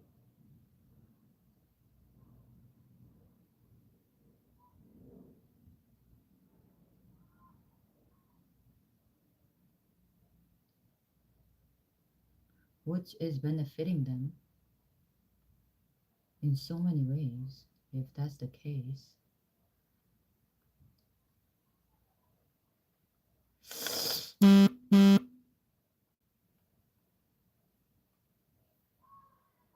TikTok. TikTok.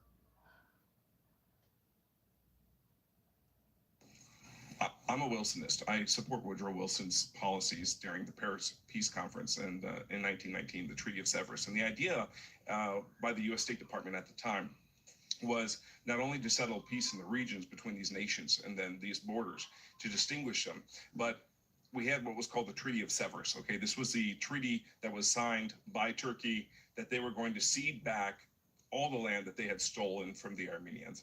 How do we secure that? Woodrow Wilson was prepared to send 200,000 troops at the time. If that's the case. In your opinion, what can the United If that's the case.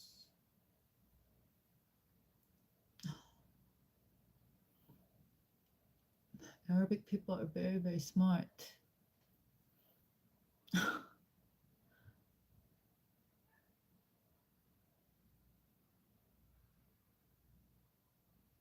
No, Jews don't look like that.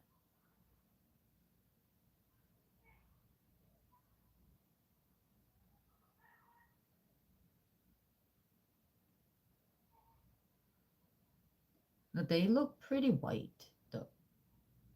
They're supposed to. When they shave everything, they're supposed to look pretty white. Like closer to white looking than Arabic. You understand?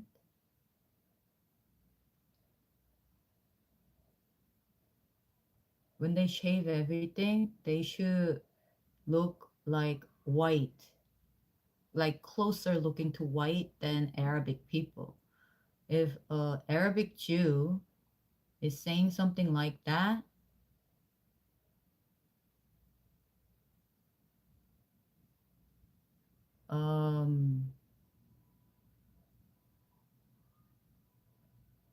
they won.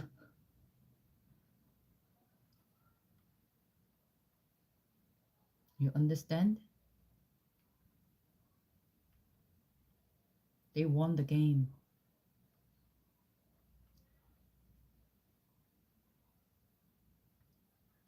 Because no matter how, which way you go,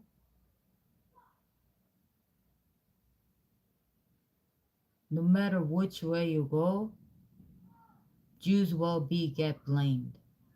No matter which way. It doesn't matter left or right. Because they're Jewish. But I never seen any Jewish like that. Like,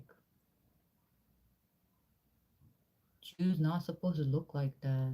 So this is my thing. Jews not supposed to look like that, but since they study Judaism and Zion, blah blah blah so well, then The Israelis are not our friends, period. The Israeli embassy has 2 declared intelligence officers. Declared meaning they're officially known to the CIA, one from Mossad, one from Shin Bet. The FBI, again, this is 35 years ago, the FBI has been able to identify, he said, 187 undeclared Mossad agents spread all around the United States to steal. No, Jews are usually they're closer color to white than Arabic, even though they have beard.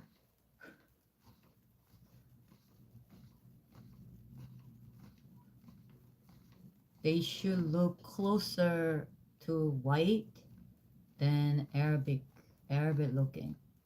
If you claim that you look like Arabic person, outer side, and you call yourself Jew, probably along the line somewhere, you were either converted or maybe your parents got mixed or something. Like, that's why I was like looking at him like, you're Jew? Like, you don't look like Jew. You don't look like Jew. You really don't look like Jew. You understand? Jews supposed to look closer to white looking than darker skin color. The Jews are not Arabic.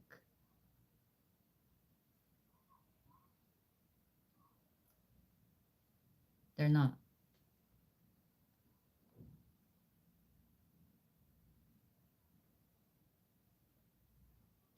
How can they from Arabic world when they don't even have a country there? They're supposed to just float around. Think about that. They're not Arabic. No. What are you talking about?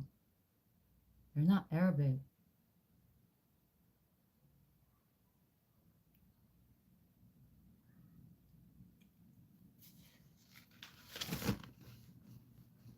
Think about it. They're not supposed to have a country to begin with. They don't have a country. Israel is not their country. But this guy who said he's a Jew, he looked seriously from Arabic world. He looks seriously from Arabic world. Anyways, I mean, he said he's Jew, so I guess he's Jew. He says he is, then I guess it is. I don't know. I mean, it's none of my business, so I guess. What? He looks like I support this. the Jewish people for their right to exist. I don't support Israel's right to exist. I don't support Zionism. I'll tell you why. No, this is not the guy. I support Woodrow Wilson's policies during the Paris Peace Conference another guy. in 1919, the Treaty of Severus, and the idea. And we have to understand Woodrow Wilson This is is another guy. countries. This guy. 109. And This you have guy. to ask the question, like, at some point, why Jews is don't that look happening, like that. Right? It's because, like, forever, I know the that Goyim for have been sure. anti-Semitic. Is They the look narrative? closer to like But this. the question Maybe is- not blonde, The question but is, maybe not we don't see blonde. any But accountability. I'm just Why saying. is that when we Maybe see not the national blonde, interest but is shifting Do you know against that- Israel? In your opinion, The Israelis are. I did not have my baby over the weekend. Tomorrow marks 38 weeks past conception, which in medical terms is 40. So still, whenever. if Arabic perfect segue. Arabic people says that they're Jew.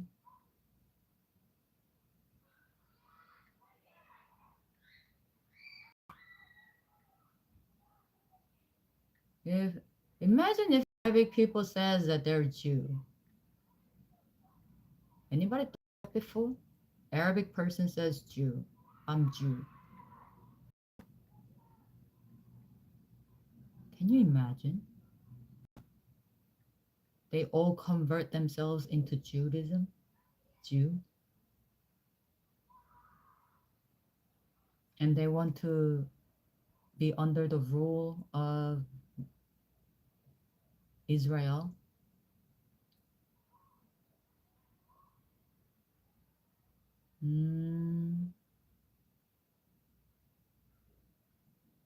That's also not a bad idea when you think about it.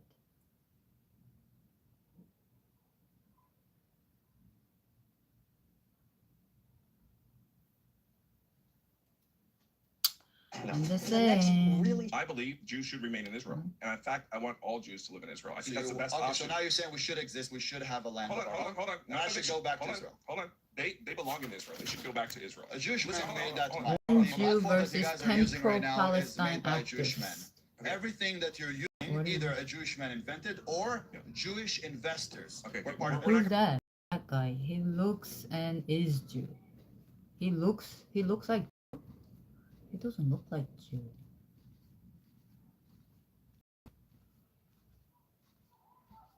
No, he doesn't look like Jew to me.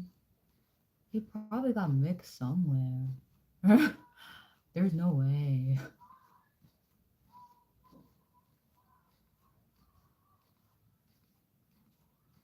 There's no way.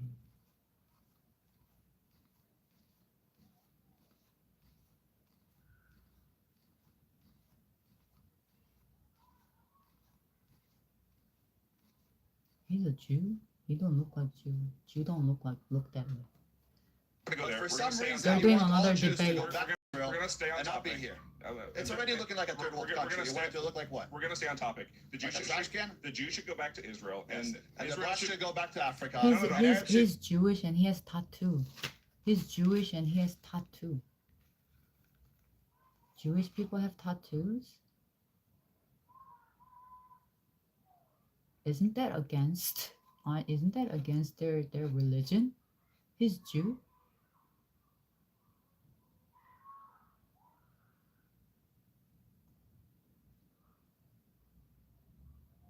He's Jew. Jewish people have tattoo. I think that's against their religion. It's supposed to be. But I guess Jewish people change. I don't know. I guess Jewish people change after 100 years. Maybe they look like that. After, I guess 250 years after. I guess they now look like that. But anyway, so yeah, Jewish people don't look like that. Jews don't do tattoos. They're not allowed to. I never read their thing, but they're not allowed to. Yeah, I don't think he's Jew. But it's okay. I mean, if that's the case, think about it this way. Arabic people just wants to be ruled under Israel instead of Palestine. I would think of it that way. Yeah, I would think of it that way. But he's not to the Middle Jew. East. No, we like the blacks. And He's whites not should go Jew. back to where? To Germany. Hold on. And we should give this land back to the Native Americans. Let me finish. We should give this land Let me back to finish, Native and I'll Americans. let you make your point. Okay. Let me finish. I'll let you make your point. Where's my Indians? I had believe- some Indians here yesterday. Bring the Indians back. Don't you tell me what to do. All of us need to go. No, Listen, Native hold on. American Indians, Hold on, not hold on. these Indians. Let me finish, man. So I believe all Jews should go back to Israel, but I think Israel should be under the control of Christians. So I'm for a third state solution, which is the Christians come over, take over the government, and then we can really be allies with Israel. Then at that point, we're morally aligned because there's no such thing as Judeo-Christian values. There's just Christian values and then Jewish values. So do you want the Christians to leave Israel? No, I want them to stay. Okay, so and I want all them to take Jews- over the government. So you want all Jews in Israel? Yeah. Right? You don't want them anywhere I want else? them protected from all harm. All in Israel. I want them all protected. I But don't then want you any harm want to there come to Jewish also. people. Okay, but the biggest problem that we have. You know what's crazy that people don't think about is Isn't that an interesting take, though? Don't you think? It's pretty crazy to me because people don't Why understand is it that crazy? Where's the more real Jews Jews? They die don't in the speak state of Israel anymore. than They anywhere probably around the world don't every want to single speak time. anymore. And the reason they die is because we still I have a okay solution to that. with having Christians Muslims take there. over the IDF, Christians take over the government, and all of a sudden we'll shake hands with the Palestinians. We're all singing Kumbaya. We'll all get Yes, kumbaya. along. Utopia in the Middle East. Do you know how many gay people live in the U.S.? Too many. They would burn them.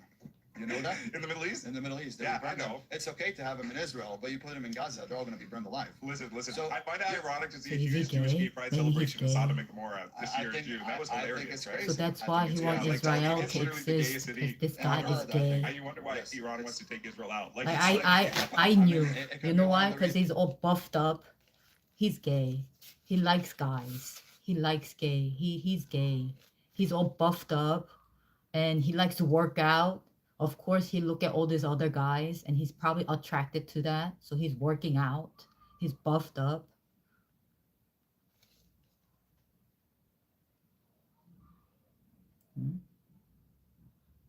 reasons, but I think the biggest Anyways, reason is I because guess of he the says he's Jew, Okay, so he's well, Jew. what about the other 10 I tribes think that it's, are scattered? I think Like it's the also But Scottish, Jews the don't like British, it. the this is I Irish, can't British accept people him don't as a deserve Jew. it. Don't you know most about people that? don't like Jews because Like the we're 10 other chosen tribes, nation. the Goyim are actually sons of Jacob. Do you know You know what that, Goy right? means? Yeah, What does it nations. mean? Yeah, Nations. Yeah, it doesn't mean that you're not a Jew or Yeah. something. It's nations, the other nations. We also call ourselves in the Bible Goy Gadol, Goy Chazak, right? Strong Goy, big Goy, right? Okay.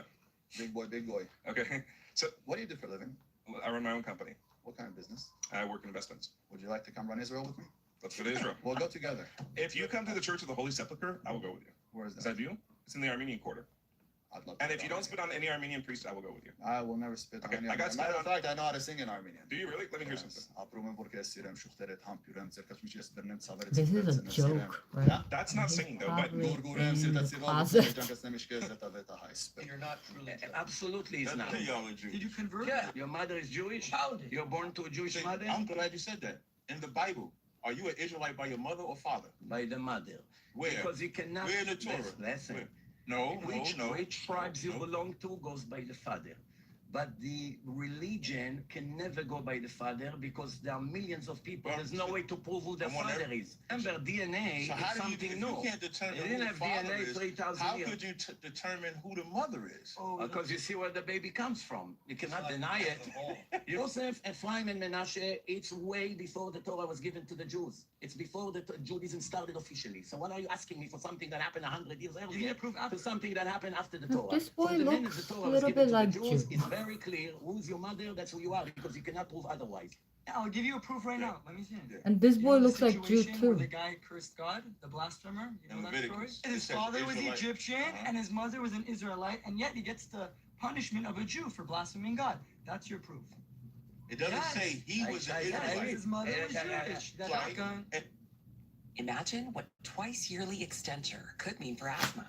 Ultra long acting extension. I don't want my kids living under Chinese rule. Well, anywhere your in the kids world. can stay That's where what they want. are, but I think a lot of kids in China are enjoying growing in China right now. Dominate China. And China's been far more effective at dragging people out of poverty, and it's also whipping America's industrial ass. I just watched this segment from Piers Morgan's show, and I genuinely think it's one of the most revealing exchanges I've seen in a long time. And what on... I have a question. Yeah. We're from Israel, and we know. Oh, man. But what do you guys think about Israel? Well, how old are you?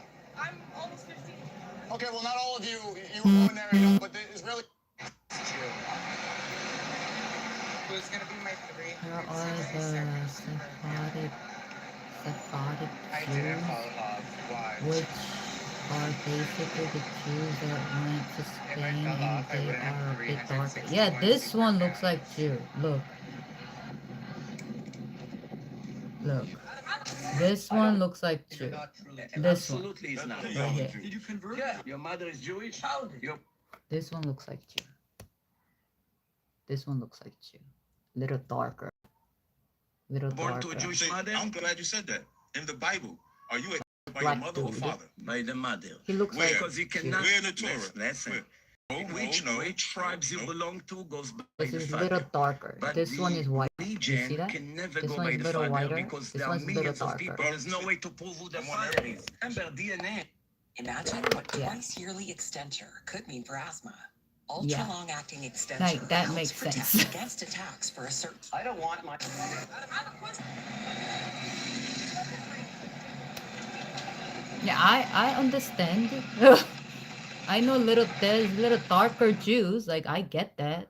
But the other guy that who kept on saying he's Jew, I don't know what he is. Like I don't know.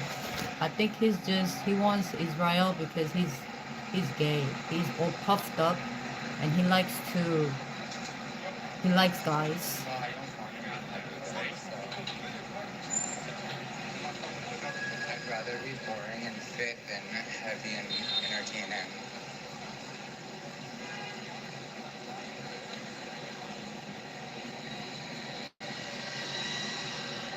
Yeah, like I get it, but the other dude definitely, I don't consider him as Jew, but maybe he converted after he got tattooed. Like, I mean, he got tattoos and then he convert himself into Judaism, maybe. Because they're Asians and they're Judas, they're Jews. I just think I'm not saying that he's American or whatever. I think he's more closer to like Arabic than Jew. That's all.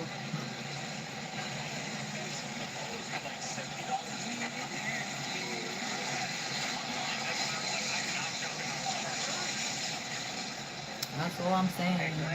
It's disgusting, Greg. It's fucking humid. It's humid as hell right now. It's a little better now, though. But Holy shit, it's so humid. I can't understand this. This morning it was raining like crazy and now it's humid. Yeah, I could see the other dude as a Jew too. I got like eyes too, so I can see that. But the other dude, definitely, maybe he had a tattoo, and you know, like Israelis are lenient on gays, tattoos, and things like that. So probably he converted to Wait, what that. kept the weight off for almost like over a year. I don't know why you would think that. And he's Why would I gay put the weight because back he likes to on? work out. I'm not on Ozempic. Because he like puff It's dude, really good. puffy dude. They're working in the apartment.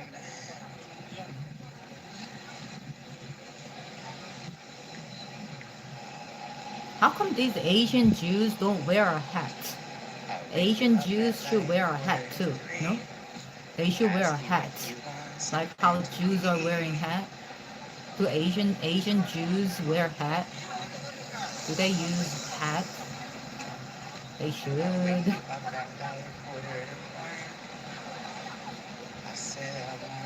It's like religion became like a joke nowadays. It's like a joke. Religion is becoming more and more like a joke. Every time you say I gotta go, I'll be letting you know, babe, I'll let you know. You know I got nothing under this sword. Like long time ago, everybody believed in Judaism. Everybody believed in their own religion, and they live that way. Like they're like some type of gods. Thank you, Greg. But I now don't have cheek filler. everybody is all different Since I started religion, TikTok, have you seen me with a bruise on my cheek? When? so you can't really tell what's what anymore. They're Asian Jews. You don't know? This is the bus that goes to my house. The M55. Like how can you not know? There are people, Asian people that who converted themselves into Judaism. They're Jewish.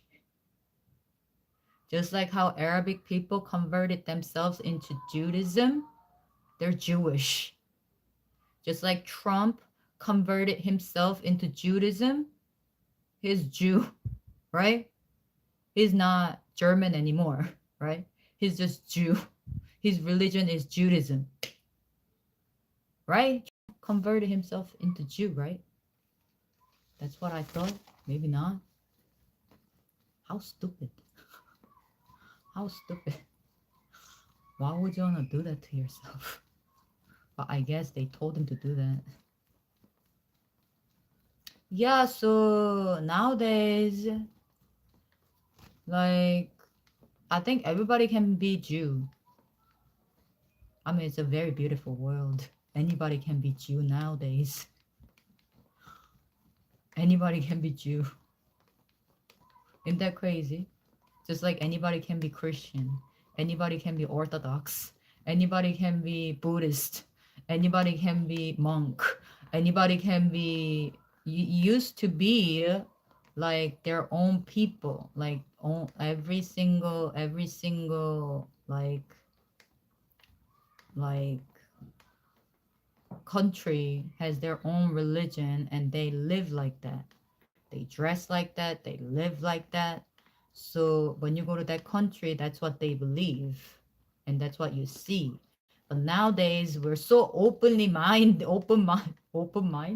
I don't even know if this is a corruption or corruption of religion, or I don't even know what this is. I was never into religion in my entire life because I was so busy living my life.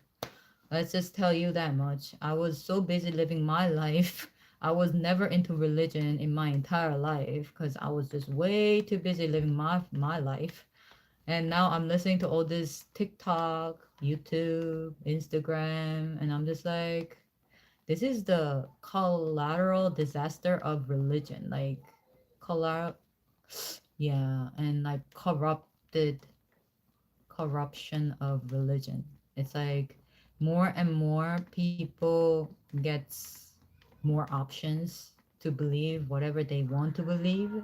It's like a collateral disaster for religion.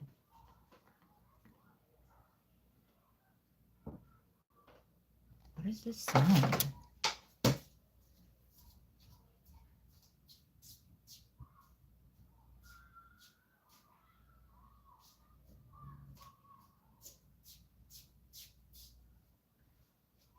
Anyways, it's a disaster. That's all I can say. It's a disaster. More and more I look at TikTok and all this TikTok is giving me all these video clips. I'm just like, this is a disaster. Well, anyways, if you are Asian Jew, now that we're here, I think Asian Jews should wear a hat too. I think they should wear a hat. I mean, if you're really, which you truly believe in Judaism, you should wear a hat and show that you're proud Jew, like, right? And participate in their culture fully.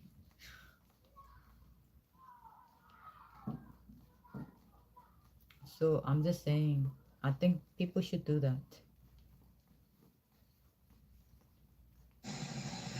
You look like your ugly ass. This gay boy. Your mama, her sister, and your sister did too? No. So that's my sister's apartment downstairs. My dad made her an apartment downstairs. And then, yeah, so this is our whole house. But my dad has made several apartments, you know, for income and whatever. Yeah. So my sister has one, then there's a tenant downstairs, and then there's a tenant upstairs, and then we got, like, the main part of the house. And then he has his own floor, basically. Like, my parents have their own floor. So he has like 2 tenants in his house? Thank you for the rose. So his house is humongous. Thank you.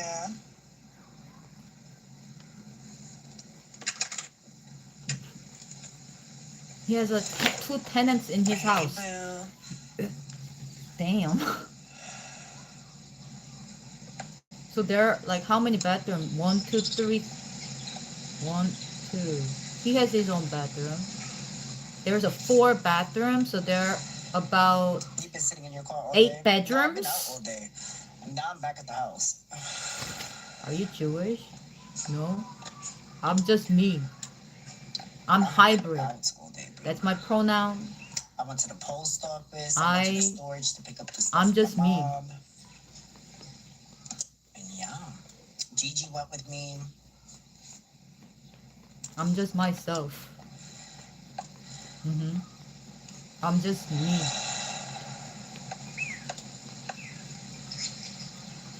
That's why I post a lot of me videos earlier in my YouTube videos. Everything is me on my YouTube video. Tag me. All tag me only. Because I'm myself. Me. This boy's house has like 8 bedrooms. Because he has his own bedroom. His mom also, they have their own floor, which means they have own bedroom and bathroom. And he has 2 tenants, which is 2 more bathroom. So that's 4 bedroom. Usually 4 bedroom houses have about like 8 rooms. So he has like what, 1 kitchen for him and his family, and 2 tenants. There's 2 more kitchens in his house. So his house is humongous. This boy's house is humongous. In Bronx.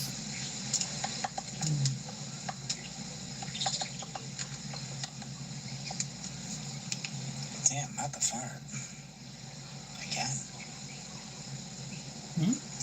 Maybe I have to shit. Then go. My entire body processing has been off the past 3 days, so I don't know what the fuck do I gotta do. I don't know what I feel. I don't know. This I'm over it. I like knowing what's happening. This boy is so retarded. Maybe I need to shit. Then go. Like, stop the live. Put it on the mute. You can just go. You don't have to say it out loud. Gay ass boy. Am I gonna... Go shit. What the hell? And then we're gonna decide what we're winning from there.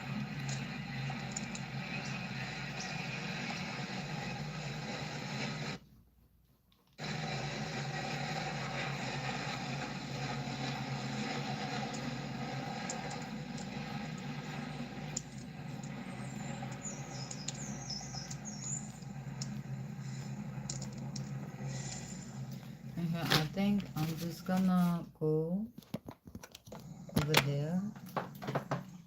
And then my mom will be arriving soon. So I just need to clean here.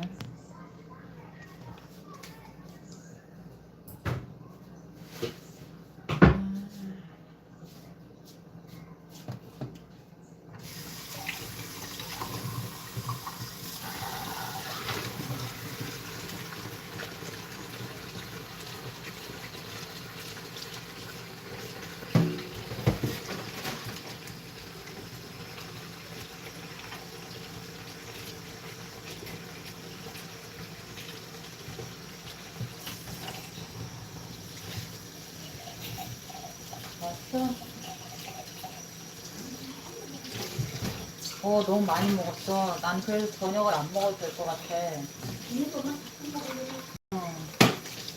내가 설거지 해줄게. 내가 밥도 끓여줄게. 여기다 프라이팬에다 끓일까? 빠르니까. 이거 저기.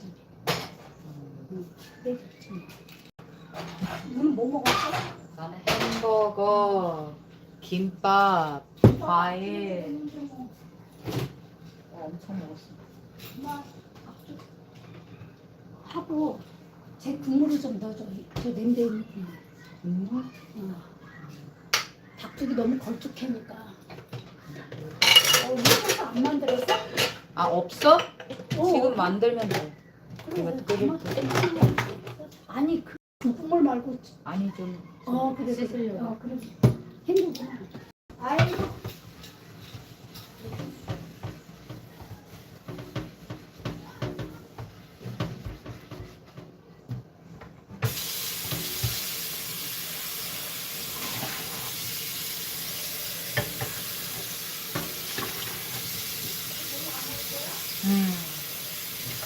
난 너무 많이 먹었어. 과일 또 먹고 자면 돼.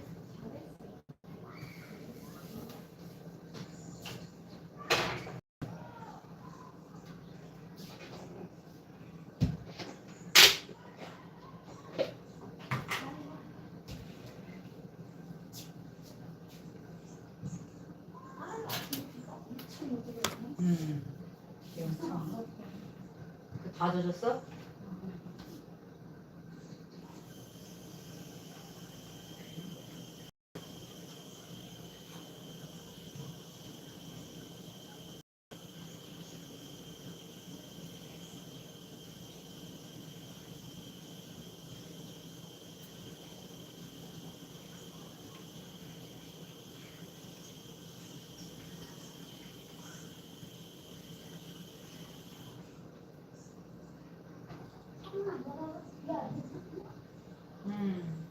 아니 피들 저긴 닫았어. 이만큼은 돼? 이만큼? 봐봐. 이만큼.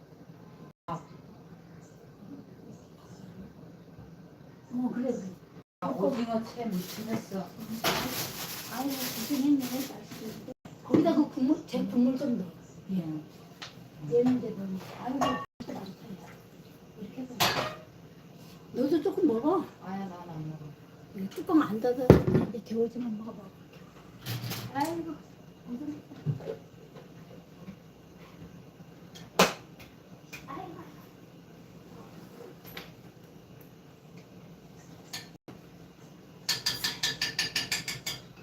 그 소스 해놓으니까 엄마가 해보기가 쉽더라고.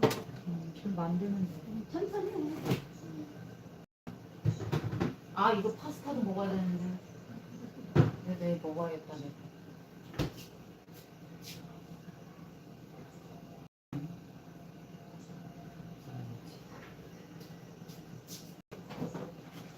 이건 뭐야?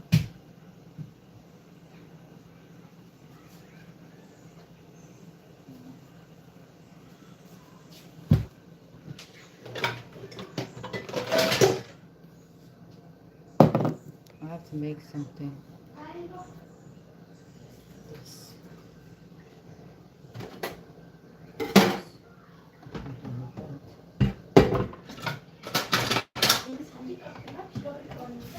아니야 안 깎았는데.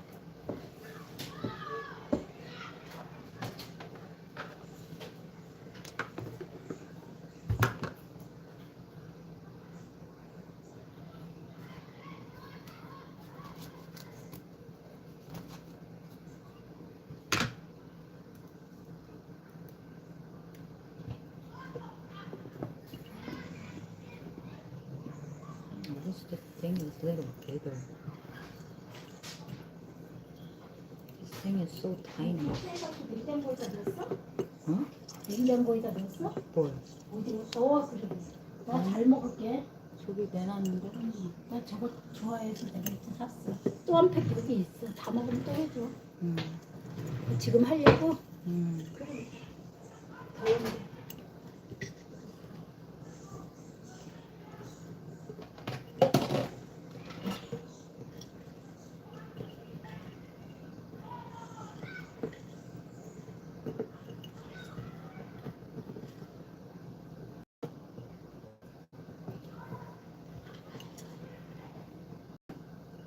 시원하게.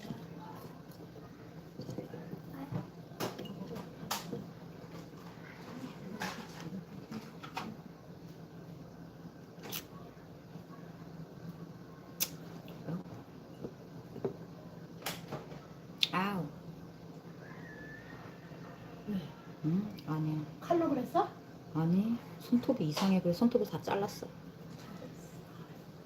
이거 시원한 물에다가 저거를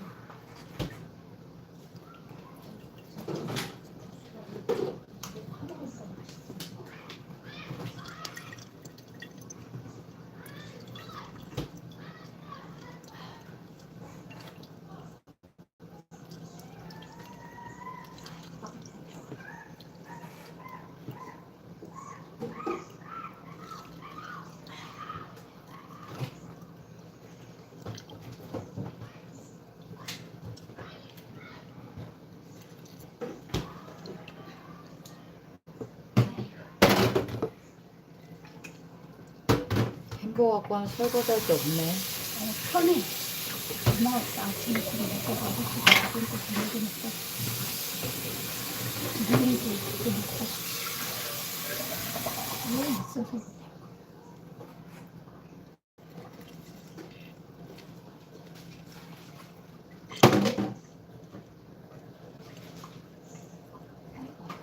오케이, 바이. 누구한테? 컴퓨터. 전화기. 전화기.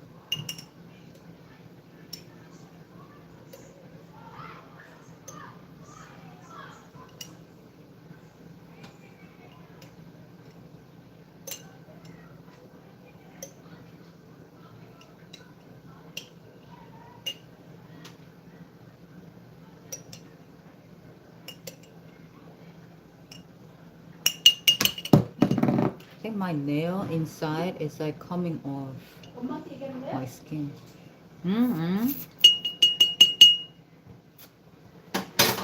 Because of the nail. It's ripping my skin off inside. Like in here, between the nail and the skin.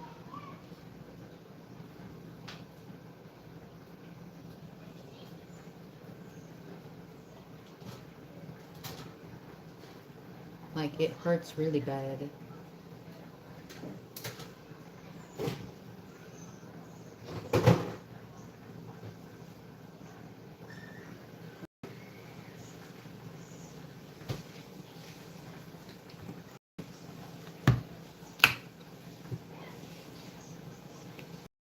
졸라 죽었어.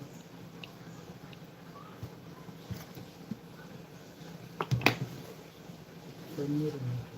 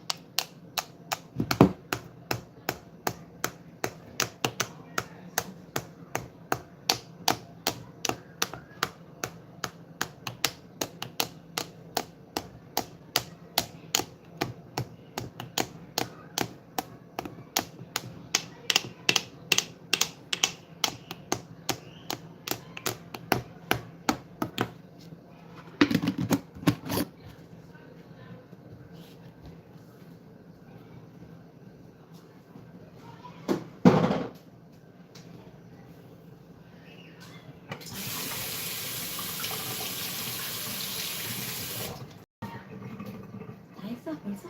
그래 냉장고에 죽었어. 냉장고에. 응. 어머. 여기 봐봐. 엄청 커. 얼마나? 네가 자. 응. 그래서 네가 놔뒀어? 응. 아이고야, 그만이지.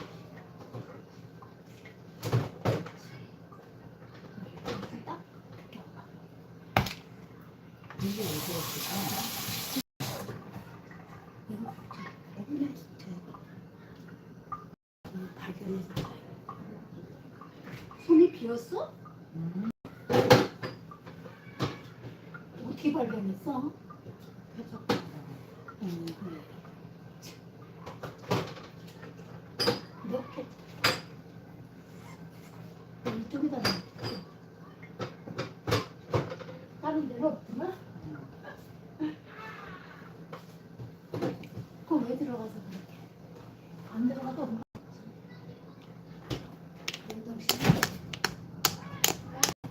그래서 저 팩트를 많이 사놔갖고 엄마가 넉넉하게 잘해놓고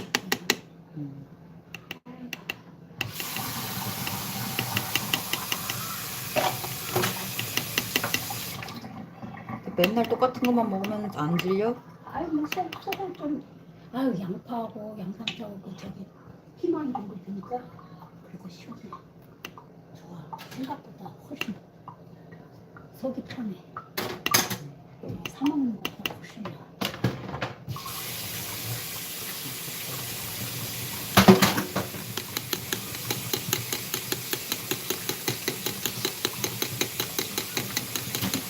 괜찮아 맛이? 응?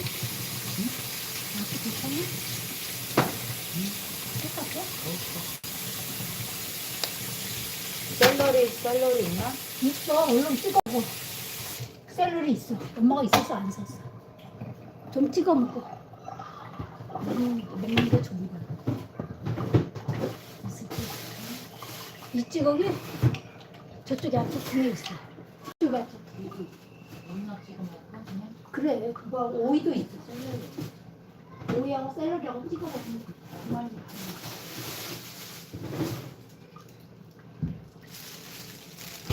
오이도 있어. 샐러리.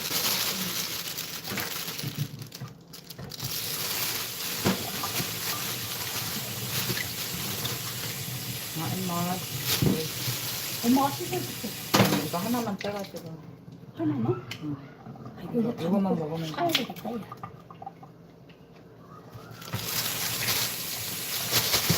잎사귀는 안 먹지? 그냥 그거 위에 거면. 꺼내서 찍어 먹어. 거기 아니야, 그거 위에 것만 먹어. 이것만 먹으면 돼. 이거 여기. 모자랄 것 같은데?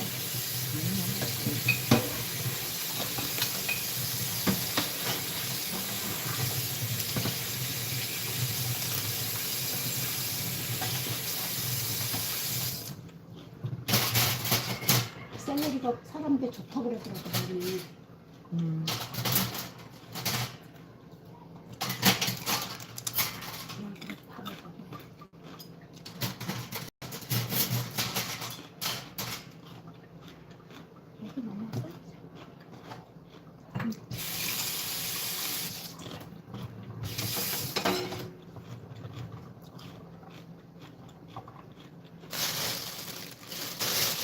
이거 그만 먹을 거야?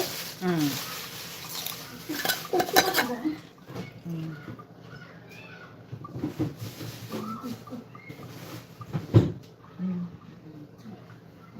여기다 넣어서 여기다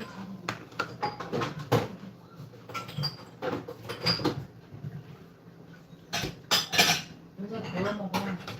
그렇게 하려.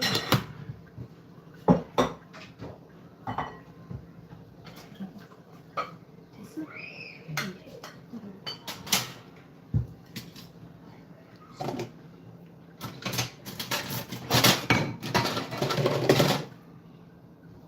물을 너무 많이 넣나? 엄마 다 먹을 거야?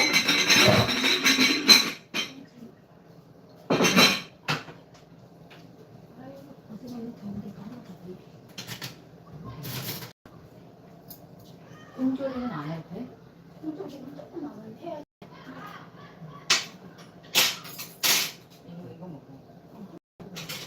좀 매워.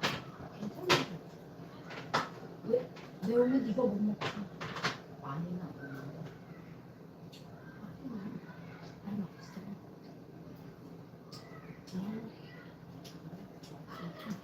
이거 좀 먹어. 아, 먹었어.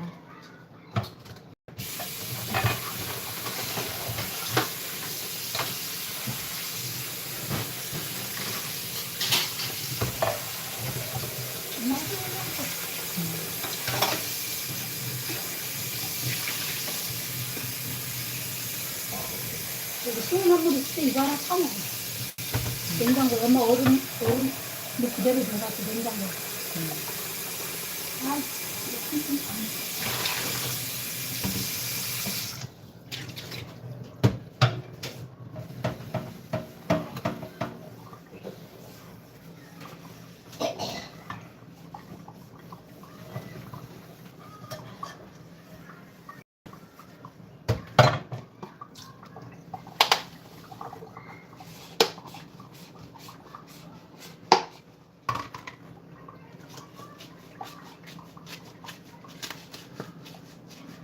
참 I'm cooking. 아니야. I'm cleaning.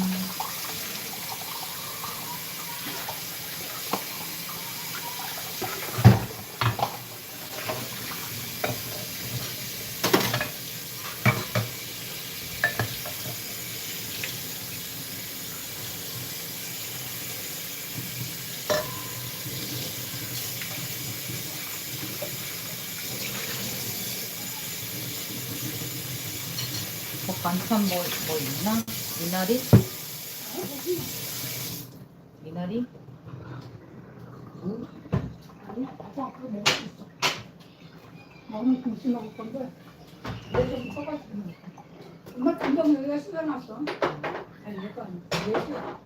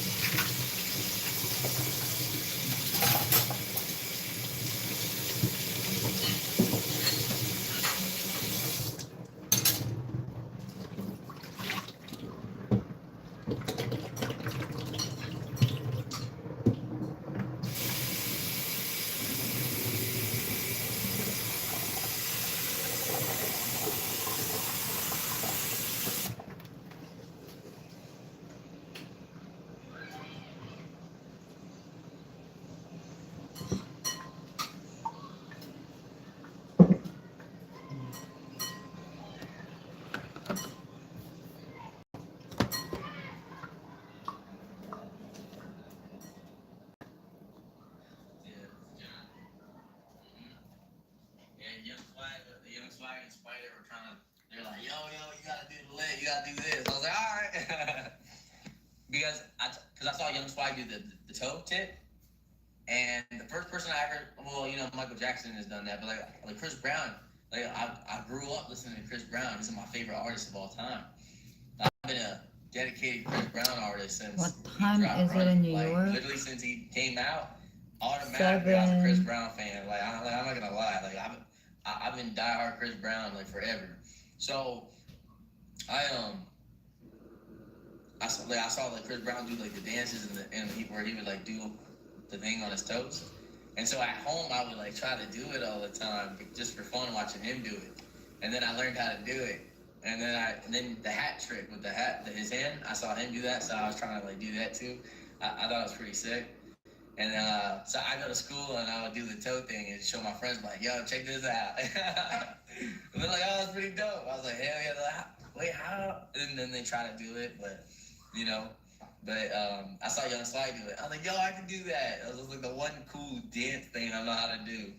So I did that, and I incorporated that into like the dog feet dance that he wanted me to do. Yeah. Jen, what do you think about that girl in Usher? What do you think about that? That girl who was like, ew, I don't want no Usher, get out of my face. Who the hell is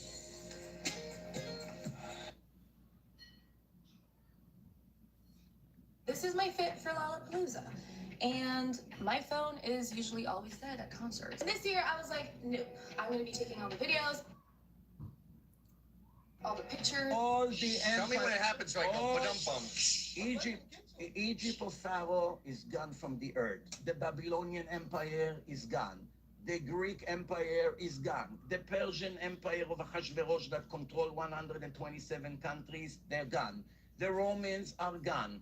The Germans of became a small country. They have no effect on anyone anymore. Everyone who deprived the and torture them and them. Once the Jews lived in their country, God blessed them as he promised to Abraham. Those who will bless your children will be blessed, and those who will fight them will be cursed. As soon as the Jews leave the place, the blessing of the place is gone. So you think you're being a wise guy, you do not know what's coming for you. That wasn't particularly funny. That's the But sad we asked him reality. to make a joke. That's the sad And then he went on a reality. 7-minute lecture about how the Jews are so good that if once they leave your country, I guess you get the Muslims. That's the sad reality. But we wanted a joke. You promised a joke. It's enough that 1% of the Muslims. But what's funny about that? 1% of the Muslims are pro-terror. That means tens of millions. It's of not people. 1%, it's 25%. Whatever it is, I said let's go for the lowest number. If 1 out of 2 billion people, That's funny to you? if 1% are terrorists and they're Jews, started with, and I they gotta want go. everyone that is not Muslim to be dead, that means your life is in danger, and his life, and my life, and everybody else's life is in danger. It's enough. The 1% of so-called Okay, no, Muslim people. hold on.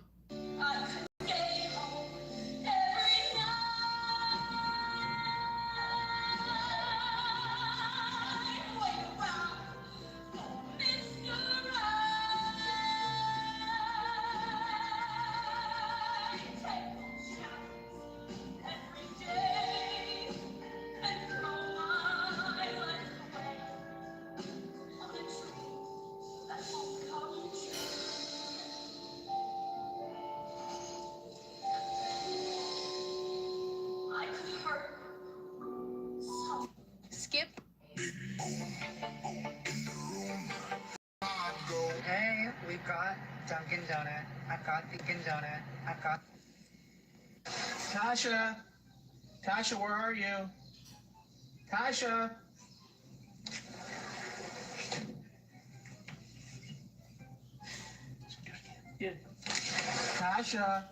Tasha, where are you, Tasha? Tasha.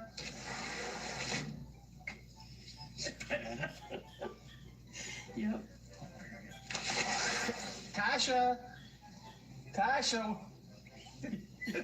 where are you? Where are you, Tasha?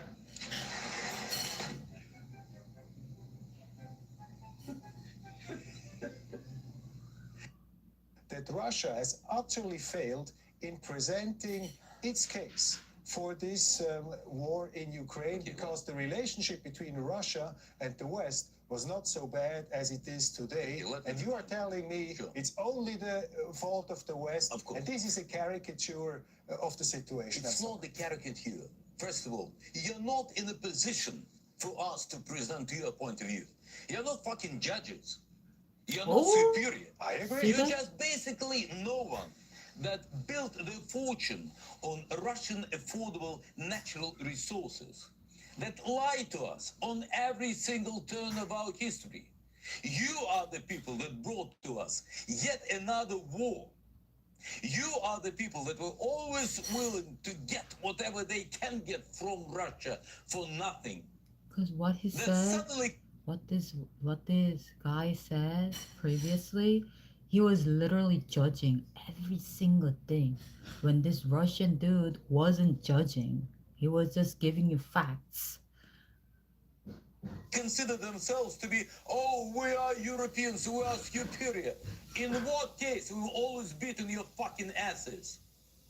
Why at certain moment of history you decided that you can judge us? That, well, Russia is not democratic enough. Russia cannot be part of NATO because their standards of understanding freedom is... You've been occupied territory since 1945 by American and British troops. Suddenly decided that you have a... This is why Russia is not going to help Europeans. This is the reason. I was mountain biking with my. Do you disagree with his claim about Israel? I do. Explain. Yeah, you see that? How they snap like that? Because there's a language barrier. Amy, a single.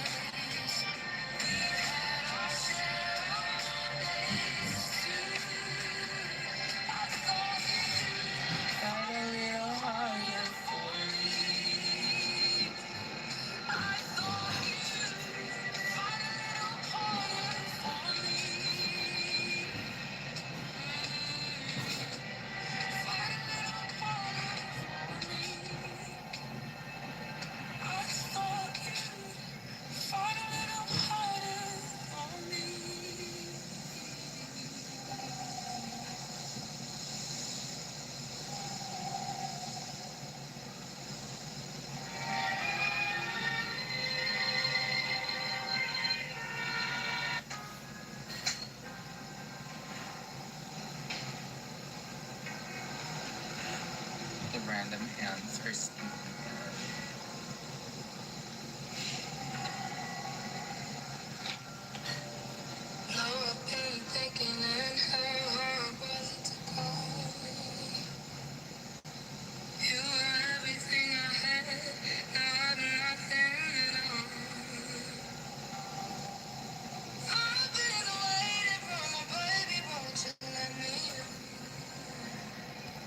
Check up on me. I can check out all your friends. Do you still take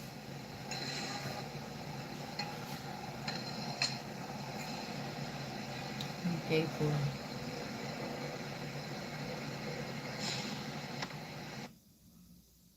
Okay, boy.